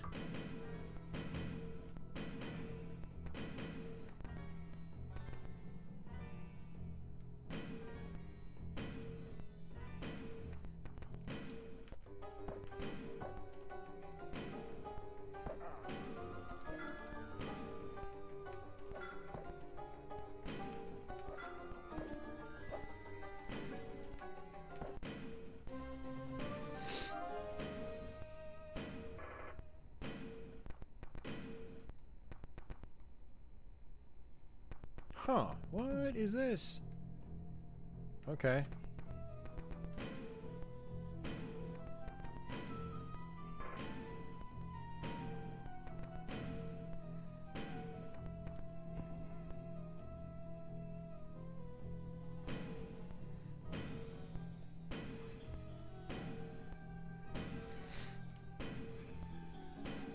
The prices will come down when people want to stop paying the prices. That's the thing. You know, money talks. If people are paying for it, then prices are going to stay where they are, basically. Okay, I don't think I'm supposed to come here yet. I remember this. Maybe I am supposed to come here. Dude, that would have killed you.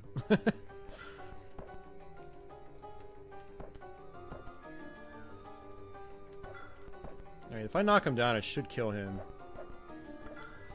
And if he knocks me down, it'll hurt me. Oh, that's good enough.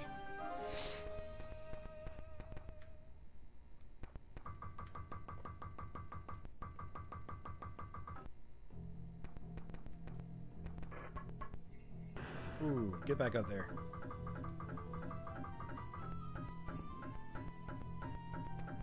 I'm a little confused of what I'm supposed to... Oh, I'm supposed to go left now. That's right. This switch flips both.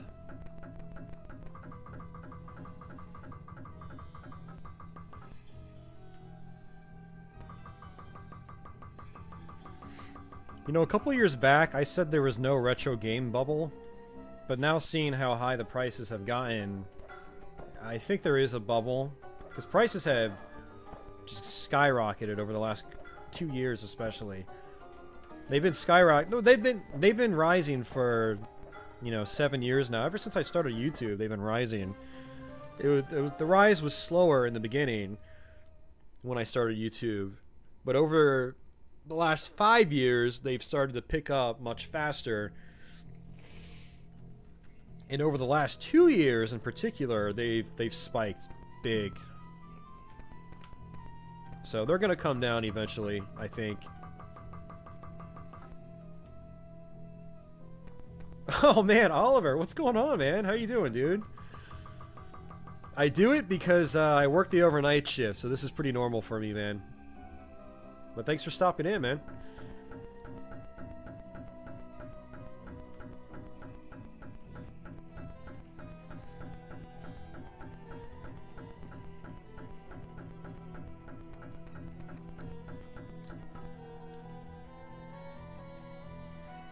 Oh, Mike, that's the thing. I don't know if the pinball bubble's gonna burst. I mean, there's still a lot of reasonably priced pinball machines out there. I really don't know what to say about that one. I mean, I hope the prices come down on those too, because I'd like to buy more. Oh, why did I do that? Why did I do that? Oh, that's horrible.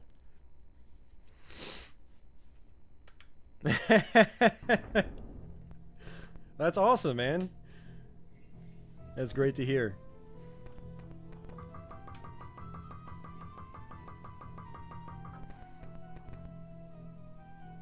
Yeah, you know, Pat the NES Punk was talking about the price bubble recently, and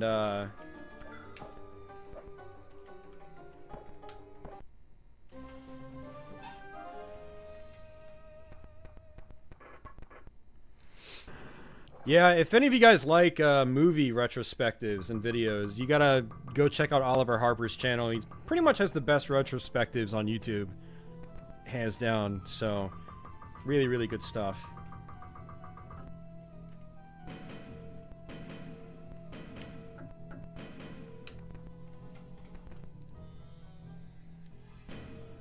Oh, jeez, Windows is downloading an update. The agony. Is it Windows 10?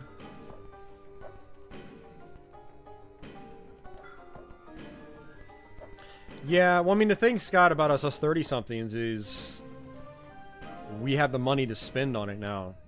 So it's a little sad for us that have been in it for, you know, well, since the 90s, really. I mean, I started collecting when I was like 14. And it wasn't even really collecting in like the modern sense anyway. I was just buying stuff because it was so cheap and I wanted to try everything there was. You know, I was just legitimately interested in it all. But, oh yeah, Windows 10 is very obnoxious. Having the Pro version helps a little bit, but you're still forced to update occasionally.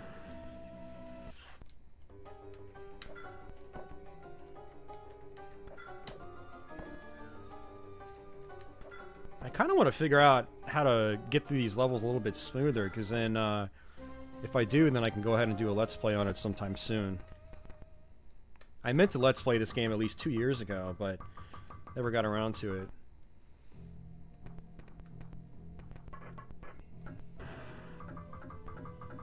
Alright, I feel like I'm doing something wrong here.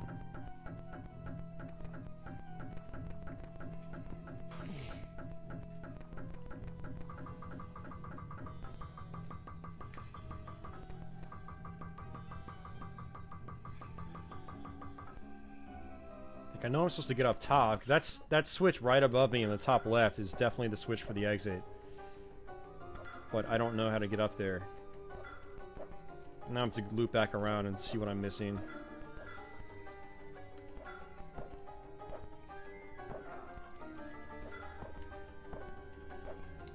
Ow.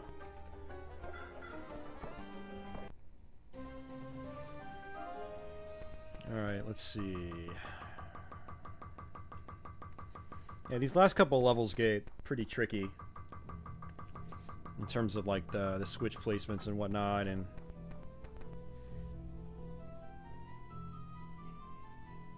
yeah, nothing's like you can oh my god, I did it again.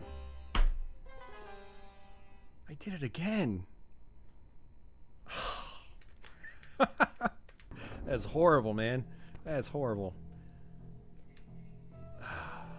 Okay, so nothing up here on this ceiling jiggles. So you can basically jump and hit the top of the ceiling, and the whole ceiling, like the loose tiles will jiggle so you know where they are. Same if you just jump on a floor, you can see like that tile across the screen is jiggling, so I know that it's a falling tile.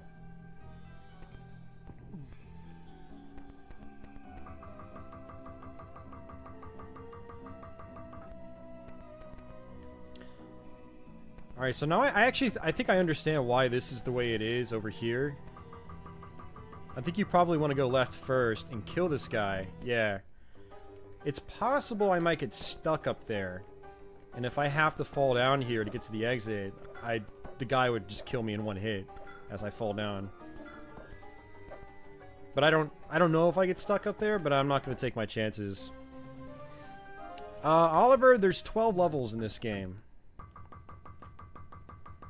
And I'm like, it tracks your times for every level, and it says 12, so I believe there's 12. I thought there was a 13th, but I think I'm just misremembering. So I'm pretty sure it's 12, based on what it says.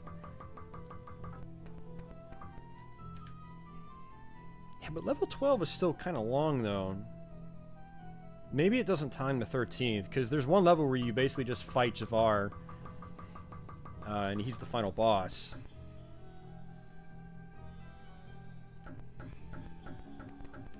Whoa. Yeah, so we've only got 2 more levels to go, apparently, after this. Okay, so I have to come down here. Oh, that's... okay. Whoa, whoa, whoa, whoa. Just thank you. Fall down.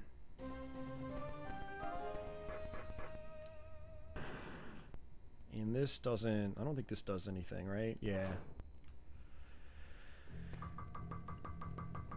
Yeah, the thing about the time limit is it actually just determines the ending you get. So it's basically good or bad ending. So you can actually take longer than the 60 minutes.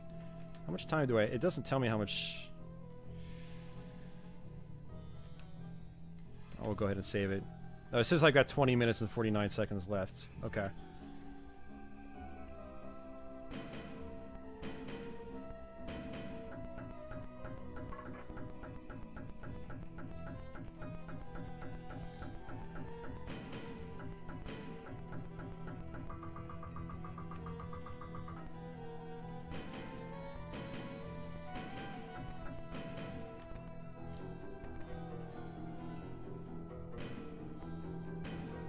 You know, I just realized I can just skip that guy completely. That's good to know. Because there's nothing over there to the right. No power-ups, no nothing. And then we can just run across here. And then fight this guy. And that's the only way to get across to get past this guy. Okay, so it's starting to click now. It's starting to make sense.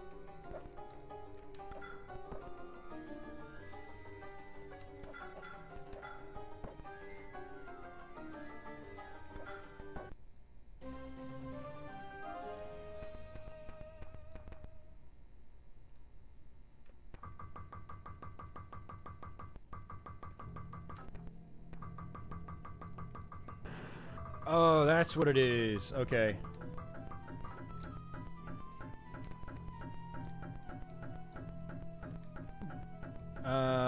Shoot. We gotta go back.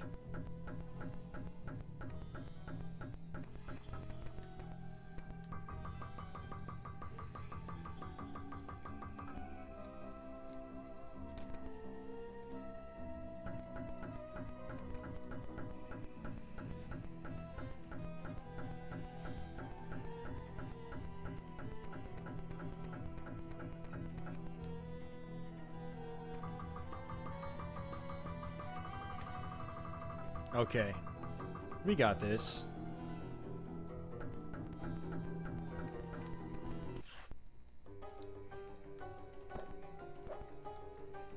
Hey, Nihilus, what's going on, man?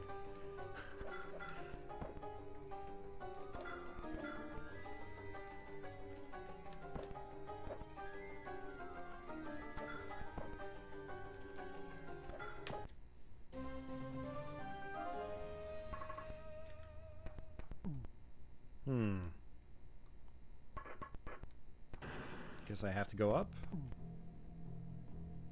Oh, no, there's a switch. Okay. And that's it. I think this is going to put us back down below. There might be some secrets up here. Nope, no secret.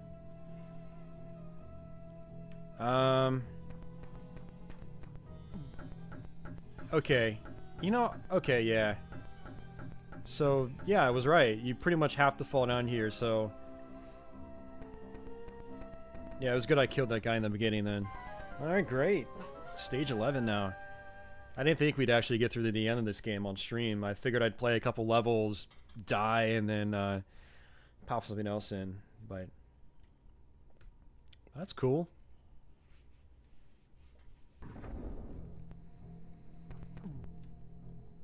I think this might actually be... Yeah, I remember. Okay, we're going to have to kill ourselves now. I have no regrets! Yeah, I thought there was a longer section where you just run over falling platforms, and that's this level. I don't think I can... no, I can make that. I think I can make that. Yeah, I got it. You actually don't have to make many long jumps like that in this whole game, so it's a little... Oops! Ugh. I ran forward too far.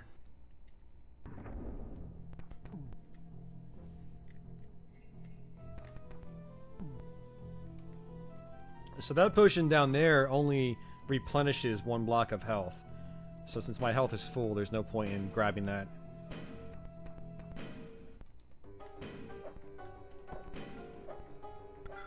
Alright, so when there's a chomper nearby, it's almost better to just push these guys right into it.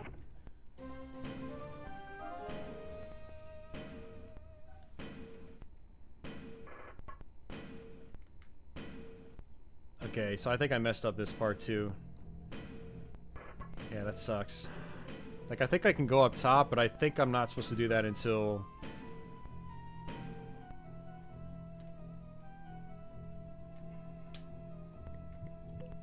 So I can just kind of run across here like this.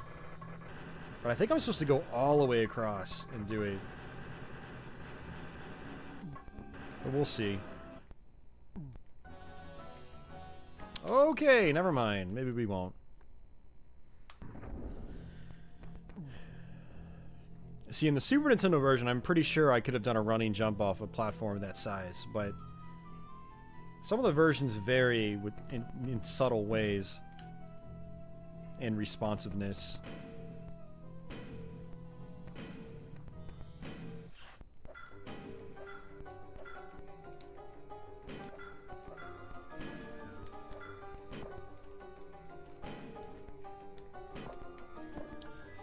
I would not say this is the best, but it's still pretty good.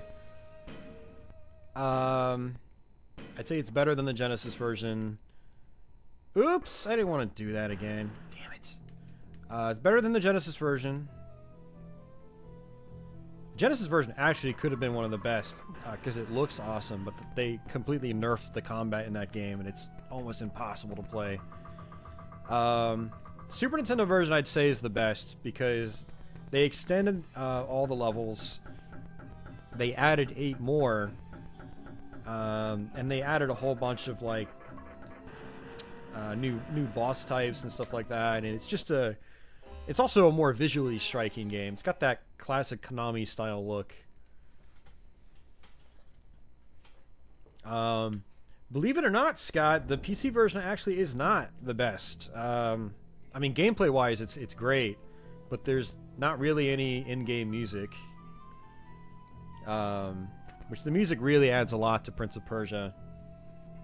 And it's very, very flat looking.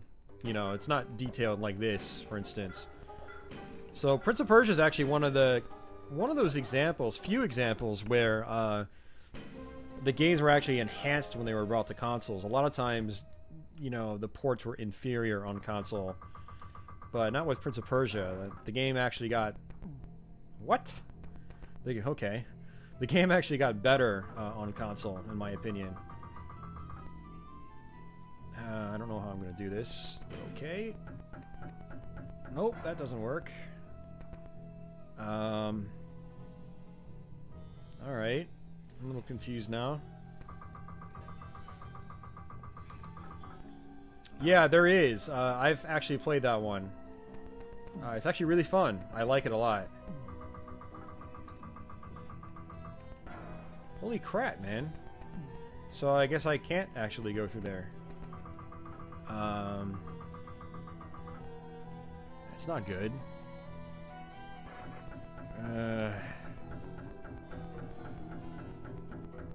Yep, Apple II.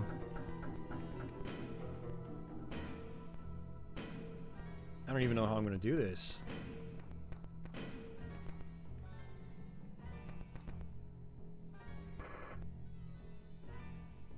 I really have no idea. I'm trying to think. Getting into my thinking stance.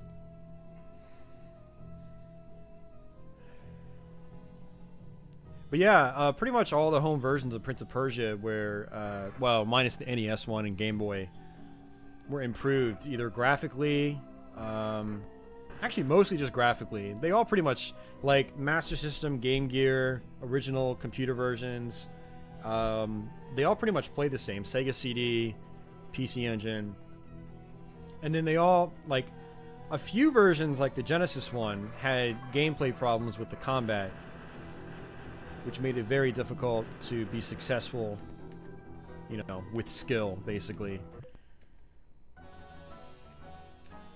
NES version kind of falls into that camp as well, but I mean, it is the NES. What do you expect? The Master System and Game Gear ones feel pretty much just like the computer one in terms of the combat and things like that.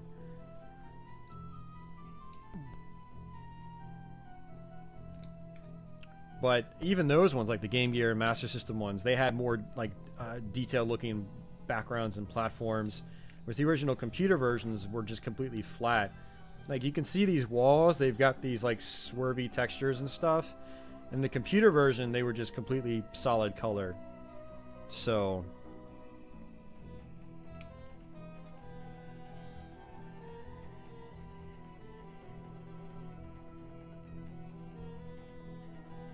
invalid request. I don't really understand why it's not letting me do stuff with the chat.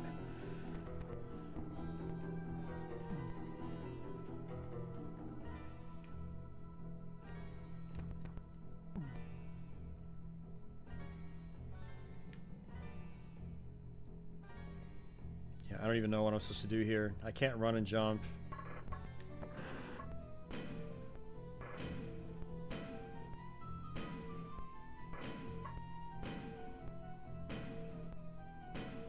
Yeah, the Genesis... Oh. Wait. What? Oh, okay, so this one's solid. I didn't know that. Well, that answers my question.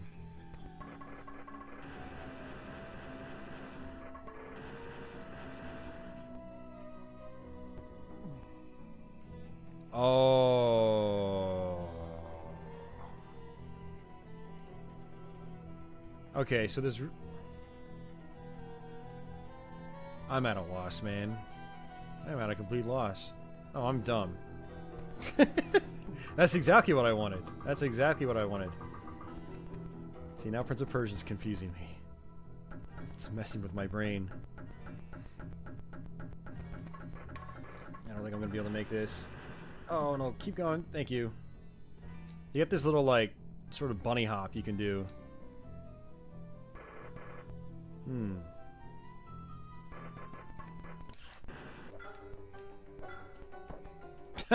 That was easy. Expensive but really fun shooter. There's like 4 of them. No, 3. No, 4. Yeah. KO Flying Squadron, Lords of Thunder, Robo Alesta, and Android Assault. Yeah. We played 2 of those tonight, actually.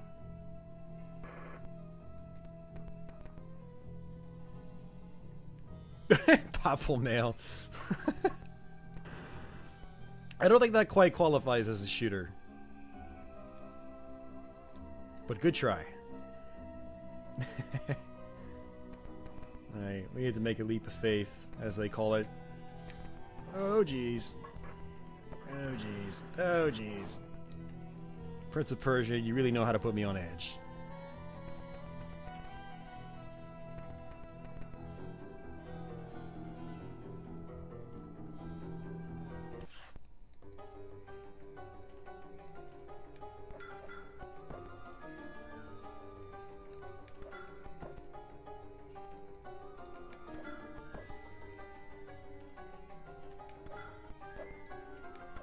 You see, Data Jari, that's what I'm here for, man. I can help you out with that.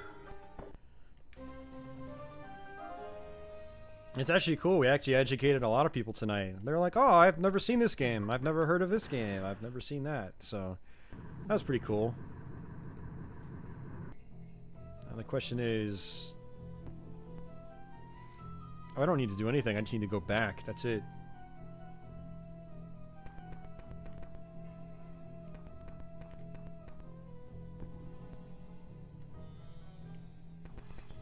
This game is awesome with its trial and error. And then as you learn it, you get good at it, you can just breeze through the levels like a pro, and it feels really good.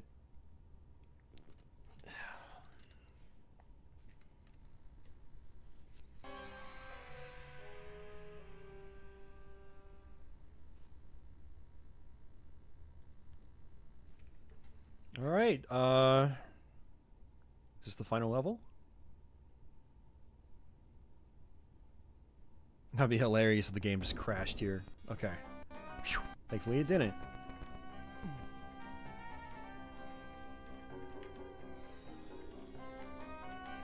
Yeah, we are on level 12. Okay, that's right. You have to go all the way to the top in this version.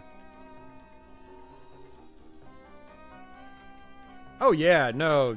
I mean, well, if you look at my fastest time, it only took me 1:30, almost 1:40 to beat this level, and we've got 11 minutes left. So, no, we're good. We are good.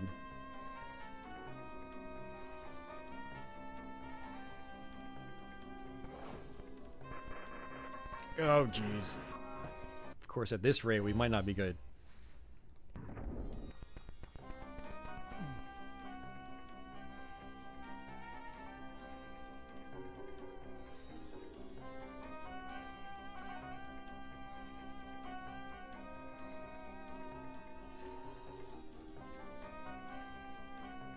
Can I go up? Nope.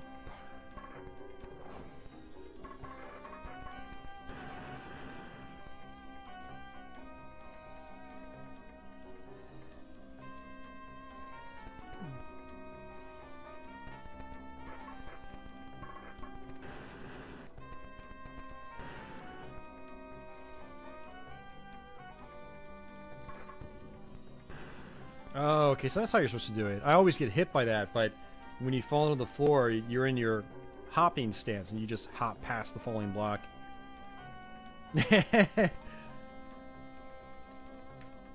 Thanks for the kind words, guys. I think we will do it. Of course, this is the Sega CD version, so it's got, you know, that anime style. It was different from, like, the old computer versions.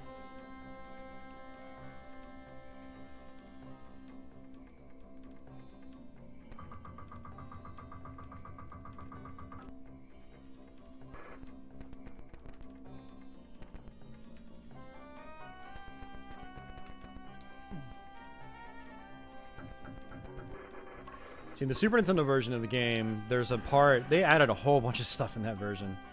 Oh, that's bad. No, actually, that's fine. I think we're fine. Yeah.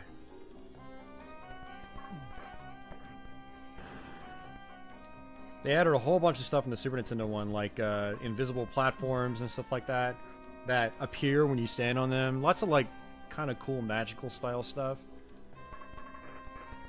Oh, that's right. He's the boss in this version. Really? Oh!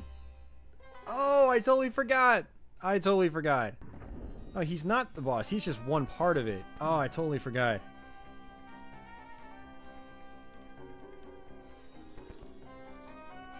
The pressure is on.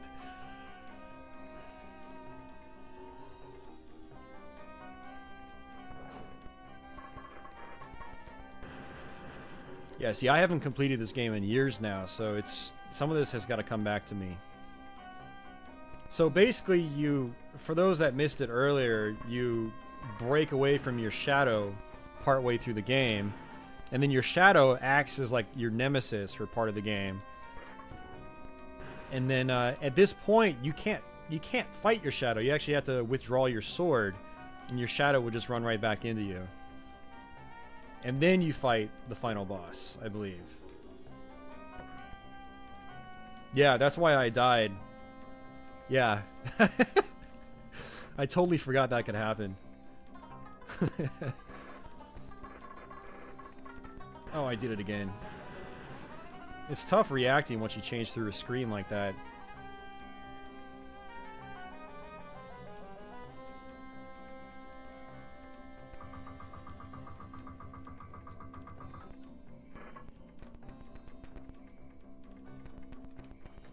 Oh! Now the pressure's really on. 8 minutes left. Do you know what I can do is I can reload my save game, because I saved at the 11-minute mark.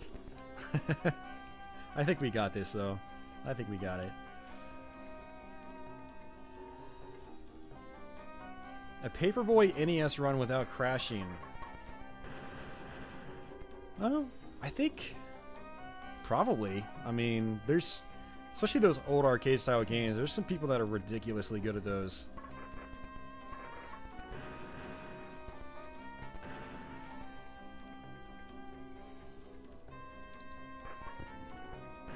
Well, I got lucky. Didn't hurt me.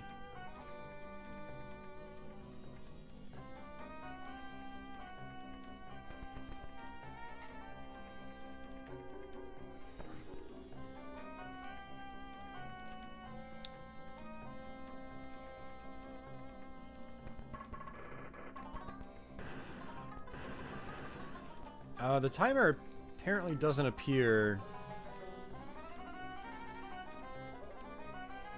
It'll show up if you save your progress and when you start the level for the first time. I know in other versions of the game there's a way to bring the timer up at all times, but I'm not sure how to do it in this one.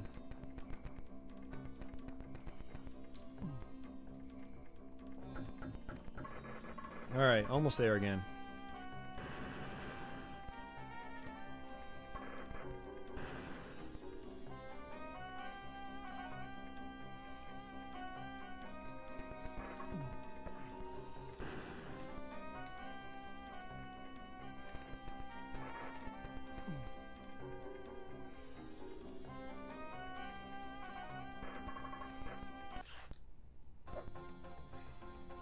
That's it.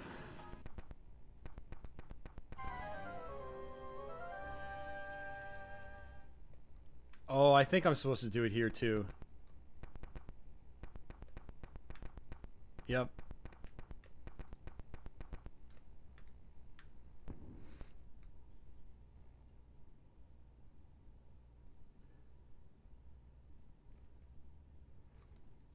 Paperboy is a really fun game. One of my friends has the actual arcade machine with like the bike steering wheel. It's really cool. The arcade version uses a special high-resolution monitor too, so it looks super sharp when you play it.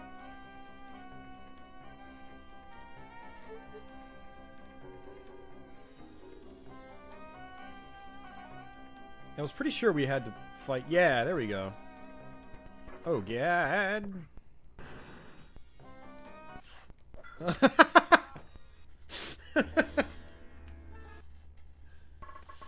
I don't think the timer matters at this point.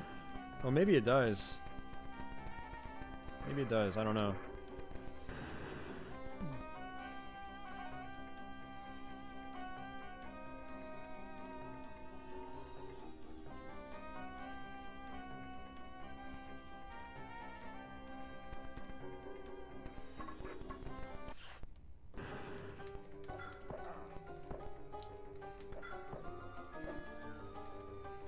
Surprised his health bar isn't larger. Ha ha!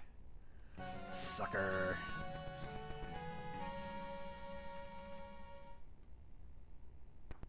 And that's it.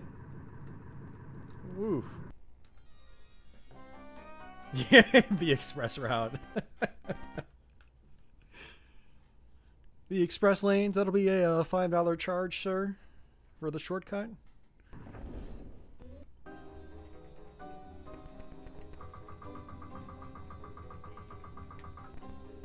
Or is there another boss? I don't think there's another boss.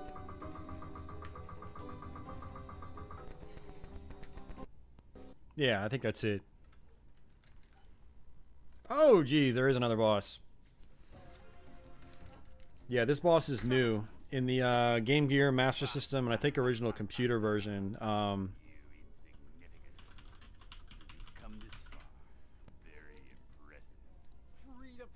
hey, Simbin.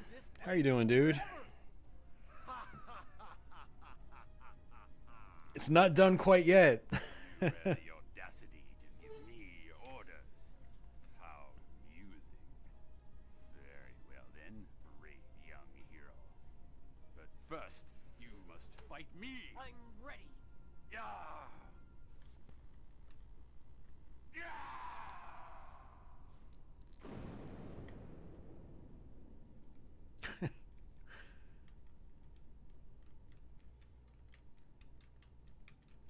Behold the power of loading! Seems to be my greatest nemesis right now. Oh, there we go. For some reason, I don't think it's going to be very difficult. You're making me do what I've been doing the whole game.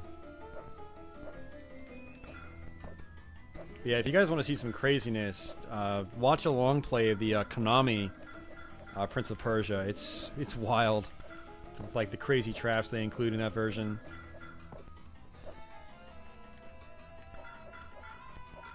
That's it. Yeah. Ooh. That's nice and bloody.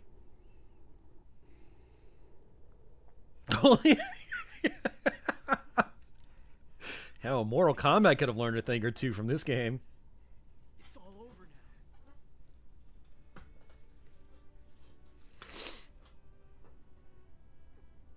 I actually kind of wonder what happens when you get here when the time runs out. Hero.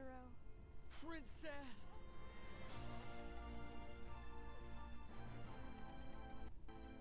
I kind of want to try that sometime, or maybe on my own time. I'll just reload that game, let the time run out, and then beat the game and see what the ending's like.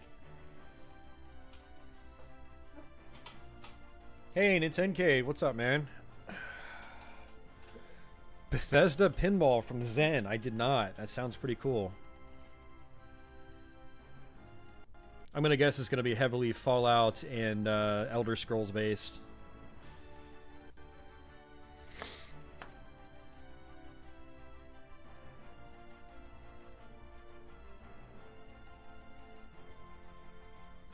Yeah, I'm actually surprised it didn't have more cutscenes like that. It's got an intro and it's got an ending. The intro is just very, very calm and slow until the end of it, which is why I always skip through it. Well, it looks like that's it.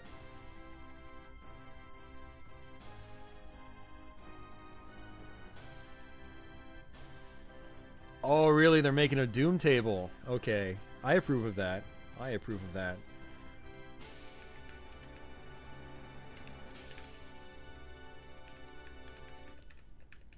Seems like this is one of those endings. Okay, there it goes. It ends. I was like, I can't skip through it.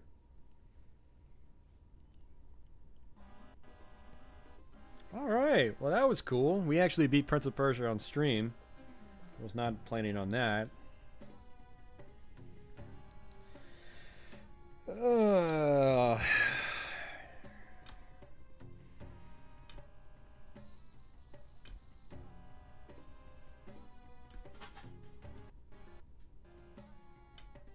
Alright, what I'm going to do is put something else in that'll have a little bit of animation, because I'm going to take a quick break.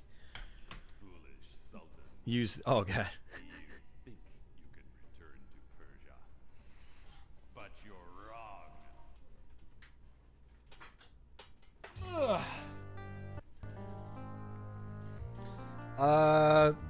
Valgalater, yes, there's a guy making a retheme. There's a long-running thread on Pinside. Well, not really long-running. There's a thread on Pinside showing it. It looks kind of cool. He's not done with it, but he's made a ton of progress.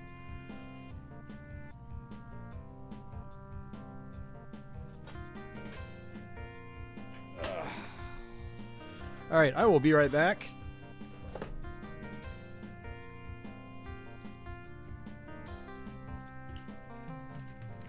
See you, Scott. Take care, man.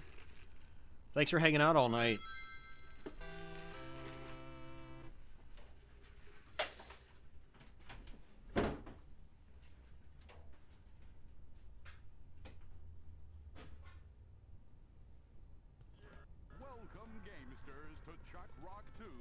Son of Chuck. You'll remember that in our last exciting adventure, Chuck Rock defeated the evil Gary Gritter and his despicable dinosaur.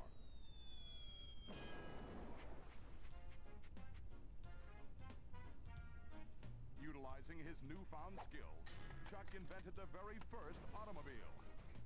And in no time at all, had built a brand new factory and was in full production of the Rockette road machine.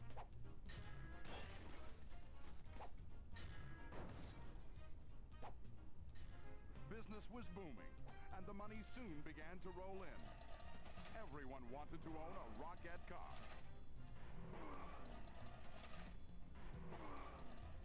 Life was almost perfect for Chuck and his beautiful wife, Ophelia. Only one thing was missing: an heir to the Rock Empire. The new arrival made their happiness complete. Chuck was a very proud father, and his son was a real chip off the old block. But life didn't remain perfect for long. Trouble was on the horizon, in the shape of the heartless Brick Jagger, the owner of a new rival car plant.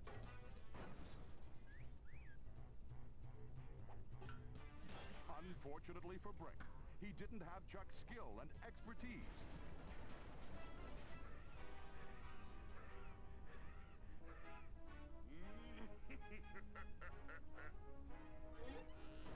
Despite this, he was determined to be rich. He decided that if he couldn't make his fortune by fair means, he'd make them by foul. And ordered his henchmen to kidnap Chuck.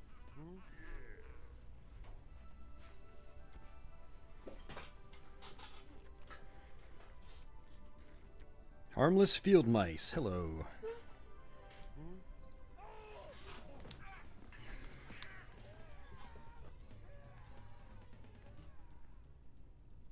Blissfully unaware of her husband's predicament, Ophelia received the ransom demand.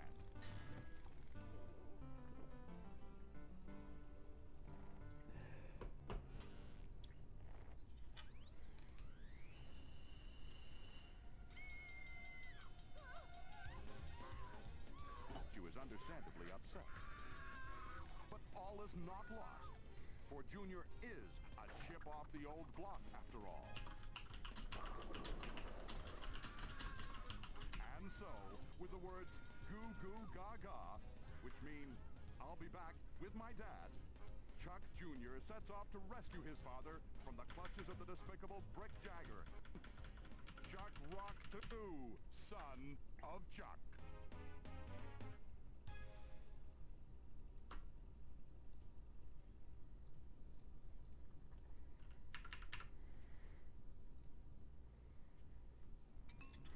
Yeah, I really like the full motion video in this game. I wish more Sega CD games had this quality FMV.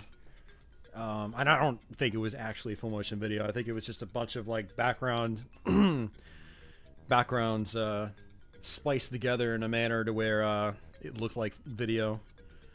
Because it was so clean, you know? It's really cool.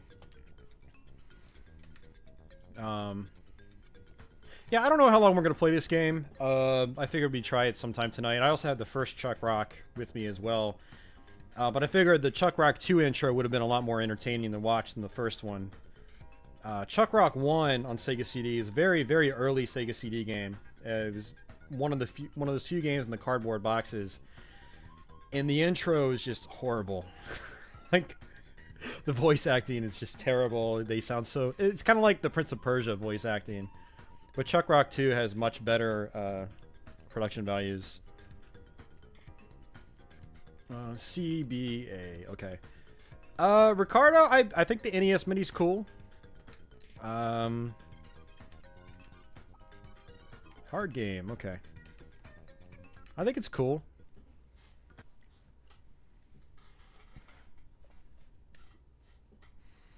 I actually went to try to buy one at midnight last week while I was streaming, and was not able to get one. They were sold out everywhere, even at midnight. But I'm probably not gonna get one unless I just happen to stumble across one. at the regular MSRP. But it's neat. I like that they're, you know, paying homage to the NES through more than just like virtual console releases. There's a lot of more casual gamers that are really interested in it, which is great.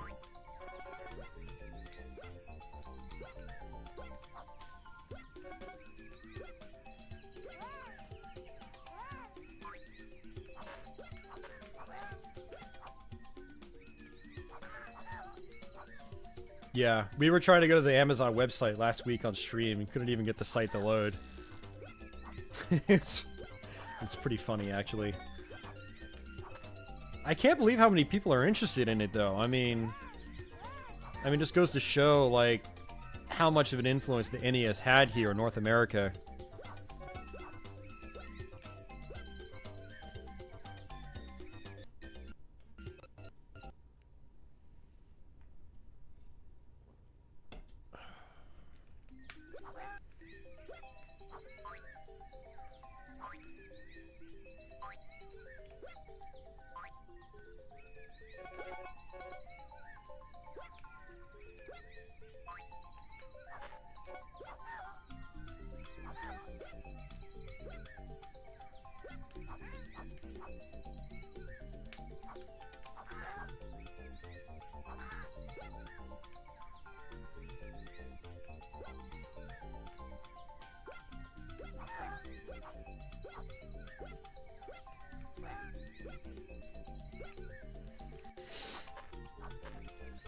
Data Jari, I really have no way of telling. I'm not really jumping on that bandwagon saying Nintendo's causing a shortage. I mean, maybe they are.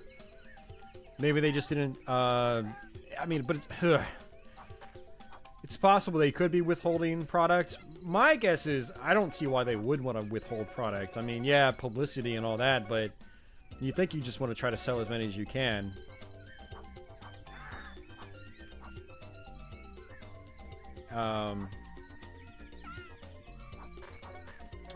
The thing is, they probably could have just underestimated like the demand for it. As simple as that. I didn't even think it was going to be as popular as it is. I mean, like, I was like, oh yeah, this is cool, but you've never seen a plug and play like that be as popular as it is. I mean, we were talking about it on my Twitch stream the other night. And back in the day, you know, about 12 years ago, Jakks Pacific started putting out their plug-and-plays. They started licensing, you know, like the Namco stuff, Pac-Man, Galaga, things like that, Pole Position.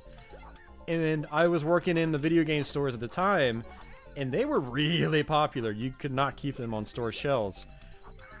It hasn't been since then that a plug-and-play like that has been so popular. And this NES, I think, is even more popular than those old Jakks Pacific plug-and-plays. So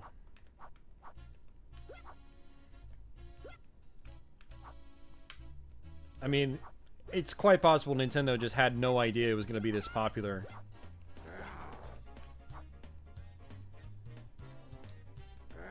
That's some good dirt. Yeah.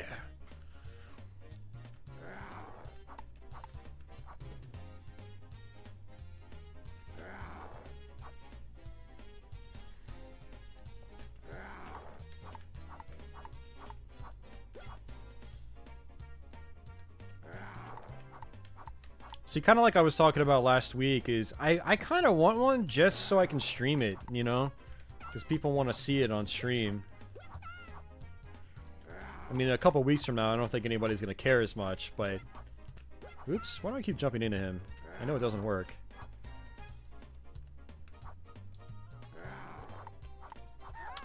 I wish Baby Chuck here was a little more responsive. Like, it takes him a little while to turn around.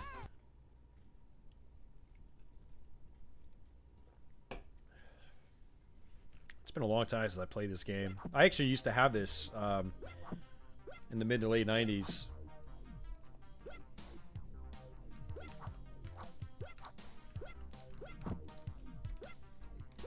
It was one of those many $10 games I bought at Toys R Us. I took a chance on so many games back then because they were like $10 a pop for a long time. I mean, that's how I found Android Assault. That's how I found Lords of Thunder. That's how I found Chuck Rock 2. That's how I found Racing Aces. Well, not that that was really good, but you know, you win some, you lose some, as the saying goes. But Chuck Rock 2 was fun. That's how I got Echo Tides of Time. Quite a few good Sega CD games, actually. And again, it's also how I got Double Switch. And the 32X Night Trap and Corpse Killer. Ugh. Slam City with Scottie Pippen. Jeez, I ended up buying a lot of crap back then, didn't I?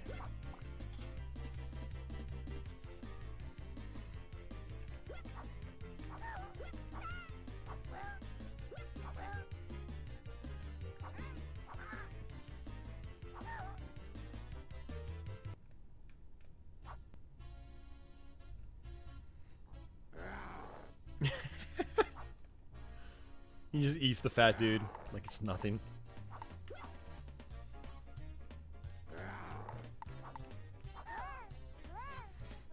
Neo Turbo, yes, I have. I'm still going, man. I am still going. I've got a little left in me. You know, I've only been up for about 11 hours now, so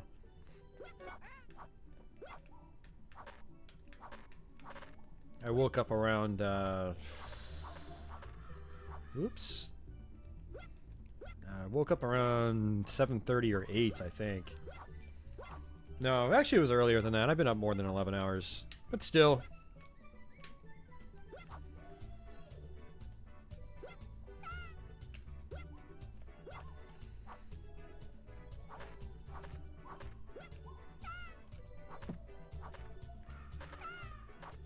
Okay, that was dumb. I was supposed to push that rock down.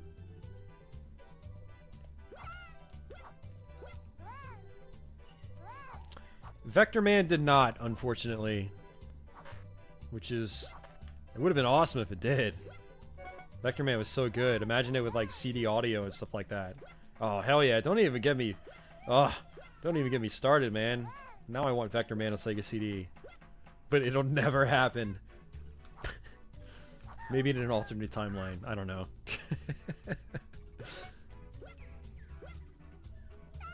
Vector Man is probably one of my favorite Genesis games. Well, one of my many favorites. Genesis has so many good games on it.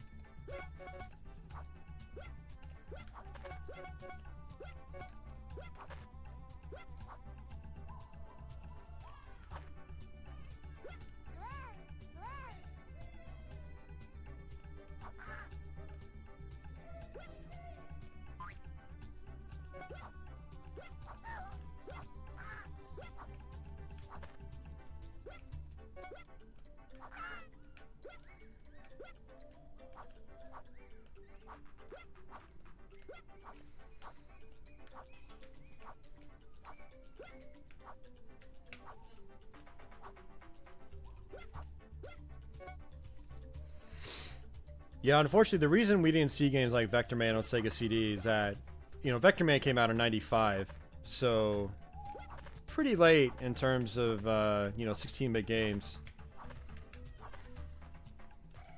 Sega CD was pretty much done by that point, unfortunately.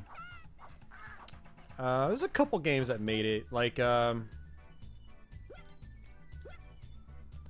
on, I gotta check next to me. One of my few actual physical Sega CD games. Eternal Champions.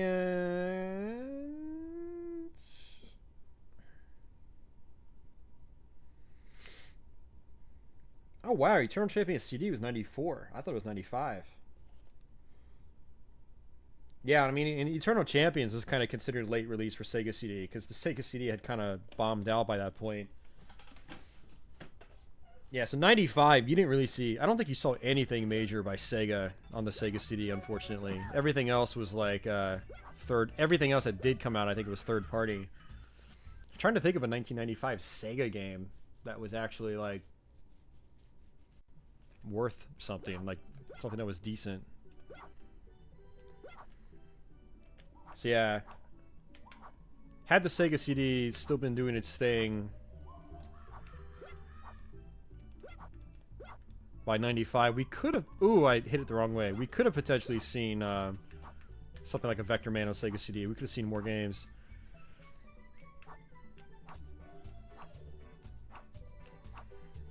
Niore. Nio. Niore. I have no idea how to pronounce your name. Yes, I'd like to eventually do the MSX version. Yeah. One of these days it's gonna happen. Eternal Blue came out in 95, yeah. Yeah, but I mean by Sega releasing. And Lunar 2 was working designs.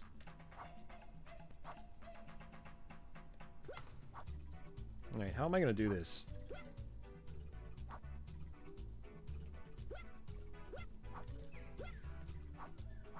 Oh. Well, that's what I'm gonna do.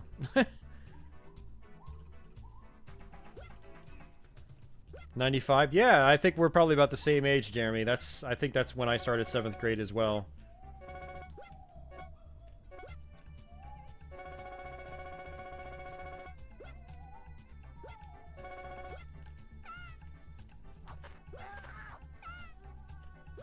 Yeah, actually, I'm really curious now that I've mentioned it. If anybody knows what game Sega released for the Sega CD in 95, I would like to know. Yeah, because, I mean, I'm trying to think, and I don't think they... Did they even put out anything?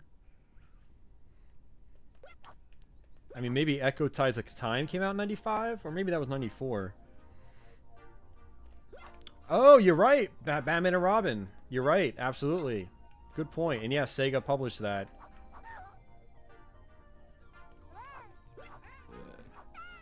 It's a damn shame, like... I really wish they just ported the Genesis version to Sega CD for that one.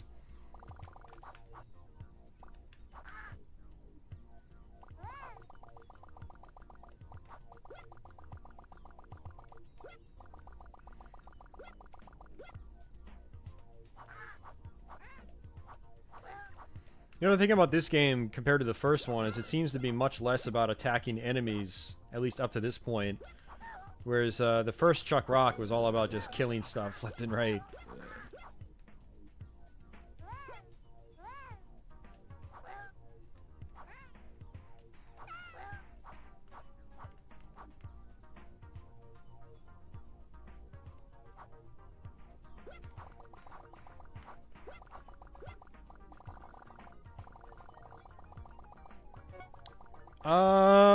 I don't think Sega published BC Racers. That was Core Design, and I don't think Sega usually published Core's games. Wait, no. Yeah, no. Because Sony published Chuck Rock 1. Who published Chuck Rock 2? I didn't check the title screen.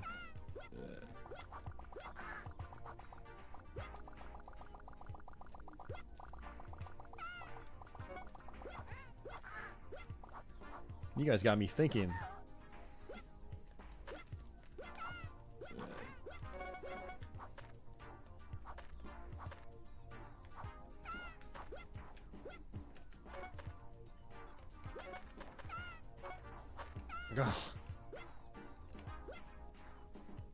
Oh god, Wild Woody.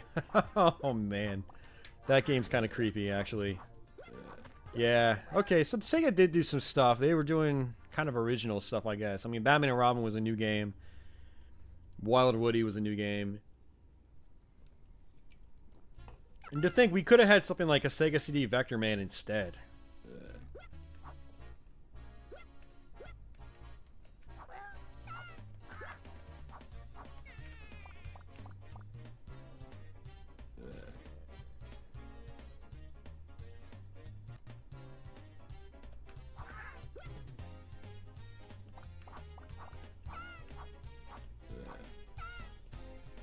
When was Prize Fighter was earlier on though, right? Because Prize Fighter I think was bundled Wasn't there a version of that bundled with the CDX? I know the CDX had the 5-in-1 and had Sonic CD. I thought they also put Prize Fighter with it. Maybe I'm thinking of something else. Yeah, Prize Fighter was something like 93 or something like that. It was when they were doing the blue labels, but yeah, you're supposed to punch these guys. Okay.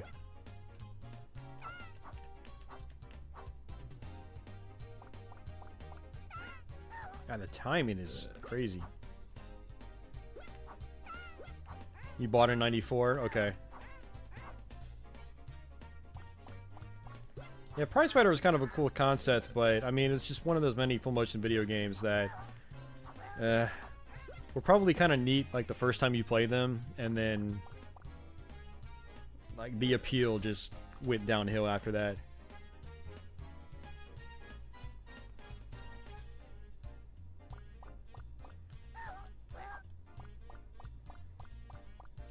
Prize Fighter might have been in development since the beginning, but it wasn't released until after 93 because it was one of the Blue Spine releases.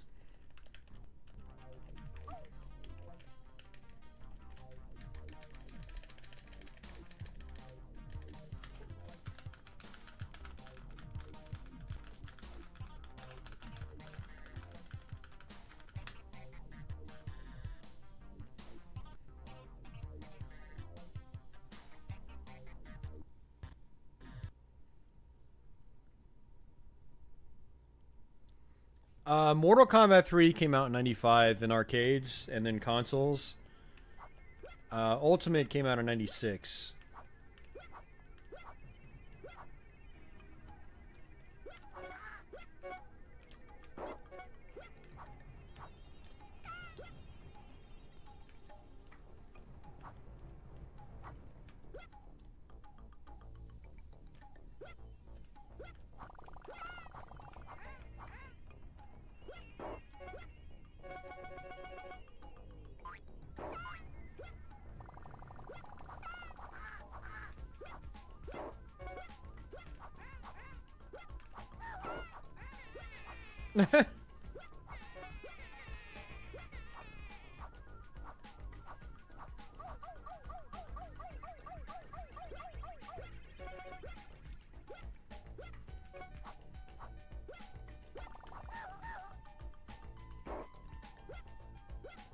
Oops. Double oops. I'm taking a lot of unnecessary hits.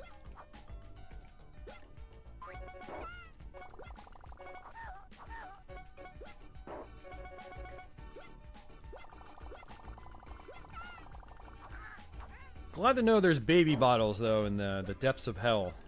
That's what this looks like.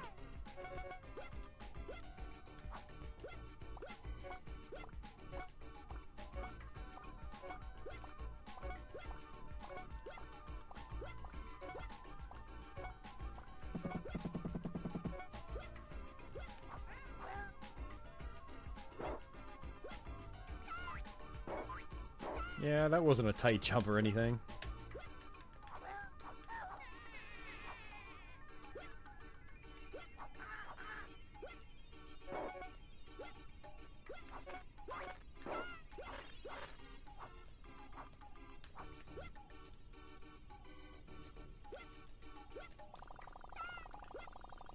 Oh, come on.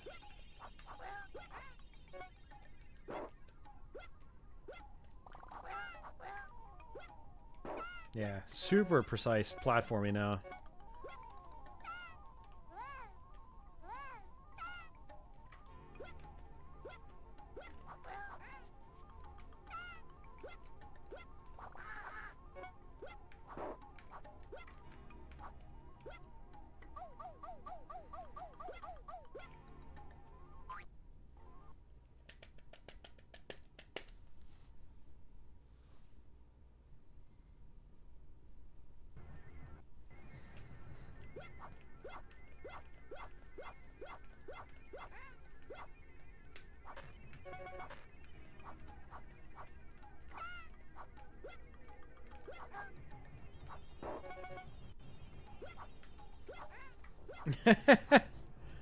I gotta say the humor in this game is pretty funny though.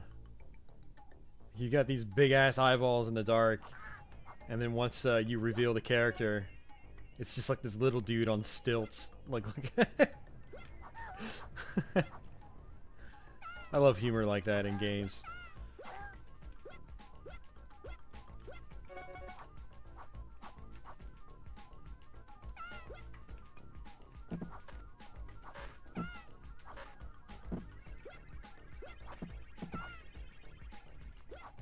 Game over. Alright, see you, Nihilus. Alright, we're gonna go ahead and not continue. I think we're actually a decent way into the game, but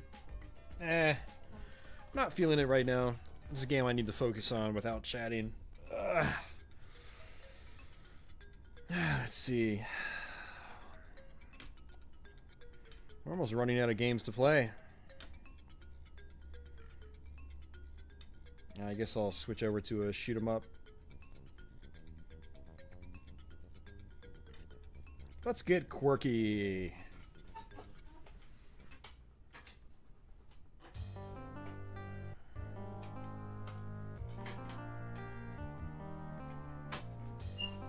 Quirky and expensive.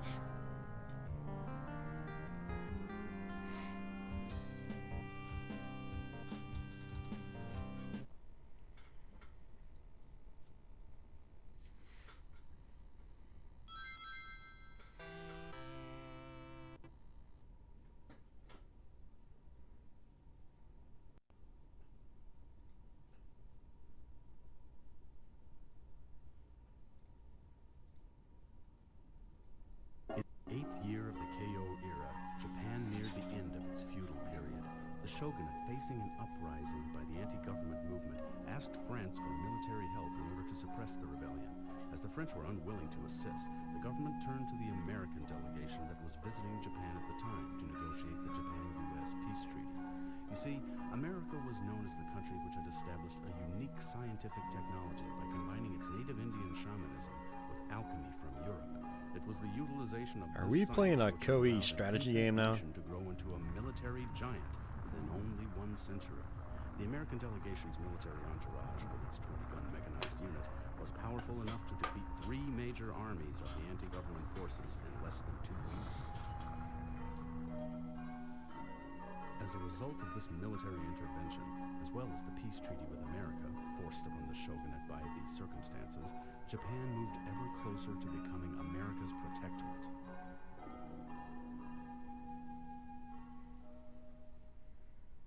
Unrelated to these historical proceedings, deep in a mountain north of the capital city lived the descendants of the ancient gods, protecting their ancestors' secret treasure. Down through the ages, their numbers had dwindled. Now there remained only an old couple and their granddaughter Rami. They alone kept watch over the treasure of the ancient gods.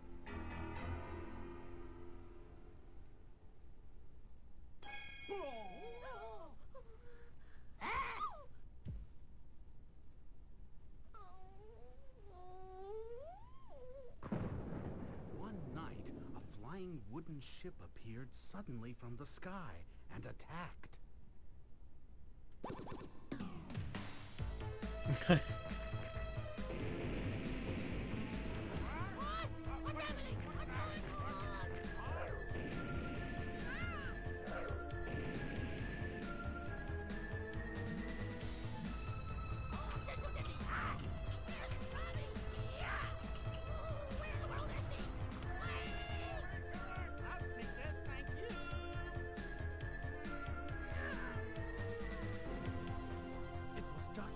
Who had attacked and stolen the key to the secret treasure. Good work. At last, this key is mine. And I wasn't there to stop them. I hate this. Hyper cutie bunny chat. Yeah, this is KO Flying Squadron. Rami, where have you been? Well, I got hungry, so I went to the mini-mart to get something to eat. At first I thought I wanted a burger, but then... You were supposed to be guarding the key! This game's goofy as hell. Shame on you!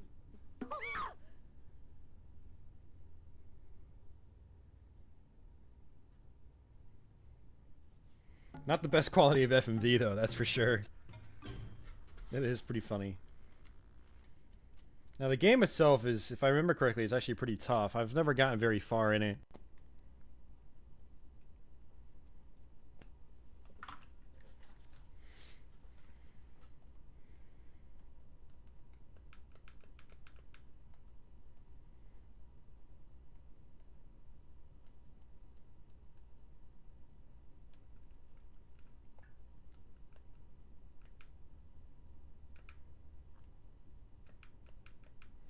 Oh, that's cool. You can change where the hitbox is. I like that. We're going to go for the dead center. There's not many games where you can do that. It's like, do you want the hitbox low? Do you want it high? Do you want it medium?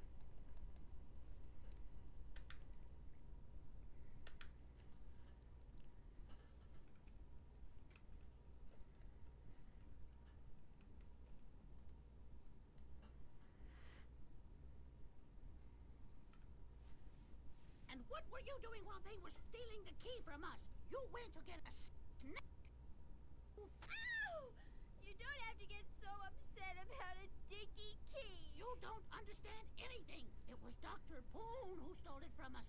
A super intelligent raccoon. His IQ is 1400. Can you even guess how important it is? Well, what is the key for? It's for the secret treasure.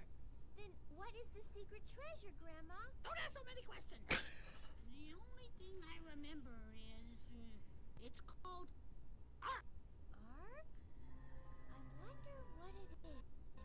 Dr. Poon wants to use the Ark to turn this planet in Raccoon World. Hey, why not? Sounds like fun. What a fool you are. It was totally your fault. You know that. You really should... I guess you'll never learn. Well, listen, Rami. Until you get that key back, you will get no food. Wait! That's no key, no dinner. You better hurry and chase them out. Well, that's a reason to go on a quest. Hey, Spot, we gotta go. Spot, are you still sleeping? Wake up! Like I said, this game is goofy as hell. No key, no food.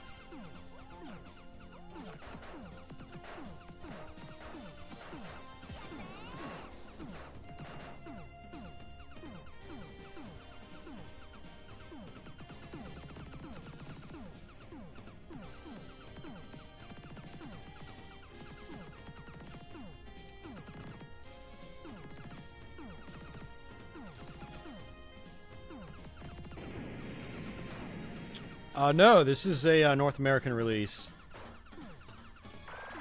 It's just a little rare, so you never see it for sale anywhere.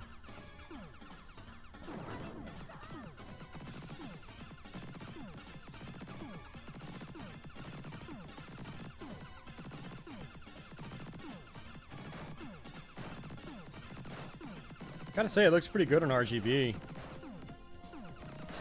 This is actually the first time I played pretty much any of these games in RGB. It's the first time I've done Sega CD in RGB.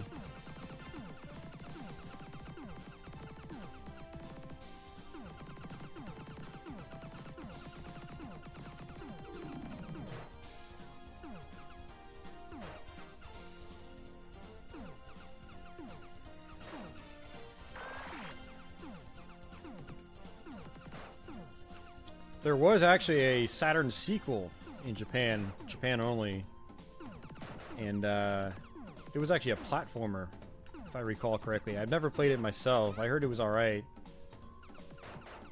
A lot of people seem to really enjoy the first one, though.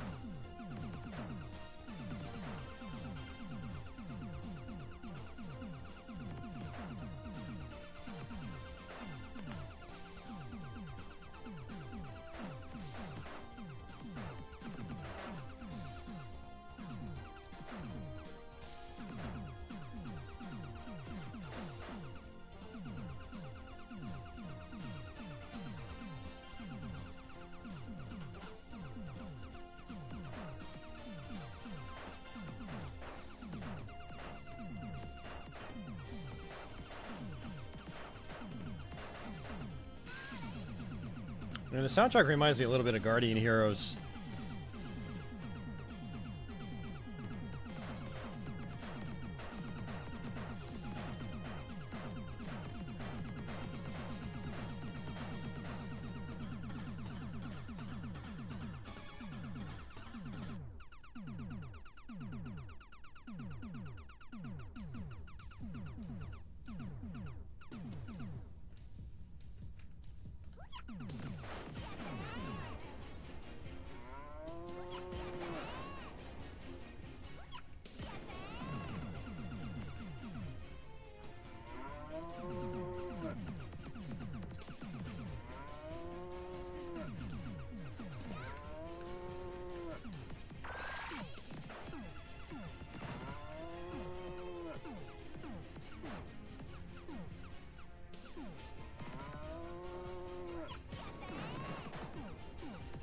So, whoa! I touched the cow and I died.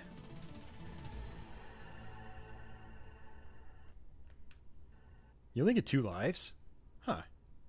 I'm just gonna start over. So apparently you get, like, these little guys that follow you, and they act as your bombs, supposedly. I didn't realize that until the last second.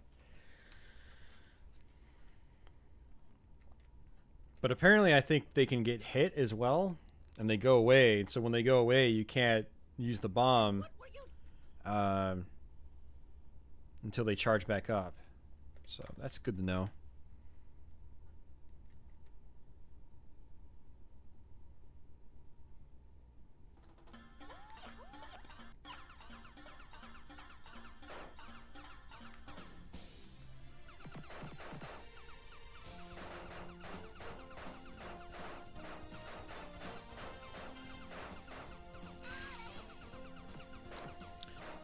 Oh, the little birds are like homing missiles. Okay.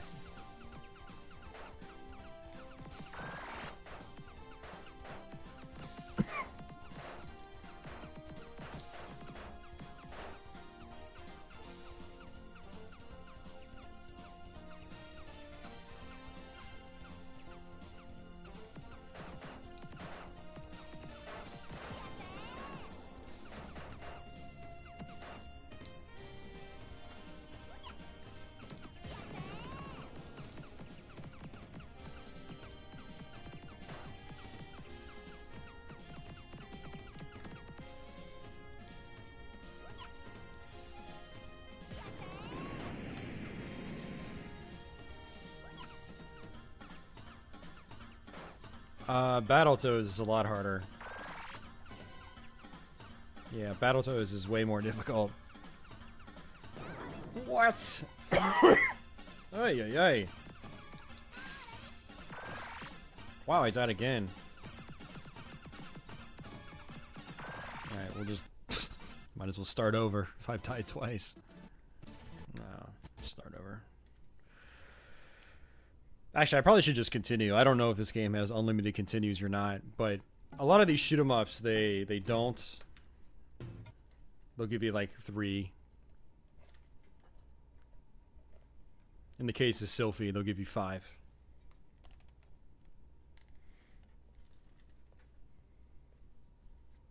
And what were you? All right, let's try to not suck this time.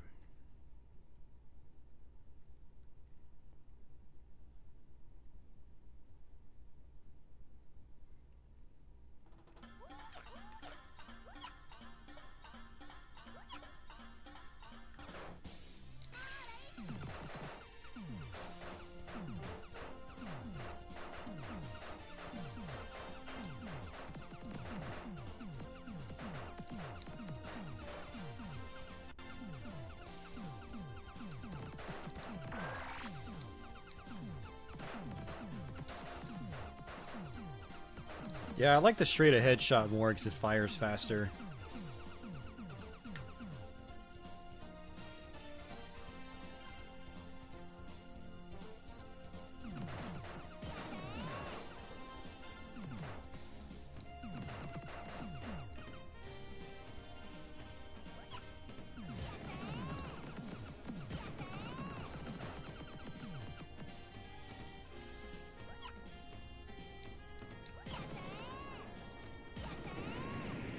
Oh yeah, these little bomb guys are really powerful.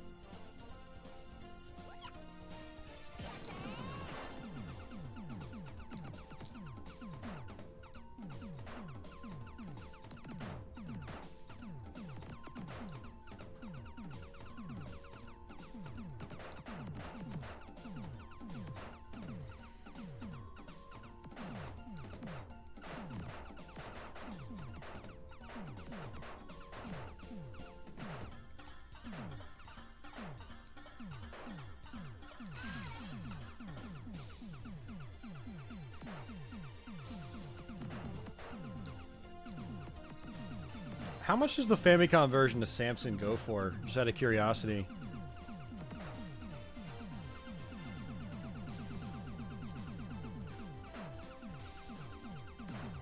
I've never bothered to check.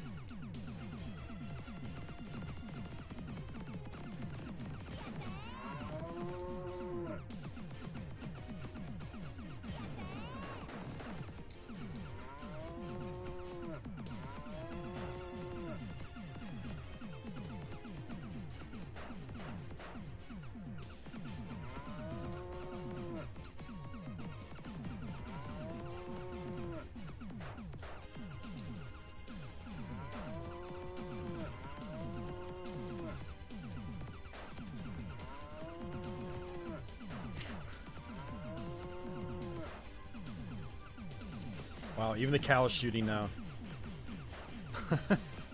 This game is wacky. And it goes "Arr!"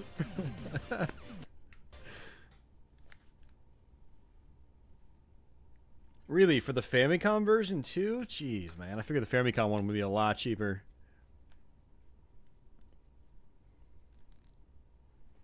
Coming up next, KO Flying Squadron Chapter 2. Follow the river. Push to start.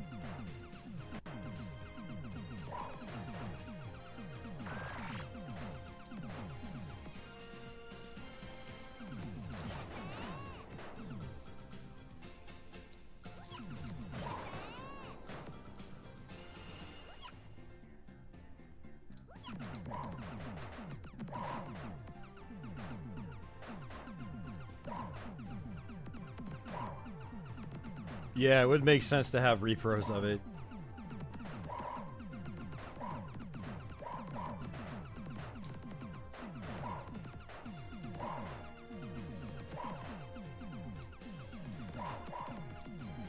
I think this bomb attack is a pretty safe bet. There's so many guys that just, you know, walk on the ground.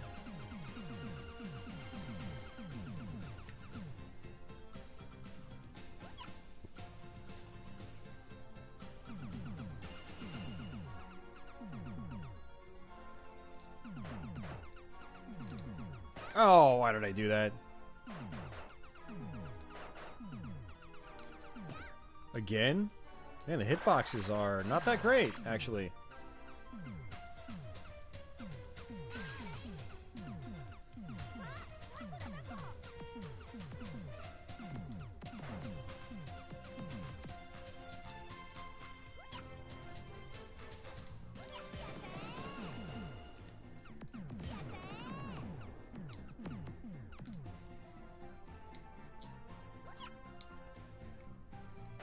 Oh, the AVS is awesome, man. I love it.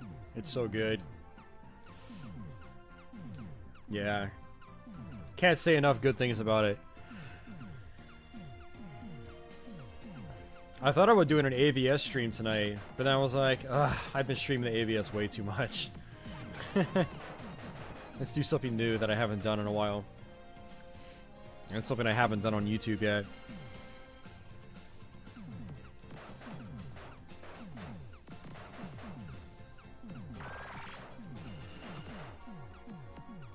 Wow, this spread shot is not very good. It's super, only fires out one set at once. Yeah, AVS brings people together.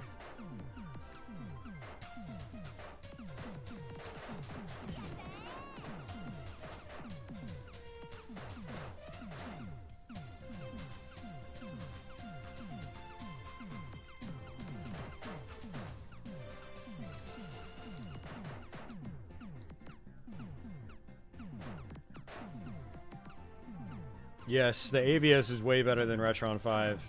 I mean, the Retron 5 is good if you're going to play casually and you want multiple systems. But the AVS has no input lag. It's not emulation. It's hardware recreation, basically. So the compatibility is much higher. The games look and sound like they would on an NES. Except it's HDMI, 720p. It's awesome.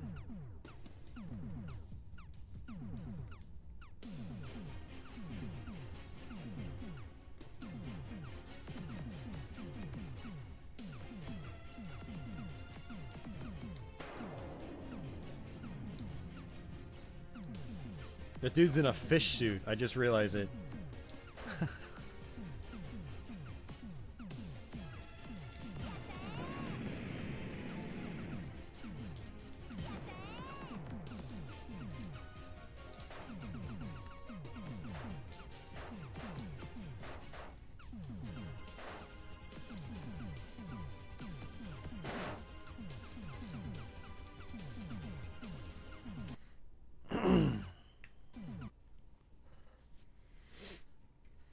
Well, I mean, that's one of the nice things about the Retron is that, yeah, while it's emulation, you can at least use your original cartridges. Because not everybody wants to do, you know, ROM downloading. You know, in this day and age, I don't really see why you wouldn't want to, but, you know, there's some people that want to be purists about it, and that's cool. So the Retron gives them that option. But it is still emulation. It still has, like, screen tearing and stuff. It still has input lag. Lots of input lag, actually.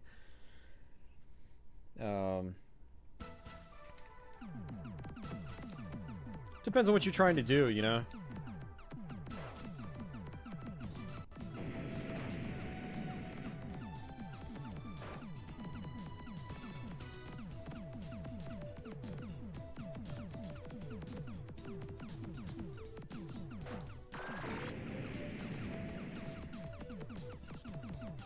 So yeah, this is as far as I've ever gotten in this game. I don't even think I've ever made it past the first level before. So it's just kind of cool. I've finally gotten to see a little bit farther into this game.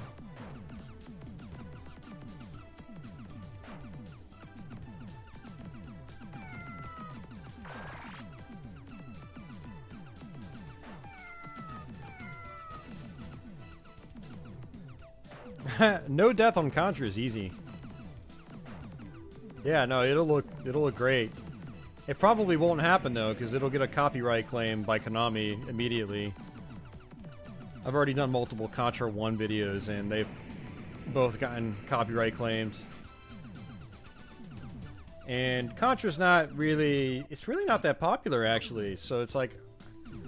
I don't know. If I'm going to do something by Konami that's going to get claimed and I'm going to have to counterclaim it, I'd rather just do, like, some kind of Castlevania, because those actually get viewed over the years. You know, people are interested in Castlevania.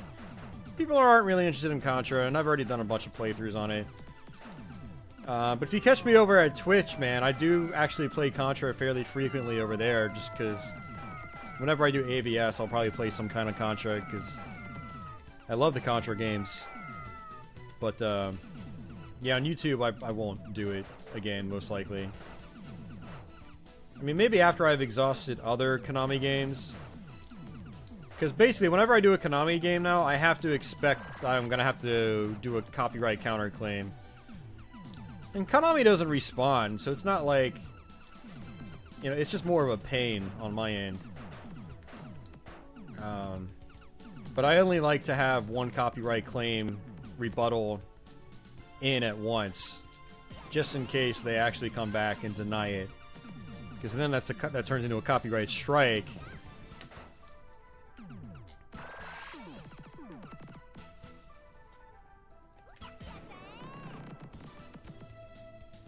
And 3 copyright strikes and my YouTube account gets blown away. No questions asked. Oh, so close. Oh, the blue ones are the only ones you can... Okay. I see. Yeah, they're like that just for even NES stuff. It's not all NES stuff. Like, I've done a couple of Konami games that didn't get claimed at all. Like, Monster in My Pocket. The first TMNT did not get copyright claims. Neither did Part 2, actually. But Castlevania, Contra, yeah, pretty much all those got claimed. So, almost every Castlevania video you see on my channel, I did not get any revenue off of those for a long time. Until just over this last year, I learned the whole counterclaim process, and...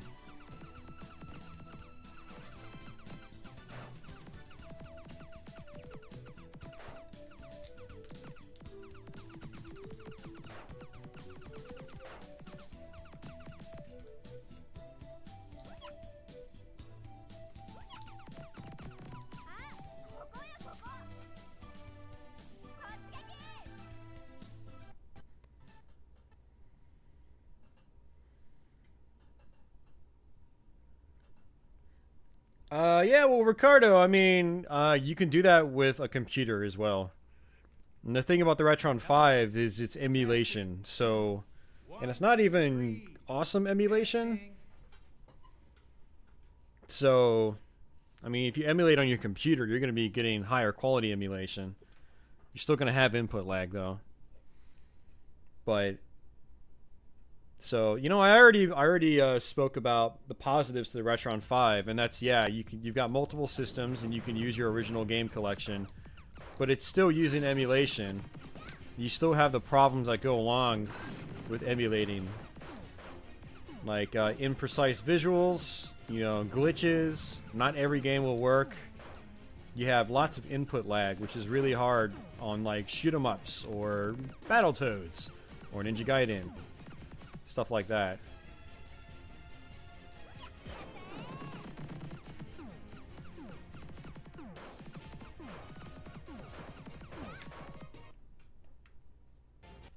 Well, I mean, yeah, the controllers aren't that great, but you can use original controllers. I mean, that's cool. I like that concept. I want to see another concept like the Retron 5, but executed better. I like the idea. And if it wasn't for the whole stealing emulators illegally that the Retron 5 did, I would recommend it much more openly, even just as the device it is.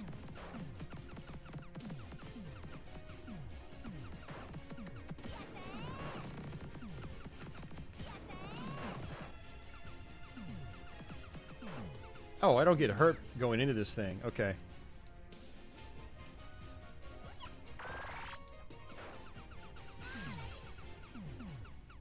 Look at that. That's an American plane. American helicopter. It's hilarious. I'm making fun of the Americans in this one.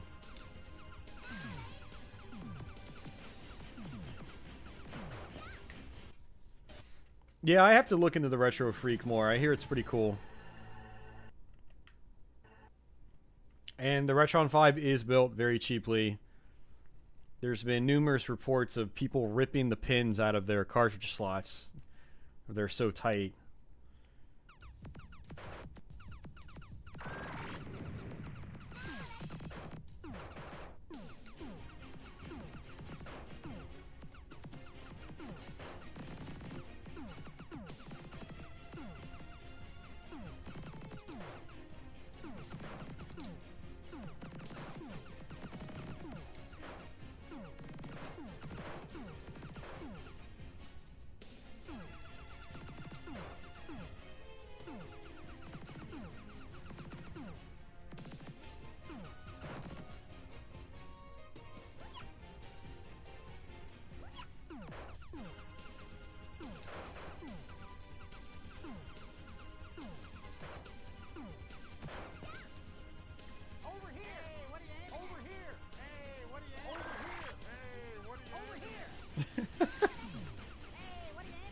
This is so goofy.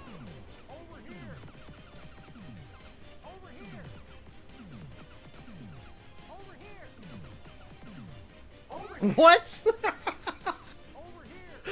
And they all said over here at the same time.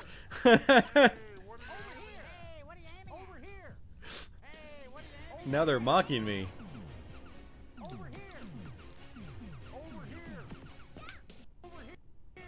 Wow.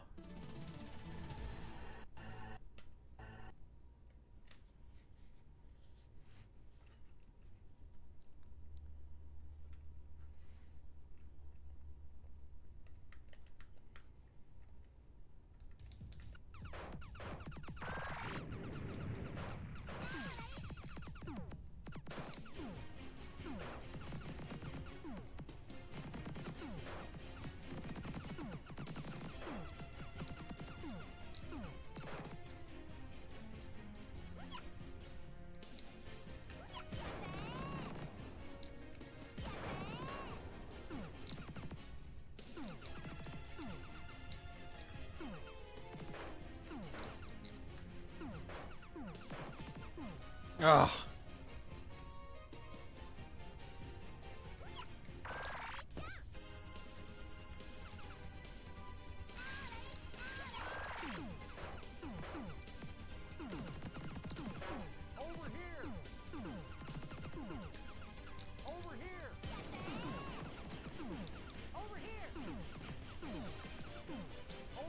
Damn.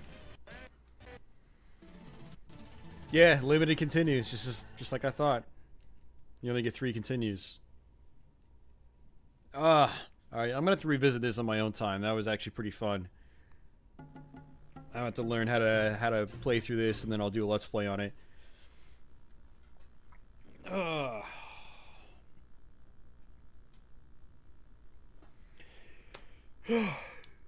When's the last time I did a shmup let's play? Oh, I gotta check my channel real quick.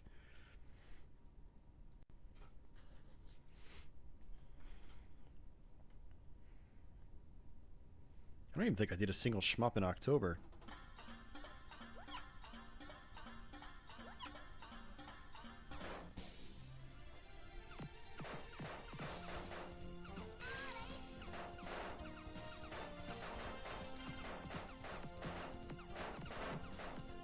The Retroed, isn't that the one that, Oh, that's right, I did BRI Fighter on the NES.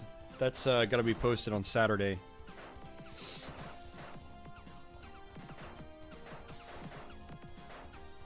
Yeah, high def NES is really nice. Definitely an alternative if that's the route you want to go, if you want to mod your system.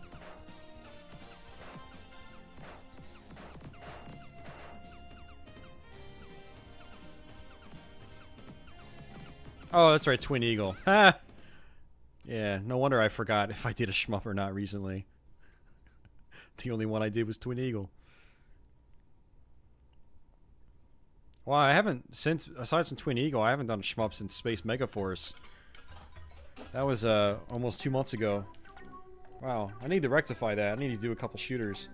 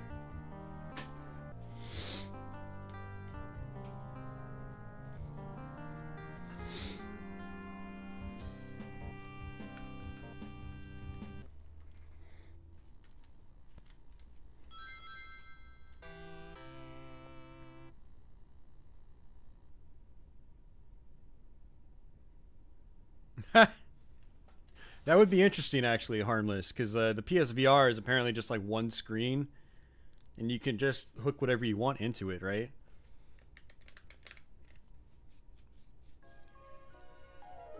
That could actually be kind of cool. I mean, not even just the NES Mini, just hook anything HDMI into it. Like, I can hook my NES into the FrameMeister and plug that into the PSVR. That'd be kind of cool. Singing was fine. Chuck walks up.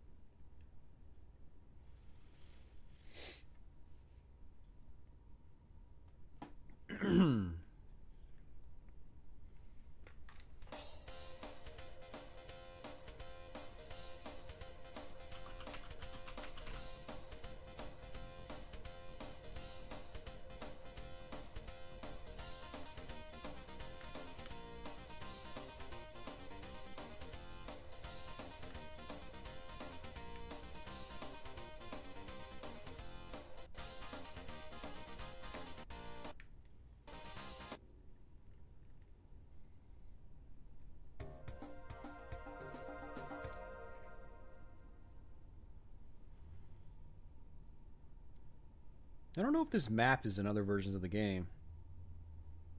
I don't remember.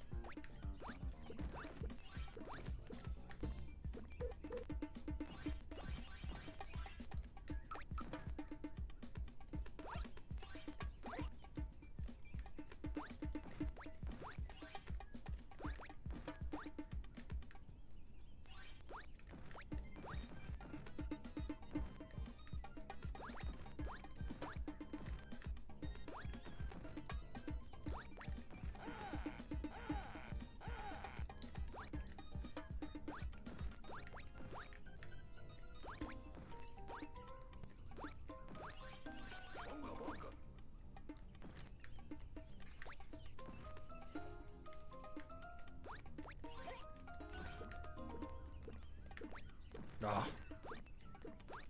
It doesn't really matter.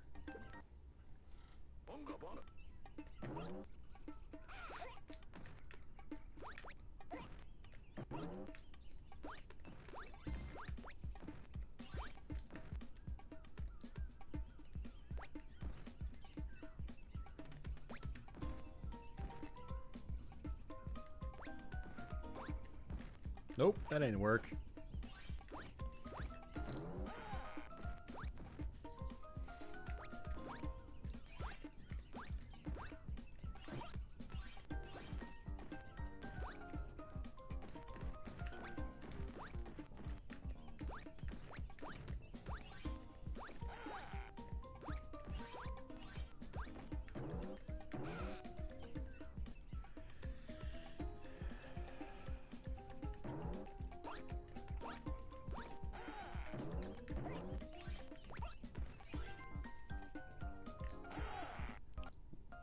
Whoa, okay. Was my health that low?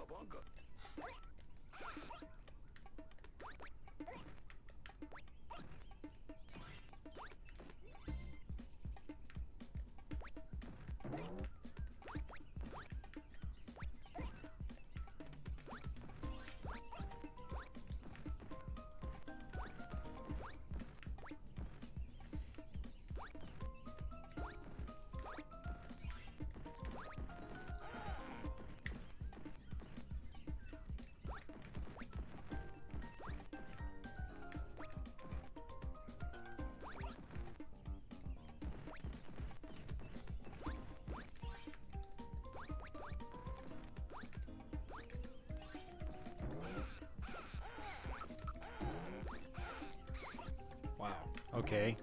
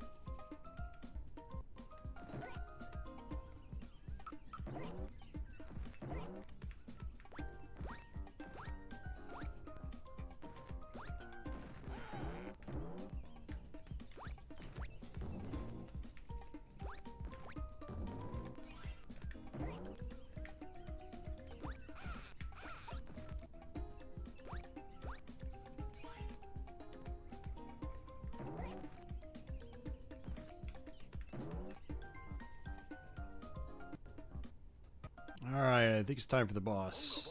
Nope. Jeez, there's a lot of levels.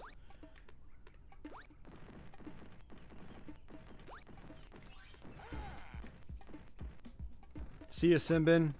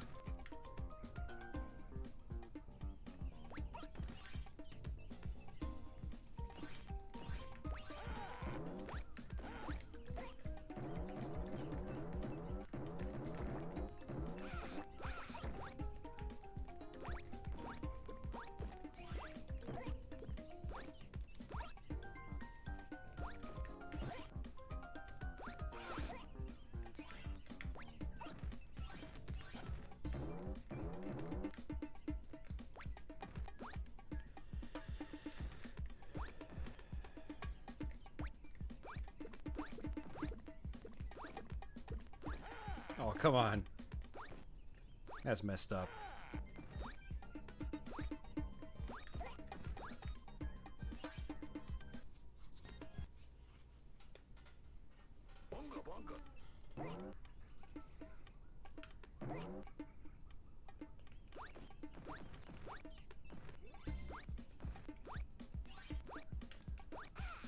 I don't remember this going on for so long before the boss fight.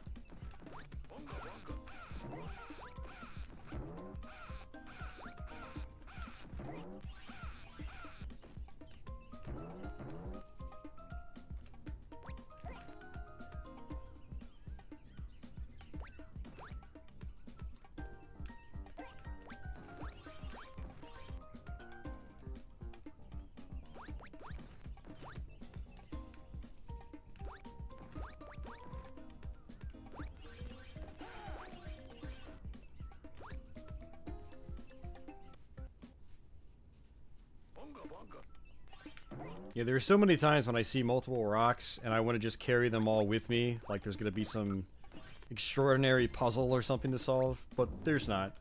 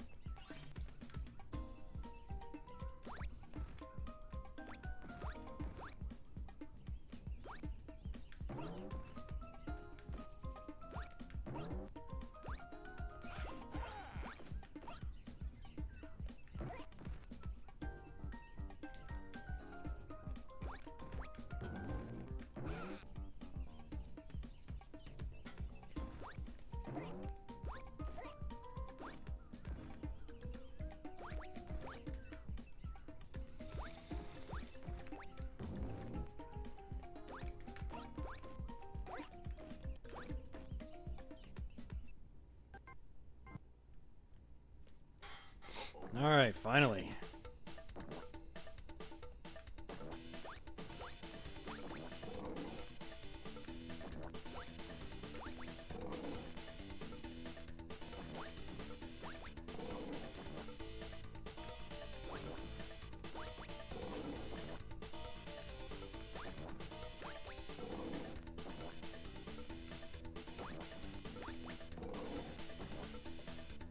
What's funny about this CD audio here, at least on this track specifically, is because it's all synthesized, it sounds like something the Super Nintendo could have done with its sampled system.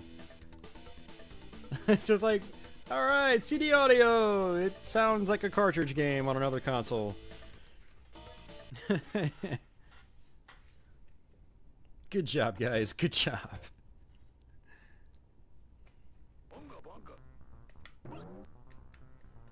Alright, I'll be honest, I actually don't even feel like playing this game anymore.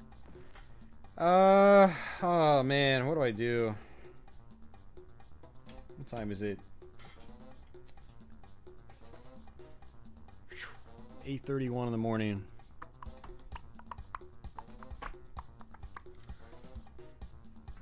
Oh.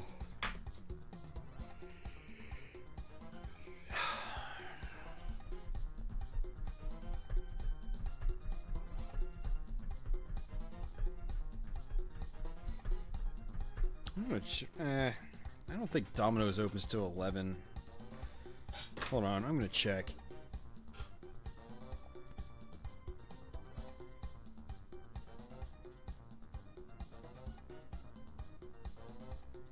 Richie, howdy.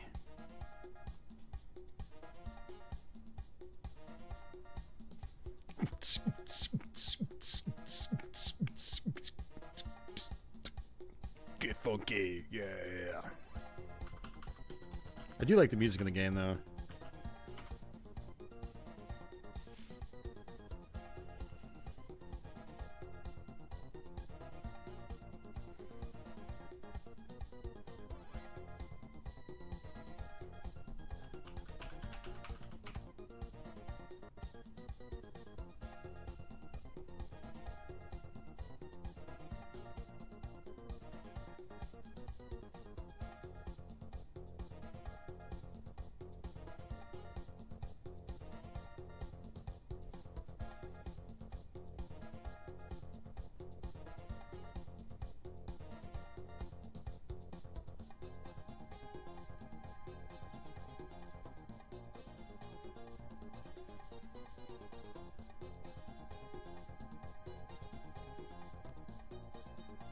Wow, they are open at 10 a.m.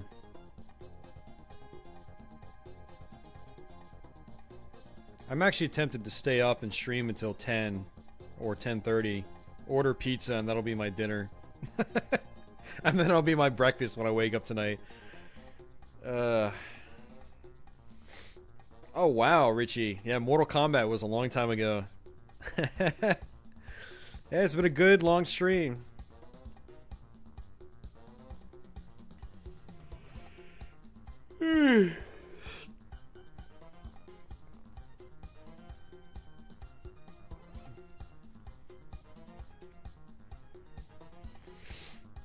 Alright, so what I'm going to do, guys, is I'm going to pop in a different game. I'm going to use the restroom. I'm going to grab another soda.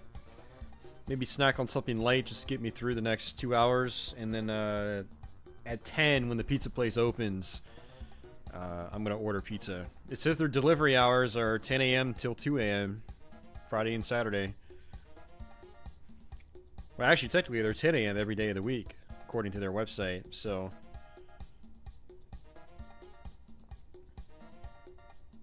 Nice, Brandon. That was a long time ago, too. I mean, Lords of Thunder was my second or third game, I think. I think it was my second game. You do, what kind of work do you do, Brandon? Are you in IT or something? You're obviously at a computer. I mean, I doubt you're on your phone this entire shift. Well, maybe you were. I don't know.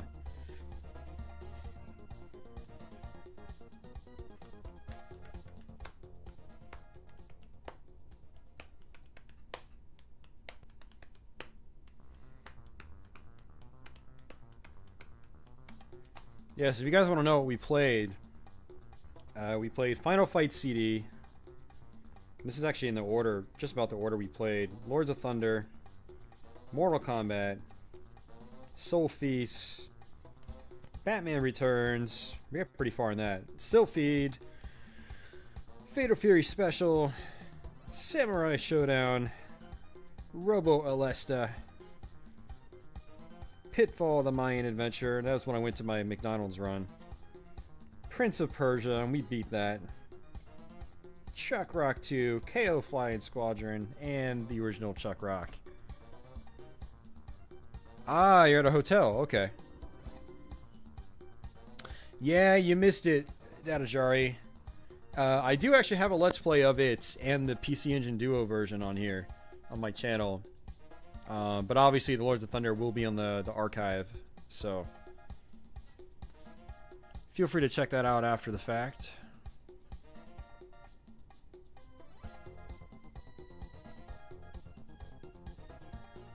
I said Final Fight first. That was the first one I said. Final Fight, then Lords of Thunder, then Mortal Kombat. Oh, man. Alright, yeah, like I said, Alright, you know what I need to do? I need to play something I'm really familiar with right now, because I'm super tired. You know what I might do?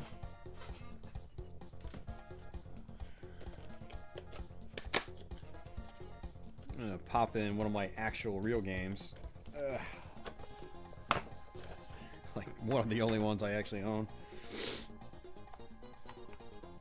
Damn, retro prices are so high now, I can't reinvest in most Sega CD games I want. Not that I really need to. Alright. So like I said, guys, I'm gonna go take a quick break, grab a small bite to eat, and then I'll be back with some more caffeine. And I'm gonna put in this game. You'll see what it is. And let the intro roll out. It's got a decently length intro, so that'll work out.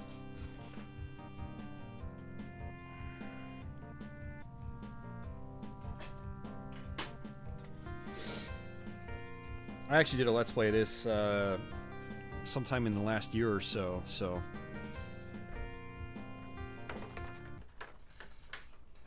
let us play it again.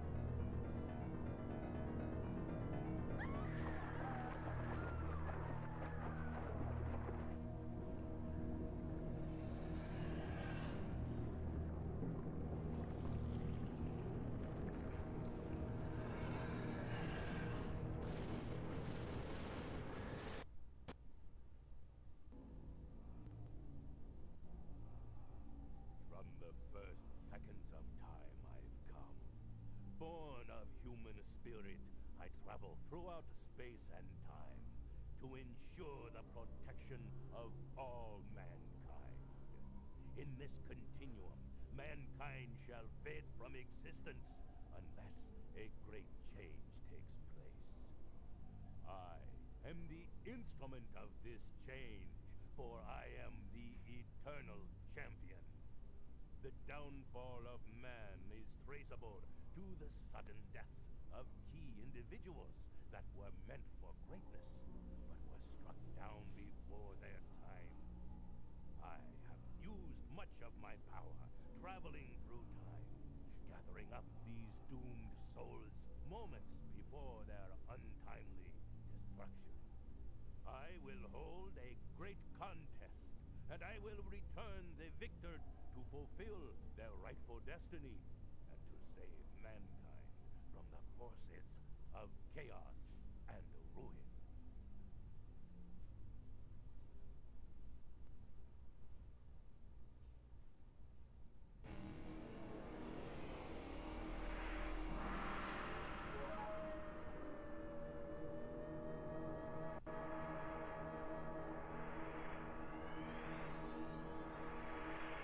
Slash, 50,000 BC. A caveman of superior intelligence, cornered by resentful tribesmen.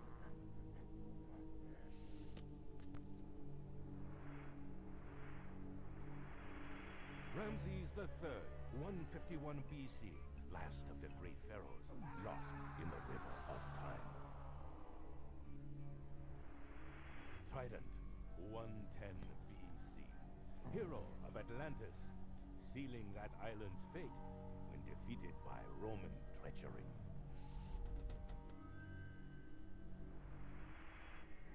Riptide, 1566 AD. A freebooter that lived for adventure and justice on the high seas and died for pieces of eight. Xavier Pendragon, 1692. An alchemist cursed as Ivan Gindar, 1802. A mystic healer with control over time itself, but blind to her own dark fate. Dawson McShane, 1849. A lone wolf with a taste for gold and an eye for justice. Cheta Max, 1899. A circus acrobat skilled in savate, this royal Russian fell victim to sabotage.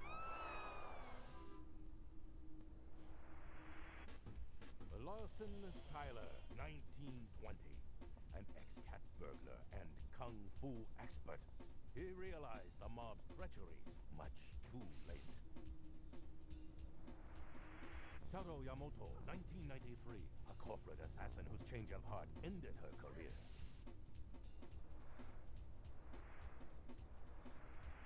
Mitchell Middleton Knight, a.k.a. Midnight, 2100 AD. A scientist turned cursed vampire by a virus of his own creation.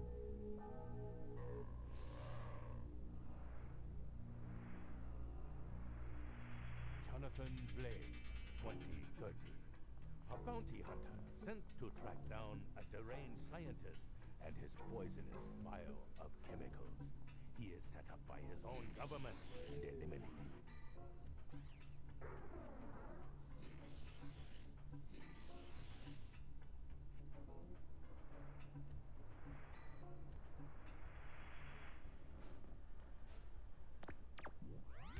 Rex Coswell, 2345. A destructive combination of man and machine killed to ensure a winning wager.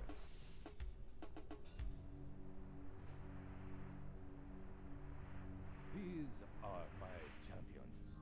Let the contest begin. Not so fast, my friend. You didn't notice our 4 new contestants. I withheld them hoping to hasten your destruction. But I'm weary of all this scribble and scrawl, so I too shall join your contest. Be warned, my power will destroy everything you hold dear.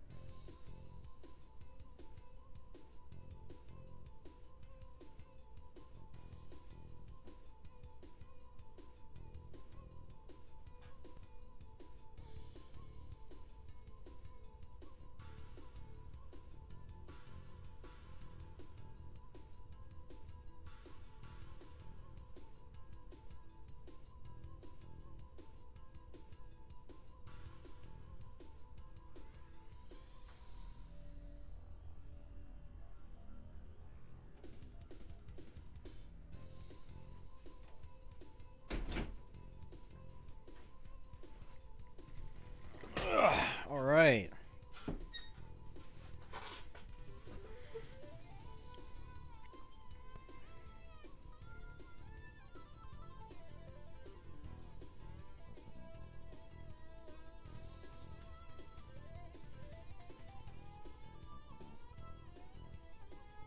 None of the fights in this game are canon. I guess it makes sense. I guess it makes sense.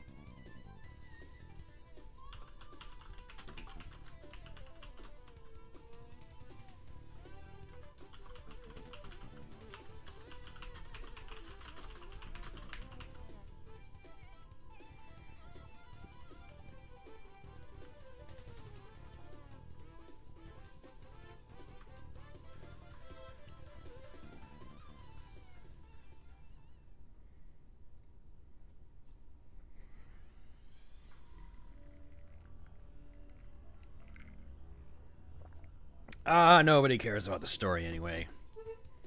It's all about the blood and guts on screen. And trust me, Eternal Champions has plenty of that in its fatalities. Ricardo, if you're still there, I do not have Demolition Man. Not right now, anyway. Alright.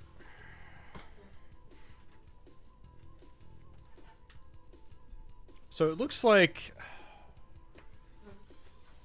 Where did I put my... Oh, there's my phone. Alright, so... It's going to be around the 12-hour and 20-minute mark when the pizza delivery place opens. So we're at 11 hours and 9 minutes right now. That's the length of my stream so far. So this is going to be a slightly over 12-hour stream, maybe close to 13 hours. And then I'm definitely going to wrap it up after that. No 24-hour streaming today. But 13 hours, that is a long stream. So...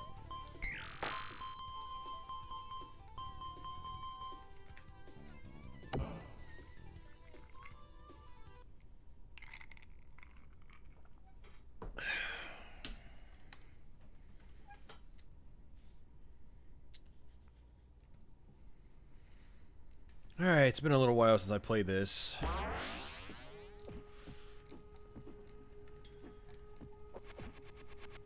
That's right.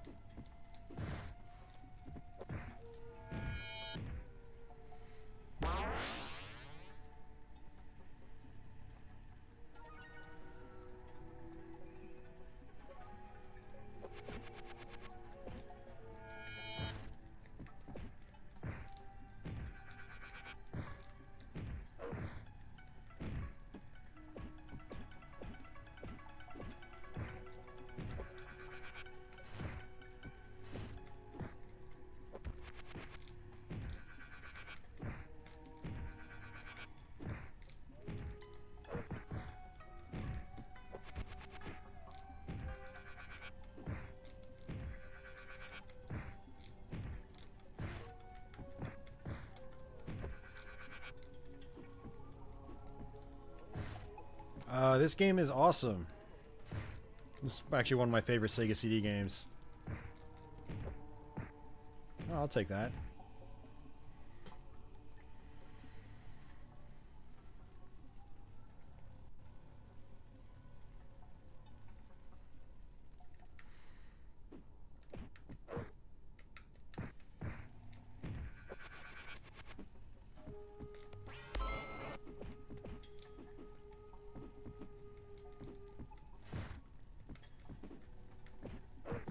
Of course, the AI can be a pain in some cases. Some cases not, but in the case of Xavier, he's always tough for me to deal with.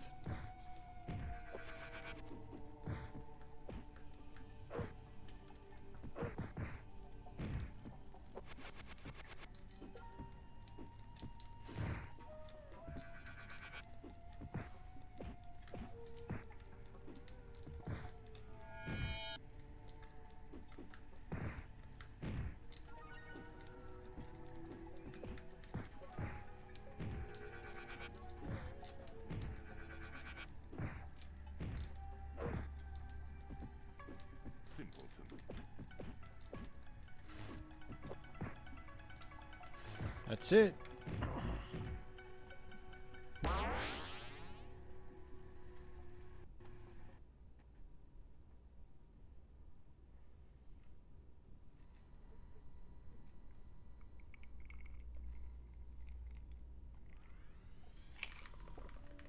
Yeah, I only get 2 continues, so I'll just start over.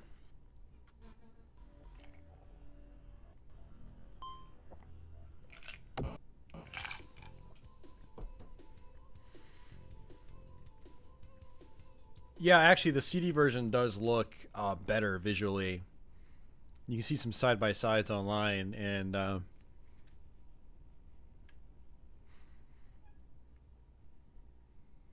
It also has a smoother frame rate overall. The Genesis version has this like subtle choppiness to it.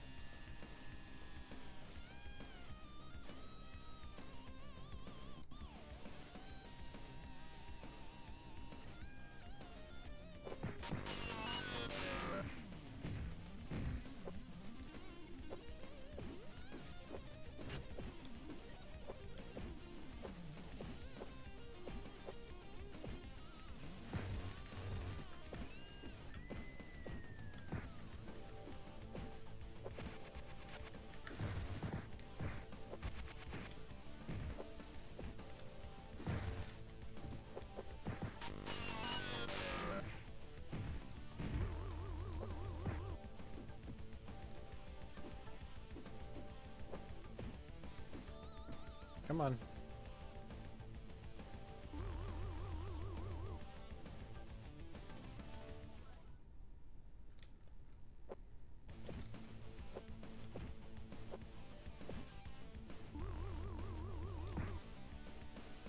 Oh, I don't want to do that.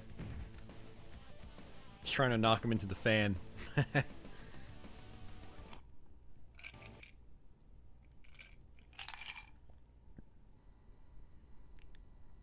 Alright, I'm gonna let this sit here. I'm gonna actually go get some more tea.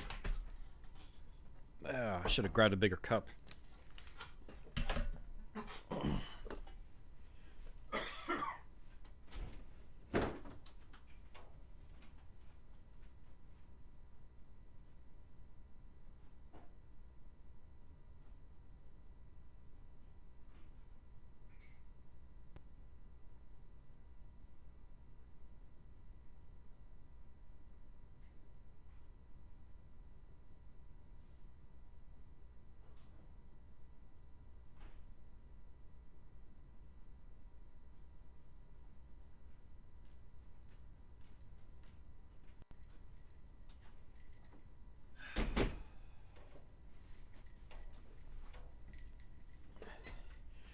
Alright, much better.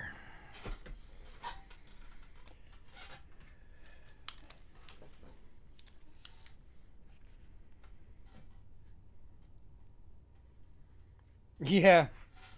No alcohol on tonight's stream, actually. Although I do have a beer in there I should probably grab.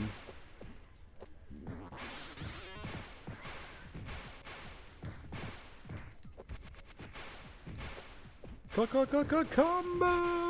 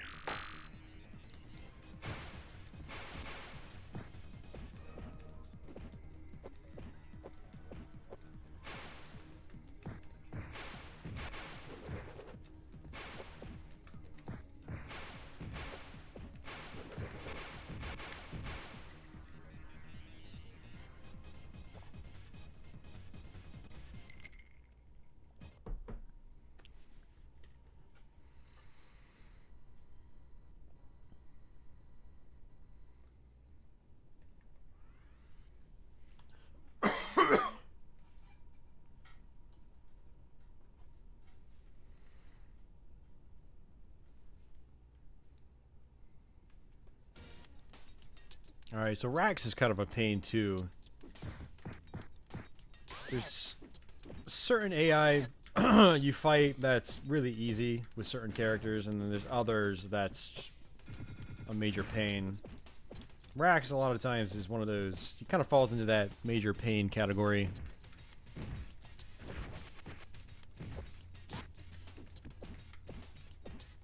Come to think of it, it's a lot of the guys that have anti-air. Jesus. I feel like I got something stuck in my throat.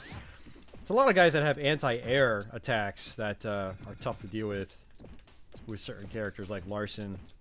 Larson doesn't really have an anti-air attack. And his only decent air attack is his fierce jump kick.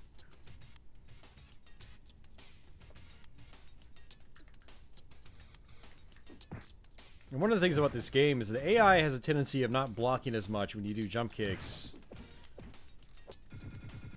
Unless they've got an anti-air attack, then they're likely to do that. Like Xavier. Wasn't expecting him to do a double punch there.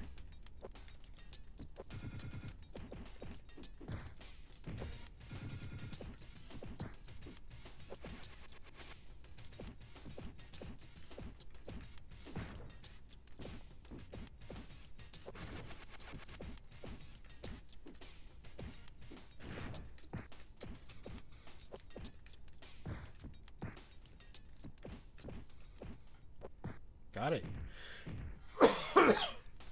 Hey, excuse me.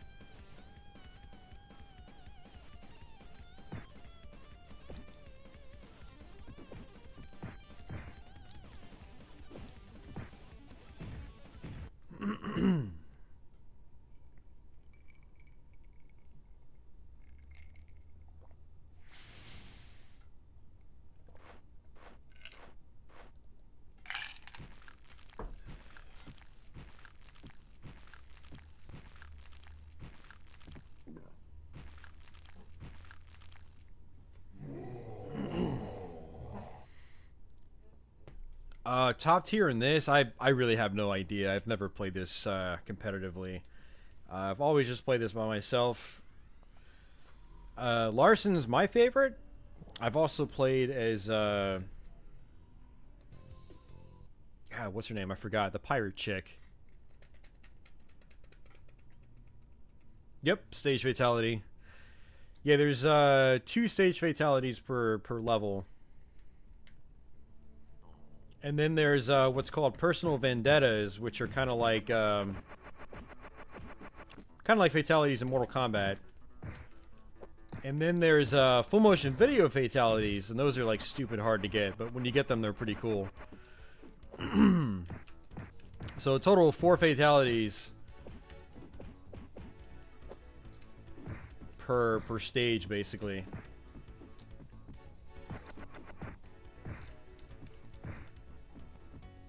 Well, I should say 2 per stage, and then you can add another 2 per character. 1 for their personal vendetta, and then 1 for their full motion video fatality.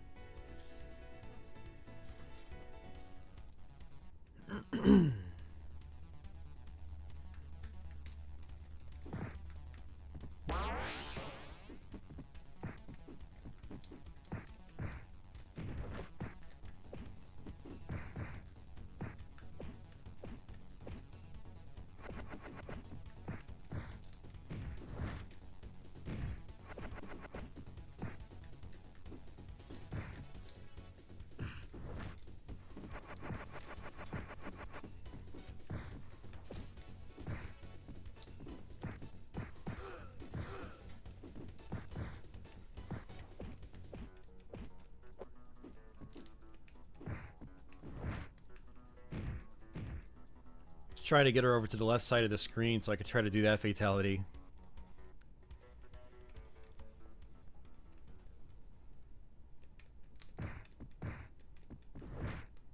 I should probably focus on winning first.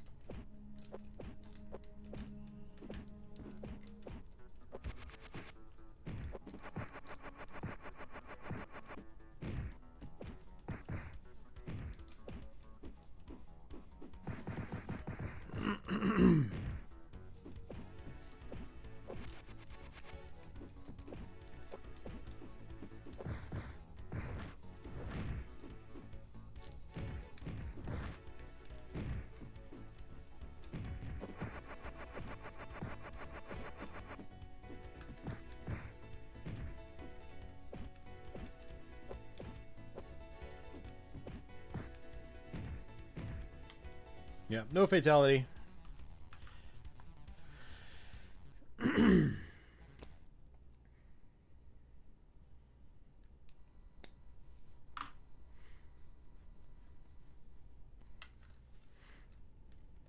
Midnight.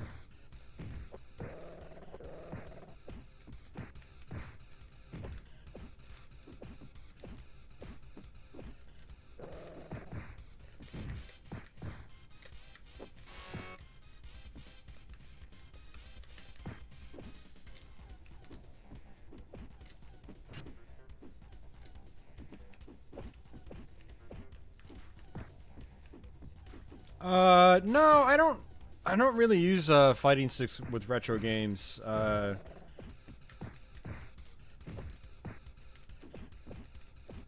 Not for like the old consoles anyway. Like on my 360, I'll use a stick and I'll play some like shmups with that. But like old Genesis, Sega CD, stuff like that, nah.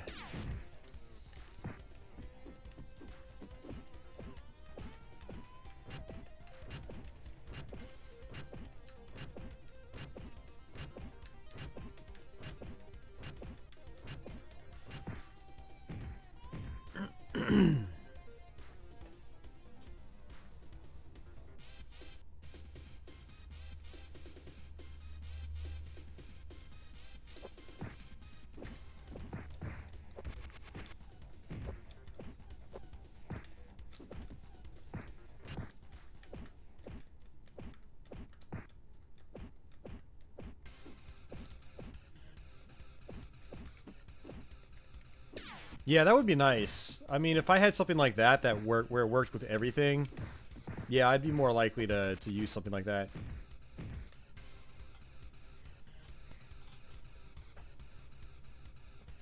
I did actually recently get a single-player X-Arcade joystick, so I plan on getting an adapter for that that'll work with like original Xbox and PS2 and PS1 and stuff like that.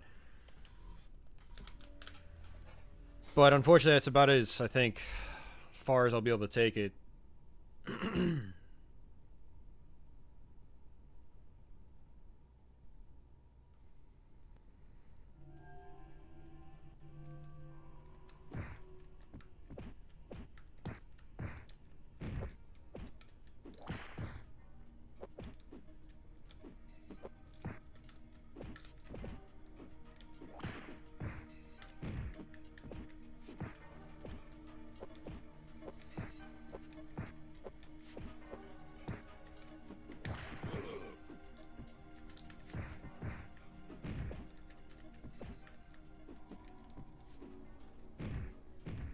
I am still awake. For about an hour longer. Yeah, for about one more hour.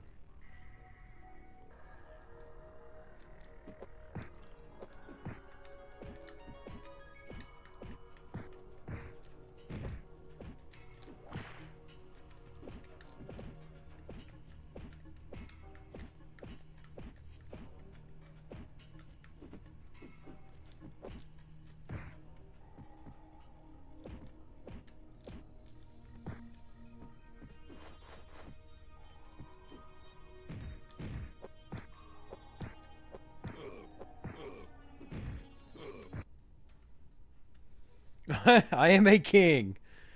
Well, actually, I'm just a dude playing video games. I'm not a king. But I appreciate it.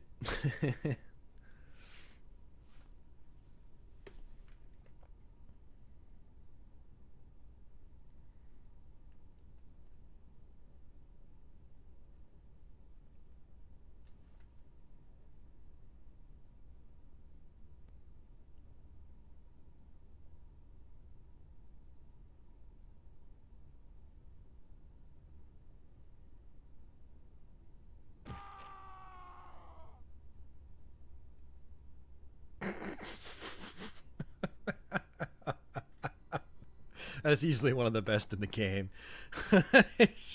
Right in your face. Yeah, Riptide, that's the pirate chick. I used to play as her too. Long time ago. Yeah, well, it does the fatality on the dark cycle of the stage, so if you're on one of the light cycles, it has to wait until it cycles all the way back to the dark part.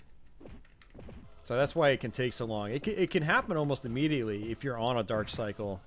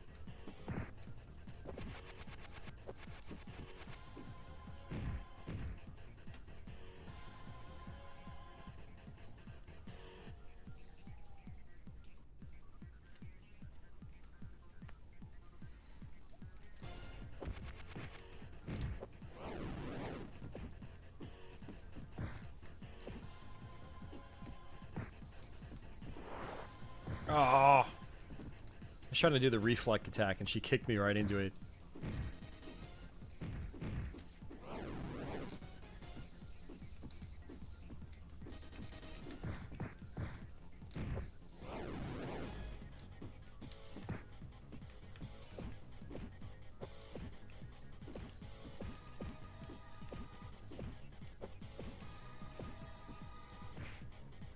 That's exactly what I was trying to do.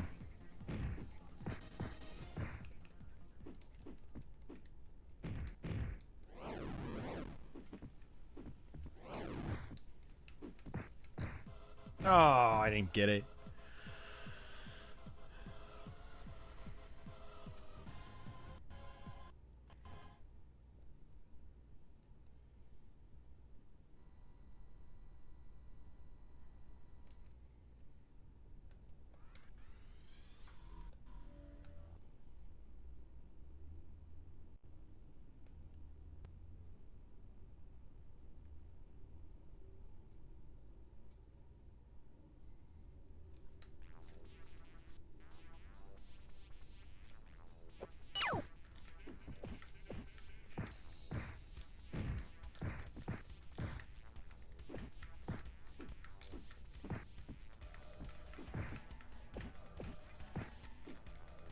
I'm trying to think of different combos I can do now. Yeah, my bread and butter is always the ducking medium kick and the ducking high kick. As long as the medium connects, it's pretty much a guaranteed 2-hit combo and it does a nice little chunk of health. But I'm thinking there's other ways to mix it up. It looks like you can do medium kick to standing high kick, and then I can probably end it with my hook if I time it just right. It'd be tough because I still have to hold back the whole time. Because the hook is a charge move.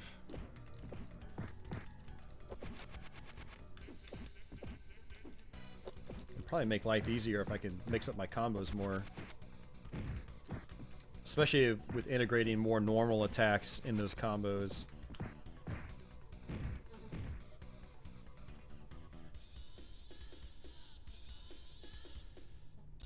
So one of the great things about this version of the game is that the included the included combo system The original Eternal Champions didn't really have a combo system at all. You might be able to do a 2-hit, but in this game, you can do like 5, 6, 7-hit combos if you can link them right. So that really opens up the door for like flexible gameplay.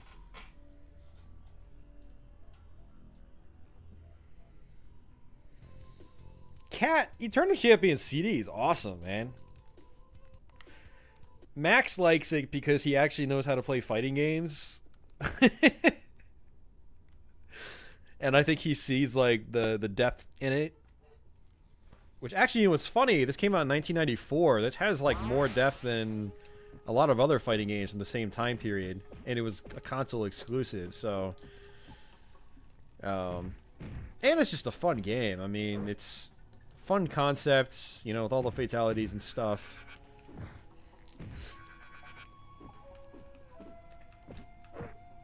Well, Cat, the Sega CD version is a hell of a lot better than Genesis one. I don't recommend anybody play the Genesis version.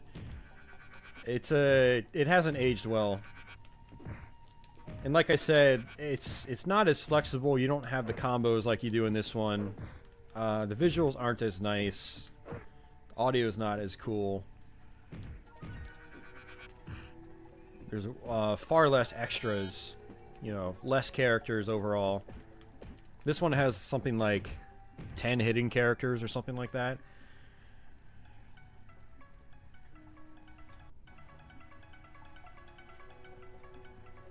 Might even have more than 10 hidden characters.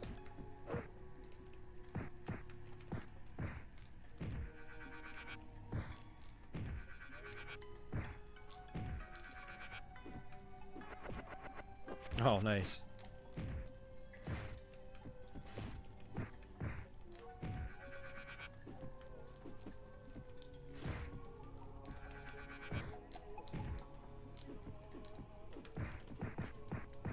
So there you go. Quick little... I guess, was that 5 hits? Did I do a jump kick? I don't remember. But I could have ended that combo with something else if I timed it right. Xavier is just a pain to deal with. Ramses is kind of a pain too, actually. I guess we'll see. I kind of wish I was getting more fatalities though, so you guys could see them.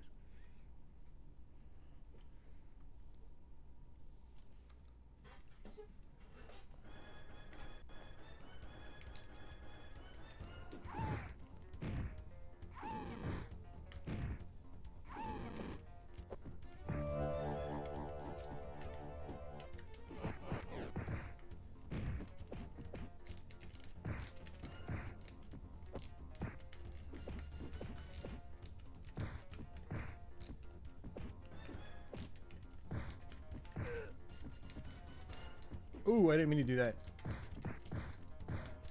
I messed up that combo too. Yeah, I prefer 2D over 3D. Definitely. But I still like 3D.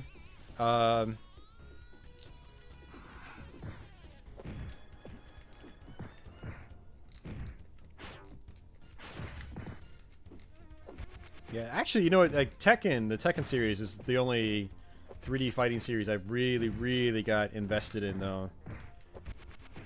Everything else has just been kind of, you know, I toyed with on and off, but never really got sucked into like the 2D stuff.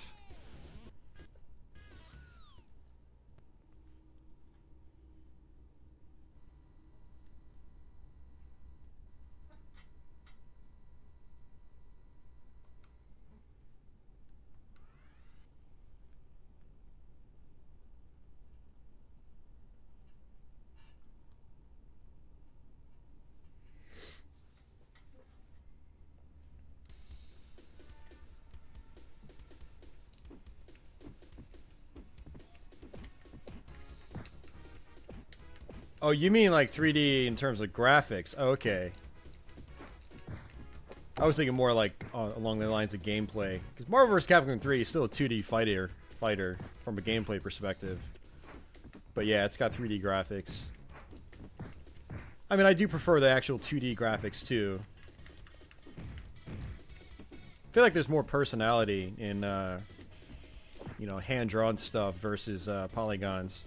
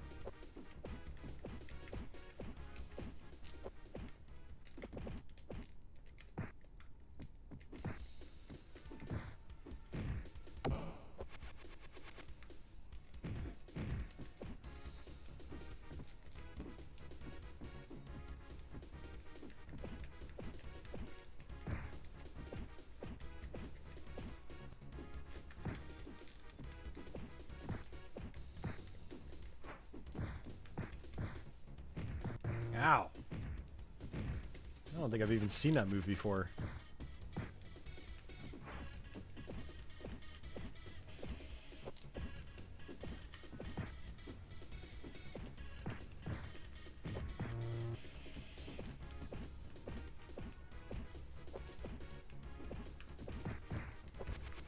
Yay!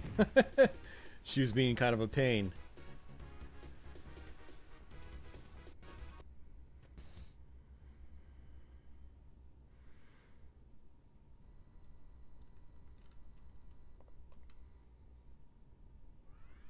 Alright, final set of fights.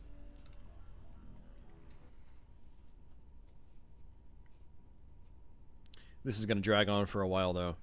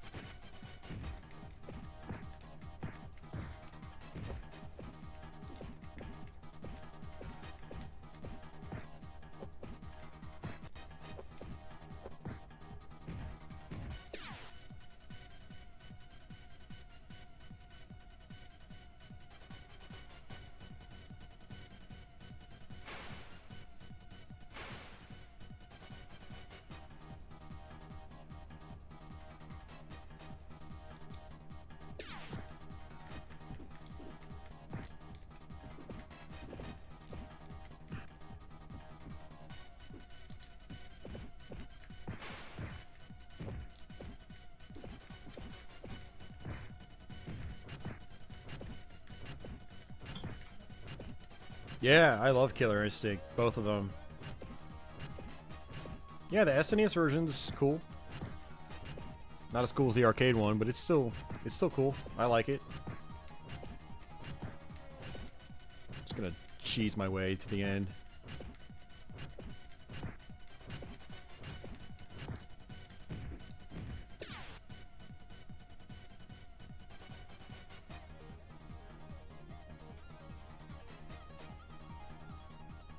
Yeah, it's really hard to get to the final boss in the Genesis one, and then, yeah, it's kind of a pain in the Genesis one. I mean, it's a pain in this one too, actually.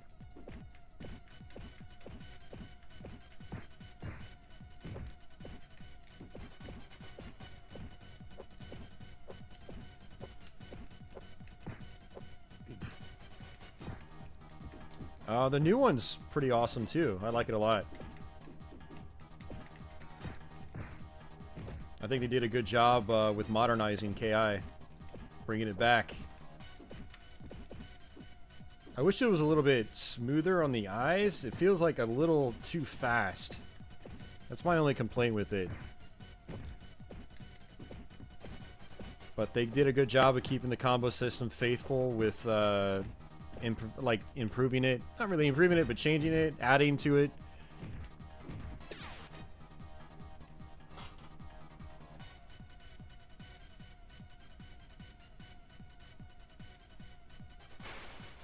They got the nostalgia factor down in certain ways, like the awesome title theme remix.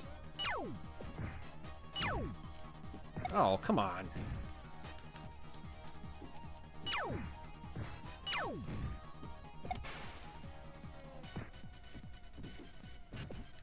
Alright, I'm gonna have to cheese this guy.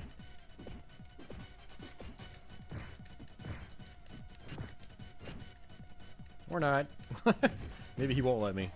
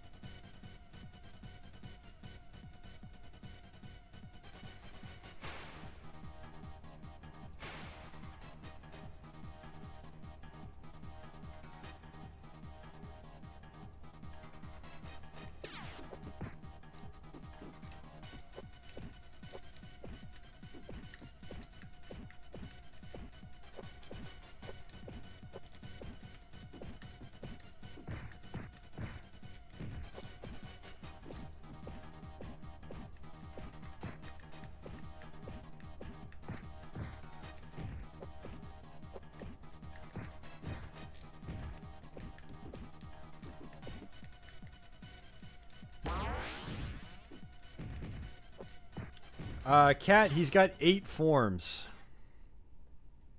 I think it's 8. It's either 8 or 9.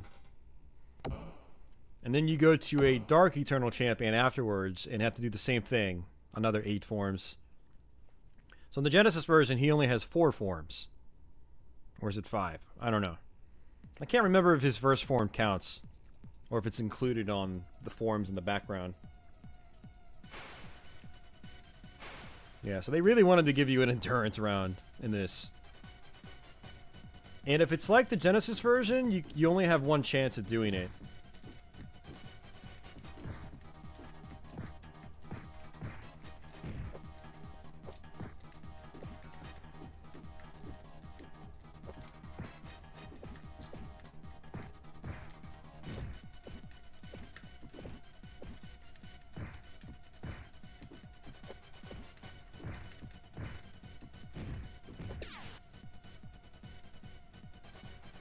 Yep, basically, you have 1 life.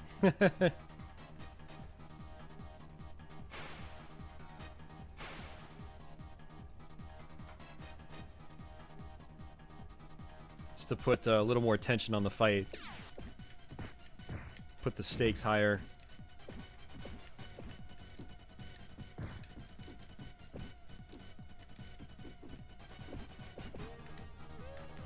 This actually isn't the final boss. There's 1 more after this.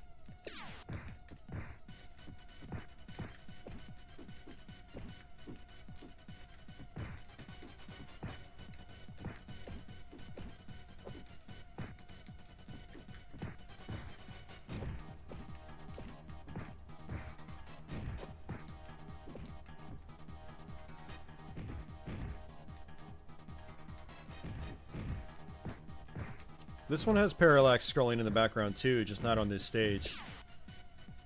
The next stage, I believe, has parallax in the background.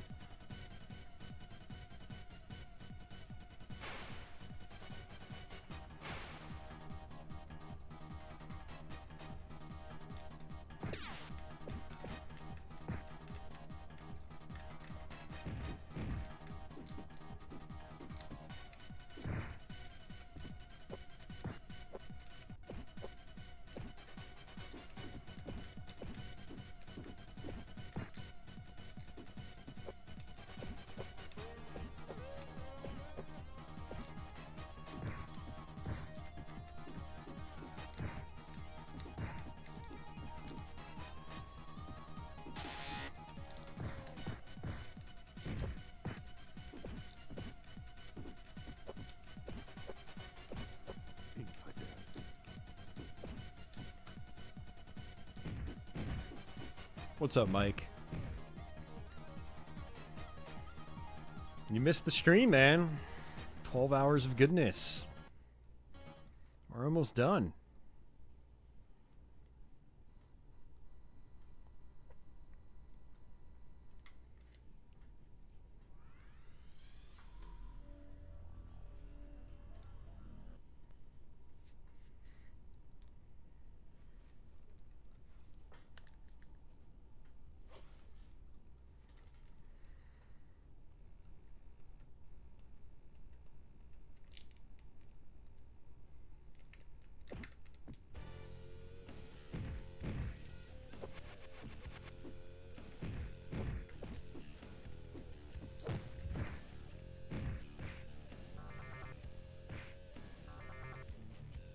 Okay, you know what? That's just cheating.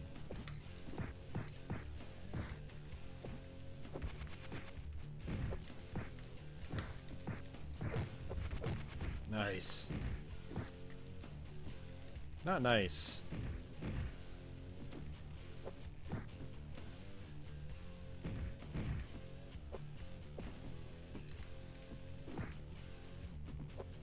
Thank you.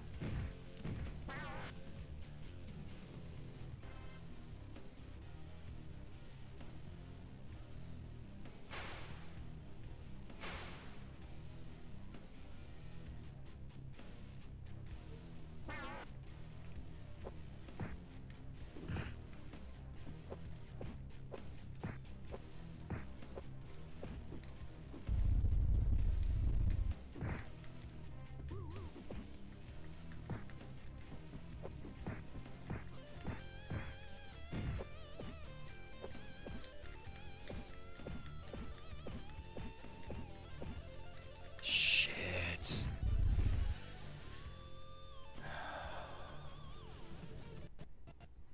$12 more? No, it's not happening. I'm pretty tired. I actually did a 24-hour stream on Twitch last week. And it was kind of a disaster. I don't think I'll be doing a 24-hour stream again anytime soon.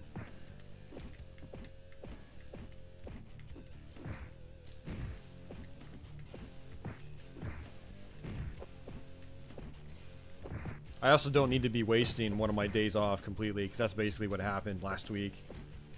I slept all the way through Friday into Saturday morning, and Saturday's my last day off each week. I was like, well, that was a waste of my time off.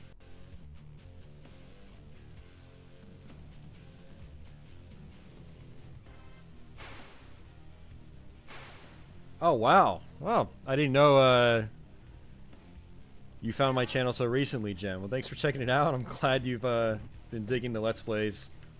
It's great to hear people say stuff like that, because otherwise I don't get a whole lot of feedback on the playthroughs and whatnot. So it's cool that people like those, especially when they're doing stuff. Like, that's kind of when I watch a lot of videos too, is when I'm doing stuff at work.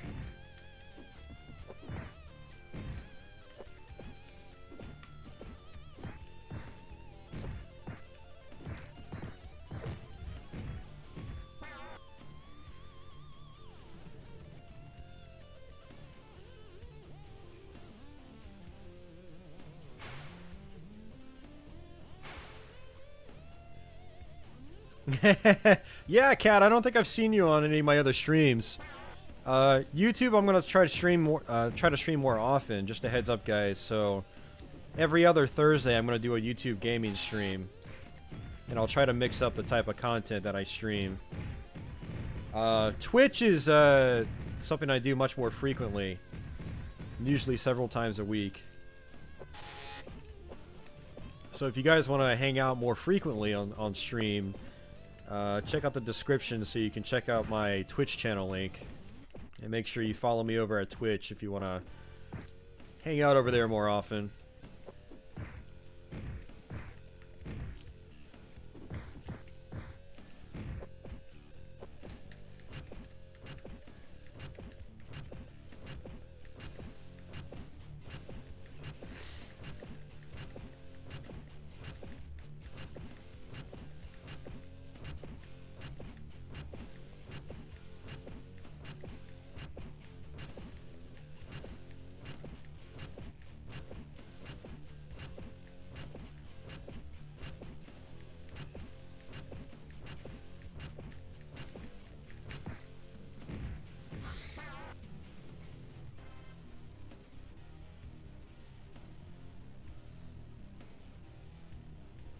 Oh yeah, by the way, Kat, in case you missed it, you can see the parallax on the rock outside.